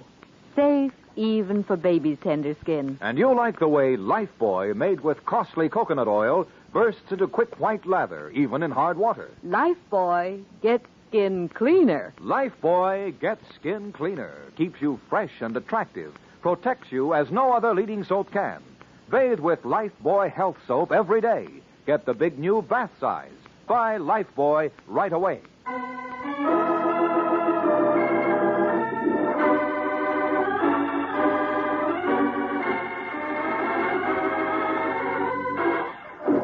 Now back to Big Town and tonight's headline racket expose of the Lonely Hearts. While Steve Wilson follows another lead on an elderly woman who has vanished in Big Town, Lorelei is on her way to a social club in the cab of Harry the Hack. South Square coming up, Miss Kilburn. You want me to drop you in front of this here now so-called Heartache Club? Yes, Harry, but don't wait. Cruise around and keep an eye on the house. Check. I'll roll around through the back alley and scout the layout in case of contingencies. All right, Harry, and keep an eye open for Steve tailing that character in the tan polo coat we spotted in front of the press office. Right, he looks like a sharp operator. Here you are. What's cooking? I think they've got Miss Adams' aunt in a vicious swindle. In which case, watch your step and holler if you need any help of a knock nature. Thanks, Harry. I'll be careful. You better get going. Okay, I'll be around.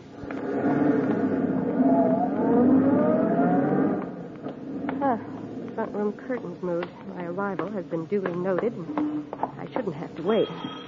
I'll believe where I go into my act. Good evening. Good evening. What can I do for you? Why, I heard about your friendship group, and I thought I'd like to see your club. Oh? Who told you about our club? We don't advertise. Well, I was dining alone in a restaurant the other night, and I heard a couple talking. met here, and they seemed so happy together, and I thought... I'm sorry, young woman. We don't take anyone unless they are recommended by someone we know. Oh, but I could give you references. I have a very good job. I'm sorry. We take in very few young people, and you'd find it quite expensive. Oh, but I'd be willing to pay. I have money, a small inheritance. Oh, I see. That makes quite a difference. Come in. Thanks. Why should it make a difference? We have to be careful of our reputation. Young girls looking for wealthy men to marry can cause us a lot of trouble. Oh, I understand. And I'm just looking for companionship. Intellectual companionship. Perhaps someone who likes good music. Yes, you look the type. We have several gentlemen who just like good music. But first, your references. Oh, yes. I work for a publishing house. I write. You write what? Oh, sort of true stories about people. Oh, confessions? Yes. Sometimes you might call them just that, if I can get the true fact. Just a moment, young lady.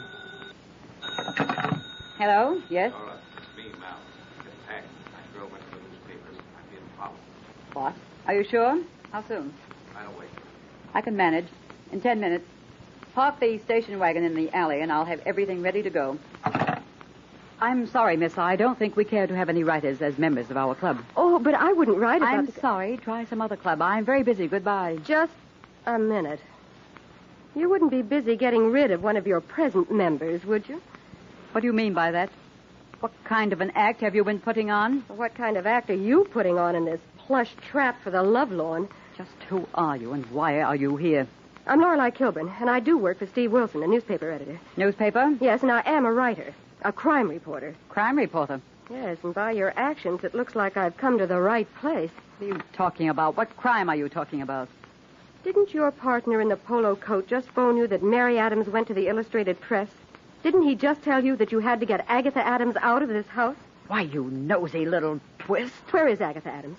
There's nobody by that name here. Well, there won't be in another few minutes if you and your partner can manage to get her out of here. Now, get out of the way. I'm going up the stairs. Oh, no, you don't. Let's go, Mrs. Dean. Like nothing.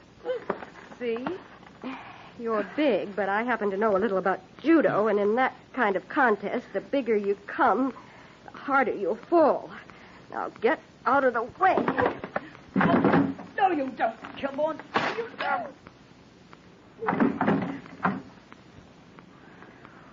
Nosy little newspaper fool button in here. Now we've got to get out of here. Get out of here quick.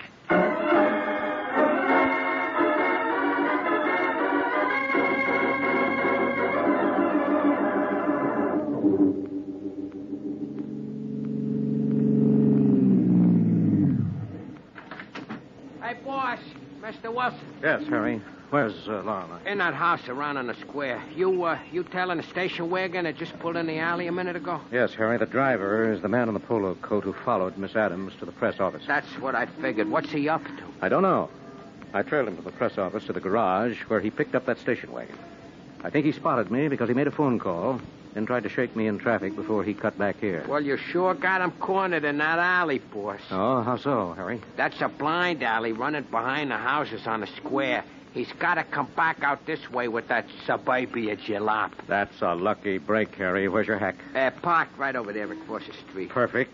Drive in that alley and block this exit. Don't let that station wagon out of there until I can get into that house and see what's going on. Fear not, boss. And if that polo-coated polecat comes out and gives me argument, I will restrain him with my trusty knock.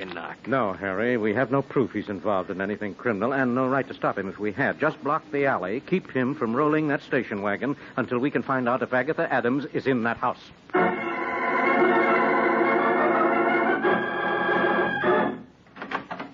What are you doing? Where's Agatha Adams? Why haven't you... Hey! Who's that girl on the floor? A newspaper reporter, you dumb smart aleck. What's she doing here? Why have you taped her up? She's here looking for Agatha Adams. What brought her here? Adams' niece went to the newspaper office and spotted you following her, you stupid dope. Well, all right, leave her there on the floor. Let's get Agatha Adams and get out of here, quick. Never mind that dopey old dame. Get your things. We got to get out of town fast. Miss Kilborn Dane said somebody was trailing you. Yeah, I know. That's why I phoned you to get ready. I shook the guy in traffic, but he may come here. Come on, let's get going. Where's that money you got from that Adams dame? I got it. You'll get yours. I'll say I will, and I want it now. Wait a minute. The door. Maybe that guy that trailed me. It'll be this Kilbourne dame's boss, an editor called Steve Wilson. Wilson, the racket buster. So that's who's been tailing me. He works with the cops. You'll call him if he doesn't get in. He'll call him anyway if he gets in and finds this Lippy Kilbourne dame and she tells what she knows. Let's beat it out the back. No. We gotta have time to get out of town. How are we going to get it? Let him in. Stall him till I can get this girl out of the way. And get set to take him. Wait a minute. With what? You ain't using no gun and getting me mixed up in no murder. Shut up! Go stall him, then bring him in here. These fire tongs will cut him down to size and shut him up till we can get out of the state. You better hope. Get that Kilbourne dame in the back room and get set. Just a minute. Just a minute. Just a minute. I'm coming. Yes? What is it? Good afternoon. Are you Mrs. Dean? Get here. It's the idea you're pushing your way into this club. Let's call it bad manners. Where is Miss Kilbourne? I don't know any Miss Kilbourne, and this is a private residence. It's a club and licensed as a public boarding house, and I want to see one of your residents. Who do you want to see? I intend to find Miss Kilbourne, one of my reporters who came in here a few minutes ago. Oh, a girl reporter. Why didn't you say so? Where is she? Right in the sitting room, just down the hall, interviewing my husband. Good. I want to ask him a few questions myself. Go right ahead, Mr. Wilson. I'm sure he'll be glad to see you. Walk right in. He has an answer for all your questions. Step right this way.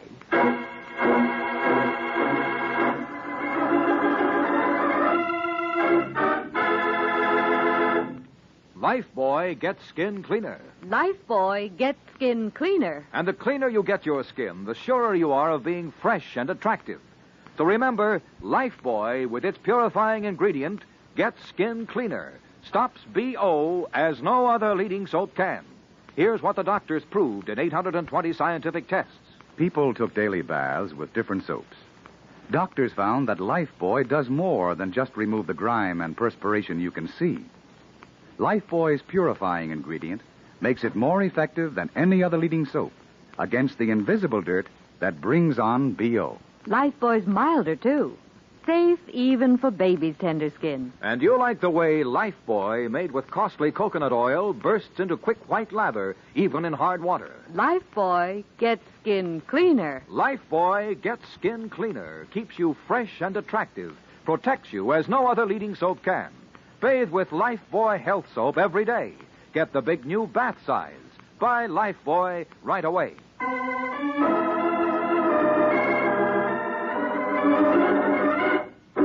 Now back to Big Town and to Steve Wilson as he enters the parlor of a so-called Lonely Hearts Club in search of Lorelei Kilbourne in tonight's racket expose headlined The Lonely Heart. After you. Go right ahead, Mr. Wilson. Your reporter, Miss Kilbourne, is in the parlor interviewing my husband about our little club. Thank you, but I think you'd better come along with me, Mrs. Dean. Why should I? I'm busy. I have to get things ready for our club meeting tonight. That can wait. After you, Mrs. Dean. Very well. But you've no right to come crashing in here and ordering us around. Malcolm. Yes, my dear Dora? This is Mr. Wilson of the Illustrated Press. He wants to ask you a few questions about our club. Why, certainly. Come in, Mr. Wilson. Thanks very much. But first, where is my reporter, Miss Kilbourne? Miss Kilbourne? Yes, I told him she was here, Malcolm, interviewing you about our club. Oh, yes, of course. Her name slipped my mind. Where is Miss Kilbourne? Why, she's gone upstairs to interview some of our resident members. Won't you sit down and wait? No, thank you. Do you mind telling me what you're doing with those fire tongs, Mr. Dean? Fire tongs? Oh, I was about to build a fire in a fireplace. It's getting rather chilly in here. Yes, very chilly. What have you done to Miss Kilbourne? Where is she? I told you, she's upstairs. Upstairs with Agatha Adams? I don't know what you're talking about. Grab him, Dora. Hold him. No. Why, you murderous rat. That was meant for me. And there's a good chance you killed your wife with those fire tongs. I'll kill you for nosing into my business. Your racket. The filthy racket of preying on lonely men and women. Now, where's Miss Kilbourne? Where is Agatha Adams? Right here in this house, but you're not going to get out of here. Phone the cops or send me to prison. Prison is too good for you, Dean. And if your wife dies, you'll be lucky if you don't go to the chair. If I go, it'll be for smashing your head. With those fire tongs. Oh, you slug, I'll break you. Not telegraphing your punches like that. Now, where's Miss Kilbourne? Where you're going to be when I get through with you. All right. Let's see.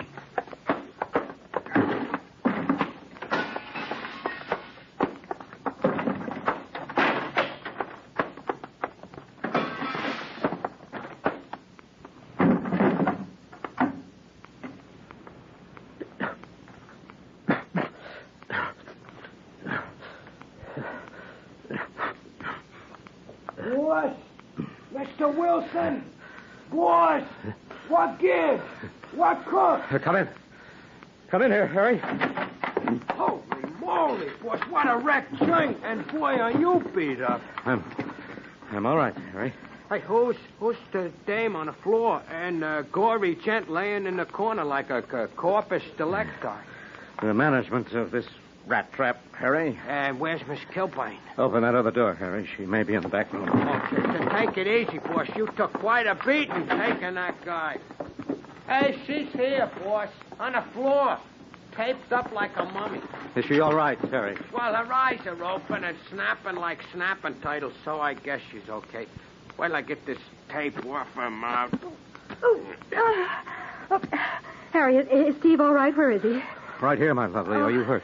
Well, my dignity is hurt and my professional rep ruined, and I'll never live this down. Get the tape off my hands and feet, will you, Harry? Sure thing. Hold still. Oh, well, be careful of my nylons. Have you found Agatha Adams, Steve? No, Lorelei, but she's here in this house. She must be upstairs. Oh, the poor woman. I wonder what they've done to her. I'll phone Callahan of Homicide as soon as Harry gets you on tape, Lorelei. I'll go upstairs and get the lady of the Lonely Heart.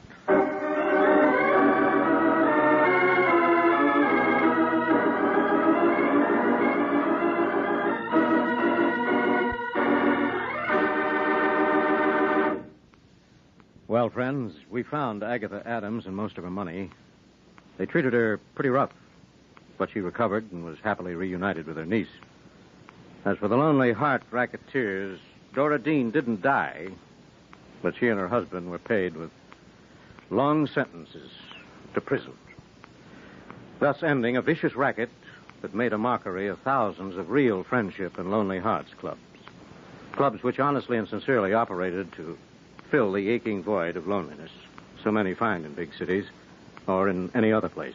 How about next week, Steve? Well, let's hear from our narrator, Dwight Wiest, on that news item, Lorelei. Okay, Dwight, go to press. Right, Lorelei. But first, remember, doctors have proved it. Lifebuoy, with its purifying ingredient, gets skin cleaner in your daily bath.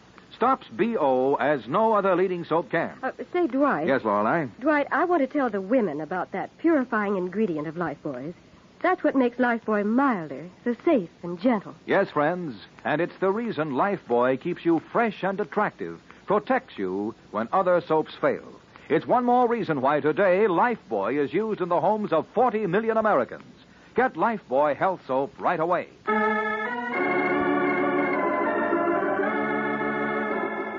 Next week, another big town story concerns a real threat to the freedom of the press, and it's headlined The Iron Fist. In tonight's dramatization, all names, times, and places are fictional. Big Town features Edward Pauley as Steve Wilson, Fran Collin as Lorelei Kilburn. Special sound for tonight's show was created by NBC soundmen John Powers and Chester Hill, and The Lonely Heart was written and produced by Jerry McGill.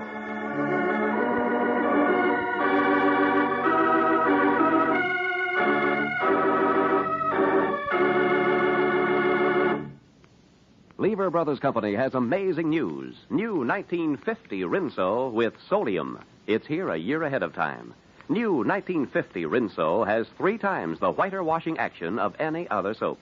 The sensational new washing action of 1950 Rinso gets white clothes whiter than new, washable colors brighter than new, and keeps them whiter, brighter than any other soap. Rinso is so safe for clothes, so kind to hands. Get new 1950 Rinso at your dealers now. Be sure and be with us again next Tuesday at the same time when Lever Brothers Company will again present Big Town. This is your narrator, Dwight Wiest, bidding you good night.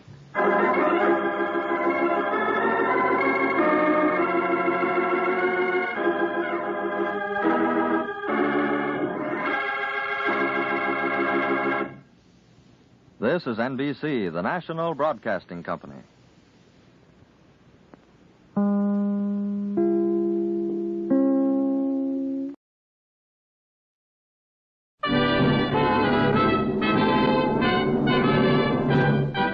Standard of California, on behalf of independent Chevron gas stations and standard stations throughout the West, invite you to Let George Do It.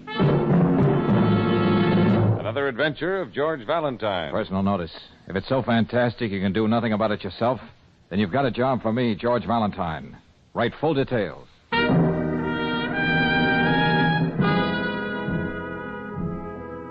Dear Mr. Valentine, the writing and rewriting of this letter has proved one thing to me, that I can't find the words to convey my desperation. Somehow, in a way I can't explain, my life has been touched by evil.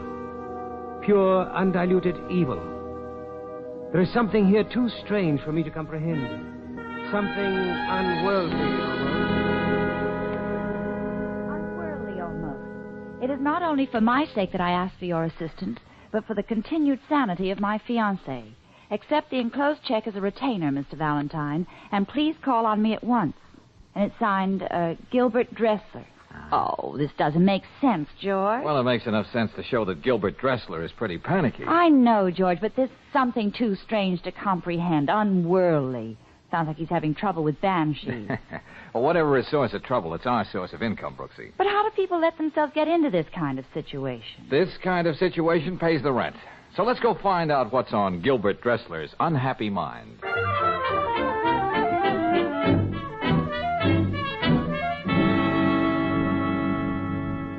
In my 10 years on the desert, Mr. Valentine, I've witnessed events that would freeze the very marrow in your bones. Yes, I'm not doubting your word, Mr. Dressler, Terrifying events. Things that are only spoken about in whispers, behind locked doors. Yes, but let's be a little more specific. Magic. Voodoo, if you will. An evil beyond evil. They're right here in your own city. But why are you hiring us? Yes, Mr. Dressler. You mentioned something about a fiancée in your letter. What about her? Yes, Gabrielle. I love her. Oh, we're sure of that, Mr. Dressler, but you also wrote something about fearing for her continued sanity. What makes you think her sanity won't continue? Margot. Margot? What's that supposed to mean to me? Oh, forgive me. I was referring to Madame Margot. She claims she's a medium. I claim she's a purveyor of black magic. Well, now we're getting somewhere. You're trying to tell us Gabrielle, your fiancée, is somehow being influenced by this Madame Margot. Yes. How? Why, she's taking all her money away from her. Oh, how long has this been going on? Since Gabrielle's mother, Mrs. Turner, died. Oh, what happened? Mary Turner was cleaning her hunting rifle, and it went off. Very unfortunate. The sporting world lost a great devotee because of Mrs. Turner's accident. All right, what do you want us to do? Expose Madame Margot. That's what I want you to do. Expose her? Certainly. I've arranged for you to visit Madame Margot this very afternoon. Here, this is her card. And tonight, you shall attend a séance at the Turner Mansion. A séance? Oh, George, there's nothing I like better than an evening cavorting with the spirit world. Okay, Brooksy, we'll give it a whirl. I never saw a ghost yet who didn't scream when it was pinched.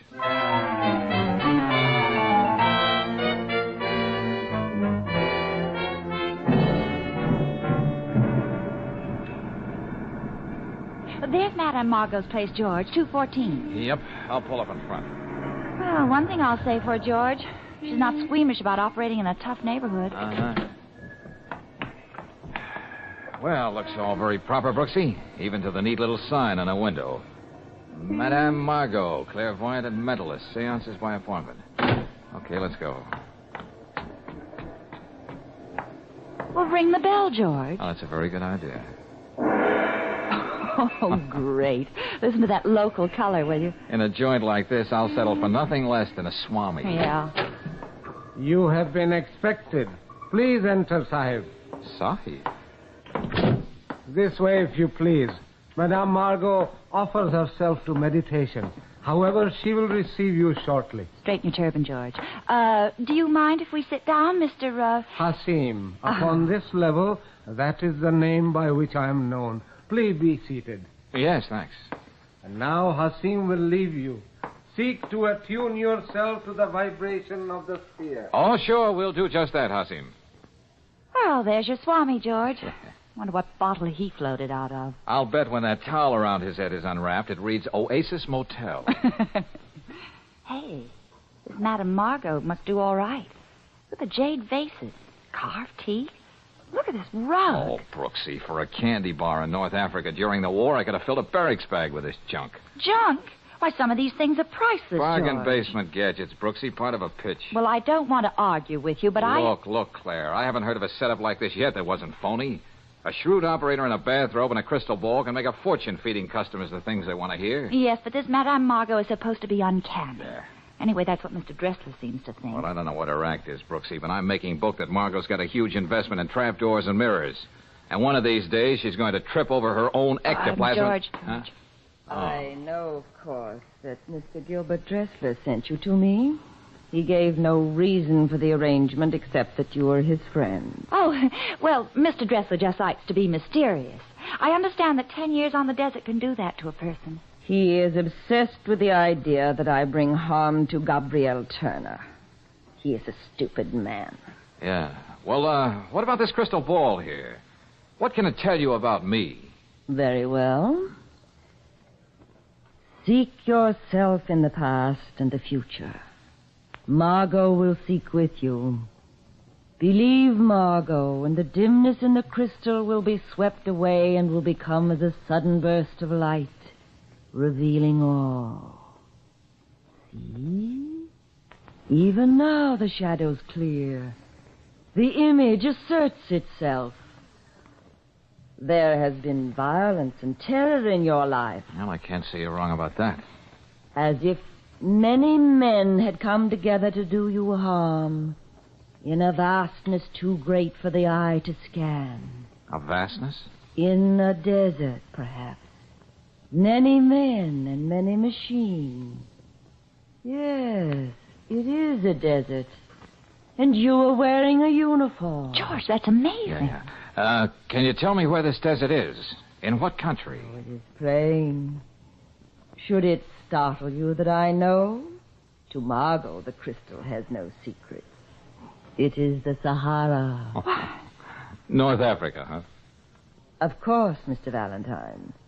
What made you ask that?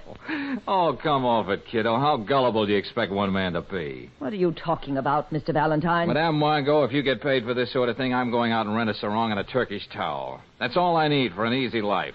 That and a detective phone with a hidden mic. Get out of here. Now, wait a minute. I've got a couple of other things that I would... Get out of here. Hassim! Oh, why don't you let that poor guy alone, Margot? Making him stand behind those drapes all this time? Perhaps one day you will laugh yourself to death on your poor humor, Mr. Valentine. George, he's got a gun. Don't worry, Brooksy. Madame Margot can't afford to get rough. This kind of melodrama sometimes leads to scandal. That wouldn't be good business for her. He wearies me with his glibness, Hassim. You should have kept looking in your crystal ball, Margot. Then you could have warned your number one boy. Always keep that gun close to his side. You fool. Let's get out of here, Brooksy. Okay, George. You will regret this. Oh, look, honey, don't go dramatic on me. Save those pear-shaped tones for Gabrielle Turner. I don't understand, George. How did she know you were in North Africa? Because she had us tuned in with her little detector phone before she came into the room. Oh. Brooksy, when I was telling you about it, I lied to you purposely. I saw North Africa once from an airplane 10,000 feet up at nighttime. Well, now that we know that Margot reads past, presents, and futures by direct wire, what are we going to do? Have dinner, Brooksy. Oh, fine. And we've got a date with a few assorted ghosts. Oh, fine.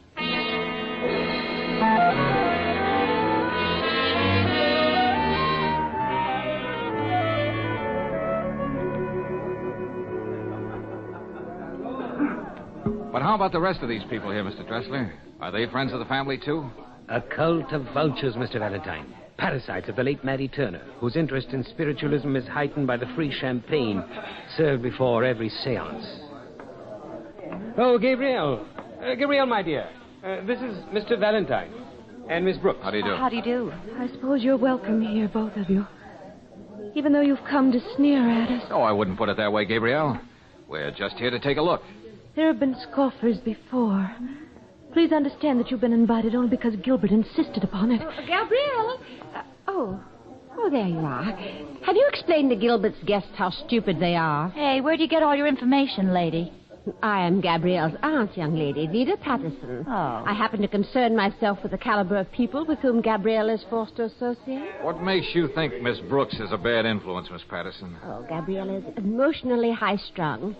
People like you, people from the outside, upset her. Ah, from the outside. My dear, the rest of the party is going into the sanctuary. Madame Margot's waiting. Oh, George, not again. Yep. Let's give the old gal another rumble.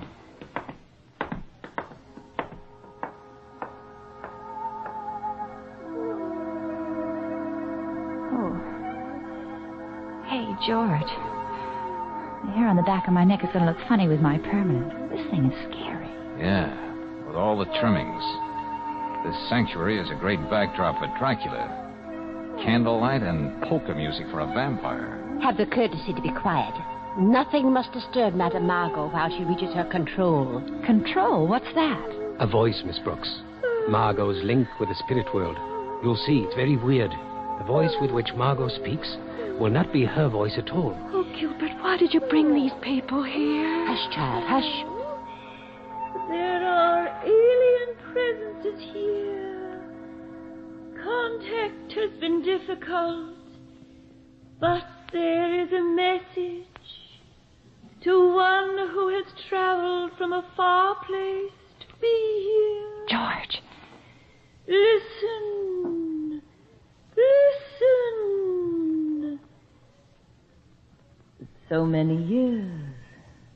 So much time. Gilbert. Listen to me, Gilbert. It's Janice.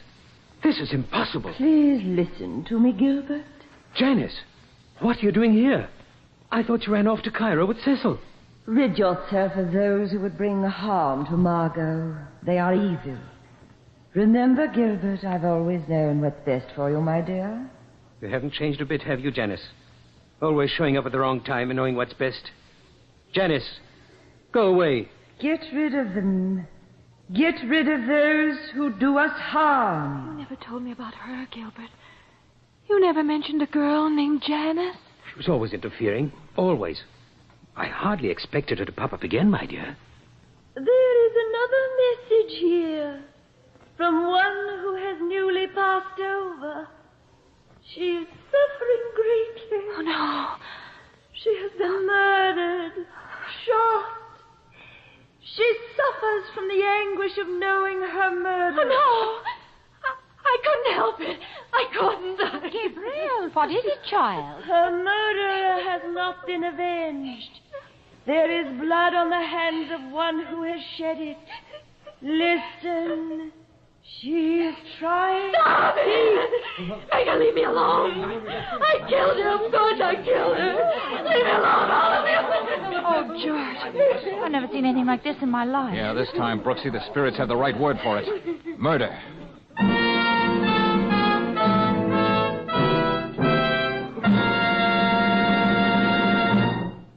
We'll return to tonight's adventure of George Valentine in just a moment. Meanwhile, a word about problems, major and minor. You know, a ring that refuses to come off a finger may seem like a major problem, but usually a bit of soap and water does the trick. Stuck rings in an automobile engine would be something else again, and could be very costly, in fact. But today, compounded RPM motor oil keeps the danger of stuck piston rings at just about zero. Even more important, the added compounds in RPM put a stop to the biggest bugaboo of engine wear, internal rust. They also prevent crankcase foaming and stop the formation of gum and lacquer in your car's engine. And a cleaner engine system means extra life for your car. Add up all these advantages of RPM motor oil, and it's easy to see why motorists choose RPM 2-to-1 over any other motor oil in the West. Try this premium quality motor oil tomorrow. Get RPM at standard stations and independent Chevron gas stations where they say and mean, we'll take better care of your car.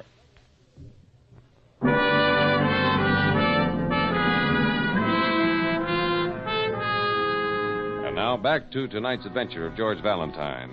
Well, there's an old saying that murder will out, but when it comes pointing its finger from the spirit world, then George finds himself tangled in one of the strangest cases he's ever come across.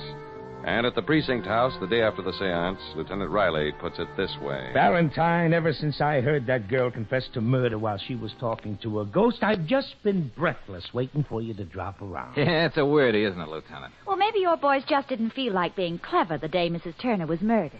Is that why you called it a hunting accident? Now, look, Miss Brooks, I'm not perfect like your boyfriend Valentine. And I'd be the first one to admit that. Yeah. But as a matter of fact, I personally contribute to the support of you guys, a little thing called taxes. I'm just perfect enough to want a little action for my money. Valentine, 3 months ago, we were called in by Vida Patterson to investigate the death of her sister, Mattie Turner. We called it an accident because that's the way the setup looked. Because there wasn't any reason to call it murder. Well, whatever happened to that suspicious nature of yours, Lieutenant? Yeah. A prominent society woman is found dead, shot. A woman who surrounds herself with a house full of sponging friends. Don't you remember what your correspondence course says about a situation like that, Lieutenant? Look. When a person is found dead with her finger on the trigger, we consider the reports of ballistics, medical examiner, and a dozen other experts. Then we fumbling police arrive at certain conclusions. In the death of Mrs. Turner, that conclusion was accidental death. Here. Bravo, Lieutenant. But how could so many people fumble about the same thing? Yeah. Does that confession mean that Gabrielle is going to stand trial for murder, Lieutenant? Well, I doubt it.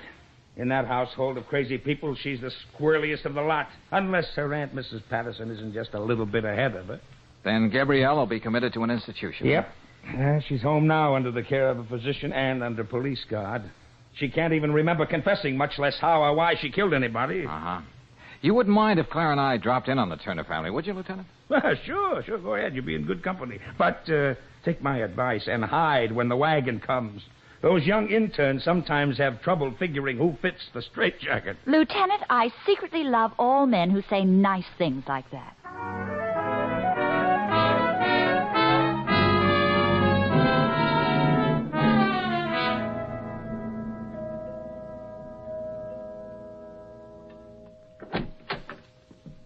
Oh, it's you two. I'm beginning to hope that I'd only hired you in a dream. Look, Gilbert, let's both get real grown up and face facts. You really did hire me, and we're both stuck. I'm not in the habit of paying people who bungle their jobs. It must be quite obvious that I don't need your alleged services any longer. But we haven't finished our job, Mr. Dressler. So if you will return my fee, which you have not earned... Oh, yeah. Well, let's chat, Gilbert. Mind if we come inside? I certainly do. Thanks a lot. Close the door, Brooksy. Now, look, Gilbert, you hired me to do a job. I'm not backing out of it. Why should you? You admit you failed, don't you? You don't have much room to talk, Mr. Dressler. Who was that Janice you were talking to last night? Janice is dead. She died nearly 10 years ago. 10 years? Then how did she I have... dislike to say it, but even I am now convinced that Margot is not a fraud. How could she have known about Janice? Oh, it's very simple. You blurted out Janice's name as soon as Margot began to broaden her age. Yeah, it's a good thing Margot didn't drop her H's, Mr. Dressler. You might have come up with the name of some little barmaid in Soho. You're not very amusing, young lady. Now, what about Gabrielle? Where is she? They've taken her away, Mr. Valentine. Poor girl. I was deeply attached to her. Uh-huh. I'll bet her aunt is overcome, too. Vida Patterson is a remarkable woman. She buries her sorrow in her books. Books. Ledgers would be a better word. Where is she? In the library. She explicitly informed me that she wishes to grieve. Well, now, that's very touching. Come on, Claire. What is it, Gilbert? I told you I wanted no interruptions unless it's absolutely necessary. It's absolutely necessary. Oh, it's the intruders again. Yes, I hate to take you away from your tears, Miss Patterson, but there are a few questions I want to ask you. And by what right? You're not the police? Oh, this won't take long. Just a moment of your lonely time, and you can go right back to eating your heart out. What is it you want? I want to know a little bit more about the murder of Maddie Turner. It was murder, wasn't it? Oh, imagine the ingratitude of the child. Killing my poor sister after all the wonderful things we've done for her. Oh, yes. She was so overcome by those wonderful things, she can't even remember killing your sister. Oh, Gabrielle has lapses of memory. An unfortunate trait which she inherited from her father's side of the family. Oh, well, this wealth you were talking about, what happens to that? Oh, how can you mention money at a time like this? Well, let's mention it anyhow. Who gets it? Well, of course, Gabrielle inherited the mother's estate, and now that she will be declared insane, why, I suppose well, I don't know. I've never given it a thought. No, I'll just bet you haven't. Well, thanks a lot, Miss Patterson. I just know it'll kill you every time you spend a penny of all those thousands of dollars. Get out of here! Miss Patterson doesn't like us, George. Yeah, we've got crazy ideas, Brooksy. All right, come on. Let's go see whether one of them will pay off.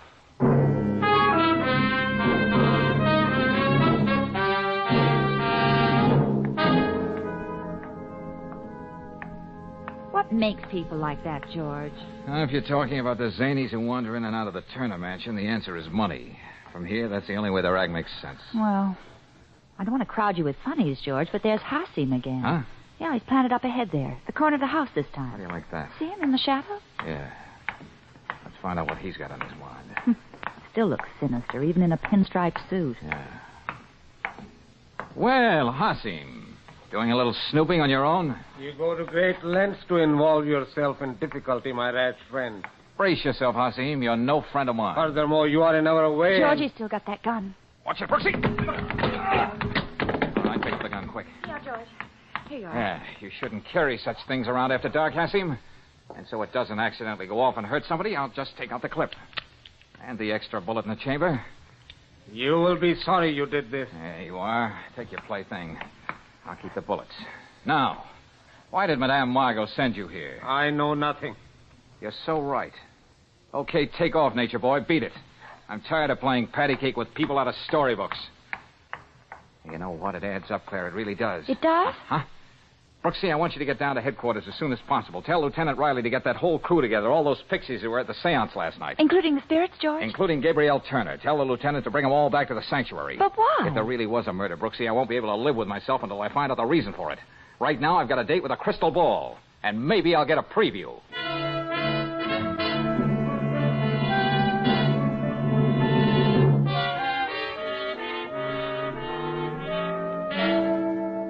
Margot, in the jargon of the street, your chances aren't worth a darn. Stop speaking in riddles, Mr. Valentine. What's on your mind? You are, Margot. Madam, accessory after the fact, Margot. The fact being murder. If I were acquainted with your brand of humor, perhaps I would be amused. I doubt it. Look, you're worried, honey. That's why you tagged that small-time Svengali on me. You can be sent to jail for years and years, and that's really something to worry about. What are you trying to say? Well, I hate to sully those shell-like ears of yours with nasty words, Margot, but just take my advice and be my buddy for the next few hours. Why do you speak to me like this, as if I'm As if you're a phony, and you are. You can throw your voice pretty well, but last night you threw it a little too far. What do you want me to do? I want you to finish that seance you started. It never did get done. But for what reason? So you can turn state's evidence. Now, a clever girl like you can appreciate a good twist. I think I understand. Yes, I think you do. So let's not keep the cult waiting, Margot. Besides, Lieutenant Riley is a very impatient man.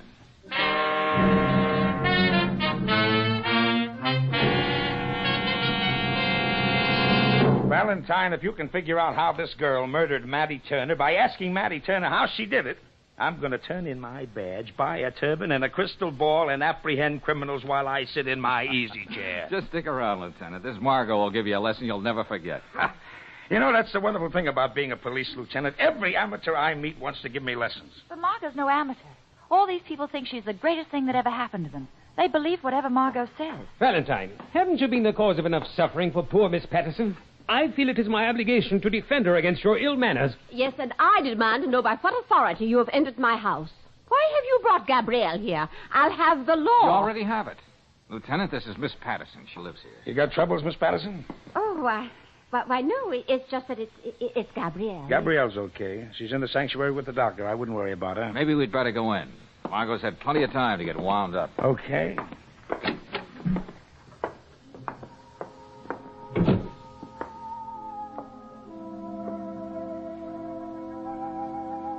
Hello, Gabrielle. How do you feel? I don't understand. This all happened before. Long ago. A very long time ago. Yes, now, you're all right. Just take it easy. I really didn't mean to. I didn't hate my mother, you know. Just sit tight, Gabrielle. And whatever happens, don't say anything. You understand? Don't say anything. Of course. Of course, I understand. I killed her, but I didn't mean to. Tonight, for the last time, we seek to journey together into a strange land. A strange land where familiar faces and forgotten dreams dwell without perishing. Already the vapors which cloud our way are cleared. There is someone here who is trying to get through. She wishes to speak. Is this why you dragged me here, Valentine? I know a ventriloquist when I hear one. You know a lot more than the rest of these people. Just get this pitch, Lieutenant. Lieutenant. Has been grievously wronged. There is so much that stands in her way of happiness here. She wishes to speak to us. She says an injustice has been done. The way is clear. Peace. Stop her. Peace. Can't you see this is a fraud? You don't know what you're doing. Send her back. Listen. You're breaking up the party, Miss Patterson. Why don't you relax? Have they harmed you, Gabrielle? Maddie. And you, Vida. All that blood. Oh. Your sister's blood. Mine. Murderous. Oh, stop it! Stop it, please! Murderous. You watch me die. Death becomes you, my sister. Oh, send her back! Oh, let's stop it! I did it! I killed her! I'll take over from here, Valentine. Well, how about that, Brooksy? A killer trapped by a ghost. Only there wasn't any ghost.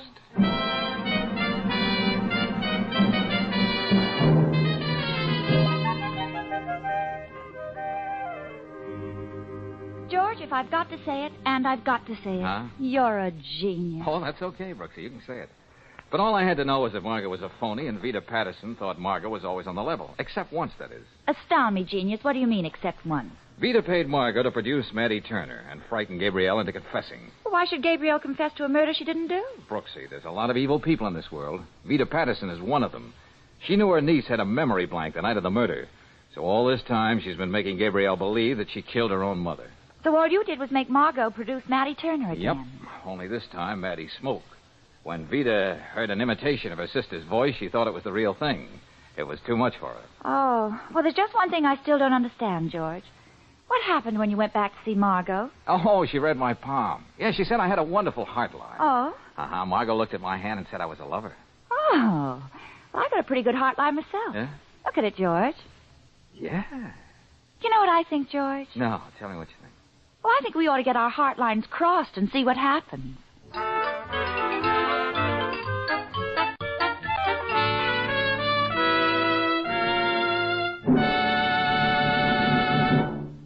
And now, a word of importance to motorists. Maybe you've run into the kind of motorist who always says, grease is grease, and it doesn't matter where you take your car for lubrication service. Well, don't you believe him.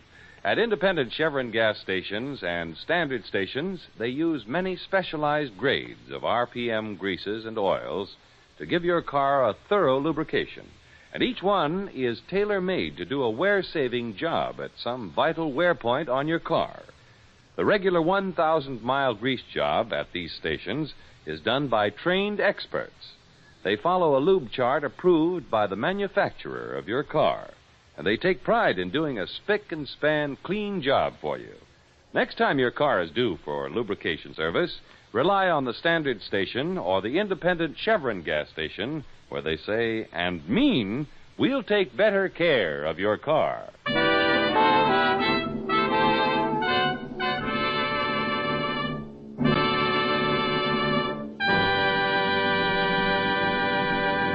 Next week, when you tune our way for another adventure of George Valentine, you'll hear... Hey, Brooksy, tell me something. Yes, George? How would you like to play Cigarette Girl at the Kit Kat Club tomorrow night? You mean in one of those fluffy short skirts and long black stockings? Yeah, the works. Yeah, but what are you talking about, George? We're going to stage a little drama, Brooksy, with a cast of two. A Carnation and Art Gary. And I have a hunch the Carnation will be the star of the show.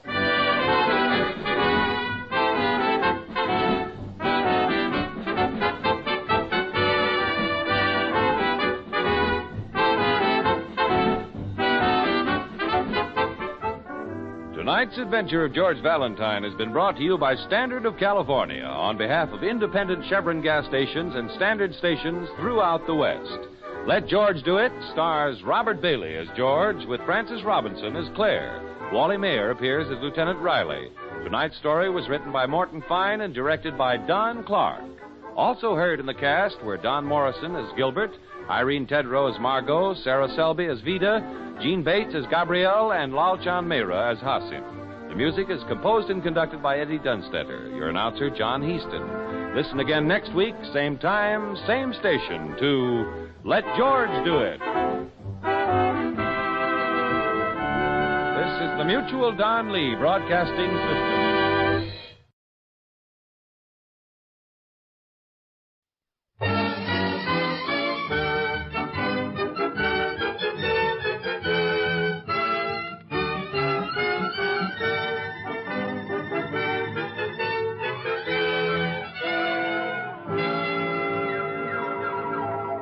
The F.W. Fitch Company, makers of Fitch's saponified coconut oil shampoo and Fitch's shaving creams, presents Dick Powell as Private Investigator Richard Rogue in Rogue's Gallery.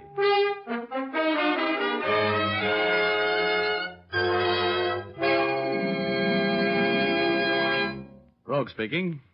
You know, there's something about me that is to trouble what molasses is to flies. I never go around looking for trouble. Trouble goes around looking for me. Now, take that afternoon a few months ago when I walked into the press room of the Hall of Justice and found, among others, Clark Ames, the young City Hall reporter for the Chronicle, expounding on his favorite subject, a deep hatred for a man named Fred Curtis, nicknamed the Alibi Master. Ames and the other newspaper men had watched Curtis win acquittals for a dozen different clients, and always by the same route: unbreakable alibis. This made the clients very happy and the district attorney very miserable. The Chronicle, a crusading newspaper, had, at the instigation of Clark Ames, been running an anti-Curtis campaign, bordering pretty close on libel. And Curtis, who was sharper than a razor's edge and harder to catch up with on the horizon, hated Ames with a wonderful passion.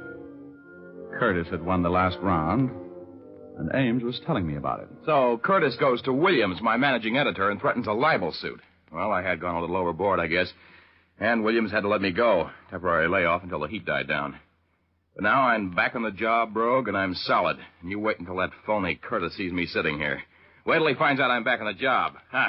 Look, Ames, I've been around this town for a while, and if I'm picking out a guy to buck, it won't be Fred Curtis. Huh?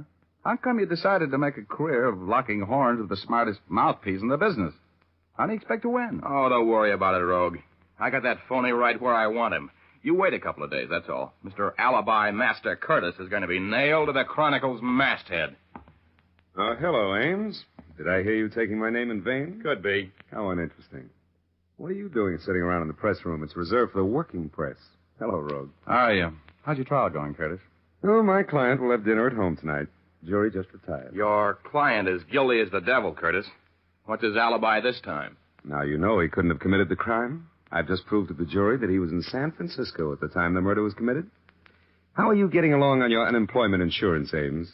It was a pleasure getting you fired. Too bad it didn't last. Well, I'm back on the job, which means I'm right back on your trail. That's bad news for you, Curtis. Do me a favor, will you, Ames? When you call in the report of the not guilty verdict the jury's about to bring in for my client, tell your stupid managing editor I'm filing a libel action against him the first thing in the morning. Look, Curtis, let's go in the courtroom, will you? I'm going to be there when the jury comes in. Okay, Rogue. Oh, here, Ames. Here's $10. Go get a haircut, will you, kid? And have your suit pressed.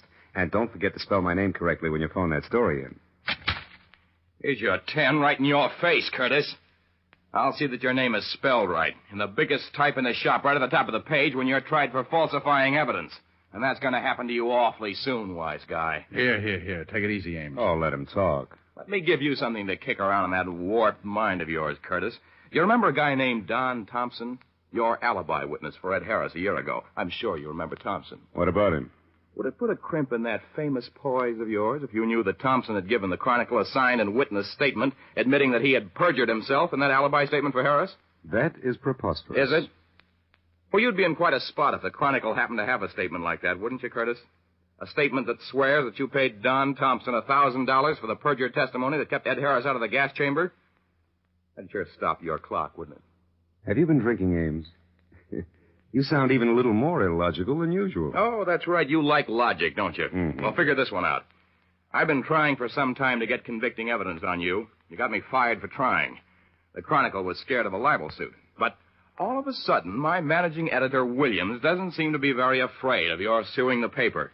Now, what could be the reason for him giving me my job back? It could be that statement from Thompson did it, couldn't it? All right, now sweat it out, Curtis. You'll be seeing your picture in the Chronicle with bars in front of you and a number on your chest in about 48 hours. Not even one of your phony alibis can keep you out of this rap, big shot. I suppose I should be annoyed by such juvenile threats, but I just don't seem to be able to take you seriously, Ames. And the next time I give you my attention, you'll never work on a newspaper again. Coming with me, Rogue? No, not now, no. I think I'll stay here and use the telephone.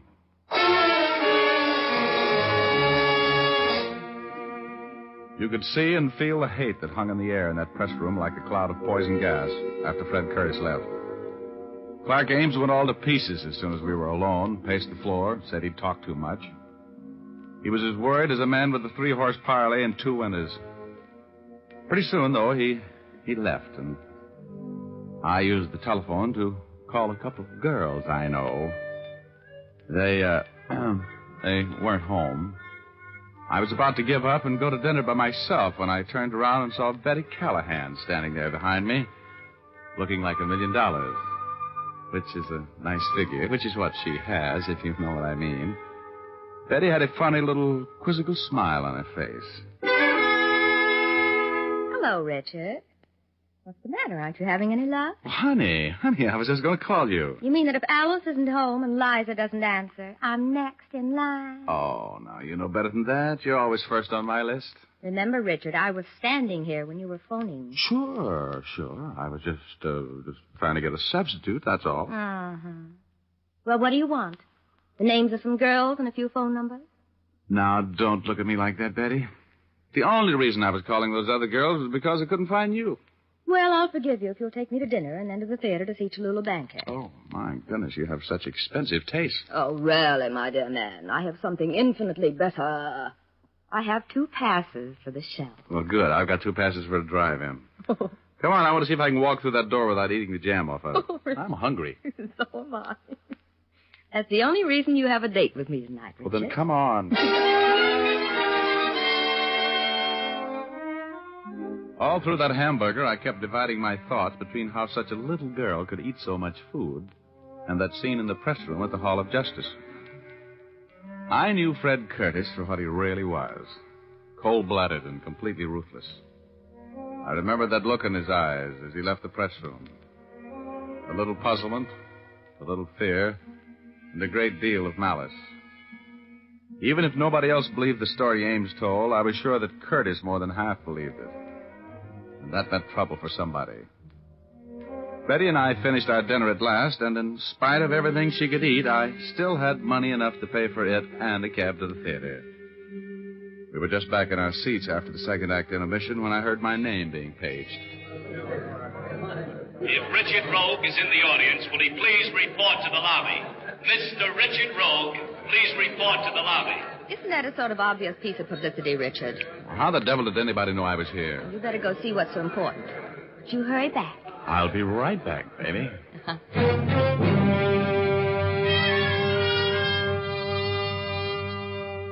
I had a bad hunch as I walked up that aisle. Those little chills that always race up and down my spine when I'm walking into trouble were acting up. I didn't know what to expect as I walked out into the lobby. Then I saw Clark Ames standing there. His face was as white as a dove's wing, and his eyes had the strained look that is the aftermath of seeing violent death. Rogue. Yeah, what's the matter, Ames? You look like you've seen a ghost. I've seen something worse, Rogue. You got to come down to the Chronicle with me. Now, get a hold of yourself. You're shaking like a dice cup. What's the matter? Williams, my managing editor, was just killed. Huh? Murdered in his office.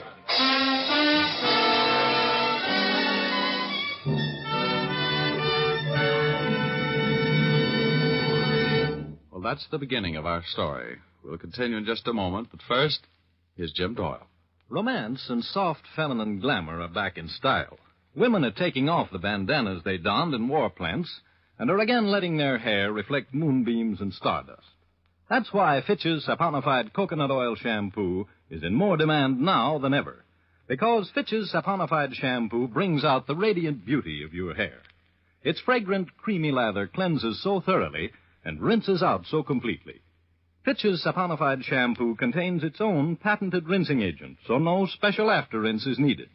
And best of all, you can wash your hair as often as you like with Fitch's saponified shampoo, and it will never become dry or harsh-feeling. That's because this shampoo is made from pure, natural oils that keep your hair ever soft and lustrous. Ask for Fitch's saponified shampoo the next time you're at your beauty shop, or buy an economical bottle at your drug or toilet goods counter.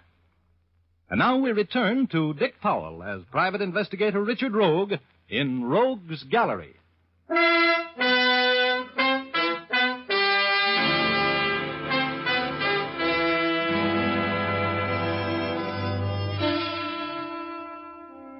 Well, I was working.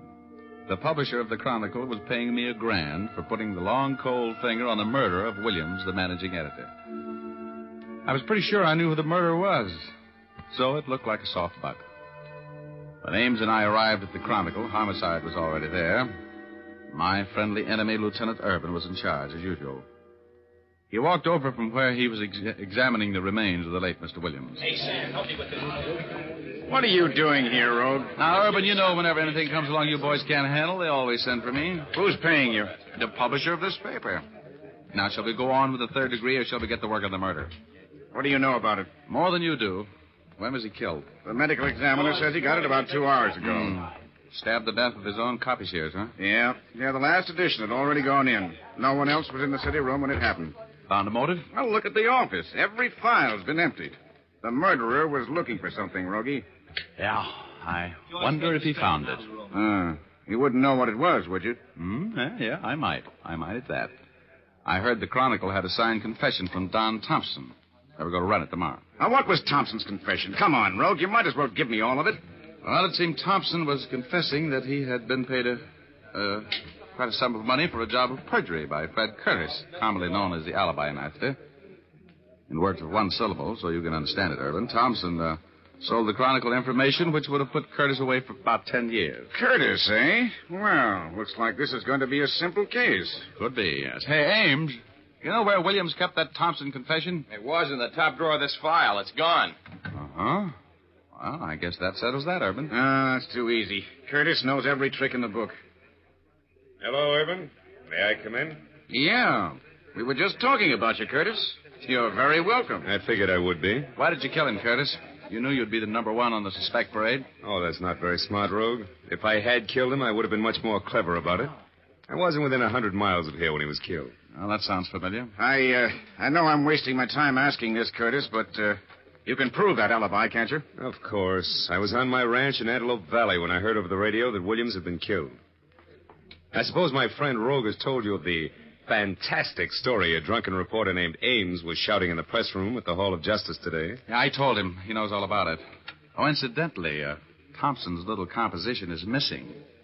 The man who killed Williams lifted it. Very convenient for you, wasn't it, Curtis? Convenient? Oh, there never was such a confession. There couldn't have been. Because there wasn't the slightest background of truth for the wild tale Ames told today. Okay, Curtis. We'll let you know what we think of the story after we've checked your alibi. You were on your ranch in Antelope Valley when you heard the report of Williams' death. Yes. That's about 100 miles from here, right? Approximately.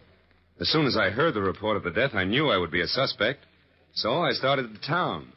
I stopped in a bar in Palmdale for a drink on the way in and then came directly to the Chronicle office without stopping. My car's at the curb now in front of the building. Ryan, check those alibis. Oh, they'll check, Lieutenant. I'm sure they will. The alibi master would never slip up on his own alibi. That's right. I'm sorry to disappoint you, Rogue. And I'm sorry to be disappointed, Curtis. You sure you don't know anything about this murder? You didn't hire someone to do it for you, did you? Of course not. I had nothing against the man. Why should I want to kill him? You can go, Curtis. We'll try to break that alibi or find the boy you hired. Until we do, take it easy. Thank you, Lieutenant. Oh, you can reach me at my office if I can be of any further use to you. Oh, Curtis, are you going back toward the Biltmore Theater? Mm-hmm. I got to get back there. I left my car there. And, oh, brother, Betty. Ooh, she'll massacre me. I'll give you a lift. Come on, Rogue.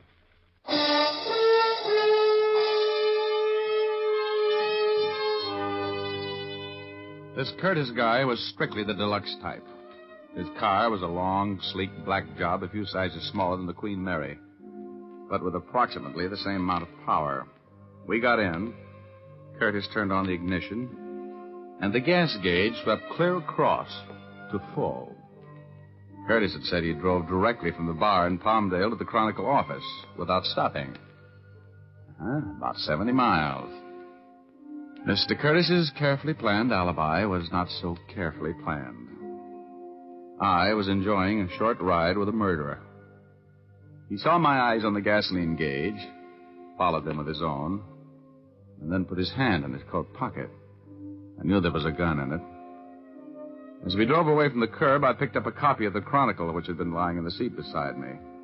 I thought perhaps if I could hide my thoughts a little better, if I pretended a great nonchalance for no part of which I felt. Curtis was not sure that I'd attached the proper importance to the story the gas gauge told. He was being nonchalant, too.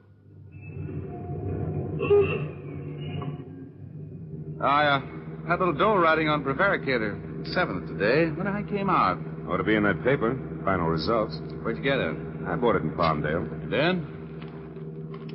Huh. This is the Bulldog edition. Oh. The Bulldog edition is sold only on the streets in Los Angeles. Yeah, that's right. I'm afraid I made a mistake, huh, Rogue? Yes, I'm afraid you made two of them, Curtis. This paper and that full gas tank. You didn't drive 70 miles in this gas eater without stopping and arrive here with a full tank, did you? You're very observant. Looks like you're cracking my alibi, huh? You killed Williams, didn't you? Yes, I had to. I had to get that confession of Thompson's that would have ruined me. I owe that impetuous reporter a great debt for tipping me off to the Chronicle's plans for crucifying me. You, have any plans for me? Yes. Yes, I think I have it worked out. I'm going to drive you out to the suburbs to a spot I know that's probably deserted by this time. Now, if you were found there, shot... Aren't you overlooking something?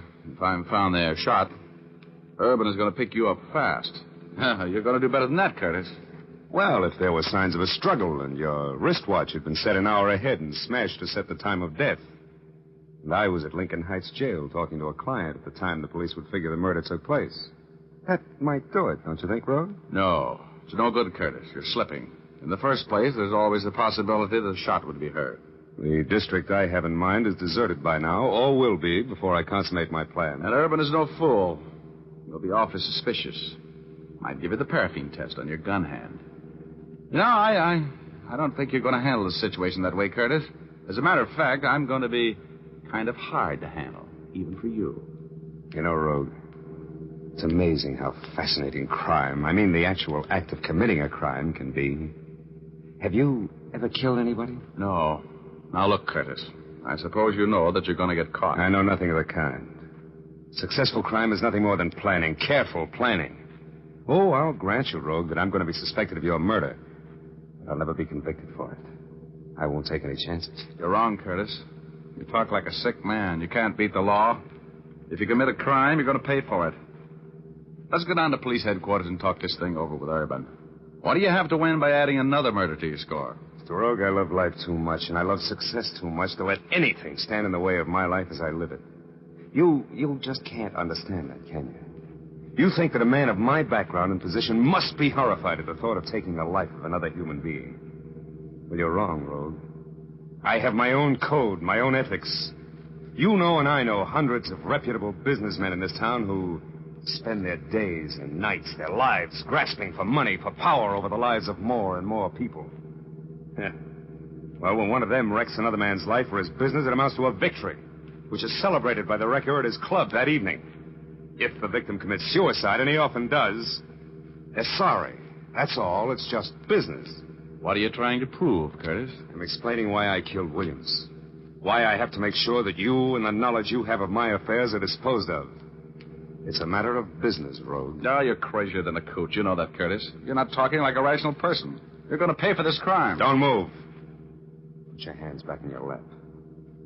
I think you know that I won't hesitate to kill you here on the road if it becomes necessary. Set your watch up an hour. 1 hour, Mr. Rogue.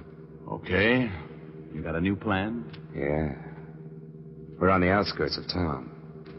I'm going to stop the car when I come to an advantageous place.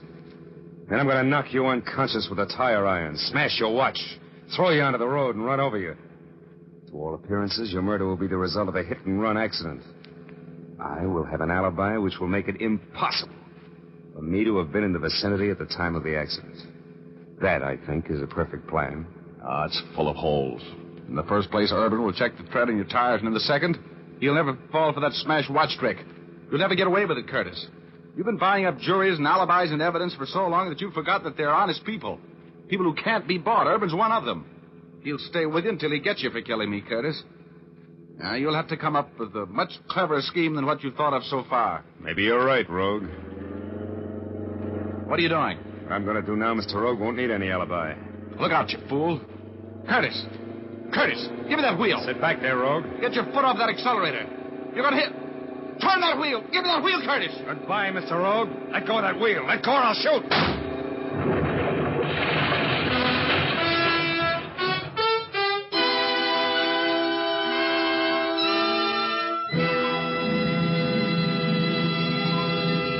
We'll continue in just a moment.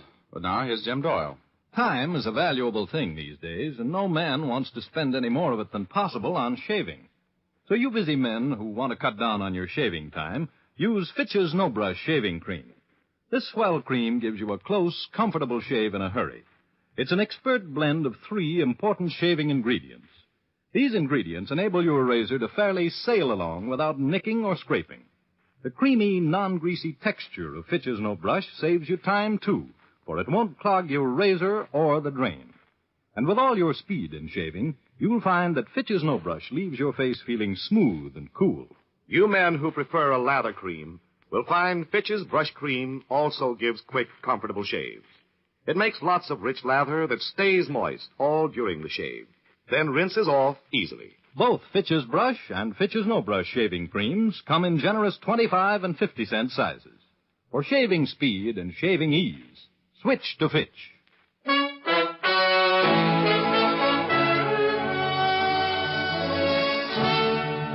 Now back to Dick Powell as Richard Rogue in Rogue's Gallery.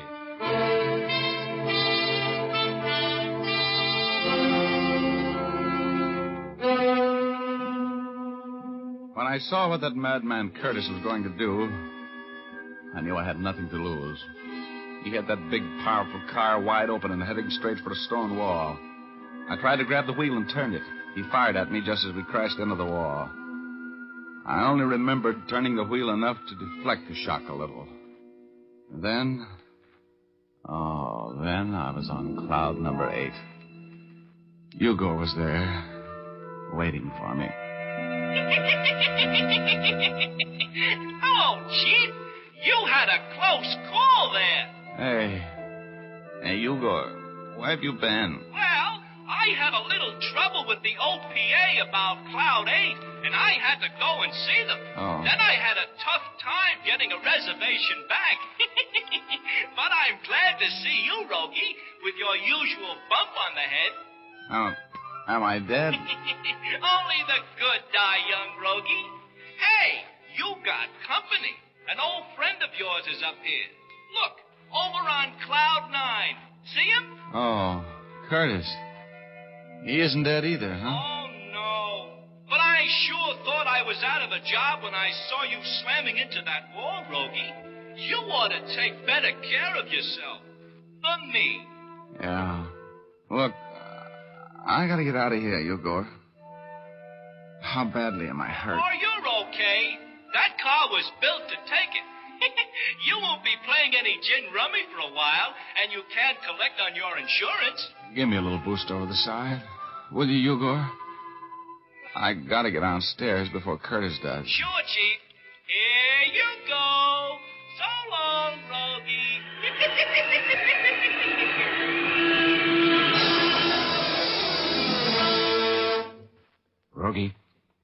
Rogie.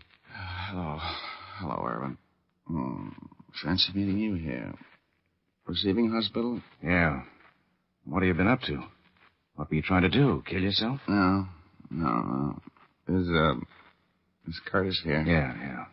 Now, I'll ask the questions. What happened? How badly is Curtis hurt? Leg broken, that's all. He's still unconscious. Look, Urban. He killed Williams. He tried to kill me. He admitted it, eh? Yeah, after I caught a couple of flaws in his alibi. You got enough dope on him to make it stick? I don't know. It would be my word against his. But I got an idea. An idea that might cinch the deal. Every once in a while, you do have a good one. Get the chief surgeon over here, will you? I'm going to need his help. Okay. Here. Lie down there. I don't want anything to happen to you, Rogie. I was worried about you. You're such a pest, I'd miss you like the devil. I'll get the doc.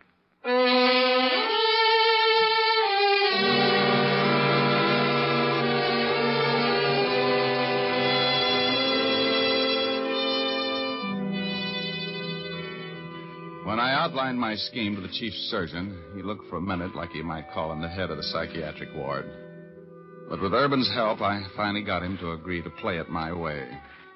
He bandaged Curtis from head to foot, put constricting straps across his chest, and cinched him down like a saddle on an outlaw horse. Then they put him in an oxygen tent and brought him out of shock. Urban pulled out all of the stops as he stood by the side of the hospital bed and talked to the murderer. Like a father. Curtis, can you hear me? Yes. Who is it? Lieutenant Urban. Did the doctor give you the bad news yet? Yeah. Crushed chest. Nothing they can do, I guess. No. You haven't got long to live. Anything you want to tell me? Might as well go with a clear conscience. Did you kill Williams? Yeah. Yeah, I killed him. I had to do it. I killed him. I killed him.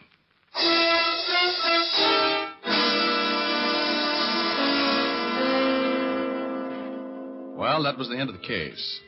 Brilliant piece of work on my part, I thought. Going through that little tableau of making Curtis believe he was on his deathbed and had nothing to lose by confessing the murder. And, I love that Urban. He's so proud of the fact that he confined his remarks to the truth when he was talking with Curtis. All he said was, "You haven't long to live." Remember? That was true enough. Curtis was executed a few months later. Which proves that the theory about perfect crimes is as foolish as a sure way to beat roulette. And, Betty, well, I left her in a theater when I started out on this case. It cost me about, just about what I made, $1,000 to get her over her peeve. So I broke about even on the deal. Oh, well, you know the old saying, a fool and his money are some party. You know what I mean?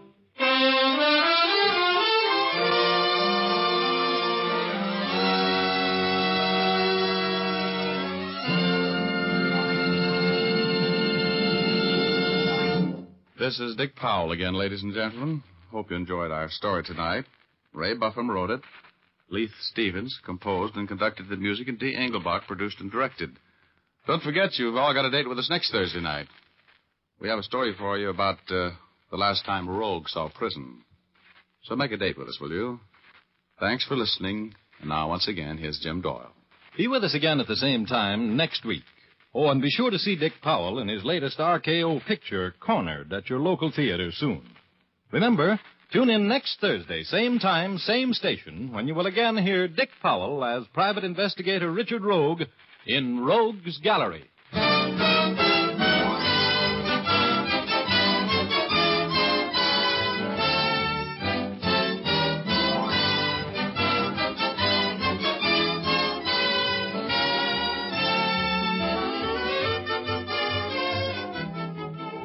Remember, if dandruff is your problem, ask for Fitch's Dandruff Remover Shampoo. It's the only shampoo made whose guarantee to remove dandruff is backed by one of the world's largest insurance firms. No other shampoo can make this statement. Ask for Fitch's Dandruff Remover Shampoo at your drug or toilet goods counter, beauty or barber shop. Fitch is spelled F-I-T-C-H.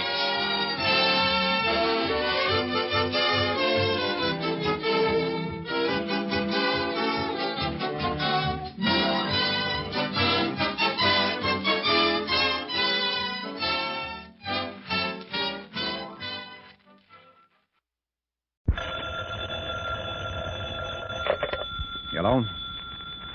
Yes, this is the Falcon speaking. Oh, Lois. I'm glad you called. Now, you'll have to give me a rain check, Angel. Some people are throwing a brawl and they insist I attend. Mm-hmm. If I'm not there to be the life of the party, they're going to be the death of me.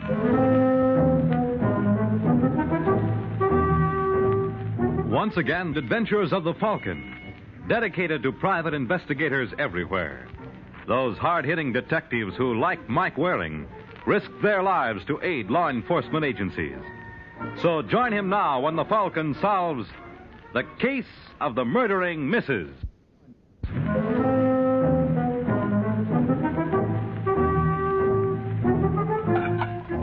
It's early evening in New York, and in the shabby kitchen at the Belmore, a blonde named Laura McKenna prepares dinner for her man. But this is one meal neither of the McKennas are destined to eat. That you, Mac? Yeah. Oh, wait a second, honey.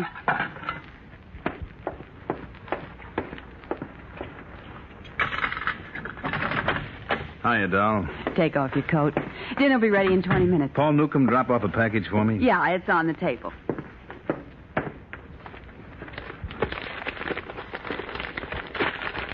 Mm-hmm. Mac, Ain't it a beauty? hey, where'd that gun come from? Borrowed it from Paul. I'm going back in business. No. Yeah. Paul saw a good thing on 84th Street, a jewelry shop run by a fellow named Vance. And he talked you into heisting it? He could have gotten 100 guys. I won't let you do it. Don't talk like a I jerk. mean it, Mac. If anything happened to you... Nothing's going to happen. A kid can handle this job. That's what you said in San Francisco before they sent you up. Well, it was an accident. Couldn't happen again. Well, we're not going to find out. Well, what do you suggest? There's $8 left in the kitty. We'll get by. I don't want us to just get by. How do you think I feel when I see dames who don't have half your looks parading around with furs and diamonds? Do you hear me complaining? I'm satisfied. Well, I'm not. You're not going to do it, Mac. Let Paul get himself another boy. Look, that's enough. The discussion's over. No, it's not. If you step out that door, so help me, I'll call the cops. What did you say? I'm sorry, baby. No, you were right, Mac. I didn't mean what I said. You know, if anything happened to you... I know. Don't worry, I'll be back in an hour. Let me go with you. It'll be easier with the two of us. No. You're afraid. No, I'm not afraid, but you'd only be in the way. Give us a kiss for luck, baby. I'm off to work.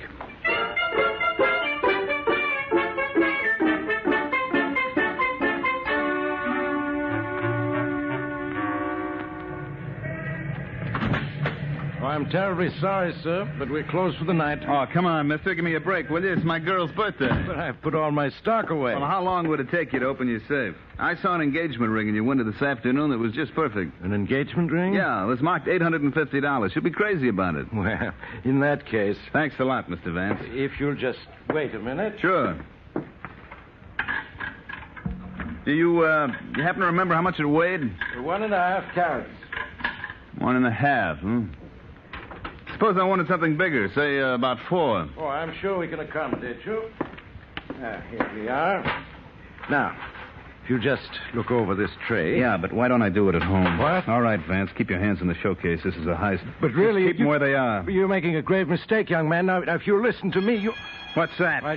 I don't know. You don't know. Aren't you the cute when you stepped on the alarm? No. You couldn't leave well enough alone.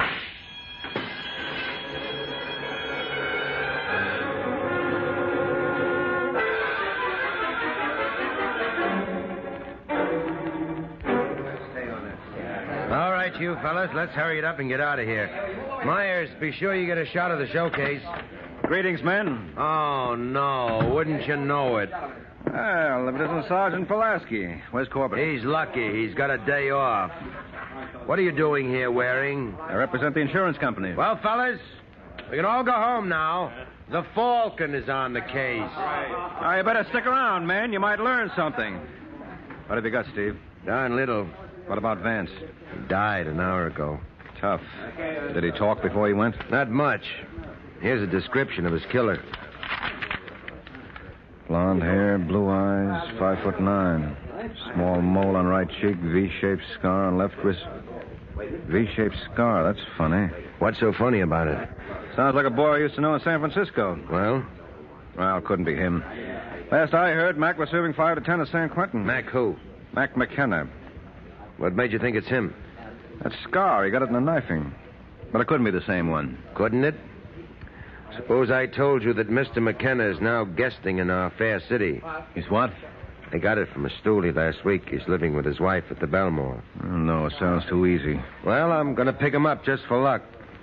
Come along and see how it's done.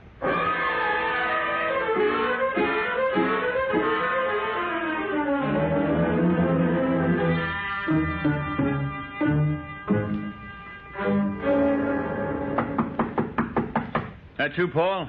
Yeah. All right, wait a minute.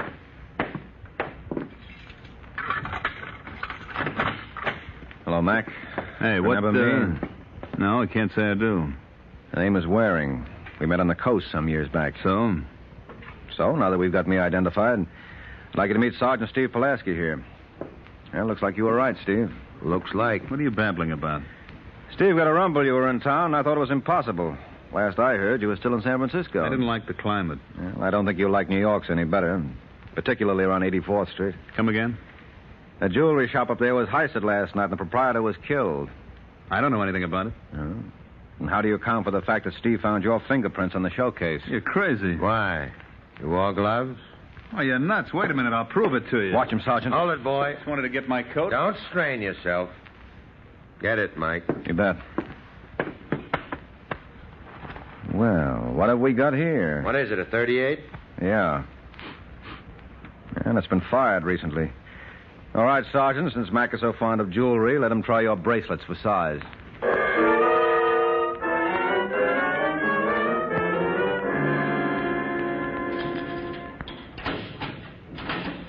Hey, McKenna.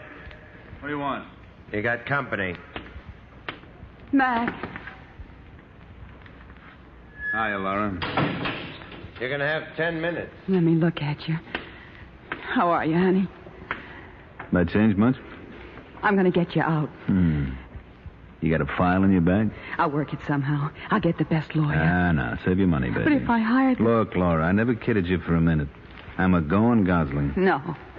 We got to face the facts, baby. They got me dead to rights. They got my gun. Someone ratted. Nope. It was Paul. Nothing of the kind. It was a fluke. You remember Mike Waring? The private detective they call the Falcon? Mm-hmm. Well, it seems that he represents the insurance company. He got lucky. He saw the description Vance gave, and he thought of me. Oh, it couldn't happen that way. No, but it did. I don't believe it. I got a feeling Paul... Look, forget it. Paul had nothing to do with it. It was Mike Waring. Well, I'll pay him back for this. I'll get him for you, Mac, if it's the last thing I do. Now, don't talk like a I tell you, I'll get him. How? Don't ask me, but I'll manage it some way. That you can depend on.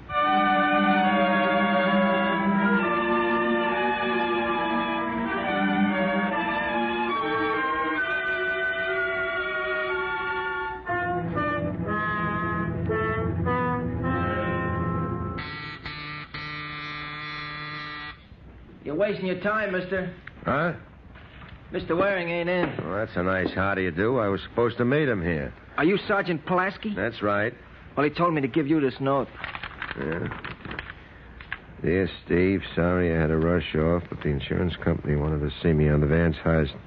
Eddie, the elevator boy, will let you in. It's Bartlett, my desk. Help yourself. You Eddie? Yeah, that's right. Got a pass key, or do I use mine? Are you sure it'll be all right with Mr. Waring? Here, look for yourself. Eddie, I'll let you in. I guess it's okay.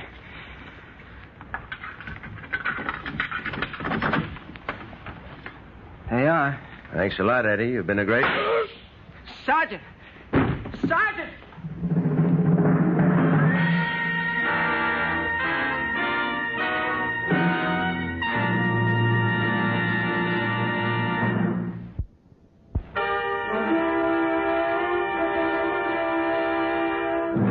Now back to the adventures of the Falcon.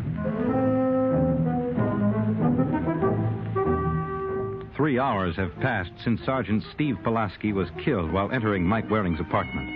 And now at the scene of the crime. All right, Doc. You can move the body anytime you want. Mind if I take a peek first, Sergeant? Oh, no, he ain't going to tell you anything, Mike. Well, whoever did it wasn't taking any chances. They were probably standing right by the closet. Yeah. The minute the door opened, they fired. Now, that's what your elevator boy said. Did Eddie get a peek at the killer? Oh, I haven't talked to him yet. Well, what are we waiting for? Eddie! You want me, Mr. Waring? Come over here. I don't feel so good. And I don't blame you. Oh, you should have seen it, Mr. Waring. It was awful. Every time I think of it... Well, don't. You better give him a drink. Yeah.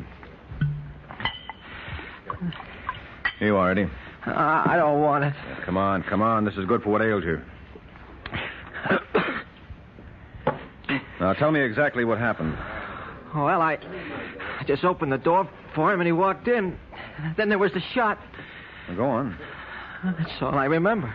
Didn't you see anyone in here? No, I just ran down the hall and got Dr. Wilburn. All I could think of was getting help. Oh, please, Mr. Waring, can I go now? Yeah, all right. I'll be downstairs if you want me. Well, he was a great help. He did the best he could. Corbett, I can't tell you how sorry I am about this. If I had been here... You would have gotten it instead. Yeah, I guess so. Who do you know that loves you this much? Offhand, I can't think of a soul. Come on, Mike. Use your head. You must have annoyed someone recently. Well, I do that once a week. Well, one of them took it real personally. The only one who comes to my mind is Mac McKenna. McKenna? I was representing the insurance company in that Vance jewelry stick-up, and when Steve described the killer, I thought of McKenna as a suspect. But do you think Mac? How? By mental telepathy. You got him tucked away, safe and sound? Oh, yeah. You got any of that stuff there? Yeah, here it is. All right, thank you. Boy, some collection. Look at this, a billfold with $8. A badge, service revolver, and a pair of bracelets. Ain't much. Wish some of those newspaper boys who keep yapping about crooked cops could see this. What'd Steve want to see you about? Darned if I know, Corbett. He called me from headquarters this morning and set up the date. Any idea what it was? Nope. He didn't want to discuss it on the phone. I got a hunch it was personal. Reminds me. What? Somebody's got to break the news to Mrs. Pulaski. What? You mean Steve was married? Yeah. Just a month ago. Oh, fine. Well, who's going to tell her? You. Oh, now listen, Corbett. Come on, Mike. It's the least you can do. After all, that bullet was intended for you. Okay, Sergeant. But I'd rather have stopped that slug than do this. I got a feeling this will be just as bad.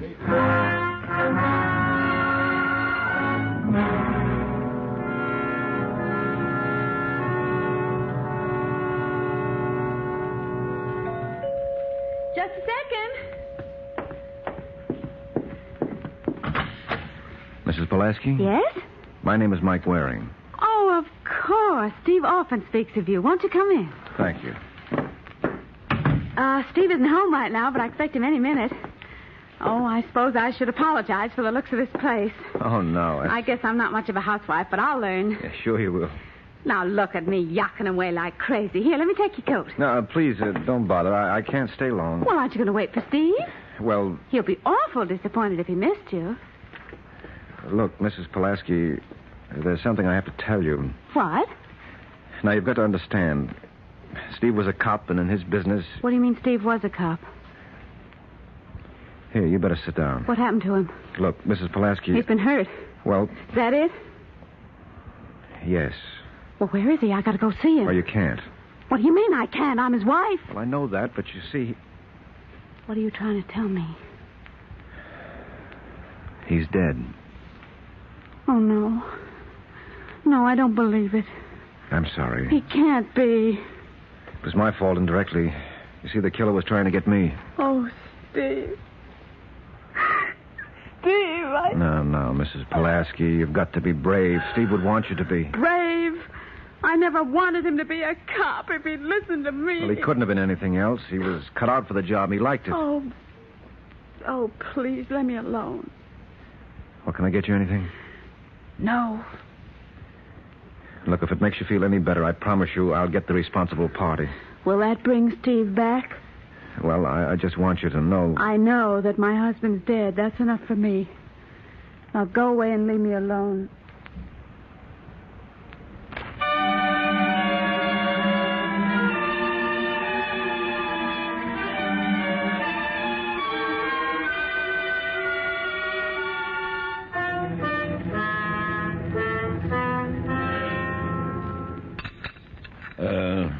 More coffee, Mike? No, I've had enough. How'd it go? Bad. Say, do you know if Mrs. Pulaski has any relatives? Not as far as I know. Well, I wonder what she's going to do. She doesn't look like a girl who's used to working.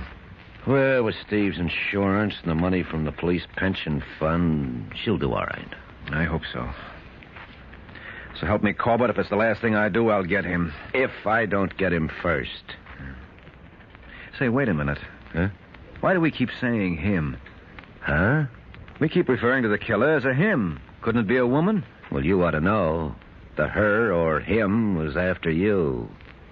Look, can you think of any dame you loused up recently? What about McKenna's wife? Huh? As I recall, she was very devoted to Mac. So? So she might feel I was responsible for putting him away. This could be her way of balancing the books. You're nuts. Well, there's one way to find out. I'm going up to see her. I'll let you know how I make out.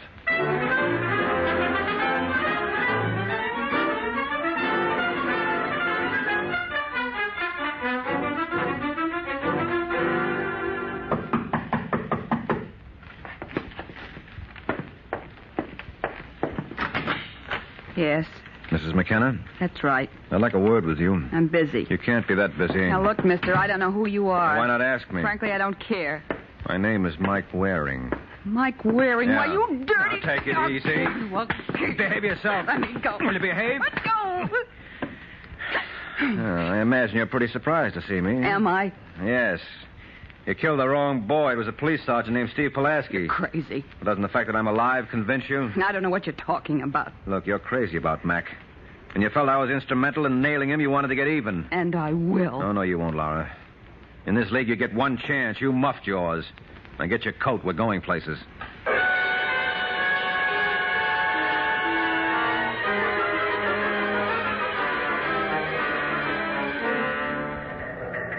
Well, what do you have to say for yourself, Laura? Nothing. Oh, then you admit you killed Sergeant Pulaski. I admit nothing of the kind. You tried to gun me, and when Steve walked in, you didn't ask for credentials. You just blazed away. I'm not doing any more talking. No, well, you'll change your mind. How would you like to see your husband? Huh? I asked if you'd like to see Mac. Could I? If you cooperate. All right, I'll tell you anything you want to know. You were going to kill Waring. That's right. Now, can I see Mac? So you got into his apartment. Huh? You got into his apartment. Yeah, I did. How? My door was locked. I used the fire escape. That put you in my bedroom? Yeah. Now, can I see Mac? No. Well, you promised me. I promised you you'd see him if you'd cooperate, but you're not.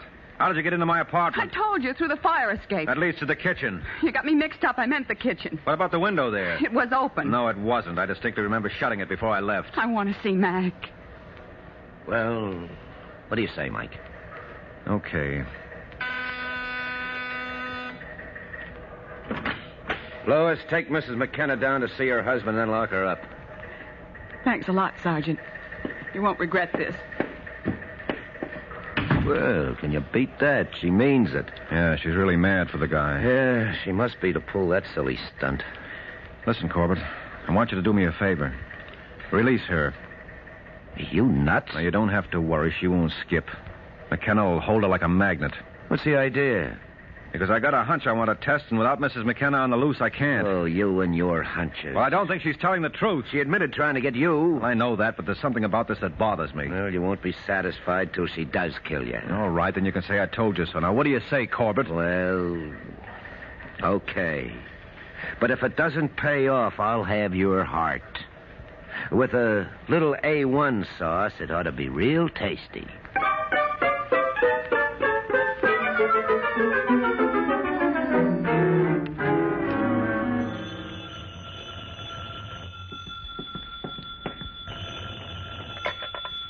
Yes? Mrs. Pulaski? Yes? This is Mike Waring. How do you feel? How do you think I feel? Well, I'm sorry. I only called to tell you that we've finally got a line on Steve's murderer. So? So wouldn't you like to know who it was? Will that bring Steve back? Well, I suppose you're right. Still, I thought you'd be interested. You see, this party was trying to kill me, and I figure she'll try again. What do you mean? Well, I believe this woman is motivated by revenge.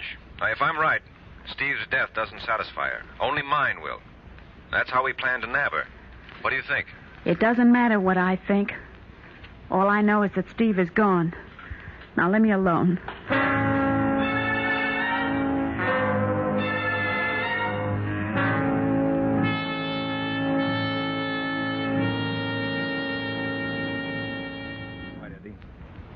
Now, show me exactly what happened when Sergeant Pulaski came here this afternoon. Well, the first I saw him, he was banging on your door. He looked kind of upset because you weren't in. That's when you gave him my note? Yeah. Then he told me you said it was all right for him to wait inside. Mm-hmm. And where were you standing at the time?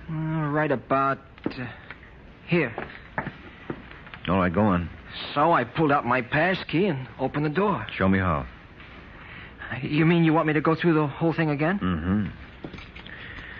I guess Steve was here. Uh-huh. All right, now open the door like you did. That's how it was. Then just as he stepped into the room... Oh, Mr. Waring! Mr. Waring!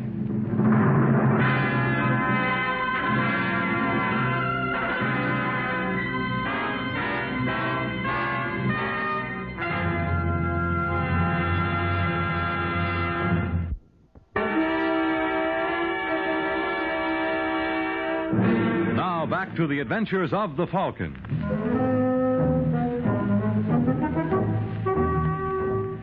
"20 minutes have passed since Mike and Eddie attempted to reenact the murder of Sergeant Steve Pulaski. Unfortunately, the effect was almost as dramatic. All right, Mike. Now take a swig of this. What happened? You tell me. You were here. Well, I guess Hey, that shoulder's going to be stiff for a week. Never mind. Let me help. No. You just stay there till the doc comes. I'm all right. Well, who was it? You asked me. Well, didn't Eddie? Eddie did exactly what he did the first time. He ran off to get help. Then he didn't see who fired the shot? No. Oh. Yeah, I guess it's true about people repeating their mistakes. So I get myself plugged for nothing. Well, it's your own fault. I told you Mrs. McKenna was her baby. Yeah, looks like you were right. Well, I'm going to put out a call for her. Wait a minute, Sergeant. I just thought of something. What's the matter? You want to give her another chance? No, I tell you, I've got it all figured out. I know we can nail the killer for sure. How? Look, I'm going to need a little help. Where's my coat? Now, don't be silly. You're in no condition to travel. I'll survive, which is a lot more than I can say for Steve's killer. Now get my coat.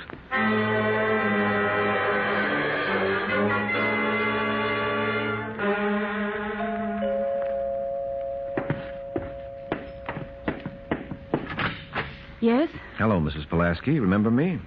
Mr. Waring, what happened? My shoulder? Oh, it's nothing. Yeah, this happens practically once a week. Oh, this is Sergeant Corbett. Oh, yes, I know. I can't tell you how sorry I am about Steve, Mrs. Pulaski. May we? Of course. Thanks. I suppose I should apologize, Mr. Waring. What for? Well, I wasn't very courteous when you called. Oh, well, that's understandable. You were under a strain.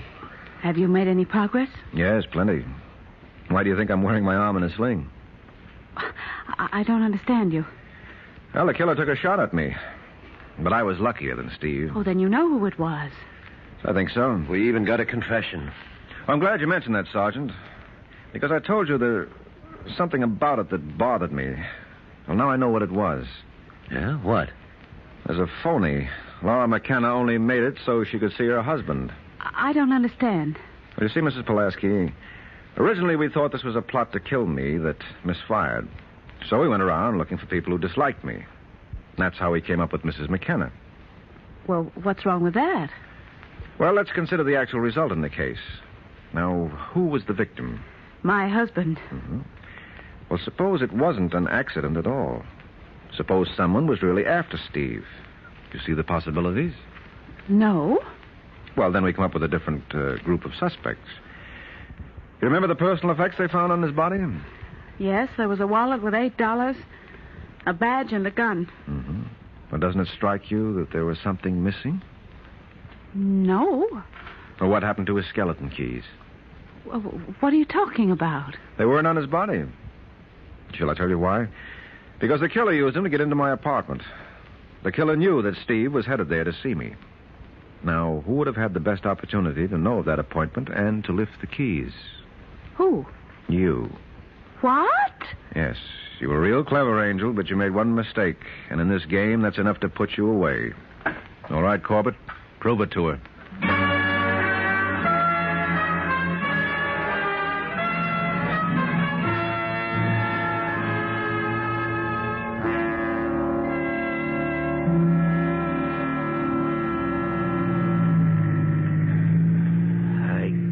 Get over it. When I think it was Mrs. Pulaski. Well, that's who it was, Sergeant. But why, Mike? Well, she had big financial ideas. Oh, you mean she knocked Steve off for his insurance? Mm-hmm. It was as simple as that. What complicated the deal was that we thought I was supposed to be the victim. That's why she made that second attempt. That was calculated to make us all the more certain that Steve was killed accidentally. Oh, you know, it's a funny world. Mm-hmm. Here we had two wives, one married to a crook and the other to a cop. And the crook's wife would have given her life for her husband. And the cop's wife took his. Yeah. Well, fortunately, it very seldom happens that way. But it all goes to prove one thing. What? Marriage may be a great institution, but in some cases it can be murder. Good night, Sergeant.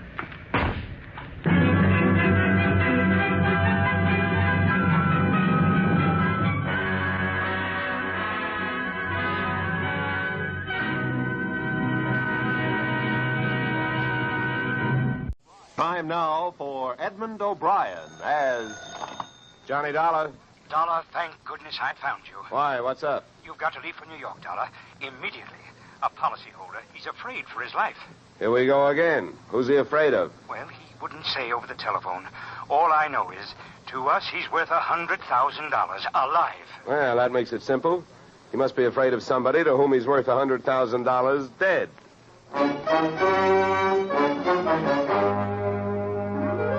Edmund O'Brien in a transcribed adventure of the man with the action-packed expense account.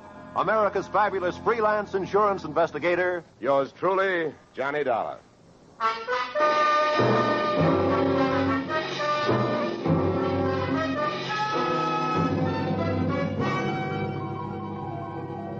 Expense account submitted by Special Investigator Johnny Dollar to Home Office, American Continental Life Insurance Company, Hartford, Connecticut. The following is an accounting of my expenditures fulfilling your assignment as a bodyguard. The body being that of your late policyholder, Robert W. Perry.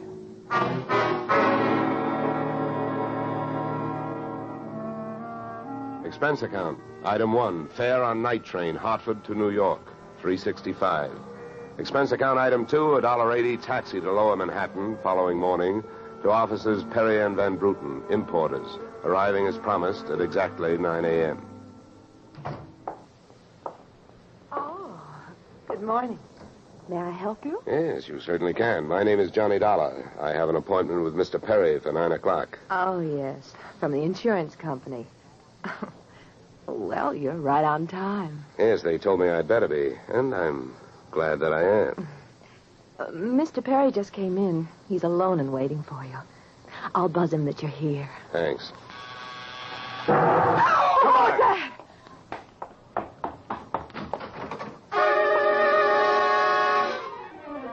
What was left of your policyholder, Mr. Perry, was just sliding out of a swivel chair as I hit the room. The top of his desk had erupted, and splinters of mahogany pointed their sharp fingers upward through lazy circles of smoke, swirling toward the ceiling. The buzzer from his secretary's desk had been rigged to a booby trap. Oh, no. Mr. Perry. Stay away from him. Come on, there's nothing you can do. He's dead. Oh. What happened? What happened? Whatever happened? Let's go. Let's get back out of here. Here you are. Sit down. I'll get you a drink of water.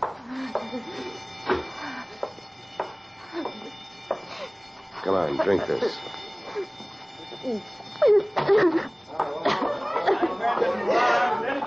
There's a doctor on the third floor. Shall I call him? Never mind the doctor. Go call the police. Nobody gets in here till they arrive. Now, the rest of you, go on, run along, beat it, will you? And have the building superintendent turn off that alarm. Okay, miss. Now, take it easy. It was all so sudden. What happened? Well, that's not hard to figure out. Somebody wanted to give your boss, Mr. Perry, a shortcut through life. So whoever it was figured out that a secretary would never buzz a boss unless he was at his desk. They rigged up a bomb somewhere in his desk that would go off when you buzzed him. Oh, then I killed him. Now, wait a minute, will you? Wait a minute. Don't go hysterical on me. There's excitement enough, and there'll be more when the police get here, so you keep cool. But I did it. You saw me do it. Look, honey, the way you put it, I killed him by coming in here and giving you my name so you would buzz him. And I was here to protect him. So drop it, will you? I'm sorry. Now tell me, what about yesterday? Was Perry here? Yes, all day. What time was it when you last used the buzzer? Oh, right up to the last minute, about 5:30. Who left the office first? Oh, Mr. Perry, he always leaves first. I lock up. From the looks of things, you should have used more locks last night. Somebody got in here to do some wiring. Oh, I forgot that fire alarm. Look, before the police arrived, do you know why I was sent here? Oh, yes. Mr. Perry felt that his life was in danger. He thought that, well, with a $100,000 policy, the insurance company would do everything they could to help keep him alive. Oh, we didn't have much of a chance, did we? What was he afraid of? I don't know. Okay. Tell me, what were his other appointments for today? Well, he only had two. His partner, Mr. Van Bruten, at 11, and later he No, had one at a time, please. Van Bruten. Anything special about their meeting? Oh, yes, Mr. Van Bruten arrived just yesterday from Holland. Oh, you mean there was a branch of this firm in Holland? Oh, huh? yes. Mr. Perry was buying out Van Bruten's interest. They had a final meeting at Van Bruten's hotel last night. I see. Van Bruten was coming by this morning to pick up his money. Cash?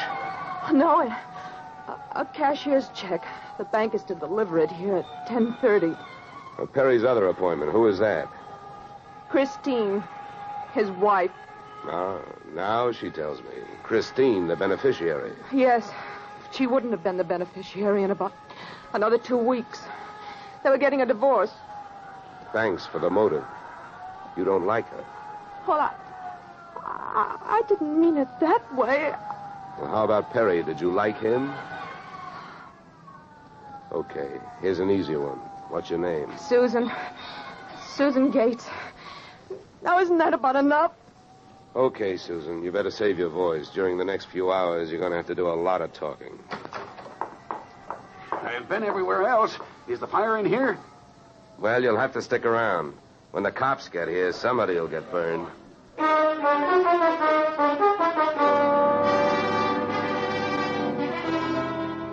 The firemen should have stuck around because the cops arrived in a blaze of glory. It was a very high-class investigation, 2 lieutenants. Finally, after about an hour, the police photographer ran out of flash bulbs, the office of the deceased ran out of fingerprints, and the lieutenants ran out of questions. So the on-the-scene phase of the investigation was closed. At about 5 minutes of 11, I left the police packing up their notebooks, their clues, and the body, and went into the outer office. Susan looked like she could use a big, broad shoulder to weep on. But unfortunately, I was wearing my light gray suit. About then, a dark blue suit and a deep green voice entered the room from the corridor. There. There's a fellow out here says he belongs here. His name is Van Bruten. What do you think? His name is on the door you just opened. Oh. Well, now, my name happens to be Murphy, and it's on bids all over the country. But that don't mean I'm stuffed with feathers, does it? Well, never cross tongues with an Irishman. All right, send him in, officer. All right, you can go in. There's a policeman out there. There's trouble here? I am Bramer Van Bruten. Where is Mr. Perry? What? He is waiting for me, no? No. But my appointment... He's not keeping any. He's dead. Dead? This is not possible. Last night I saw him. He was well. What happened? He was hit by a buzz bomb. A buzz bomb? Oh, please. You mean there was foul play? Yes, it was very foul. Oh, please. I may sit down. My first visit in all these years since before the war. It was to be so happy.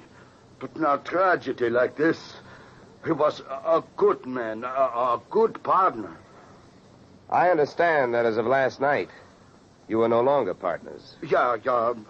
I am glad you mentioned that. I realize, of course, that it is indelicate to speak of such things as money at a time like this, but that is why I am here, to receive my payment. Just because Perry got his, there's no reason for you not getting yours, huh? Oh, but you misunderstand me.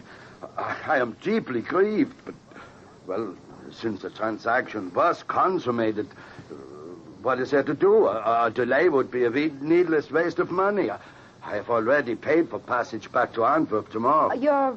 Your check is here, Mr. Van Bruten. Oh.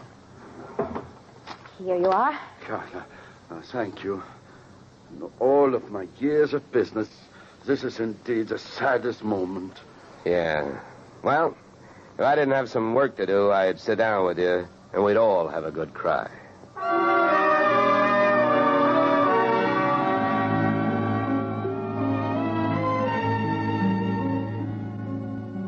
Expense account item 3, 90 cents. Phone call to the home office.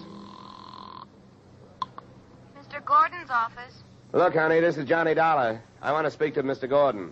While I'm telling him what I've got to tell him, maybe you'd better sit there in his lap with some smelling salts. I'm not that type of a secretary. Besides, he doesn't have a ladder. Hello, Dollar. How are you making out? Out? About $100,000. What's that? Yeah. You know, you should have sent me earlier. Somebody turned Mr. Perry into a firecracker just after I got here. He's dead. Oh, that's bad news. Big policy. Yeah, what I want to know is, shall I stay on the case? Well, certainly, Dollar, by all means. Is there a chance of proving suicide? There's a non-payment clause. Yeah, to make this one a suicide, there'd have to be a Santa Claus. Nobody could hate himself enough to do it this way. What are the fraud possibilities? Fair, there's an estranged wife. She's the beneficiary, but she wouldn't have been in a couple of weeks. Divorce coming up. I'll start with her. All right, Dollar. Good luck. But watch those expenses. Why, Gordon, I'm surprised. I think an insurance man would be the first to want to see a fellow live a little.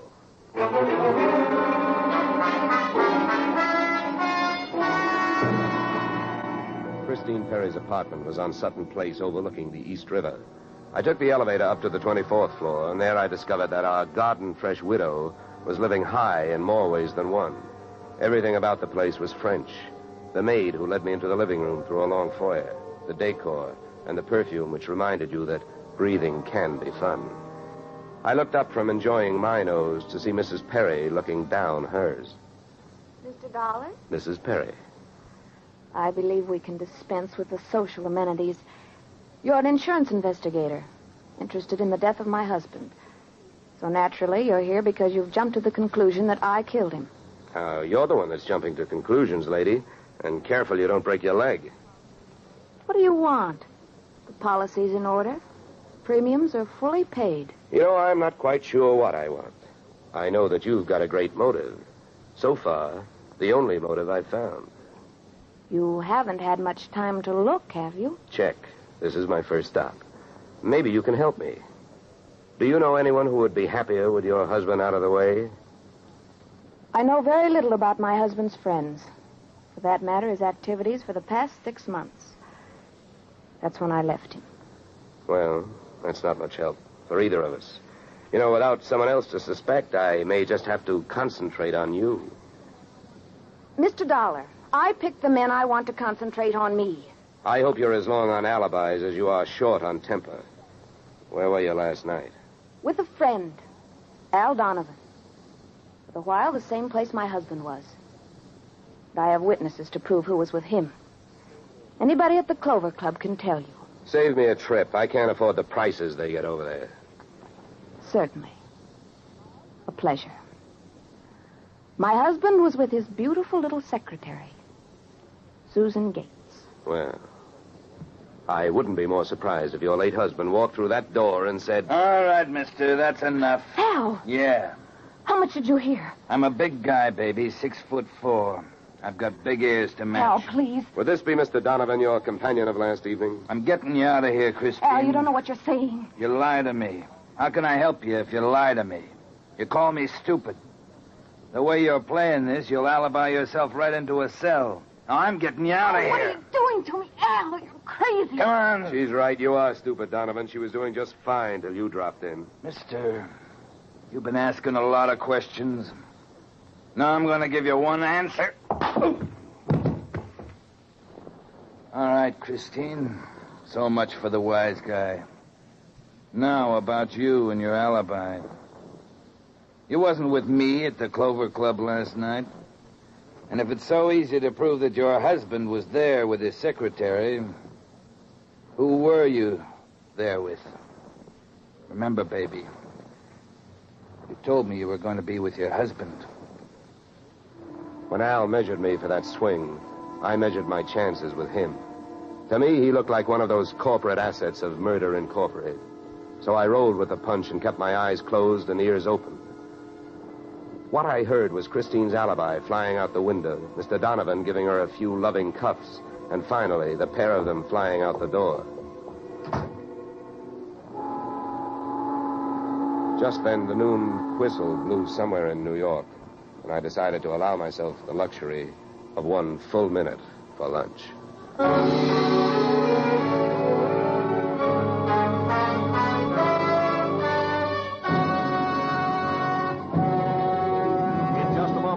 return to the second act of Johnny Dollar. But first... And now we return to the second act of yours truly, Johnny Dollar, starring Edmund O'Brien.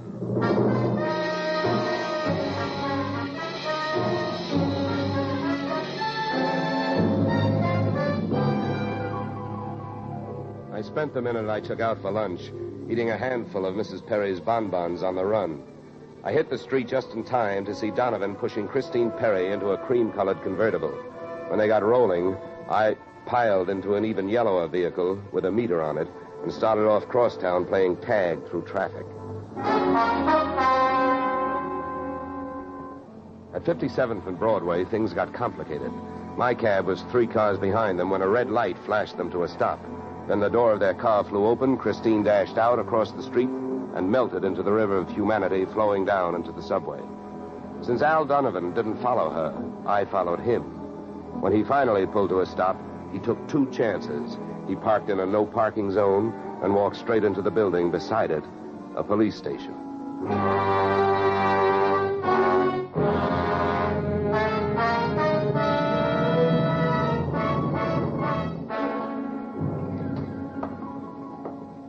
This is Mr. Dollar, Lieutenant. He's been waiting for you. Well? My name is Johnny Dollar, Lieutenant. Here are my credentials. Insurance, huh? Yeah. The Perry murder in particular. You've come to the right place, Dollar. A man named Donovan just walked in here and made a full confession. He what? That's right. My clerk's just typing it up. In the meantime, the gentleman is down in the tank having a bite of lunch on the city. He confessed. Well, does his story add up? As far as I know, I haven't heard too much about the case myself. It's not in my precinct. Yeah, but what did he use for a motive? Jealousy. Says he's in love, wanted to marry Perry's wife. Did he say how he managed it? Yeah, he stole a key to the office from the wife's apartment, entered the building last night, and wired the bomb to the buzzer system. Well, I guess guys do a lot of strange things in the name of love. It looks like Donovan did. Yeah, he either killed a man or he's trying to cover up for someone who did. Say, Lieutenant, don't execute him for a couple of days, will you? I spent the rest of the afternoon downtown in the offices of Perry and Van Bruten, importers. The partners' correspondents told me 2 things. They had been extremely friendly, and Van Bruten was extremely bald. Perry had been sending him toupees from a famous Hollywood makeup firm. At 4:30, I got to the employment files, which rocked me with 2 minor explosions of their own. First, I learned that Al Donovan had been employed over a period of years as Perry's bodyguard, and that he had been canned the day before the murder. That confession of his, which had been a little hard to swallow, was suddenly more digestible. On top of this came blast number 2. The employment application of Perry's secretary, Miss Susan Gates, informed me that during the war, she had worked in a munitions plant, her specialty, wiring bomb fuses. When Miss Susan Gates reached home at 8:30, she found a visitor. Me. How did you get in here? Professional secret. Oh, it scared me. What do you want? Why did you come here this way? I wanted to bring you the good news. I heard on the radio that Al Donovan confessed to Perry's murder. Al? I can't believe it. Why not? Who do you like for the spot? Why, Christine. Al is covering up for her. Well, I'd like to agree with you. If it turns out that Christine wound up her husband's life with a bang, the company that hired me saves $100,000. But I don't know.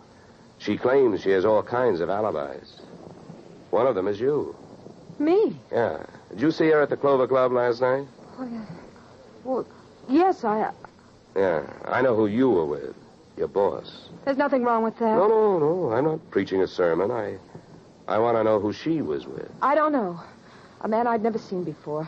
Mr. Perry knew him, but he wouldn't tell me who he was. Why not? I don't know. He said I might get the wrong idea. About what? I don't know. We didn't sit there and talk about it all night, so why should we sit here and talk about it all night? All right. Good heavens, when a census taker shows up and asks a lot of questions, people answer them. When an investigator tries to do his job, they make the proverbial clam look like a blabbermouth. Look, Look, Mr. Dollar, believe me. This has been a greater shock to me than to anyone else. Yes, excepting, of course, your late employer, Mr. Perry. How long did you work for him? 4 years. Where'd you work before then? Well, I worked... Let me help you. Bombs, huh? Wiring fuses. Remember? All right. I remember. Good. Maybe you'll remember a little more. Let's go back to last night. The guy with Christine Perry, who was he? I tell you, I don't know. Was it Van Bruten? I don't know. You don't know? No. I'll get that. No, I'll go. Just make sure you don't keep going.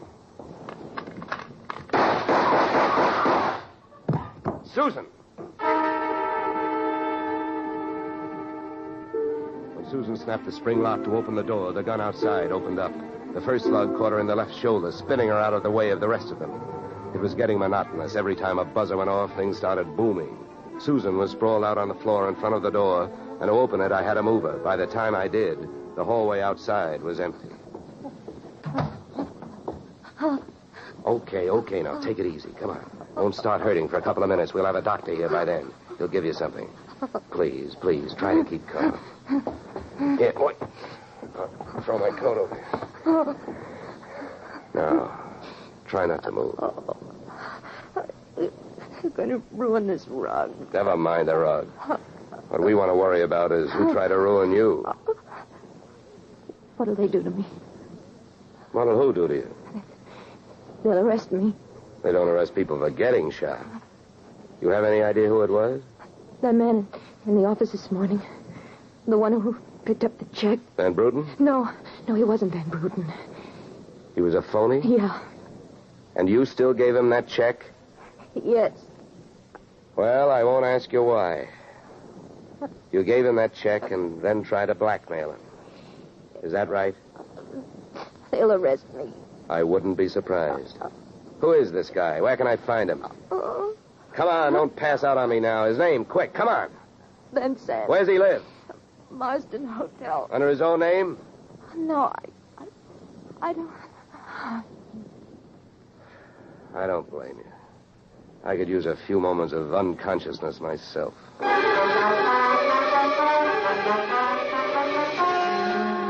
Marsden Hotel didn't have a Dutch name on the register. So I got a hold of the housekeeper and found out how many rooms her staff hadn't been able to make up all day because of no disturb signs on their doors. And then I went a-calling at those particular rooms. On the 9th floor, I wakened one old maid. On the 7th, I startled a bunch of poker players who thought they were being raided. And on the 4th, I struck the door of 427 and the jackpot. Who's there?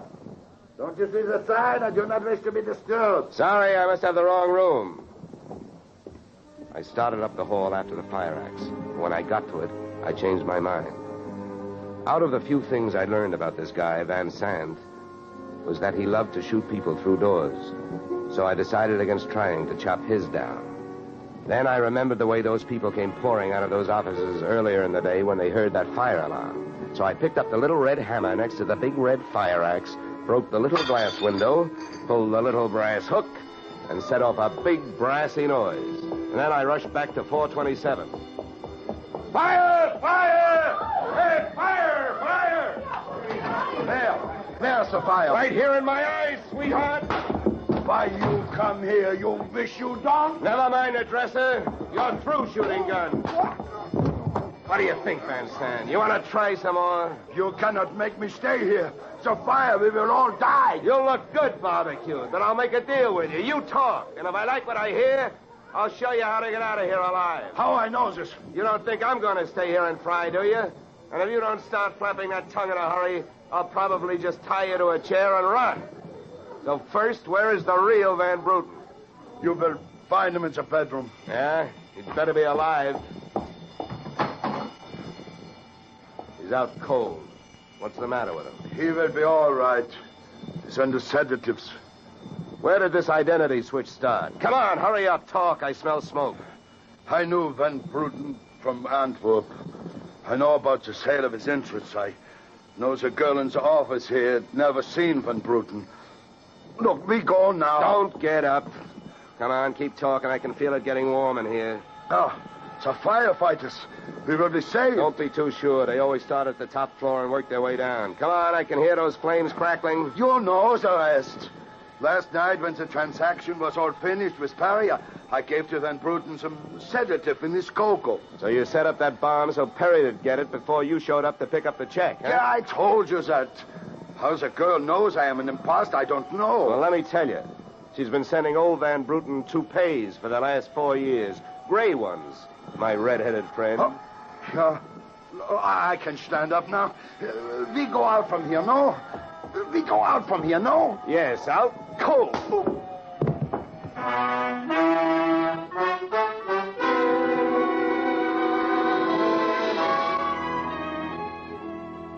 Expense account, item 4, $1.40. Night letter informing you that American Continental would have to meet payment of claim to Mrs. Christine Perry, innocent widow of the insured.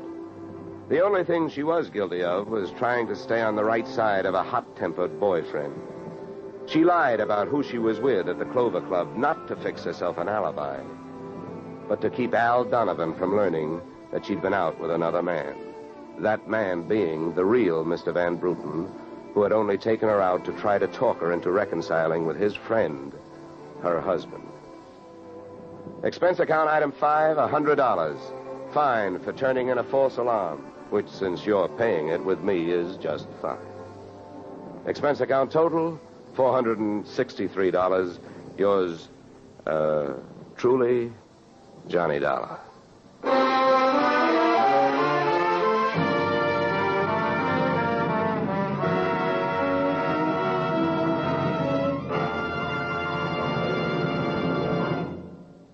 Yours truly, Johnny Dollar, stars Edmund O'Brien in the title role and is written by Paul Dudley and Gil Dowd, with music composed and conducted by Leith Stevens. Featured in our cast were Walter Burke, Gene Bates, Joe Duvall, Ted DeCorsia, Joyce McCluskey, and Raymond Burr. Yours truly, Johnny Dollar, is produced and directed by Jaime Del Valle.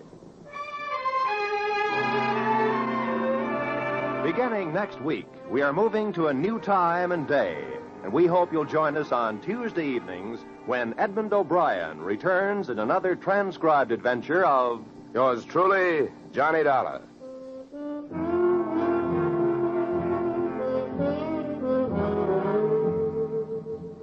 You, Mrs. Bloom, Molly Goldberg's famous invitation to fun in the Bronx now echoes across the country each Saturday night on CBS. It's the same fine brand of comedy mixed with a tear now and then that's made Molly and her whole family, Jake, Sammy, Rosalie, and the others, favorites for many years. CBS invites you to hear the Goldbergs on most of these same CBS stations this Saturday and every Saturday. This is Roy Rowan speaking.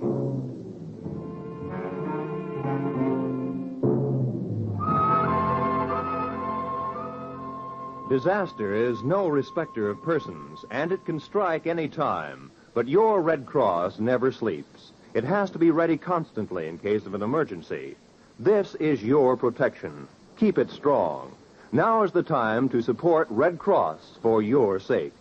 Remember, for every dollar you gave before, this year add a quarter more. If you gave Red Cross $10 last year, this year give it $12.50. Give gladly. Join Red Cross.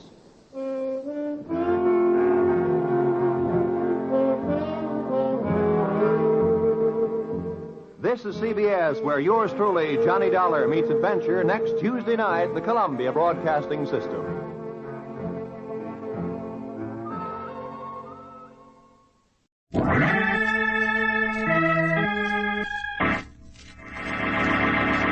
From New York City, the makers of Clippercraft clothes for men and more than 1,200 leading retail stores from coast to coast present Sir Arthur Conan Doyle's immortal character, the world's most famous detective, Sherlock Holmes, starring John Stanley.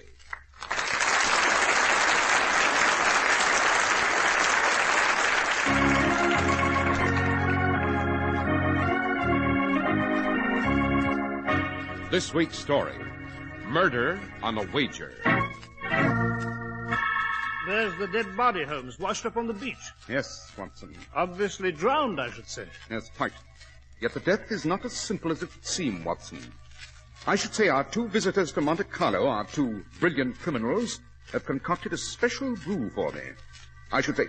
Quick, behind that tree. What do you see? A shadow with a gun. Get down, Watson.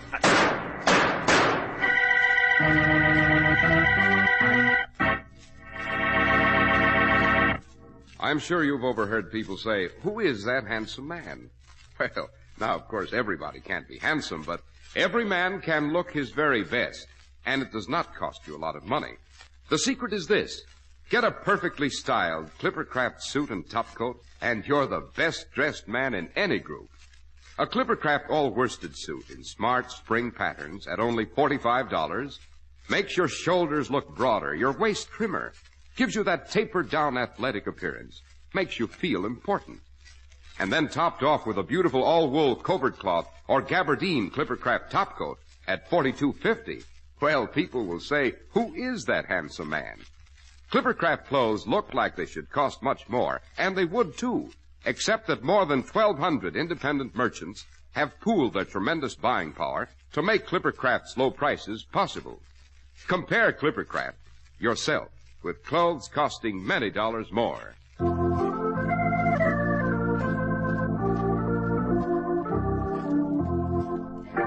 Dr. Watson, you've titled this evening's adventure, Murder on a Wager. But who would commit such a murder? It does seem an extraordinary motivation, doesn't it, Mr. Hertz? Well, it was a summer evening in the late 1890s. We were at our flat at 221B Baker Street. We had a call. You represent the bank at Monte Carlo, Monsieur Guillere? I do, Monsieur Holmes. Most remarkable spot, Monte Carlo. I'm terribly curious to know what prompts this visit, Mr. Guillere. I am extending an invitation to you, Dr. Watson, and to Monsieur Holmes to visit Monte Carlo. At our expense, of course, and for whatever fee you wish to name. Surely not to admire the scenic beauties. No, Monsieur Holmes. We anticipate trouble. What sort of trouble do you expect? Are you acquainted with the names of Roger Douglas and Georges Anetrios? Oh, Roger Douglas, renowned gambler, isn't he? Yes, Watson. As for George Anetrios, he's an incredible character. A Greek, Douglas's counterpart in the Near East. Given to wagers of gigantic sums, though not always upon cards or dice or chemin de fer, rather on curious events and feats of daring. We maintain a secret service for the bank, Monsieur Holmes, and they told us that for the very first time these two treacherous gentlemen, Douglas and Anetrios, will meet. And at Monte Carlo. Each, of course, with his entourage of double dealers and professional killers. Exactly. I should enjoy the spectacle. Both gentlemen are experts at every conceivable form of gambling. We wonder, therefore, when the two meet, what game they will play. Might they make a wager of some sort that would endanger the interest of the bank? Might they join forces against us? We fear that the meeting of these two may lead to a disaster. We implore you to join us, Monsieur Holmes. Hardly necessary to implore me, sir. Since this is a meeting of supremely sharp minds, it'll be hard to keep me away. Let us prepare our luggage for a trip to Monte Carlo, Watson.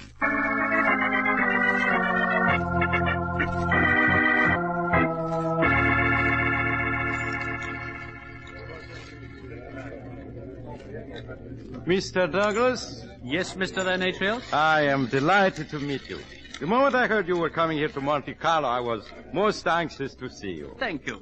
You know Miss Deborah Stevens, I believe? I know George very well. We're old friends. We miss you, Deborah. Deborah lived in Athens and Constantinople for some time. She and I were very close. I first met her when she was dancing professionally. We'll all miss her soon. She's to be married. I thought you wouldn't mind my bringing Deborah to this meeting. We required a witness for whatever wager we shall make, or whatever game you choose to play. Oh, I am so pleased you did bring her, Mr. Douglas. Shall we close the door and begin? Most considerate of the management to provide this private room for our game. As you may see, Mr. Anetrios, the management has provided us with equipment to play whatever we choose. Your naivete is charming, Mr. Douglas. Why do you say that? It would be extremely dull for either of us to indulge in a contest of an ordinary sort. We would merely exhaust ourselves, only to end with a negligible gain of a few £1,000 by one or the other. Then what on earth did you expect to play, George? I do not know, Deborah.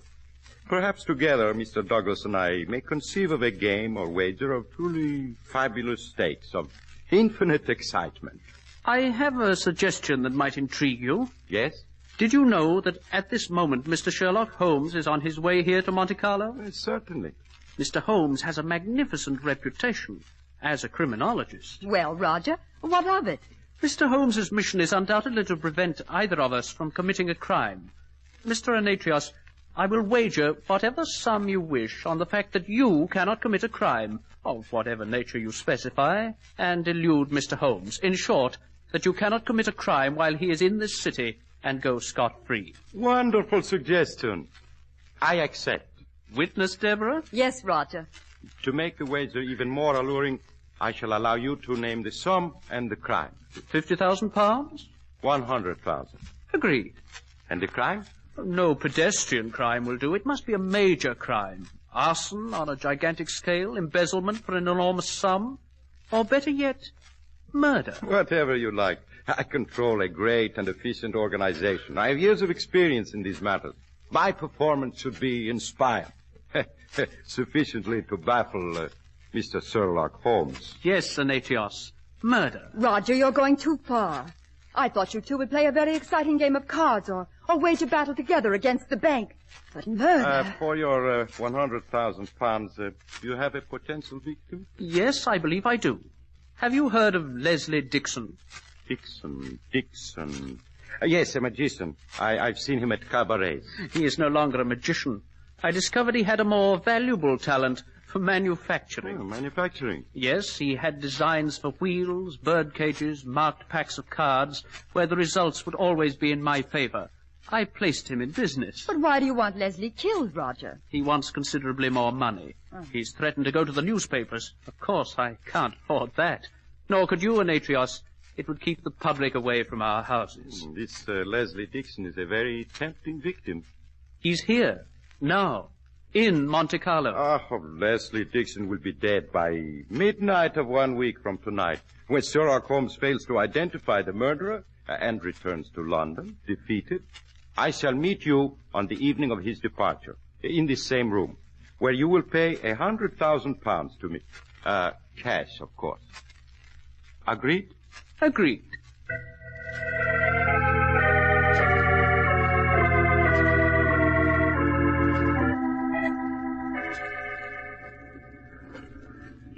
Ready for your evening swim, Mr. Dixon? Yes, Reynolds. Have my dressing gown and towels ready, as usual. Yes, sir. They're back in the cottage, sir. I'll fetch them. It's lovely tonight here on the beach, isn't it? Yes, Mr. Dixon. I shall return within the customary half hour, sir. Fine, Reynolds. Now for a dip. How is it, sir? Water's wonderful. I'll see you later. I'm swimming out toward the raft. Very well, sir. I'll be at the cottage.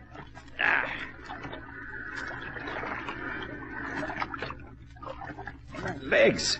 Cramp. My legs. Reynolds! Oh, my head. Dizzy. Dizzy. My legs. I can't swim. Reynolds! Help! Help! Help! Oh.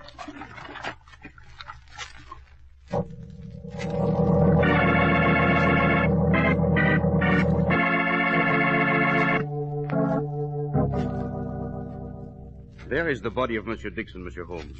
Washed ashore here on the beach just as the police found him. Bewildering, eh, Holmes?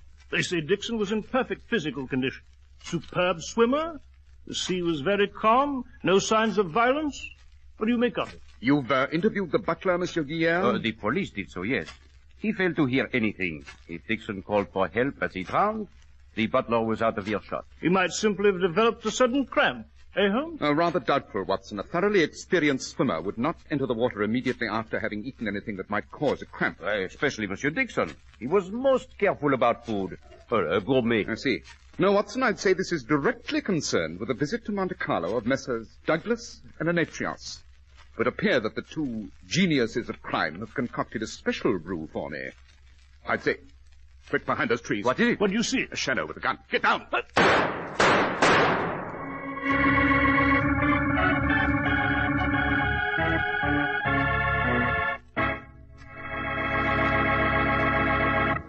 It's amazing what people can do working together. For instance, more than 1,200 independent merchants pool their tremendous buying power and thus make possible Clippercraft, America's greatest clothing values.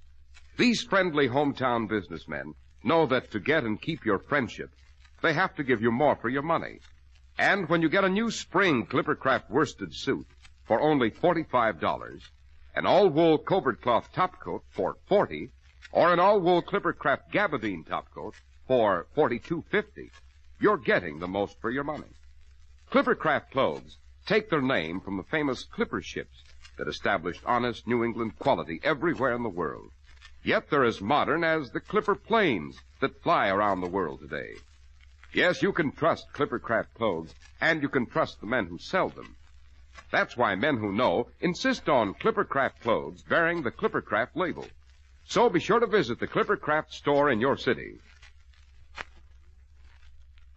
These leading stores in the metropolitan area are proud to add their names to Clippercraft in your suits and topcoats.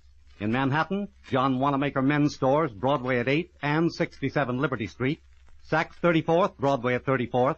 In Brooklyn, Abraham & Straus. In Newark, New Jersey, Boulevard Men's Shop, Kresge Newark. And in Jamaica, the B&B Clothes Shop, 16408 Jamaica Avenue.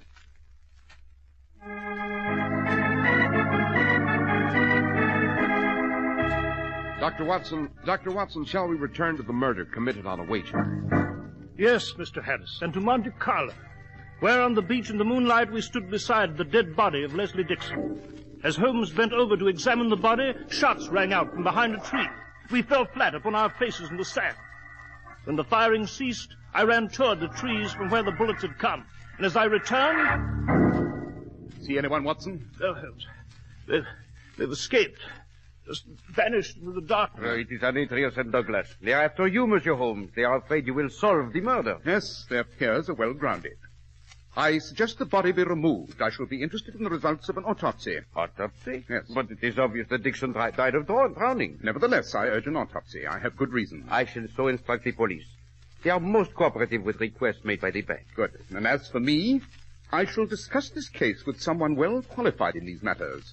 Mr. Demetrius. But he has just attempted to kill you. Now you would walk into his hands. Physical defeat has never frightened me, sir. It's the danger of mental defeat that lures me to whatever Demetrius has planned. Coming, Watson?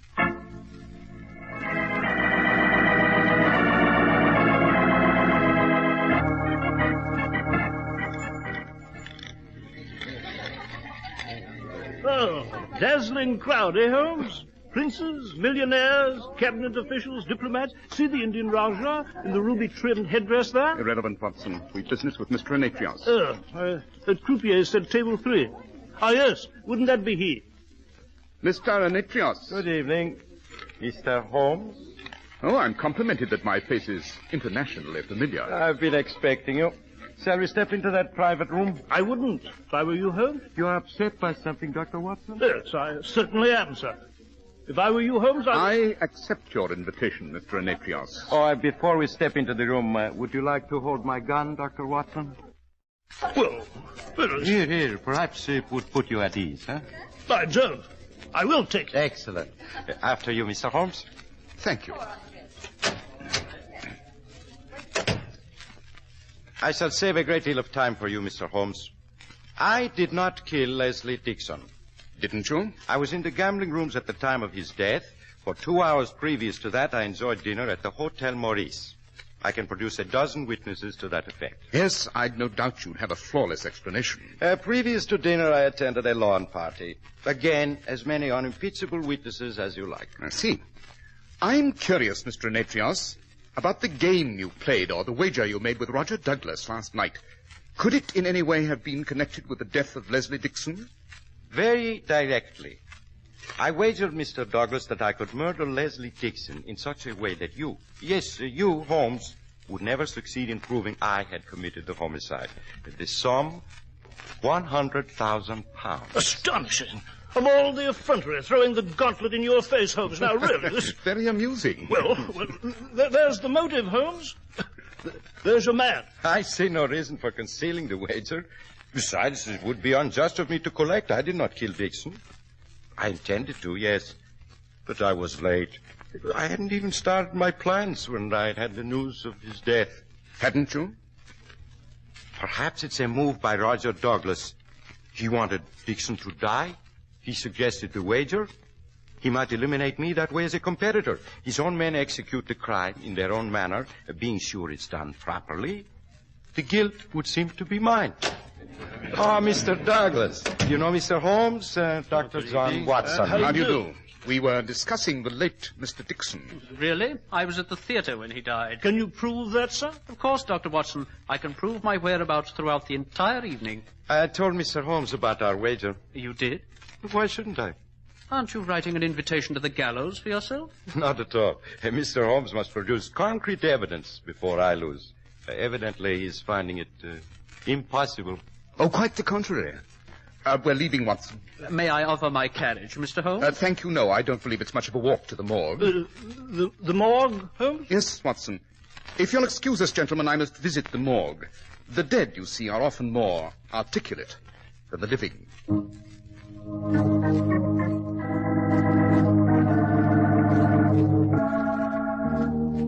Well, there's the body on that slab, Holmes. The police surgeon said you could examine whatever you wished. Yes. I see they've already performed the autopsy. Dixon drowned, Holmes. What the dickens are you probing about for? His lungs there show clearly that he was drowned. Yes. And why did he drown? Aha, as I thought. What'd you see? I see that I must pay a visit to the late Mr. Dixon's cottage. Well, Holmes, if you insist upon being secretive... You, Watson, return to the casino. Keep an eye on Anetrios and his associates. I shall meet you at the casino very shortly with a thorough explanation of the murder and the identity of the killer.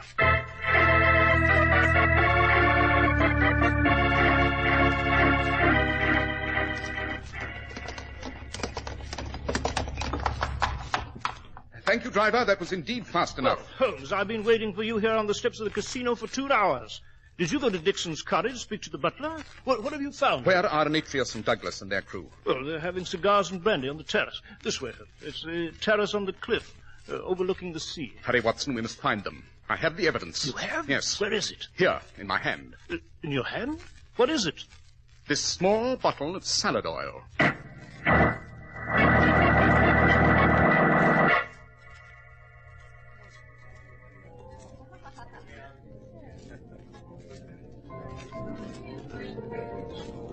There they are, Holmes, with that girl.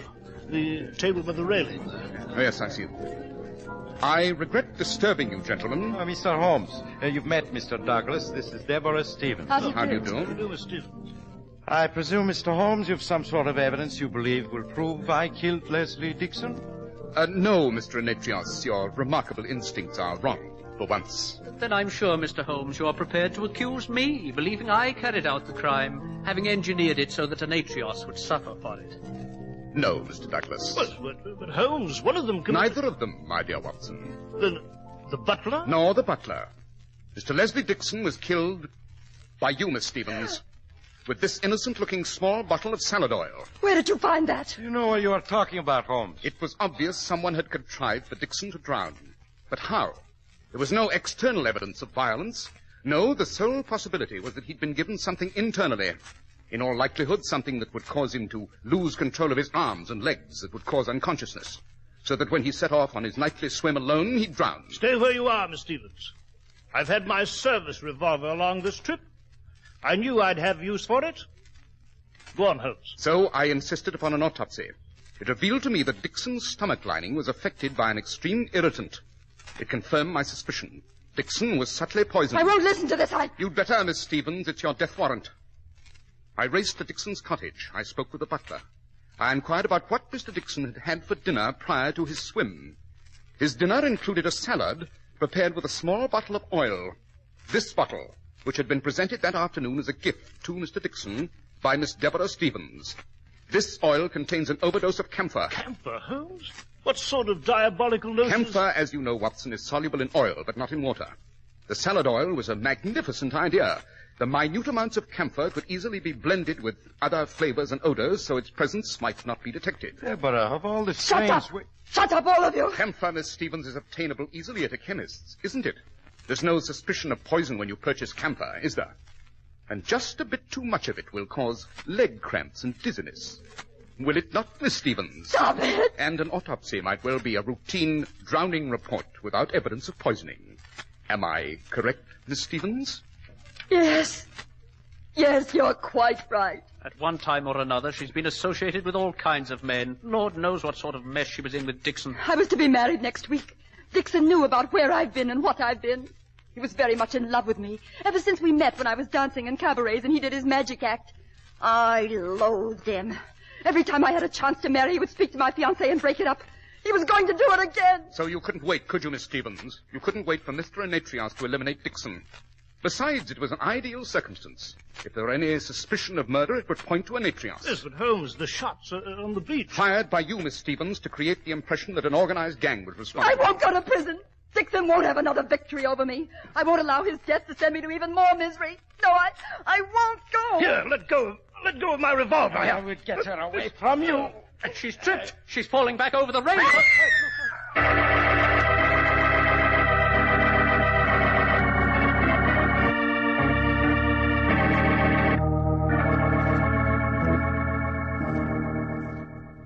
Well, fisherman down below said Miss Stevens' body struck the rocks. Floated out to see her. Yes, a more satisfactory finish for her, Watson, I dare say. Avoiding the long, painful trial and inevitable execution. Now, Mr. Anetrios, Mr. Douglas, if you'll excuse me. Returning to London, Mr. Holmes? Yes, and to Baker Street. But before I go, gentlemen, I propose a toast. A toast, sir? Yes. To George Anetrios and Roger Douglas, two surprisingly pleasant scoundrels.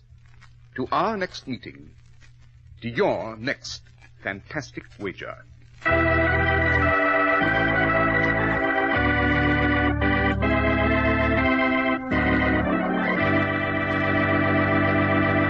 Well, Dr. Watson, that was a very gripping adventure. Indeed it was, Mr. Harris. And what adventure have you for us next week, Doctor? I have called it The Adventure of the Unfortunate Valet. It concerns a medical diagnosis, a restless corpse, and a domestic quarrel.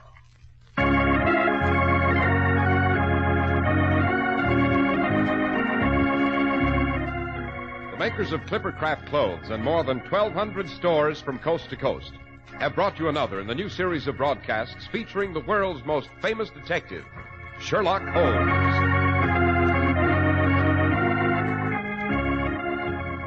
Our stories are based upon the character Sherlock Holmes created by Sir Arthur Conan Doyle, and the program is produced and directed by Basil Loughrane.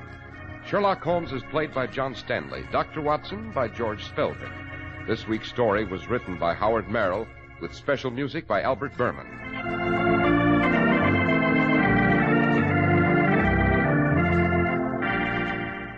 If you don't know your Clippercraft dealer, write Clippercraft, 200 Fifth Avenue, New York City. A happy birthday to the Girl Scouts. March 12th is your 37th anniversary. You and Girl Scouting are important, and we salute all of you all over America.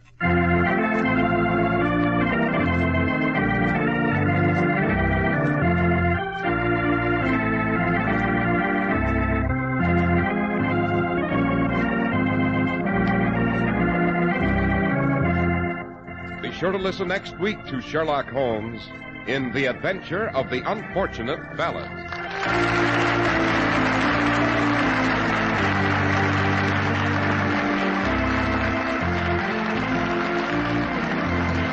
This is Cy Harris speaking for Clippercraft Clothes. This is the Mutual Broadcasting System.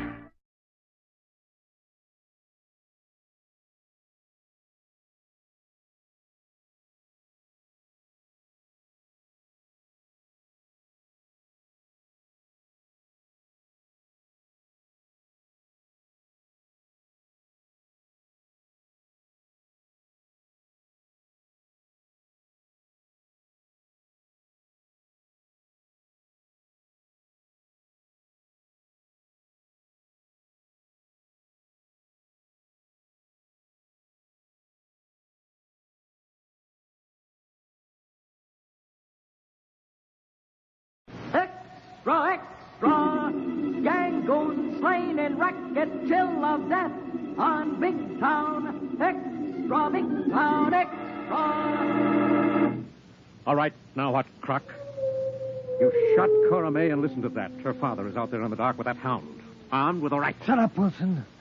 If he gets me, he'll get you and Kilburn. Steve, The lights have been cut off. Yes, Lorelei, Cottonmouth has cut the light wires. He could strike better in the dark. Yes, listen to this big-town, five-star racket expose headline, The Chill of Death, brought to you by Lever Brothers Company, makers of Lifebuoy Health Soap.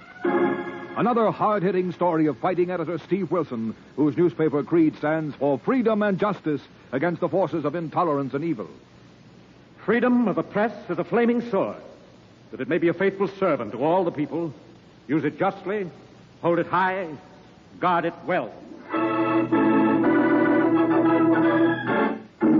Now to Big Town and tonight's strange story of retribution that caught up with the killer in a luxurious hideout in the sunny Southland, but began in a suite of rooms in the old Grand Hotel, notorious hangout of big town gamblers and racketeers. Look, Rocky, don't give me orders. Croc left me in charge of the numbers racket. Yeah, but he told me to see you didn't try taking it over. And he told me to see you didn't line up the bookie take for yourself like you're doing. You're a liar. Who's a liar, double-crossing slug? You're a liar. Shut up and sit down. We'll settle this later. That's what you know, Joe, at the setups. Let the punk in, Cora May. Sure, and you both better watch your steps. All right, I'm coming. Don't be in such a doggone hurry. I'm sorry, lady, but I'm all alone on a desk tonight. Clerk, bellhop, switchboard, the works. Set the setups and beat it, punk. Okay. That'll be $2. Put it on the Croc's bill. Okay. When's Croc Miller coming back from down south? When it gets warm. You can't stand the cold. Yeah, so I hear. Ain't that why he's called Croc? Short for crocodile? Yeah, his doc says he's thin-blooded. Chills easy. Now beat it. Croc ain't got blood. If anybody ever opens up, they'll spill ice water. Clam up, Nick. Go on, beat it, Joe. We got business. Yeah, I'll bet you have. Scram, punk. Sure. Ring the desk if you want any more free service. Why didn't you tip the punk? Mine's you. You think you're the boss around here? I'll show you who's the boss. Why don't you boys relax? Croc's the boss. Even while he's sunning himself down there on the South Coast. So just take it easy and relax. Shut up, Cora May. You mind your own business, Rocky. Stick the nick in the bookies and lay off my numbers racket. Quit telling me things, Nick. Quit phoning, Croc. I'm muscling in. Crossing them up. I ain't tipped Croc on nothing, you rat. You're a liar. Somebody did. Yeah, I'll say somebody did. So you just had to go and do it, didn't you, Rocky? Yeah, so what? Croc ain't gonna like it, Rocky. He will when he hears Nick was crossing him up. Better get to Croc and tell him first. Yeah, go get the car, Cora May. We're heading south tonight. Tonight? What about Nick there? Maybe he ain't dead yet. We're taking him along in the car, dead or alive.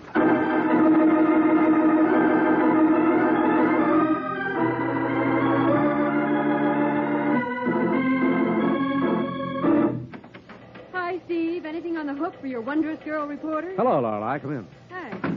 Are you a fugitive from one of Fletcher's city desk assignments? I just finished one, thanks. The Convention of Travel Agents and their talk of tours to sunny lands have given me the urge to get away to warmer climes. Oh, sorry. We're all out of assignments to Florida, California, and points south. Well, couldn't you Uh-oh, your private line. Probably a tip from one of your tipsters. It'll take us to the North Pole. Oh, the waterfront, which would be just as cold tonight.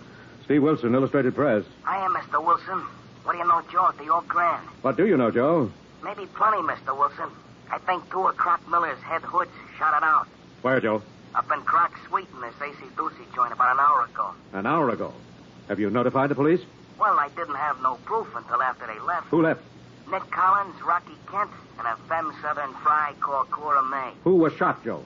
Rocky and Cora got Nick in a car. Said he was sick, and they headed south. They headed south? Are you sure Collins was shot? Well, I heard a shot after I took him some setups. They were having something out, and after they left, I pass-keyed myself in a Croc suite, and there was plenty of plasma on the rug. Well, that should be evidence enough, but are you sure they're heading south in a car? Yeah. On account of I heard Rocky tell the gal they could make it to Croc's beach house by tomorrow night, by driving without stopping. Thanks for the tip, Joe. You gonna follow it up, Mr. Wilson? Yes, Joe. We've been trying to link Croc Miller to several big-town rackets, and this may be the time to do it. Thanks very much, Joe, till you're better paid. But, Steve, Croc Miller is sunning himself in that fantastic hideaway of his almost 1,000 miles from here. Yes, Lorelei, but you wanted to take a trip, didn't you? South to the sun? Yes. Phone the airport and have them fuel the press plane for a takeoff early tomorrow morning. Why not tonight? I want to check a few big-town angles on a shooting between two of Croc's gunmen. And we can still be there when they arrive at Croc's hideout tomorrow night.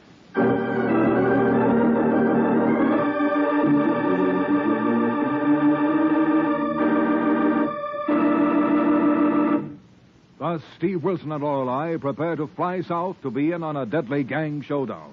And for the exciting developments, we'll rejoin them in a moment. Lifebuoy gets skin cleaner. Lifebuoy gets skin cleaner. And the cleaner you get your skin, the surer you are of being fresh and attractive. So remember, Lifebuoy, with its purifying ingredient, gets skin cleaner. Stops BO as no other leading soap can. Here's what the doctors proved in 820 scientific tests. People took daily baths with different soaps. Doctors found that Lifebuoy does more than just remove the grime and perspiration you can see. Lifebuoy's purifying ingredient makes it more effective than any other leading soap against the invisible dirt that brings on BO. Lifebuoy's milder, too. Safe even for baby's tender skin. And you'll like the way Lifebuoy, made with costly coconut oil, bursts into quick white lather, even in hard water. Lifebuoy gets skin cleaner. Lifebuoy gets skin cleaner. Keeps you fresh and attractive. Protects you as no other leading soap can. Bathe with Lifebuoy every day. Get the big new bath size. Buy Lifebuoy right away.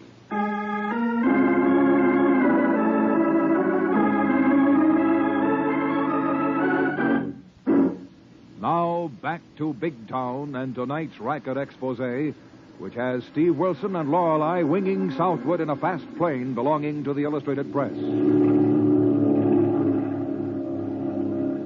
Say, Steve, there's the coastline. Well, we made it before sundown. Now, if we can only spot Croc Miller's private landing field before dark. Yes. We should be able to get to him before his big town stooges arrive by car. This air map shows the field just back from the ocean beach and surrounded by a swamp. Right.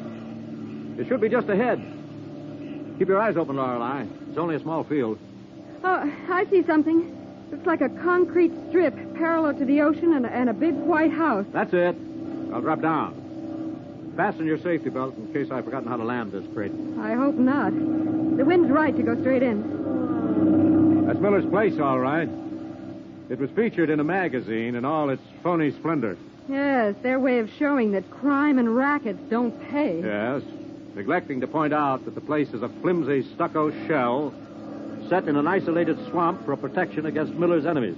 Oh, but that beautiful, sunny white beach, Steve. Yes, but Croc can't enjoy it without the shadow of an armed bodyguard near him. Well, I hope we get a chance for just one swim in that warm blue water before we have to fly back. You may in the morning, but I doubt if we'll get out of here tonight, whether Croc's goon guns arrive by car or not. Oh, hold your lovely hat, my lovely. I'm going to set her down. Oh, that's perfect, Steve. Couldn't have done better myself. Getting out of this small field may be something else. Uh-oh. Steve, you better stop here. We have a reception committee of one waving us down with a rifle. Yes, so I see. Better stay on the plane. Oh, listen to that surf roll in on the beach. Well, that will have to wait, Lorelei. This character rolling toward us with that rifle doesn't act like a greeter from the local Chamber of Commerce. Moves like a snake. Good evening. Hey, you get out of here, mister. This here's a private airplane field. You take off again. Sorry. I've landed here to see Croc Miller. He don't see nobody what drops in like buzzards without an invite. I think he'll see me. Who are you, mister? Steve Wilson, editor of the Big Town Illustrated Press. Oh, newspaper fella from up north, huh? Yes. Who's that there woman with you? Well, the young lady is Lorelei Kilburn, one of my reporters. Now, where's Croc Miller? He ain't seeing nobody now. Why not? He's favoring himself over there on the sand in the sun while it's still warm. Nice work if you can get it. Let's go give him something to think about, Steve. You hold on, ma'am. What? Hold on. Uh-oh. Don't throw guns around like that. Hey. You give me that rifle back, mister. Don't you get it away from me like that. And I'll give you another lesson if you try it again. You give me that gun back, mister. Sure, without the bolt here. You give me that bolt to this gun. This revolver says give it to me. All right, here you are. Hey, doggone you, mister. Let me go. Pick up that revolver, Lorelei. With pleasure. You better search him, Steve. He's a walking arsenal. Yeah. I guess that's all. Now, where's Crockmiller? Right here behind you, Wilson. Now, you better let go of Cottonmouth. Like his namesakes, he don't like to be manhandled. Well, then send him back to the swamps with the rest of the moccasins. I'll get you, mister. I'll get you if you don't get out of here before sundown. Yes, your kind like to strike in the dark. Put him back in the pit, Croc. I want to talk to you. What about?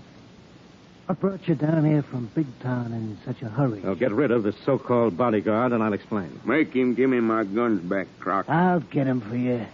Go up to the house and tell Mandy to set out some drinks. I'd rather set out some poison.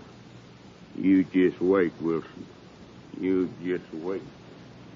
You've made a bad enemy, Wilson. Better say what you come to say and take off in that plane while you can. Sorry, Croc. You're due to have some other guests.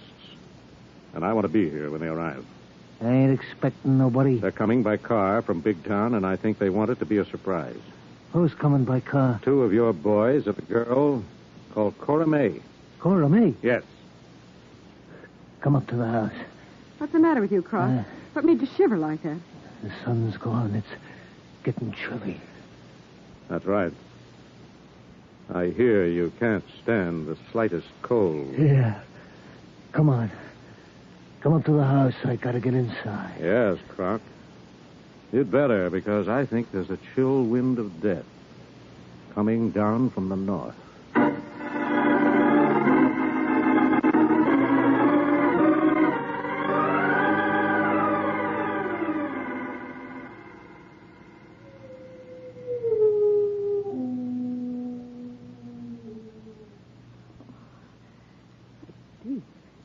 Dismal place this is now that the sun's gone down. Even the house is cold, damp, Yes. clammy. It certainly is, Lorelei. It's because of the swamps all around the land side. I wonder why Croc picked such a place if he can't stand the cold. To be safe from his rivals and enemies. The price any gangster pays for his brief hour in the sun. And I'm not being poetic. Where's he now? His heating plant has broken down. He's outside tinkering with it. That's why this house is so cold and damp. Cottonmouth! Go shut that hound up or I'll shoot it. You hear me? I hear you, Mr. Croc. That hound don't like strangers. He's saying maybe somebody gonna die tonight. Cut that kind of talk. Go phone town and get somebody out here to fix my heating plant. They won't come tonight. Well, phone them anyway and keep that hound quiet. Looks like you'd have been better off in your suite in the old Grand Hotel in Big Town, Croc. Yeah. What brought you flying down here in such a hurry, Wilson? You haven't got nothing on me. No. You've been pretty clever in covering up your racket connections, Croc. But when your front men fall out over the division of your rackets, a lot of things can happen. What's that, Wilson? I told you Rocky, Nick, and a girl called Cora May are on their way down here in a car. So what? My pals drop in every once in a while. Not unannounced. They'll be announced before they get within a mile of here. How do you arrange that? Cottonmouth's boy lives over by the main road. And nobody comes through the swamp road without his phoning in first. You really trust your friends and guests, don't you, Croc? But can you trust Cottonmouth and his son? I don't have to trust anybody as long as I got this right. Oh. So even here, in your so-called tropical paradise, your happy vacation hideaway, you have to carry a gun. What do you do, Croc? Even sunbathe on the beach with that shoulder holster strapped on you? Yeah. Now I want to know what brought you 2 news hounds flying way down here. News hounds are also supposed to have a 6th sense, Croc. Perhaps it's the same thing that's making that hound out there howl at the moon. What's that, wise guy? The smell of death. Cottonmouth, answer that phone. I heard it. I'm getting it out in the hall. That may be your guest, Croc. They've had time to get here from Big Town if they drove without stopping. Shut up, Wilson. If it's Nick and Rocky, tell Judd to let them come on out. What about the girl called Cora May? How do you know so much about who's coming? We have birdies who tell us when the underworld apes of the big town jungle start fighting among themselves. What happened up there? Oh, come on, you two, give. I think you'll get the whole story firsthand in a few minutes, Croc. And we thought we'd like to be around to see how you handle it. Get out of here. Go get in that crate and fly out of here, Wilson. Sorry. That field is too small to take off in the dark. We'll have to wait till morning. Oh, yeah? All right, Cottonmouth, what goes? It's them. Cora May's with them. Okay, so she's with him. What about it? One of them's dead in the back of the car. Dead? Which one? One called Nick. How'd it happen? I don't know. I told you not to get my little old Cora May mixed up in no trouble. Shut up and get out of here. Cora May can take care of herself. Well, if these here newspaper hound dogs get away from here, write up about this in their paper. I'll take care of that. Now you go out and meet that car. Make sure Rocky don't come in here carrying a gun. I'll make plenty sure of that. And as for you, Mr. Wilson... Yes, Cottonmouth? Don't you and your reporter gal get no notion of flying out of here. Because I done fixed your plane so's you can't. You understand? Well, looks like we're going to be in on this whether we like it or not, Steve. What is Cora May to your bodyguard, Croc? She's his daughter. Oh. And you took her up to Big Town and got her mixed up in the racket. And now, murder. Shut up. She's no swamp angel. She's a smart, tough dame, and she can take care of herself. Yes, but can you? Cottonmouth doesn't look much like a father, but he's acting like one. And he's liable to forget he's supposed to be your faithful bodyguard. Shut up, Kilburn. Now listen, Wilson. You're after a story. I'll make a deal. What is the deal, Croc? If Rocky shot Nick, you can have him.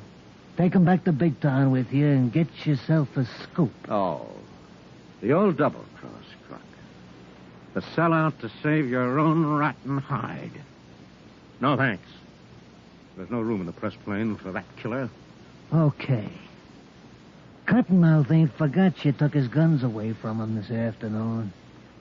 Maybe I can get him to take you hunting in the swamps today. Hunting what? Maybe what that hound dog is sniffing in the wind.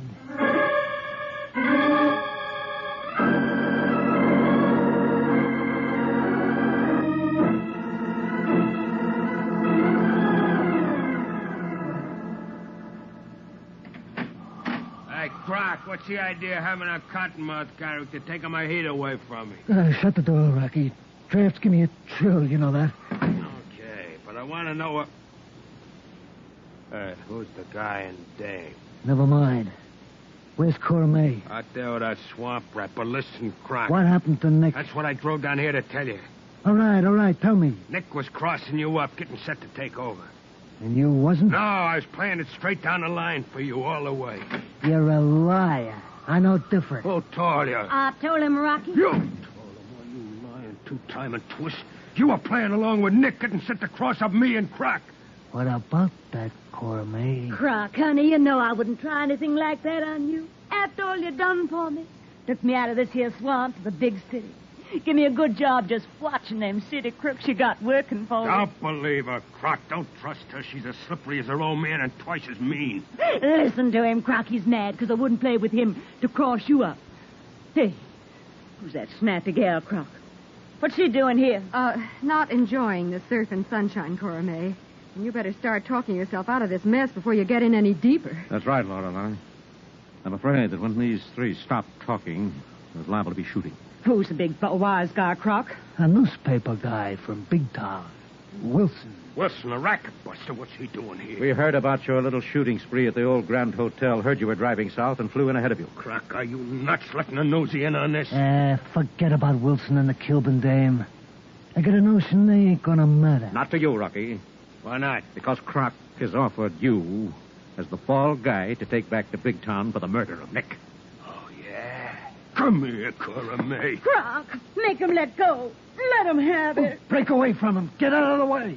can't get loose. Come on, honey child. We're going places. Break away, Cora. Break away. I can't. Can't. Pappy. Come on, Croc. You can have her. Laurel, I see what you can do for that girl. Yeah, but you stay put, Wilson. Don't open that door again.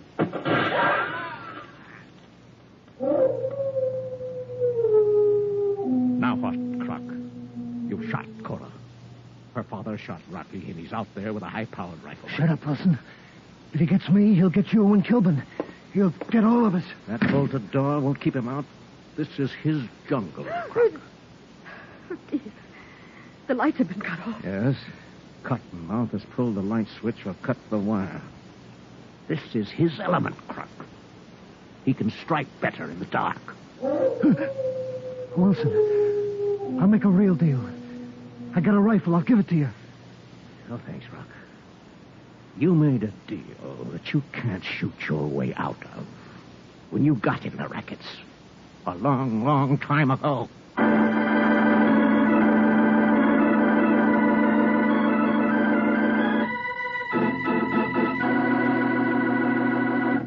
Thus, Steve and Lorelei are caught in the middle of a savage showdown, and for the ironic payoff, we'll rejoin them in a moment.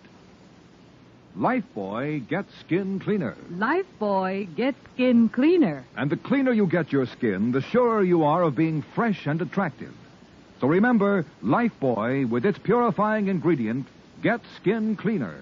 Stops BO as no other leading soap can. Here's what the doctors proved in 820 scientific tests. People took daily baths with different soaps.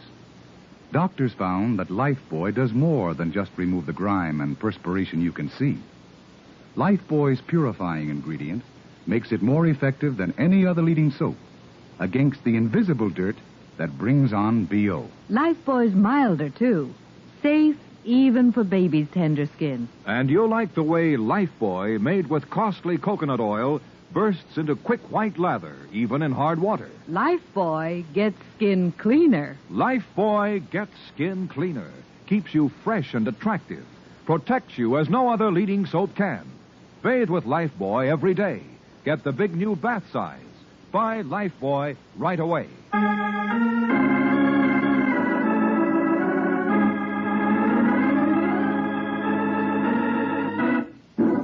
Now back to tonight's headline story of Steve Wilson and Lorelei, who have flown 1,000 miles south to cover a gang showdown in tonight's big town story of the Chill of Death.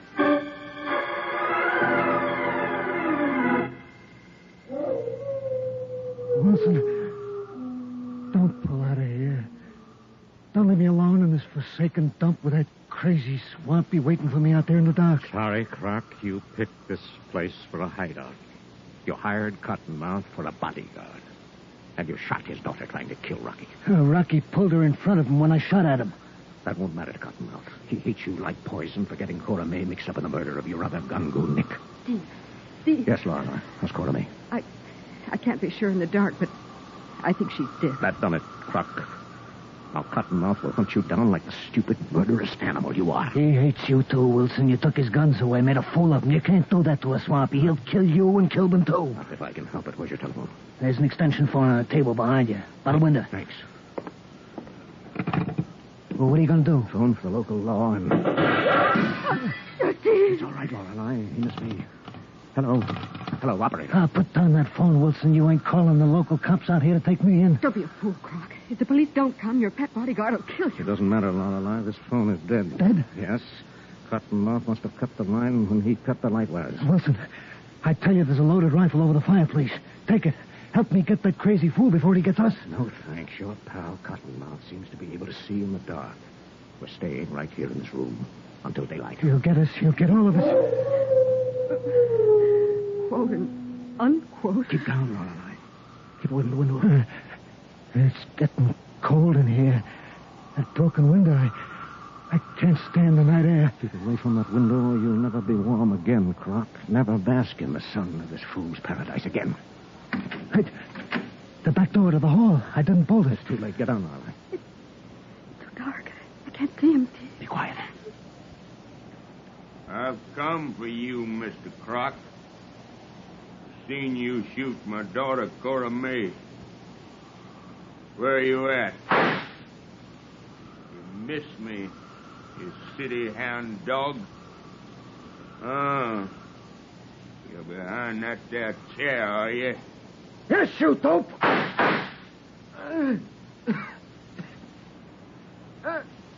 Shoot my young'un, will you? Now, where's my young'un? Where's my Cora May? Cora May, you come home, you hear? You come home.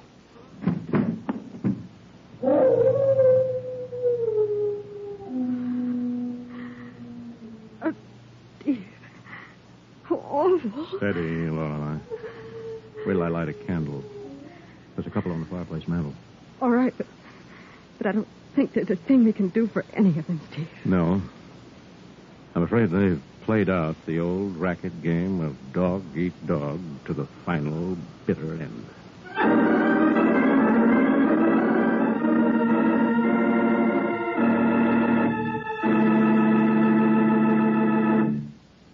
Friends, you know from reading your daily newspapers that what you've just heard has happened many times. And will happen again and again, so long as racket mobs are allowed to flourish. You can help prevent it by cooperating with your law enforcement agencies, local committees, and by refusing to pay tribute to rackets in any form. What about next week's big town assignment, Dwight? Next week, we're going to dramatize another headline story captioned The Deadly Gimmick. But right now, friends, remember, doctors have proved it. Lifebuoy, with its purifying ingredient, gets skin cleaner in your daily bath. Stops BO as no other leading soap can. Say, Dwight. Yes, Steve? Dwight, I'd like to emphasize that purifying ingredient of Lifebuoy's. The doctor's report shows what remarkable properties it has. It's the reason Lifebuoy does all these wonderful things. Yes, and it makes Lifebuoy milder, too. The purifying ingredient. That's one more reason why Lifebuoy is used in the homes of 40 million Americans. Get Lifebuoy right away. Friends, if you'd like to see what the cast of Big Town and their real counterparts look like, see the exciting story in the April 12th issue of Look magazine, now on the newsstands. The current issue of Look is complete with pictures of Big Town's leading characters and their real-life doubles. In tonight's dramatization, all names, times, and places are fictional. Big Town features Edward Pauly as Steve Wilson, Fran Collin as Lorelei Kilburn, and is written and produced by Jerry McGill.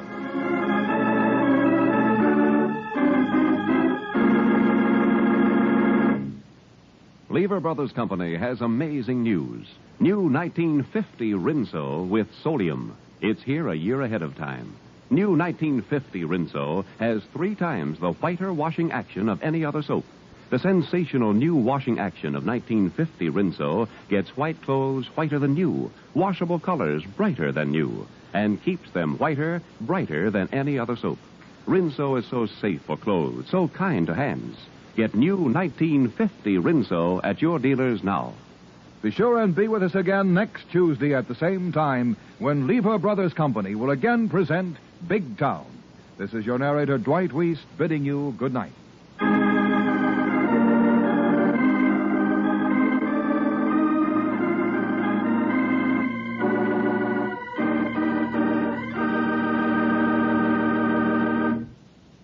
This is NBC, the national broadcasting company.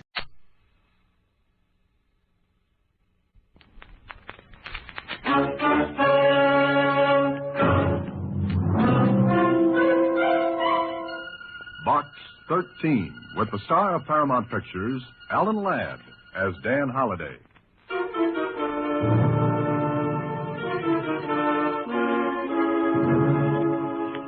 Speak a little, Miss Jordan. The Box 13, care of the Star Times. I need your help. I dare not go to the police for reasons I'll explain when you see me.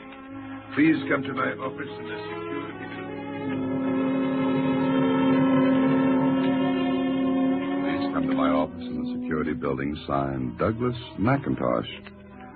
Not much of a letter, but then, as the proverb says, great oaks and little acorns grow. And before this was over, The acorn grew into a large, large oak.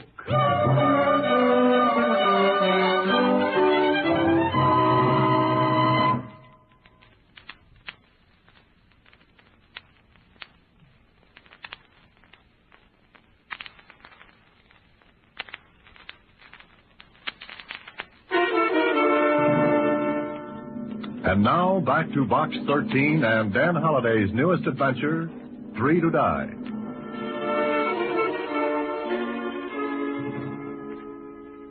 Douglas McIntosh. That's a Scotch name, isn't it? Ah, you can smell the heather, Susie. Wonder what he wants. Well, if this man is the same McIntosh I looked up, he's building that new tunnel under the river. Gee, maybe he wants you to be a hedgehog. No, Susie, they're called sandhogs. Oh, what will they think of next? Well, I think I'll see what Mr. McIntosh has on his mind. I'll be at the security building, Susie. Security building? Huh.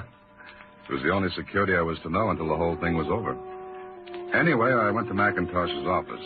I was shown right into an oversized man who looked as big as the Washington Monument in tweeds. He didn't waste much time. So you're the man, eh? Yes, I'm the man. All right. You call me Mac. What's your name? Holiday. Dan Holiday. All right. Now, Dan, I am in trouble. Trouble gets around. Fast. But look here, I'll tell you quick. I'm a contractor. I bid on this new tunnel. Got the bid and posted my bond to finish the tunnel on time. So far, everything's clear. What now? Dan, I'm not going to finish in time. Well, why not? Now we get to the point, and a sharp point. You say you're running into trouble? Aye. Sabotage. Well, why don't you call the police? I can't, man. There'd be publicity. Unfavorable. I can't risk it. Oh, then what's my problem? Find out who's doing this to me. You suspect someone of doing it? Look, man, accidents like we've been having don't just happen. They're made. Broken air hoses, emery in the compressors, hundreds of delays, little things that add up to hours. Oh, I see. Another thing. So far, the men working for me think these things are accidents. But the moment they suspect somebody's doing the dirty work in that tunnel, they'd walk out. Sandhagen's dangerous enough itself. In short, somebody's trying to ruin you. Exactly. It would ruin me. The contract would go to someone else. They'd not get another contract for years. What can I do? I'm not a detective. You see, I beg your pardon, Mr. McIntosh, but... Can't you see I'm busy? What do you want? Telegram. I thought you ought to see it right away. All right, read it. Well, Oh, it's all right. You can talk in front of him. Dan, this is Fred Harris, construction engineer. Harris, Dan Holiday. Glad to know you. Now, what about that wire? The last shipment of concrete we ordered was derailed about 200 miles from here. What? Well, don't just stand there. Get every truck out on the road. Get that concrete here. You ought to have enough sense to think of that without coming to me first. Go ahead, get it down. Yes, sir. You see what I mean, Dan? Another delay. Who's this Harris? He thinks he's going to be my son-in-law. Also, he thinks an engineering degree makes him a great man, that it takes the place of 15 years of experience. That's an argument I'd rather watch from the sideline. Well, go on with your story. Well, we have to finish in 3 weeks or I'll forfeit my contract. McIntosh told me everything he knew. It wasn't much. Only that whoever was doing the dirty work, causing accidents, delays, had to be working in the tunnel. So we went to the tunnel. But first, before I was taken down into the workings, I was given khaki coveralls and a fiber helmet. And a little metal tag to hang around my neck. Mac explained the tag. Every sandhog gets one of those. It's got his own number on it. Oh, what's it for? Ever hear of caisson disease? Oh, the bends? Aye. On one side of the tag, it explains the man is a caisson worker working under pressure. Oh, so if the disease hits him on the surface, he can be given proper treatment. That's it. There are 6 places in the city where that can be treated.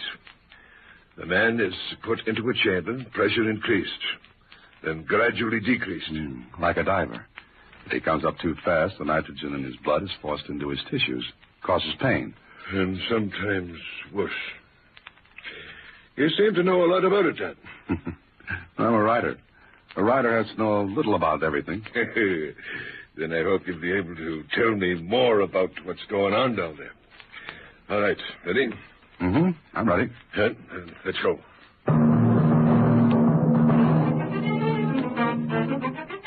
together, Mac and I rode one of the hoists down into the workings. My ears began to pop from the pressure. I swallowed hard to keep them open. Then we came to the bottom of the shaft, about 150 feet below the surface of the ground. Mac looked around for a minute, and then... Angus! Angus! Here, come here. A short, powerfully built man walked over to us. He was grinning as he said to Mac, Ah? What brings the boss into the tunnel? Angus, meet a friend of mine, Dan Halliday. Dan Angus Campbell, my foreman. Best man in the world in his line. Aye, the best beside yourself. How do you do, Dan? How are you, Angus? First rate. Except we had another little rumpus today, Mac. What? Another break in the air hose at the shield. The hose whipped around. Anybody hurt? Aye, Phil Evans. Hose got him right in the middle. He's done for this job. Won't work for a month. Broken ribs. Another one. Aye. You visiting us here, Dan? Well, you might call it that. Dan's a writer. Doing a story on sand hogging. Wants atmosphere. You'll get it here. You want to see the works? Show him around, Angus. And be careful of him. Don't you worry, Mac. Good. I'll go back to the office now. Come back there when you finish, Dan. Oh, sure. Oh, it's got him worried, Dan. And little wonder. Every penny he stands to lose. Every penny. That bad, huh? Worse. And if I ever catch the one that's doing it, I'll whip him around with me bare hands. You and Mac seem to be good friends, huh? I started together 30 years ago in Scotland. Uh-huh. Well, time's fleeting. Want to show me around? Sure. Let's get going. I followed Angus into a big airlock. It was a reinforced concrete compartment with double steel doors. As one door closed behind us, the pressure was built up to equal that in the tunnel. It built gradually. But I knew what would happen if it went down fast. Caisson disease. A terrible, racking pain. Brother, I had a lot of respect for the men who worked down there day after day, taking risks, big chances every time they descended into the workings. Then he opened another steel door, and Angus and I were in the tunnel itself.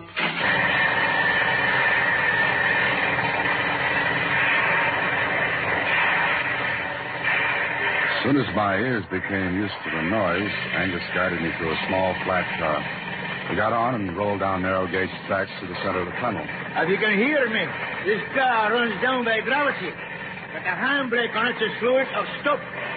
There's a motor for running back up. Saves time on a job like this. How long is the tunnel? This side's about a half mile long now. This side? Aye.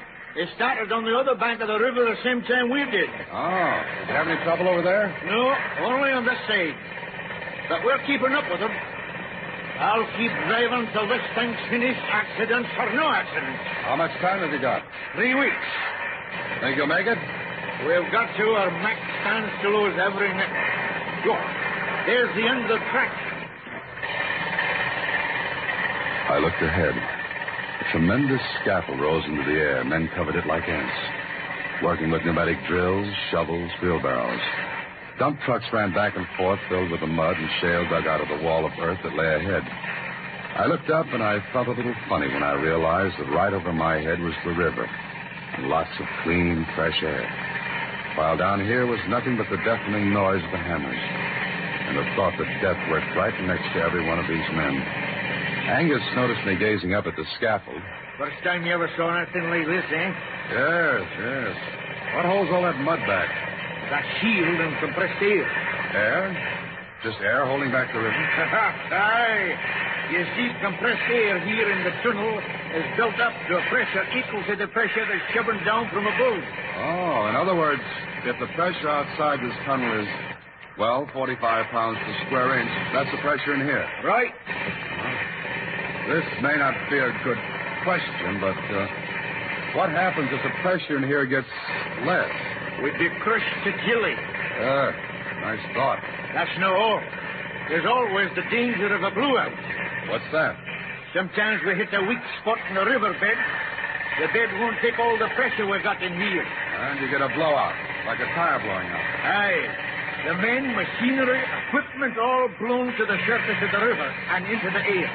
Does that ever happen? Aye. And once, only once, mind you, a man lived to tell about it. Angus, I take off my hat to you boys down here. 1 million people drive through tunnels every day.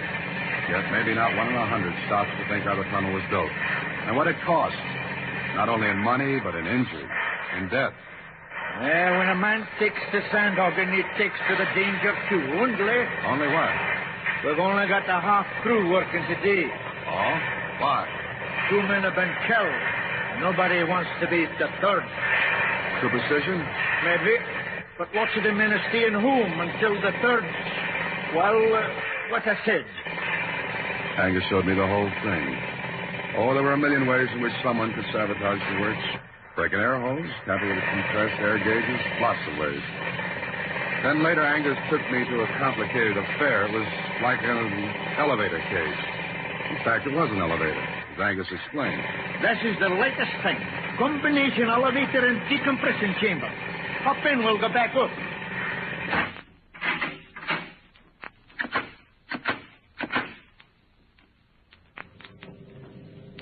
We go up slow, Dan. As we go up, the pressure in here is decreased until it's equal to that of the surface. Oh, then there's no danger of caisson disease. Not if we go up slow enough. And the pressure's reduced. I set the gauges to do it for us. Oh, I see. Well, did you see enough to write your story? No, I don't think I have. Not yet.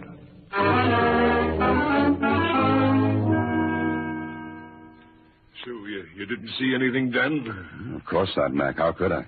I was hoping you might get an idea. Yeah, but I didn't. You going back again? What could I find? Try it, man. Oh, but I don't think I could find any. You advertised adventure. You couldn't get it in a better place. Yes, I know, but how could I explain myself down there? You're a writer. Use your imagination, man. Mm-hmm. Well, suppose I went back there as a worker. As a sandhog, you mean? Mm-hmm, that's it. But you don't know anything about it. I can handle a hammer, a shovel, You'd get dirty and tired. Every muscle in your body'd hollow out loud at you.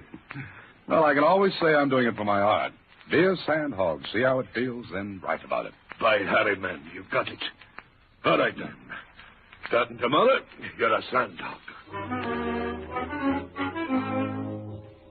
Oh, that was the way to do it. But when I got home that evening, I thought about it. That huge scaffold. Men scrambling over it, the pressure within the tunnel holding back the tons and tons of mud and soap ready to come in and crush everyone. What if that pressure failed? What if they hit a weak spot on the riverbed and there was a blowout? The more I thought about it, the more inclined I was to... Yes? Telegram. Oh. Shove it under the door, will you? Right.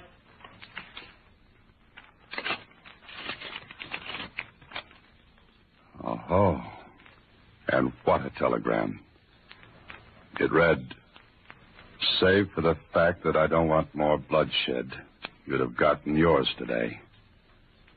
Stay away from the tunnel, or you'll be the third to die.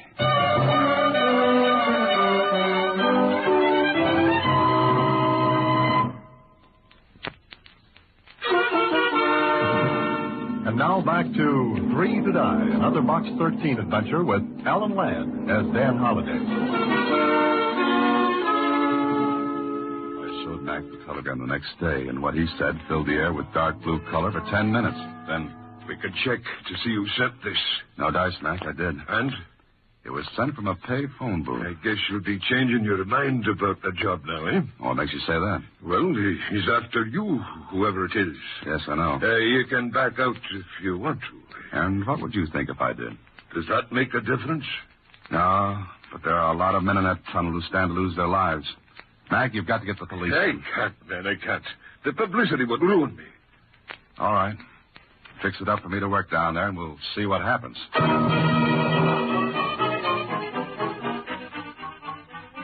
Okay, so I became a sandhog. For 3 days, I used muscles that thought they'd gone on a permanent vacation. Well, I woke them up. And they woke me up in the middle of the night, aching. Then one day in the tunnel, I was talking with one of the sandhogs. You know, Dan, you've done pretty well, considering you're new at this. Oh, I ache, Joe. I ache all over. Hey, you'll get used to it. I don't think so. But, Joe, tell me something. Sure, what? What about these accidents down here? Oh, Dan. What about them? Well, Maybe they're just proud of the job. Well, what do you think? Some of them weren't just like accidents, that's all. I mean, well, like a hose break. 2 guys been killed. Now what? Look out! Hey, you all right? Yeah, okay. You? I could have shoved you, Dan. That car would have clipped you in half. Yeah. Look. Looking at the decompression chamber, huh? What? Harris? Yeah, Harris. Oh. See what I mean? That car didn't look like no accident. Thanks, Joe. This is one time I can honestly say I was glad I was shoved. That's okay. You know something?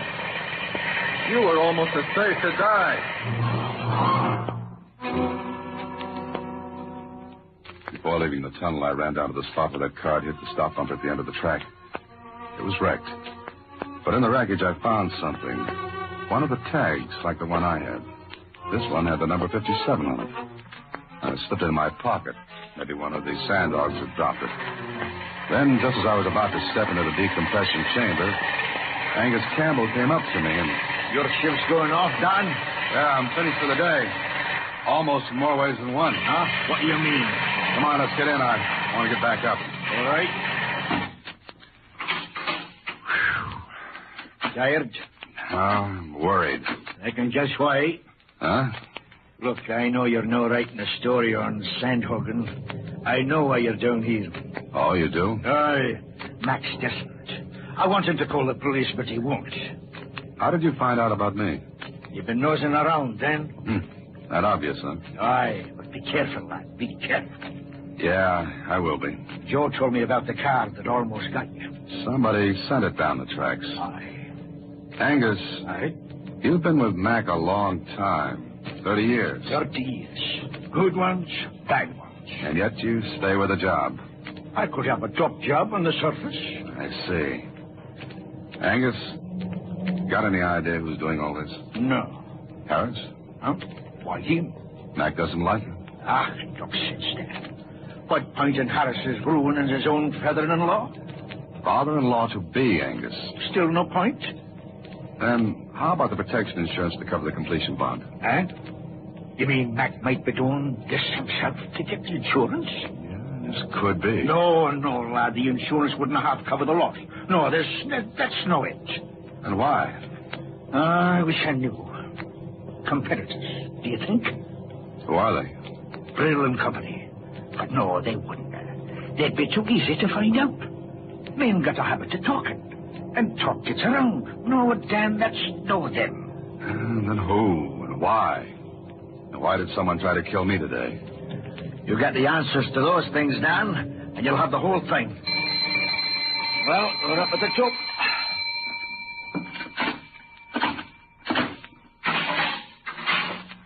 I'll walk to the shack with you. No, I'm going back June. But I thought you were through for the day. I've still got lots to do. See you tomorrow.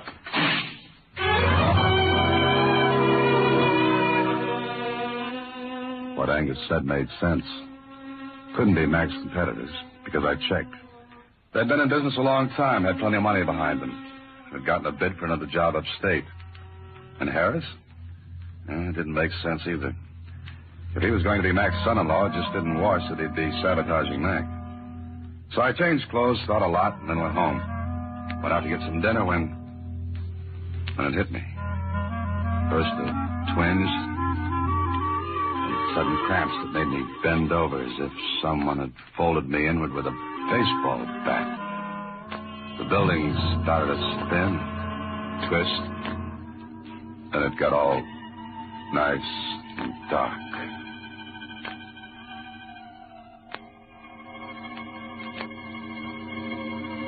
There you are. You're all right now. I know this isn't very original, but where am I? Take a deep breath. That's it. Feel better? Lots. What happened?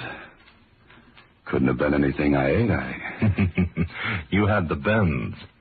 The bends? Mm-hmm. The tag around your neck tipped us off you were suffering from caisson disease. So we put you in the chamber. Come on, get up. We may need this chamber for someone else any minute. You make it sound as bad as the housing situation. Yes, it is, but you're all right now. Next time, don't come up so fast. But I didn't come up fast. Yes? Nothing. Nothing at all. Thanks a million, Doctor.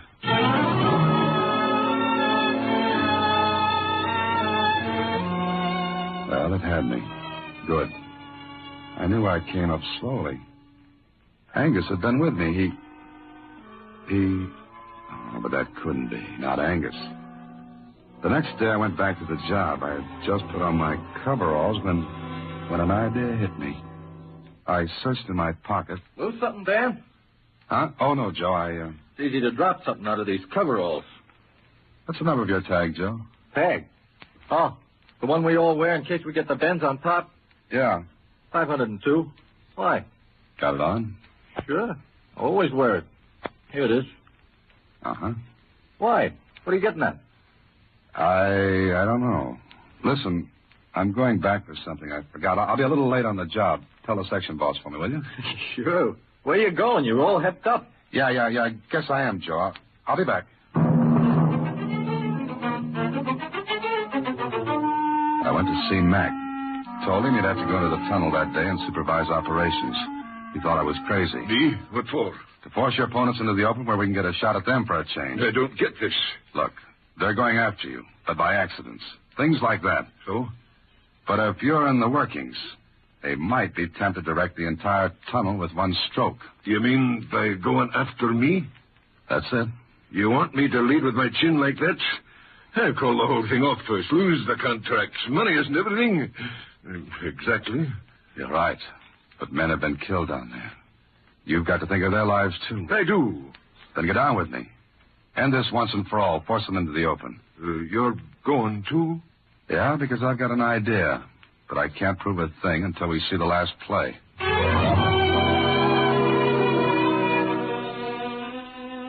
I was leading with Mac's chin, and I knew it. But mine was plenty sore, too, and that made me feel a bit better about it. Mac knew he had no choice, and so he decided to go with me into the tunnel. I went to my job, and it was a ticklish feeling knowing that any minute something might happen. Something that would make Joe, Mac, Angus, any one of us the third to die. Or worse. Then... Hey, Dan. What was something funny? Funny what? I could have sworn the mud down here wasn't this deep before. What do you mean, Joe? Look. Stand still. Look around. The mud's coming up. It's getting high. Yeah, it is. Joe, the pressure in here must be going down. Yes.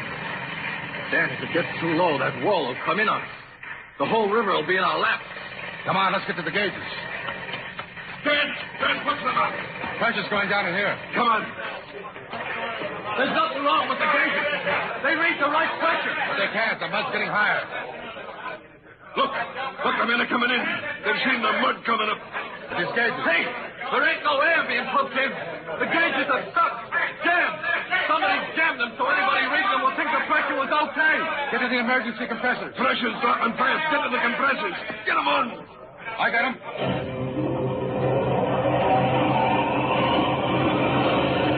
Watch the gauges. We're getting pressure now. What's the matter? What happened? Angus, somebody jammed the pressure gauges to make it look like we had enough in here. Well, save for those emergency compressors, we'd have been done for. What did you say, Angus? I said the emergency compressors. You said save for the emergency. Save for. Funny way of putting it, Angus. Either in words or on a telegram. What's the matter with you? Where's your tag? Huh? Right here? Yes, with a new chain. So is your tag I picked up in that cart yesterday. The cart that almost killed me. You're crazy. And you weren't anywhere around a minute ago. I was coming in here. Dan, what you trying to say? There's your saboteur. Man, you're crazy. Stop raving crazy. Yeah? And you went back down yesterday to decompress yourself after I left the chamber.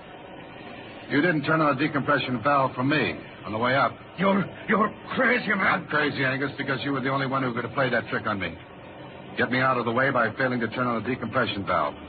You and I were the only ones in that chamber. Hey, he's running back to the shield. Get him. Get him before he gets the compressors. You'll wreck him. Cut him down. Good. Dan, I never can thank you enough. But to think that after 30 years Angus would ever do a thing like this. Mac, don't waste time even thinking about it. Let's go finish this tunnel instead.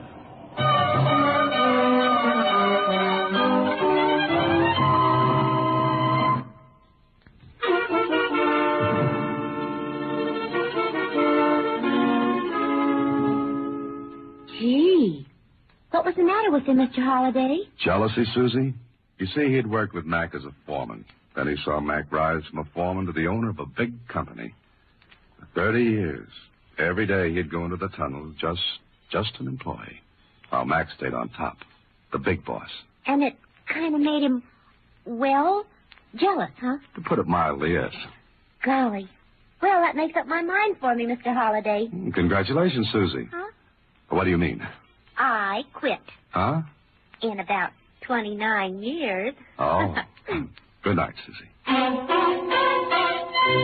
Next week, same time, through the courtesy of Paramount Pictures, Alan Ladd stars as Dan Holliday in Box 13. Box 13 is directed by Richard Sandville. Three to Die is an original story by Mr. Sandville, adapted for radio by Russell Hughes. Original music is composed and conducted by Rudy Schrager. The part of Susie is played by Sylvia Picker. Production is supervised by Vern Karstensen. This is a Mayfair production from Hollywood. Watch for Alan Ladd in his latest Paramount picture.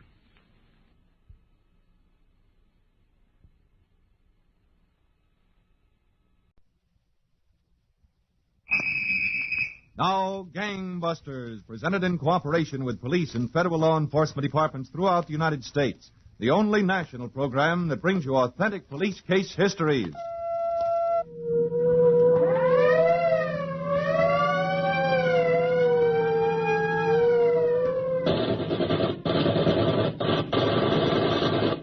Tonight, Gangbusters presents the case of the Park Avenue Pilferers, the burglar king and queen who looted New York City's most luxurious apartments, but who finally got stuck on a dab of wax.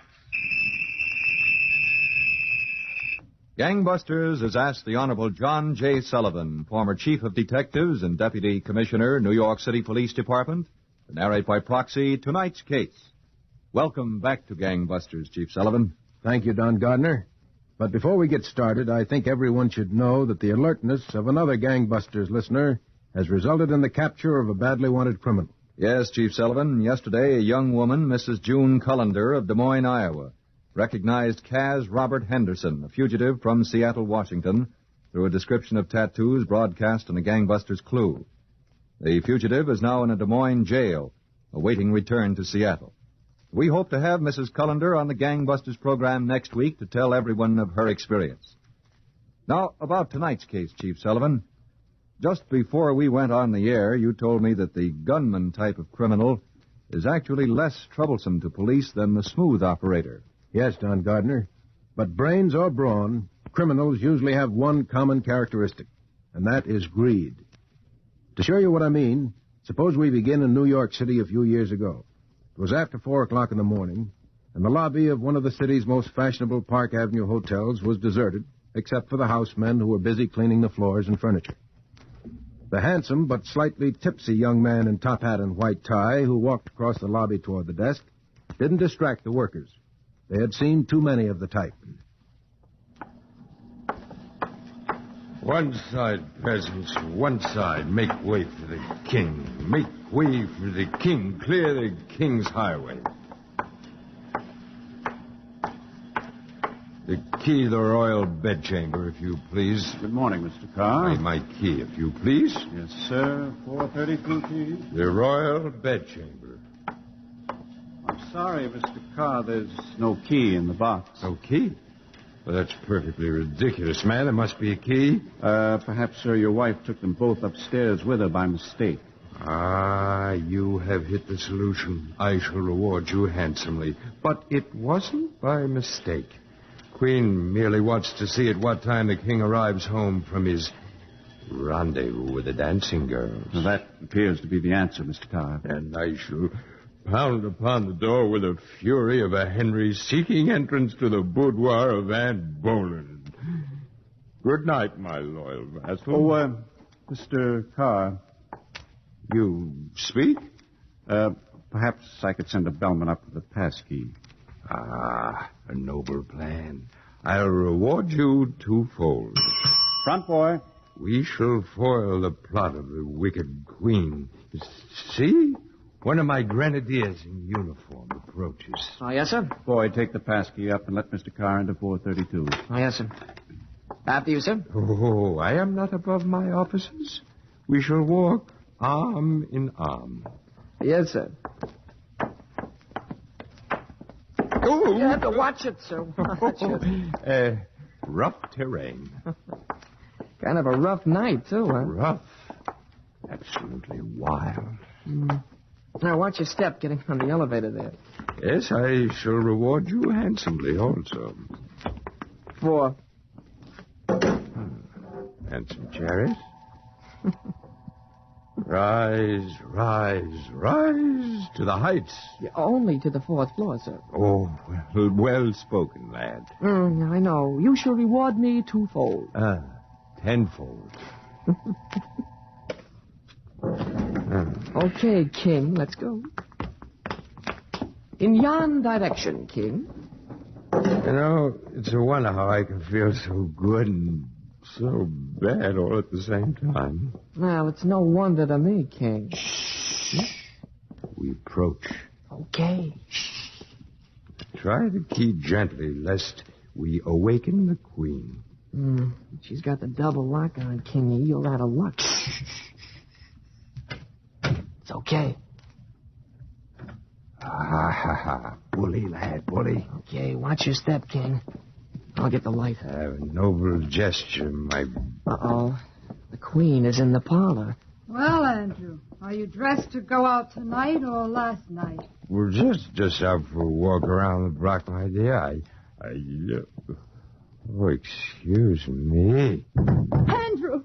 Well, how do you like that? Do something. Well, he's only passed out, lady. Do something quick. Well, he's got to sleep it off. Oh, Andrew, speak to me. He'll be all right. Run and get some ice quick. Yeah, but lady, Run and get some ice. All right. He'll be okay. Don't worry. Andrew, speak to me. Speak to me. Hi, baby. Like a child. Did you leave the key in the door? Yeah. Grab it fast.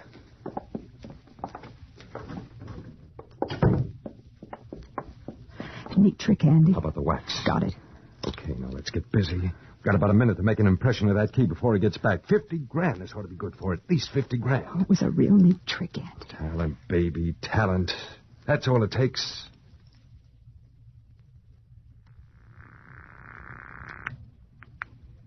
Hello?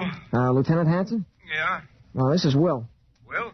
A bellhop at the park edge. Oh, yes. I'm sorry if I woke you, but you said call any time, so I'm calling. That's all right, Will. What's up? I think I got some information for you, Lieutenant. Oh? Yeah. I think a guy registered here got a wax impression of the passkey. The key looked like it had some wax left on it. Shall I light a match to it? No. We'll take care of that. You know who it was, Will? Yeah, a guy named Andrew Carr in 432. He's supposed to be from Chicago. He looked like a phony to me. The minute I saw him, he looked phony. All right, Will. Just take it easy. Just tell me what happened. Well, he walks into the lobby a little after 4. Loaded, see? Or making like he was loaded. Mm-hmm. He walks up to the desk and asks for his key. But there's no key in the box, see? So the clerk gets the pass key and has me take him up.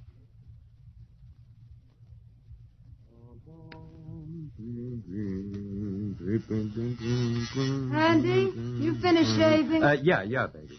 Breakfast here. I poured the coffee. Yeah, I'm ready. Oh, what a life. Room service, class galore. Oh, it ought to be good at $20 a day. Well, every enterprise has got to have its investment, baby. This one will pay off. Want the cherry off my grapefruit? Thank you. Yeah, I hate to leave this comfort. Oh, Texas grapefruit. Then we're checking out today? Well, we got what we came after, didn't we? This trip, I mean. That little piece of wax is worth 50 grand at least. Pass the shirt, will you? Yeah. After breakfast, I want you to take that wax down to Harry and let him make up the key. Okay. Then we'll try it on our door here before we check out. You know, it's too bad, baby. What's too bad? It's too bad we just can't back a truck up to the hotel. As long as we're going to clean the place out, we might as well do a good job. Oh, honest, Andy. Aren't you ever satisfied? Satisfied?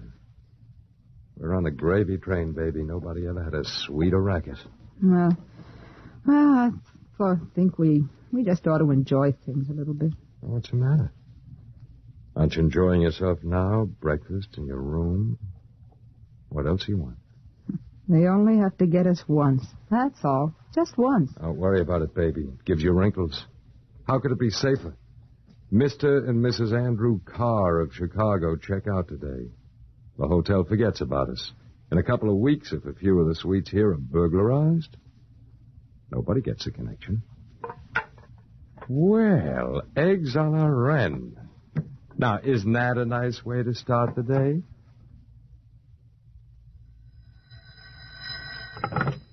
Lieutenant Hanson. Oh, hello, Chief. Well, I'd say it looks pretty good. We put a surveillance on the... Oh, come in, Ryan. Ryan just walked in, Chief. If anything looks hot, I'll call you back. So long. Hi, boss. That was the chief calling from downtown. He's anxious, huh? Well, after about 50 apartment house and hotel room burglaries, wouldn't you be anxious, too? I am anxious. But I won't be for long. You think they're right, huh? Right is a 2-story flat in Elmhurst. Good, let's have it. They're registered under the names of Mr. and Mrs. Andrew Carr, Chicago. Mm-hmm. They call Chicago. There's no such address as the one they give on Michigan Boulevard. Uh-huh. He stayed in the room this morning. She went out. I put Adler to following her. And? The lady went over to Lexington Avenue, down into the subway station, took the local to Grand Central, and changed for an express. She got off at Canal Street and went upstairs. She turned the corner into Lafayette, went into a hardware store. A hardware store owned by one Harry Nelson. Anything on Nelson? The safe and loft squad knows him. He did 2 to 5 in Sing Sing for unlawful entry. Picked up 4 times on suspicion of receiving since. Each case dismissed in felony court for want of evidence. You think friend Harry's making their pass keys from the wax molds? I'd venture a guess. Did she wait for the key? Apparently not. She wasn't in there more than 5 minutes. As soon as Adler called me, I sent Sherman down to maintain the surveillance of the hardware store. What about the girl? She hopped in a cab and went to Saks Fifth Avenue. Adler stayed right behind her. She took the elevator to the beauty parlor, where she now reposes. And Adler? He reposes there, too. He just phoned me. The girl's a regular customer of the Saks beauty parlor. She's known to them as Mrs. Mona Davis of 1642 Buchanan Avenue, the Bronx, from which address she has a charge account, pays her bills regularly. All right, send somebody to take over from Adler. Okay. I want him to check around that Bronx address. Okay, boss. Well, looks like we got a line on the right people, huh? Maybe. Maybe? What are they doing? Checked into the hotel with a phony name and a phony Chicago address. What does she visit a shady hardware guy for? It all adds up? Yeah. Keep them under surveillance, Ryan. We can't walk in on these people and arrest them for burglary with just this to go on. We've got to nail them with some of the goods on them. Otherwise, we've got no case. Okay, boss. Say, that's a pretty smart kid, this bellhop, huh? Oh, yes. That reminds me of something I want to do. What? I want to see the manager of that hotel again. I want to see if we can get a few of our people onto the staff there for a couple of days. They might not try to use that pass key for a few weeks, but I want somebody on the inside just in case. Come on, let's go. Right with you, boss.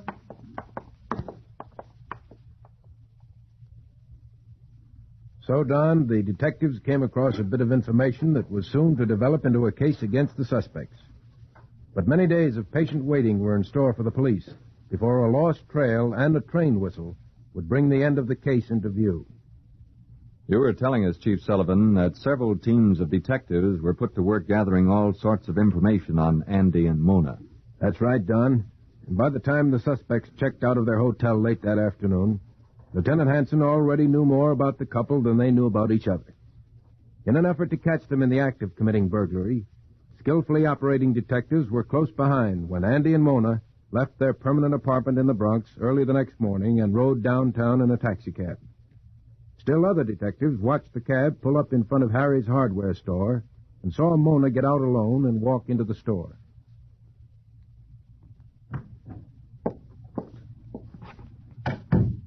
Hello, Harry. Mona, sweetheart. Is it ready, Harry? Sure, baby, it's ready. All right, let's have it. That's no reason to be in a hurry, sweetheart.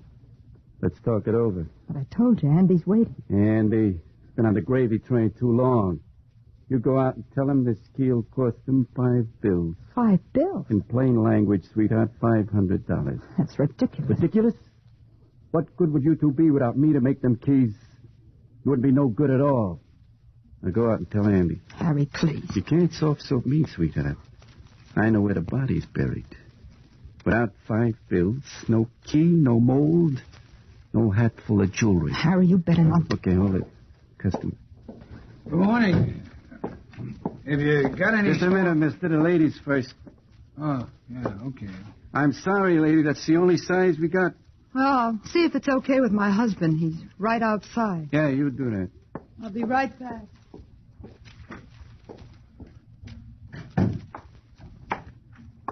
Okay, mister? They'd like to see a lock. There's all kinds of locks. Right for my tool shed. Oh. Maybe I got something. Maybe.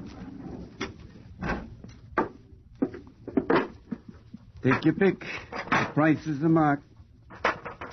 2.5 for this one? That's what it's marked, ain't it? An awful lot for a lock, seems. There's other locks there, better, cheaper. Look 'em over. Yeah, thanks. I brought my husband with me. I still ain't got the size you want. Well, let's see what you do have. How much is this lock, mister? The price is marked on it. Huh? Oh, yeah. And you look the locks over, mister. I got to show these people some merchandise. Yeah, go right on. I got plenty of time. This way, please, lady. Maybe I can use the size you showed my wife, if the price is right. In here. Thank you. All right, Harry. What's this, about $500? You want the key? That's what it'll cost you. Give me back my mold. I meant to tell you, Andy, the mold got ruined in making the key. First time it ever happened to me. You little swindle. I ought to... Andy. Business is business, Andy. Now, listen to me. If you think you're getting away with this larceny act, think again. Andy, you got a sweet little racket. Who knows how much you clean up? But it wouldn't be worth a nickel without me or somebody like me to make the keys. So I figure I'm entitled to some consideration. Not a lot, just 5 bills worth. Let's get out of here, Andy. Forget it. Forget nothing. No cheap hustler's going to take me over the coals. If you want the key, Andy, consider yourself took. All right, Harry. You got your 5 bills. But it's the last business we ever do. Lieutenant Hanson. Ryan, boss. Yes, Ryan. Let's have it. They flagged a cab in front of their apartment and rode down to the hardware store. I went inside to buy a lock. Looks like they had a little bit of trouble with Harry. What kind of trouble? I think he tried to hold him up for the key. Uh-huh. And it looks like he got away with it. He was in a pretty good mood. He came back to wait on me. Hey, you know, boss, you got some bargains down there in locks. I picked up a neat one for $1.98. Ryan, where'd they go from there? Yeah, this was a sort of a... Oh, yeah, well, they had a cab waiting. Adler and Mackey are behind them. I told Mackey to keep on top of the couple and Adler to bring in the cab driver when they drop him. Okay. You get yourself in here, Ryan. I want to talk to you.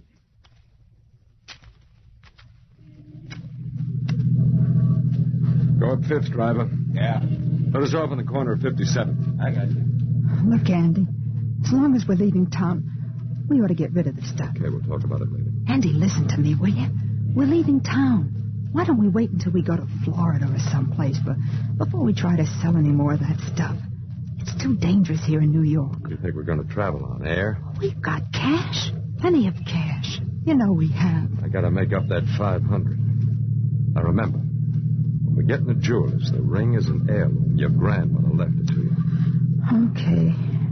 Well, at least we're leaving. That's something. Sure, we're leaving. After I do a little more business. Andy, you're not thinking of going back to the hotel before we leave. The key will be just as good when we get back. In 3 months, the hotel could burn down. But, Andy, it's only yesterday we checked out. They'll remember us. I'm only thinking about it, baby. That's all. Just thinking about it.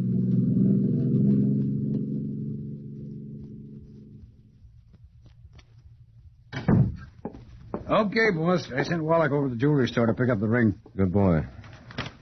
Well, the best I can make out, it came out of the Central Park South job. Mrs. Weston. Mrs. Weston will be delighted. Not to mention her insurance company. Mm-hmm. As soon as the ring gets here, call Mrs. Weston to come down and see if it's hers, huh? Sure. Well, at least that gives us a receiving and concealing charge against them. I don't want them for any 1 to 2, Ryan. We'll stay with it until we can nail them for first-degree burglary at least. Well, if you got nothing else, boss, take what you got. Besides, we might have trouble making a receiving charge stick. They can claim they bought the ring from a friend, they found it on the street, anything. This Andy character knows the ropes. He should, with his record. When we get them, let's get them good. Then we... Busy, Lieutenant? Well, come on in, Adler. I got the hacky outside. Hi, Ron. Adler? Did you get anything out of him? He couldn't hear their conversation while they were driving. The hack's a 1942 job. Yeah, they're about as quiet as Ebbets Field on payday. Well, when they stopped down there at the hardware store, she goes in by herself. Yeah, I saw her. Well, she comes out right away. Driver hears her tell Andy he wants $500 for the key. Oh, so it was that. Andy about blows his top. He tells the hacky to wait. Wait a minute. Lieutenant Hanson. Oh, hello, Mackie. Where? That's so. To where, do you know? All right, stick with them. I'll send Adler over to meet you. Don't let them get away. We're coming down the wire. What is it, boss? They're buying railroad tickets. To where? He doesn't know yet. They're waiting in line to be called. Adler. Yeah, Lieutenant? Get down to the Consolidated Ticket Office, 47th Street. Mackie says there's a big line. They'll be there another 10 minutes at least. Right.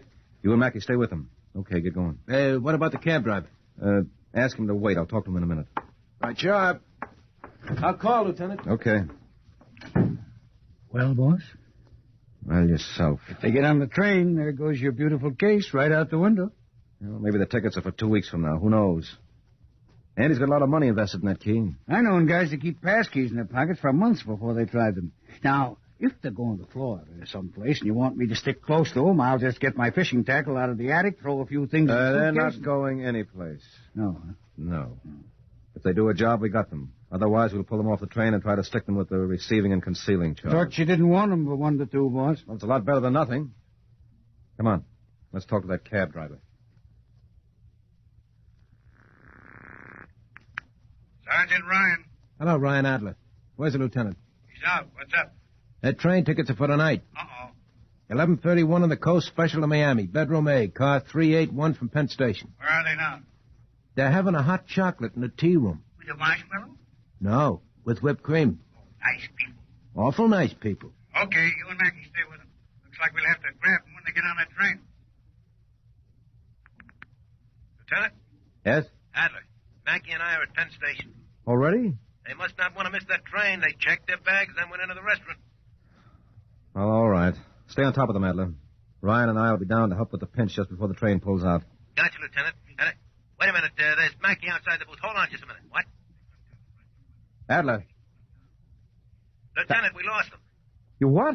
Mackie says they ducked out of the restaurant. Went into the subway station going uptown. The doors closed before he could make it. All right, get this. Have Mackie stick there. Tell him to get out the bags they checked and go through them. You hop in a cab and meet me at the entrance to the Park Edge Hotel in 10 minutes. You got that? Yep, I'll see you. Ryan.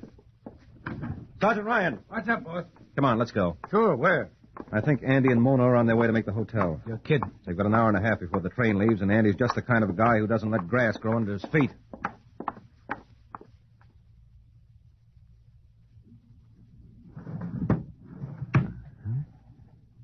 Here's what we're after, baby. Gee, it's gorgeous. I'll say. Bracelet alone is worth $10,000. Okay, let's go. Hope these people are having a nice time at the theater. They're sure not going to be happy when they get home. Hold it. Okay. Open the door, take a look in the hall, then head for the stairs. We'll go up a flight and take room 423. Andy, please. We'll miss our train. Open the door, baby. Looks okay. Please, Andy, enough's enough. We've only got a few minutes. Okay. We'll take the elevator and get on out. I'll ring. Andy, we're back here too soon. Much too soon for me. What's the matter with you? In 2 minutes, we'll be out of the front door and on our way to Florida. This was one of the best yet. The elevator. I'm free. Oh, excuse me. That's quite all right.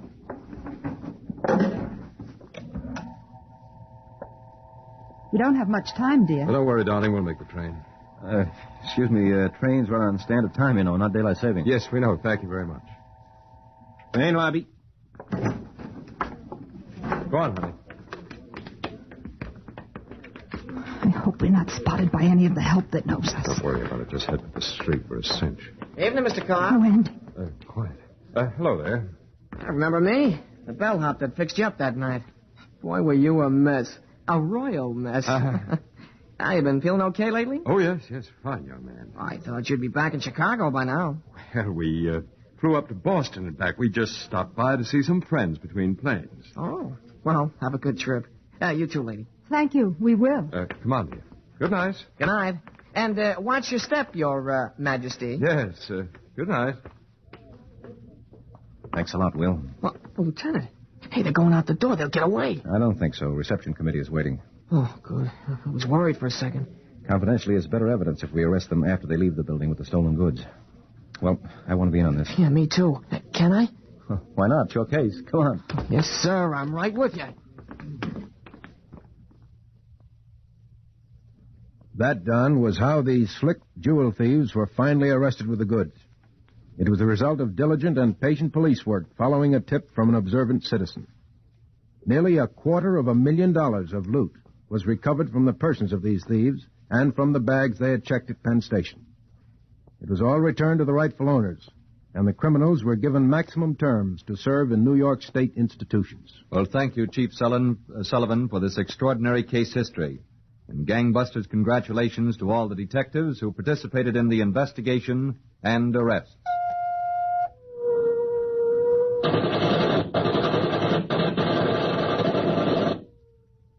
Tonight's case was dramatized by Stanley Niss and directed by William Sweets, with Arnold Moss and Les Damon in leading roles.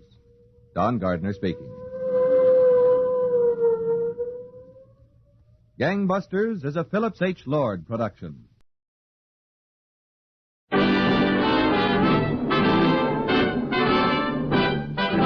Standard of California, on behalf of independent Chevron gas stations and standard stations throughout the West, invite you to Let George Do It.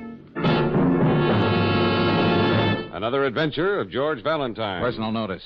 Danger is my stock and trade. If you're up against something over your head and need help that's strictly confidential, you got a job for me, George Valentine. Write full details.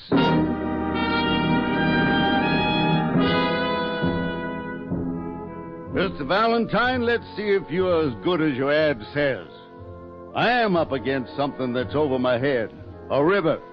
The river my company's trying to push a tunnel under. But we're getting nowhere fast. And I hate to think what the reason would be.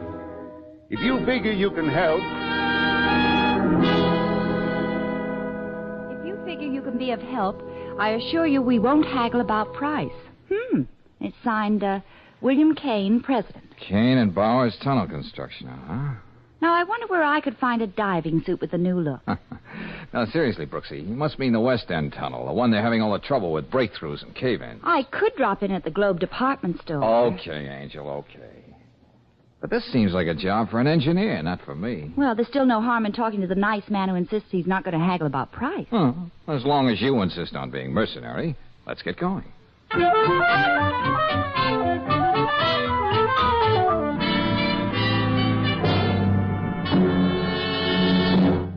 Valentine, you don't know how much it means to a former sandhog like me to wind up building his own tunnel. I think I can imagine, Mr. Kane. It's like a kid with a chemistry set suddenly finding out he's discovered the atomic bomb. I realize this tunnel project's a pretty big thing, and you've had more than your share of hard luck. Yeah, way more than my share. What did you mean in your letter that you hate to think what the reason for these accidents might be? Well? I suppose I gotta tell you. Oh, now look, Kane, if it comes that hard, maybe you want this letter back so we can forget the whole thing. No, it's just that it's tough putting it into words. Yeah? Yeah. Me and my partner, Jim Bowers, we drove tunnel all over the world. Started as muckers, shoveling mud and slime. Got to be miners together, using dynamite and drills when you didn't even know what was going to happen next under the river. You'd think you'd get to know a guy after going through all that with him. Well, let's be blunt and put it this way, Kane. You suspect your partner, Bowers, is holding up the works here, is that it? Yeah, but I gotta be sure. What makes you suspect him at all? I found out that the company we outbid to get this job made Jim a big offer to come with them. But if he's a partner here, what's the percentage for him in a deal like that? Well, Jim's always resented that I'm better suited to run the front office up here while he has to work with the men. Oh, I get it. So if he could bunch up this job, and we lost it to the Cameron Construction Company, they'd take him in there as a big shot. Well, you certainly must have talked this over with Mr. Bauer. Yeah, I did, miss, and they said that he turned the Cameron offer down flat. But how can I be sure? Now all these accidents. With Bowers always on the spot to make them happen, if that's what he wanted. Frankly, Valentine, I don't even know how you can help me. Sandhogs are a clannish crowd. You can't go wandering around down that tunnel snooping around. Well, Mr. Kane, suppose you let me give it some thought. George. Yeah, Brooksy. How'd you like to buy a for instance? Okay, Brooksy, I'll buy. Well, for instance, if you were a reporter and I were a photographer, we could be doing a story for a national magazine. That would get us down into the tunnel to snoop. Say, that might be an idea at that. Then you could look around. I'll tell Sanders to expect Oh, you. now, wait a minute. Hey, look, Brooksy, that's a good for instance, all right. But this business of we... Of course I meant we. Why do you think I came up with the idea? Okay, you arrange it, Kane. I think we're going to take a crack at it.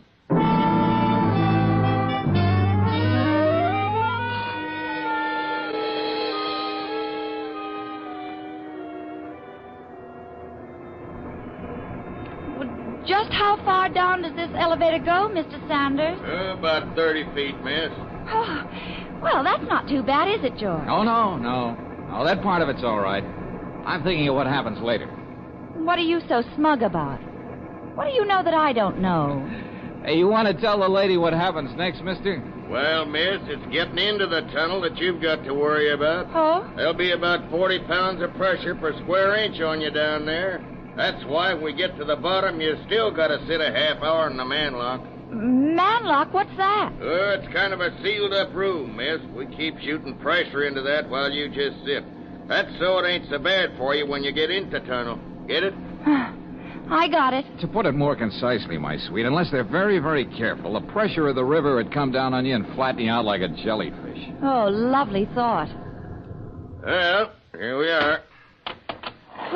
Hey, Charlie, come here. We got visitors. A reporter and a young lady to take pictures. Oh, visitors, huh? Yeah, it's okay. Mr. Kane knows about it. In that case, I'd better sit in the lock with them. Yeah, you better warn the boys. Put their shirts on, Charlie. Ladies' Day. Right here, folks. Okay. All right, step in. Thank you. Hey, looks like a bank vault. Yeah, almost. Important thing is to seal it airtight. You'll see what I mean when I close this door. George, what's that? Huh? That's the air from the tunnel coming in through this valve, lady. When the pressure in here is the same as it is out there, that big door opens by itself. Then you're ready to go under the river. Won't you sit down, Miss Brooks? Yeah, it usually takes about a half hour. Oh.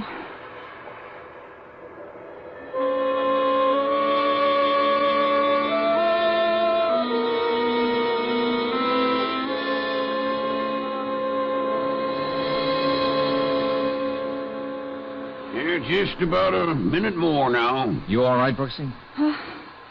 I'm just swell. But my ears... It's even worse coming out. You're in too much of a hurry. That's when you can get the chokes and the bends.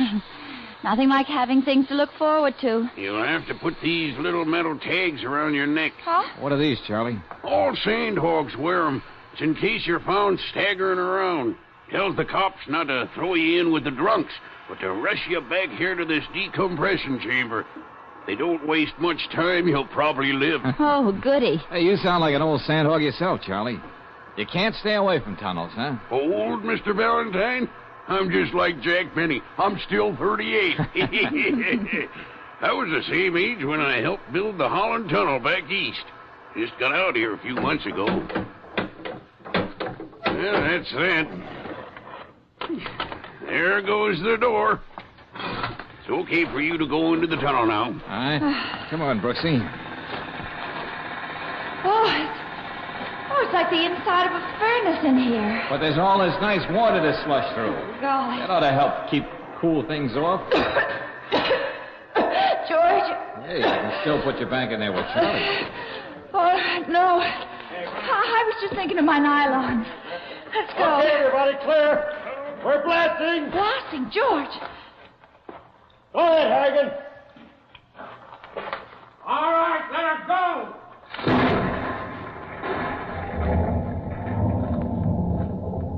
That'll do it. Now we can go up to the other... Hey, where'd you two come from? You Bowers?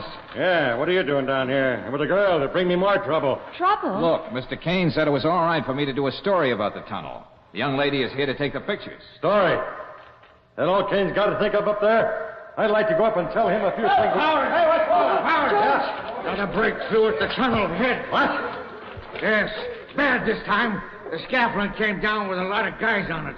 Scaffolding come down on every job. Young Davis is down there, caught under all that rock and sand. We got to get him out. I'll get the ambulance, Harrigan. But you get back there. Patch up that break. Go on. Davis wouldn't be there now, Bars, if you sent that gang up tunnel far enough when the blast come off. Look, Sandhout, don't tell me how to build a tunnel. I'll tell you anything I want. Okay, if you want to play... Pick yourself up and do what I said. Okay, reporter, there's a story. How we lost another day. Yeah, what about the man you just lost? This is one accident they won't blame on me. A woman in the tunnel's the worst jinx there is. Kane knows that. And I got to phone upstairs for an ambulance.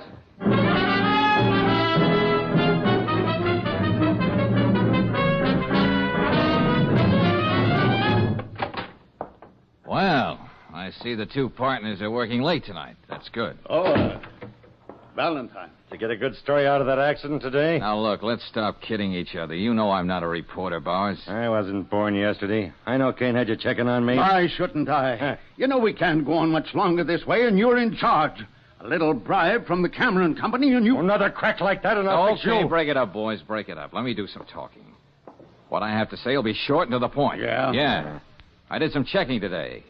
Bowers isn't the only one who might profit by these accidents. You could too, Kane. Huh? What are you talking about? Let's hear some more. I had a talk with the city engineer. He said he doesn't know how you can do this job on the bid you put in. I admit I was figuring close to the line, but we would have made it if things went right. So the boy in the stiff shirt comes up with another bad deal, huh? And, Kane, you had the foresight to take out insurance to protect you in case you went broke building this tunnel. Well, that's a natural precaution. Oh, yeah. But it was a personal insurance policy, taken out in your name. Not for the firm. What's that? Jim, I know how you've been spending money, so I paid the premiums, but I was only thinking of the company. Well, here's what I'm thinking, Kane. The insurance company would pay off if none of these accidents could be traced to you, and you'd be saved from a ruinous bid. Yeah, but that's how it might look. Gentlemen, look, if there's one thing I don't like, it's to be kidded along. Now, do you still want me to find out what's behind those accidents? I have nothing to fear, Valentine. That's why I hired you. I know I'm clean. Go right ahead, Valentine. Okay. If you're sure that's what you want. Of course. You heard what I said. Yeah, but just remember, if I dredge up something from the bottom of that river that you don't like, you're the guys who ordered it.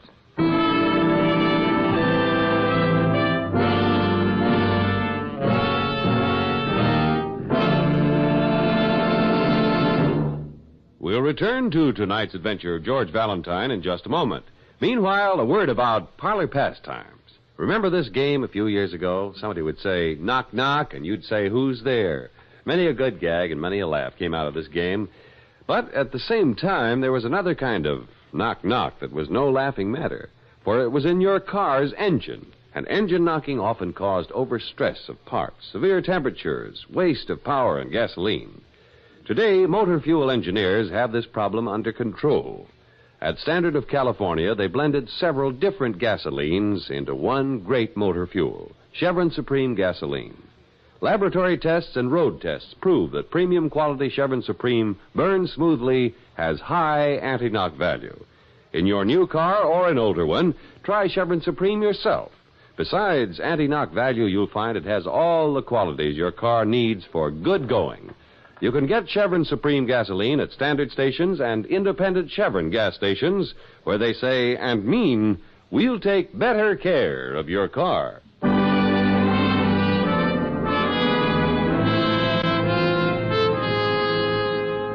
And now back to tonight's adventure of George Valentine and a $1 million tunnel burrowing deep under a riverbed. A series of unexplained accidents that stopped the job cold. Why? That's the answer George has to supply.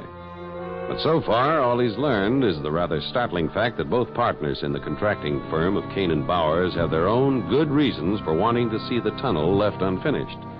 Right now, George and Claire have just entered Hogan's Hog Pen, hangout of the Sandhogs, where Big Bill Kane is talking to his workers. And I know we've been falling behind down in the tunnel, but you know Jim Bowers and me were Sandhogs ourselves. We can lick this job, and I've even hired Valentine here to make sure about them accidents. Now, here's an offer. You make up for lost time, and I paid time and a half to every man from then on. I could swallow that better, Brooksy, if I didn't know about that insurance policy Kane took out. Yeah. Now, look, boys. That offer my partner just made you suits me, too.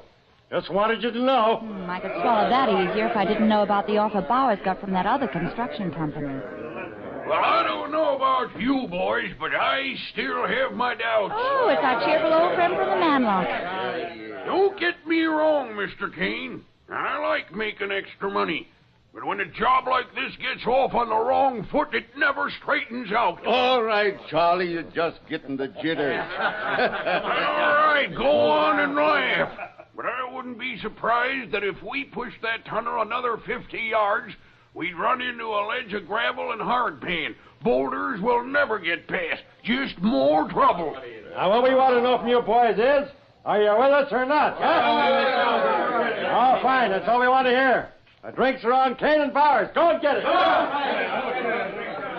Come on, Brooksy. Where are we going, George? Just riding a hunch. We've got to be someplace before 5 o'clock.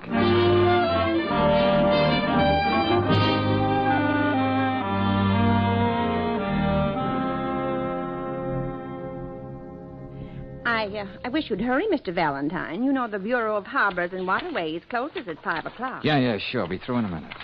Yeah, I think I found the map I wanted. Topographical survey, riverbed, section B, Oleander through Perry Street. Uh-huh. Well, that's just where the tunnel is being built, George. Huh? Very interesting. Yeah, and this would be around Pier 19. What are you talking about? I'm not quite sure, Brooksy. But we're going to ride that hunch a little harder.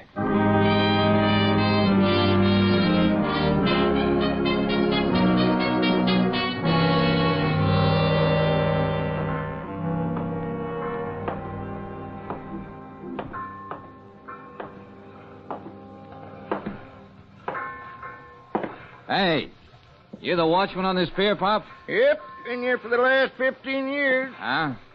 Hey, would you tell me something? Yeah?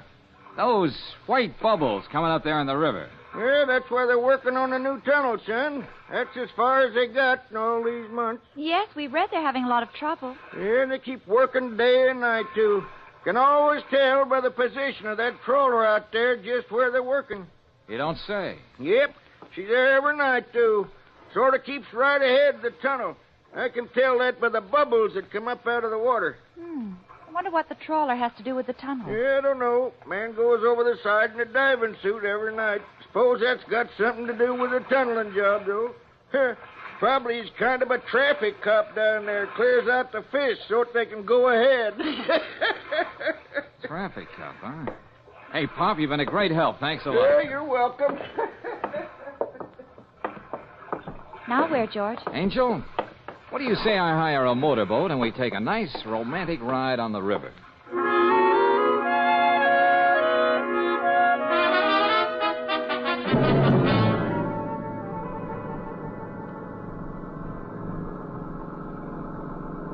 Okay, George, I agree with you. A trawler on top of the river has nothing to do with the building of a tunnel under the riverbed. Then, Brooksy, why is it here every night? Always just ahead of the shield of the tunnel. Now, that's more than a coincidence. There it is, up ahead. Uh-huh. What are we going to say to whoever's aboard? May we drop up for a cup of old-fashioned clam chowder? If you don't mind, young lady, I'll do the talking. As always. Hey, up there. Hey, can we come aboard? Anybody home? No, and get away from here. Well, the truth is we ran out of gas. Did And you we thought... hear me? I said get on your way. Well, surely you can spare enough gasoline I just... see you didn't understand what I said. George! Hey, what are you trying to do? Next time I won't miss. Now get away from here and spare. George, what's going on around here? Look, Brooksy, I caught the name on that trawler. It's the Martha M. Tomorrow morning, first thing, check on the registry. See who owns her. Then pick me up at the tunnel.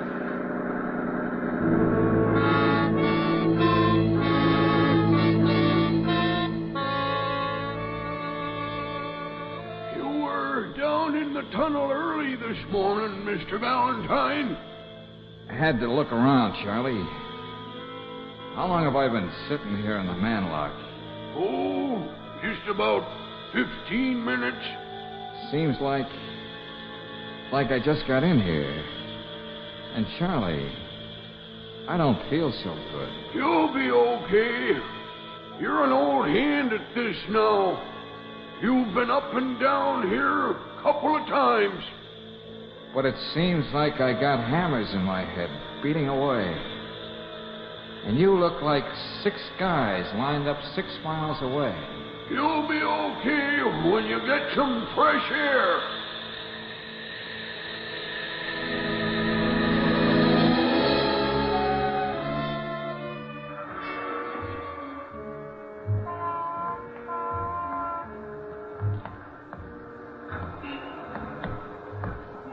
Hey, look, officer. I know where I want to go. Help me, will you? Yeah, you need a lot of help, mister. I've been watching you weaving down the block. I'm very sick. I feel rotten. I wonder why. I think I got the bends. Yes, and you've been bending over the bar too much. Hey, take me back, officer. The tunnel. There's only one place I'm taking you, to jail, so you can sleep it off. Come along with you now.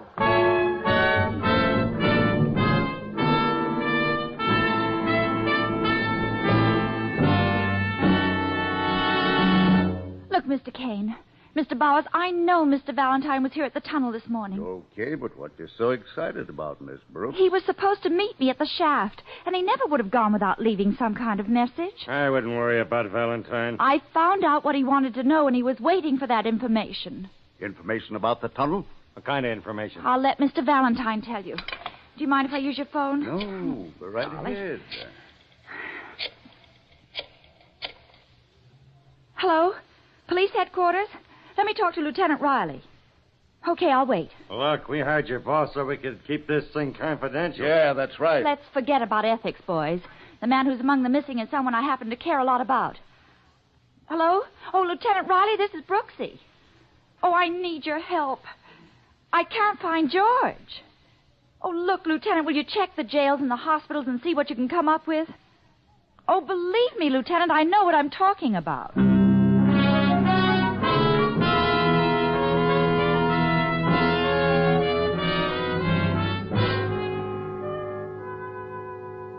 We traced him down for you, lady, but you're not taking him out of here. Okay. Brooksy, my Oh, head. take it easy, darling. Best thing is to let him sleep it off. Can't you see this man is sick?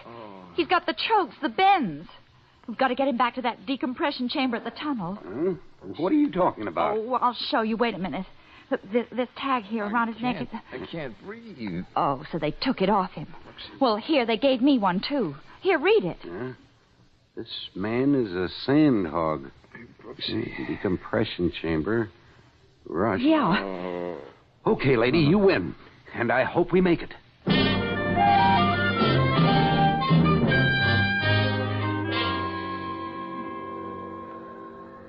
Hello, Angel. Oh, darling, I thought you'd never open your Hey, eyes. why doesn't somebody turn that radiator off? It's hissing. We're back in the manlock, George. That's why you're feeling so much better. Oh. Hey, but what happened? Well, you were down in the tunnel this morning, and you must have come up too quickly. That's why they picked you up in the street wandering around. Oh, yeah. I remember coming up. Then everything suddenly going blank. I got all the dope on that trawler, the Martha M. Yeah? Well, it has nothing at all to do with the tunnel. It's registered in the name of C.W. Egan and his wife, Martha M. Egan. Oh, yeah, and the Egans were out fishing. C.W. in a diving suit and Martha M. with a rifle instead of a rod and reel. George, there's something else. No, there couldn't be. There was another accident in the tunnel. Oh, what kind of accident? I don't know. Let me get over to that phone on the wall, Brooksy. I want to talk to Kane. Okay, George. Hello. Yeah? Hello? Bill Kane? Yeah. This is Valentine, Kane. Yeah, Valentine. We're having a lot of trouble. You okay? Oh, sure, just dandy. Heard you had a narrow escape. Oh, what kind of accident was it now? The whole tunnel nearly got flooded. Yeah? Yeah, just a good thing the new ship wasn't in yet. Poor Charlie, the lock tender, got killed. Charlie? Nobody will ever know why he was down at the tunnel face with a drill, but when we found him, he was over his head in a muck pile. I see. I don't know what the answer is, but it's the end of old Charlie Egan.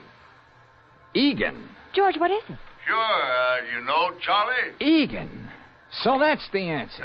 What's that, Valentine? Look, Kane, get Bowers and wait for me in your office. First, I'm going to see a lady about a boat. Then I got something to say to you.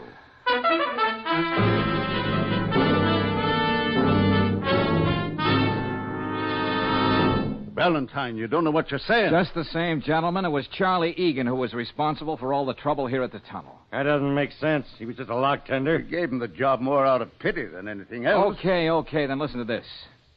Do you remember what Charlie said at the hog pen? Not particularly. He said if the tunnel went another 50 yards, it would run into a ledge of gravel, hardpan, and boulders. Well? Well, the map of the Bureau of Harbors and Waterways didn't show it. But Charlie knew exactly what he was talking about. How would he know that? That's funny. I asked myself those same questions. How would an ordinary sandhog just in from Chicago know the exact topography of the riverbed? Yeah. He suspected I was getting wise and saw to it that I got a good case of the bends this morning. Just to make sure I was a dead duck, he took that tag from around my neck. Yeah, but why? Was he crazy? Well, that's a matter of opinion. Now, I didn't want to believe the reason myself when I found out. I talked to Mrs. Egan. She's the lady on the boat. Now, she's in the outer office right now. Suppose we have her in and see if it's any easier for you to believe her story. Anything you say, Valentine. Okay. Will you come in, please, Mrs. Egan? All right. Now, I want you to repeat just what you told me. Well, what shall I tell them? The two people wasted their lives looking for a will-o'-the-wisp, a treasure you were always going to find the next day. Treasure? Yes. Sensible people don't believe in buried treasure and sunken ships bulging with gold, but Charlie did. Now, wait a minute. He was the eccentric C.W. Egan, who spent a fortune and 20 years of his life looking for ships that had sunk with treasure aboard. And fantastic as it may seem, gentlemen, he found one. Didn't he, Mrs. Egan? Just a couple of months ago. He went down into the river every night. He kept prowling around the hull of that boat. He knew that there was gold there somewhere.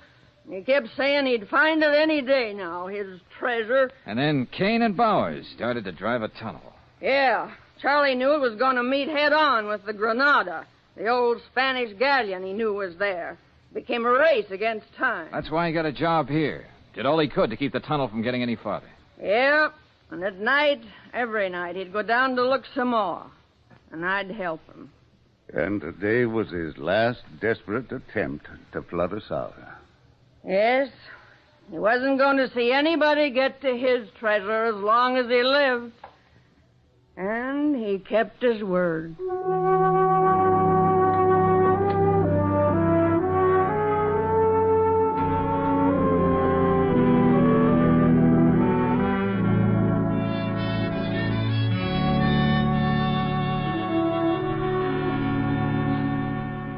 Well, Brooksy, here's the check from Kane and Bowers. That's all washed up. So what do you say we go out stepping tonight? Oh, swell, darling. Hey, did you see the paper this morning? No, why? Well, they raised the Granada out of the river last night. They did? And there was a treasure chest, just as Charlie knew all along. Oh, so old Charlie was right after all. Yep, a chest packed to the brim with old Spanish coins. George, how romantic. Oh, yeah, but old Charlie wouldn't have been too happy.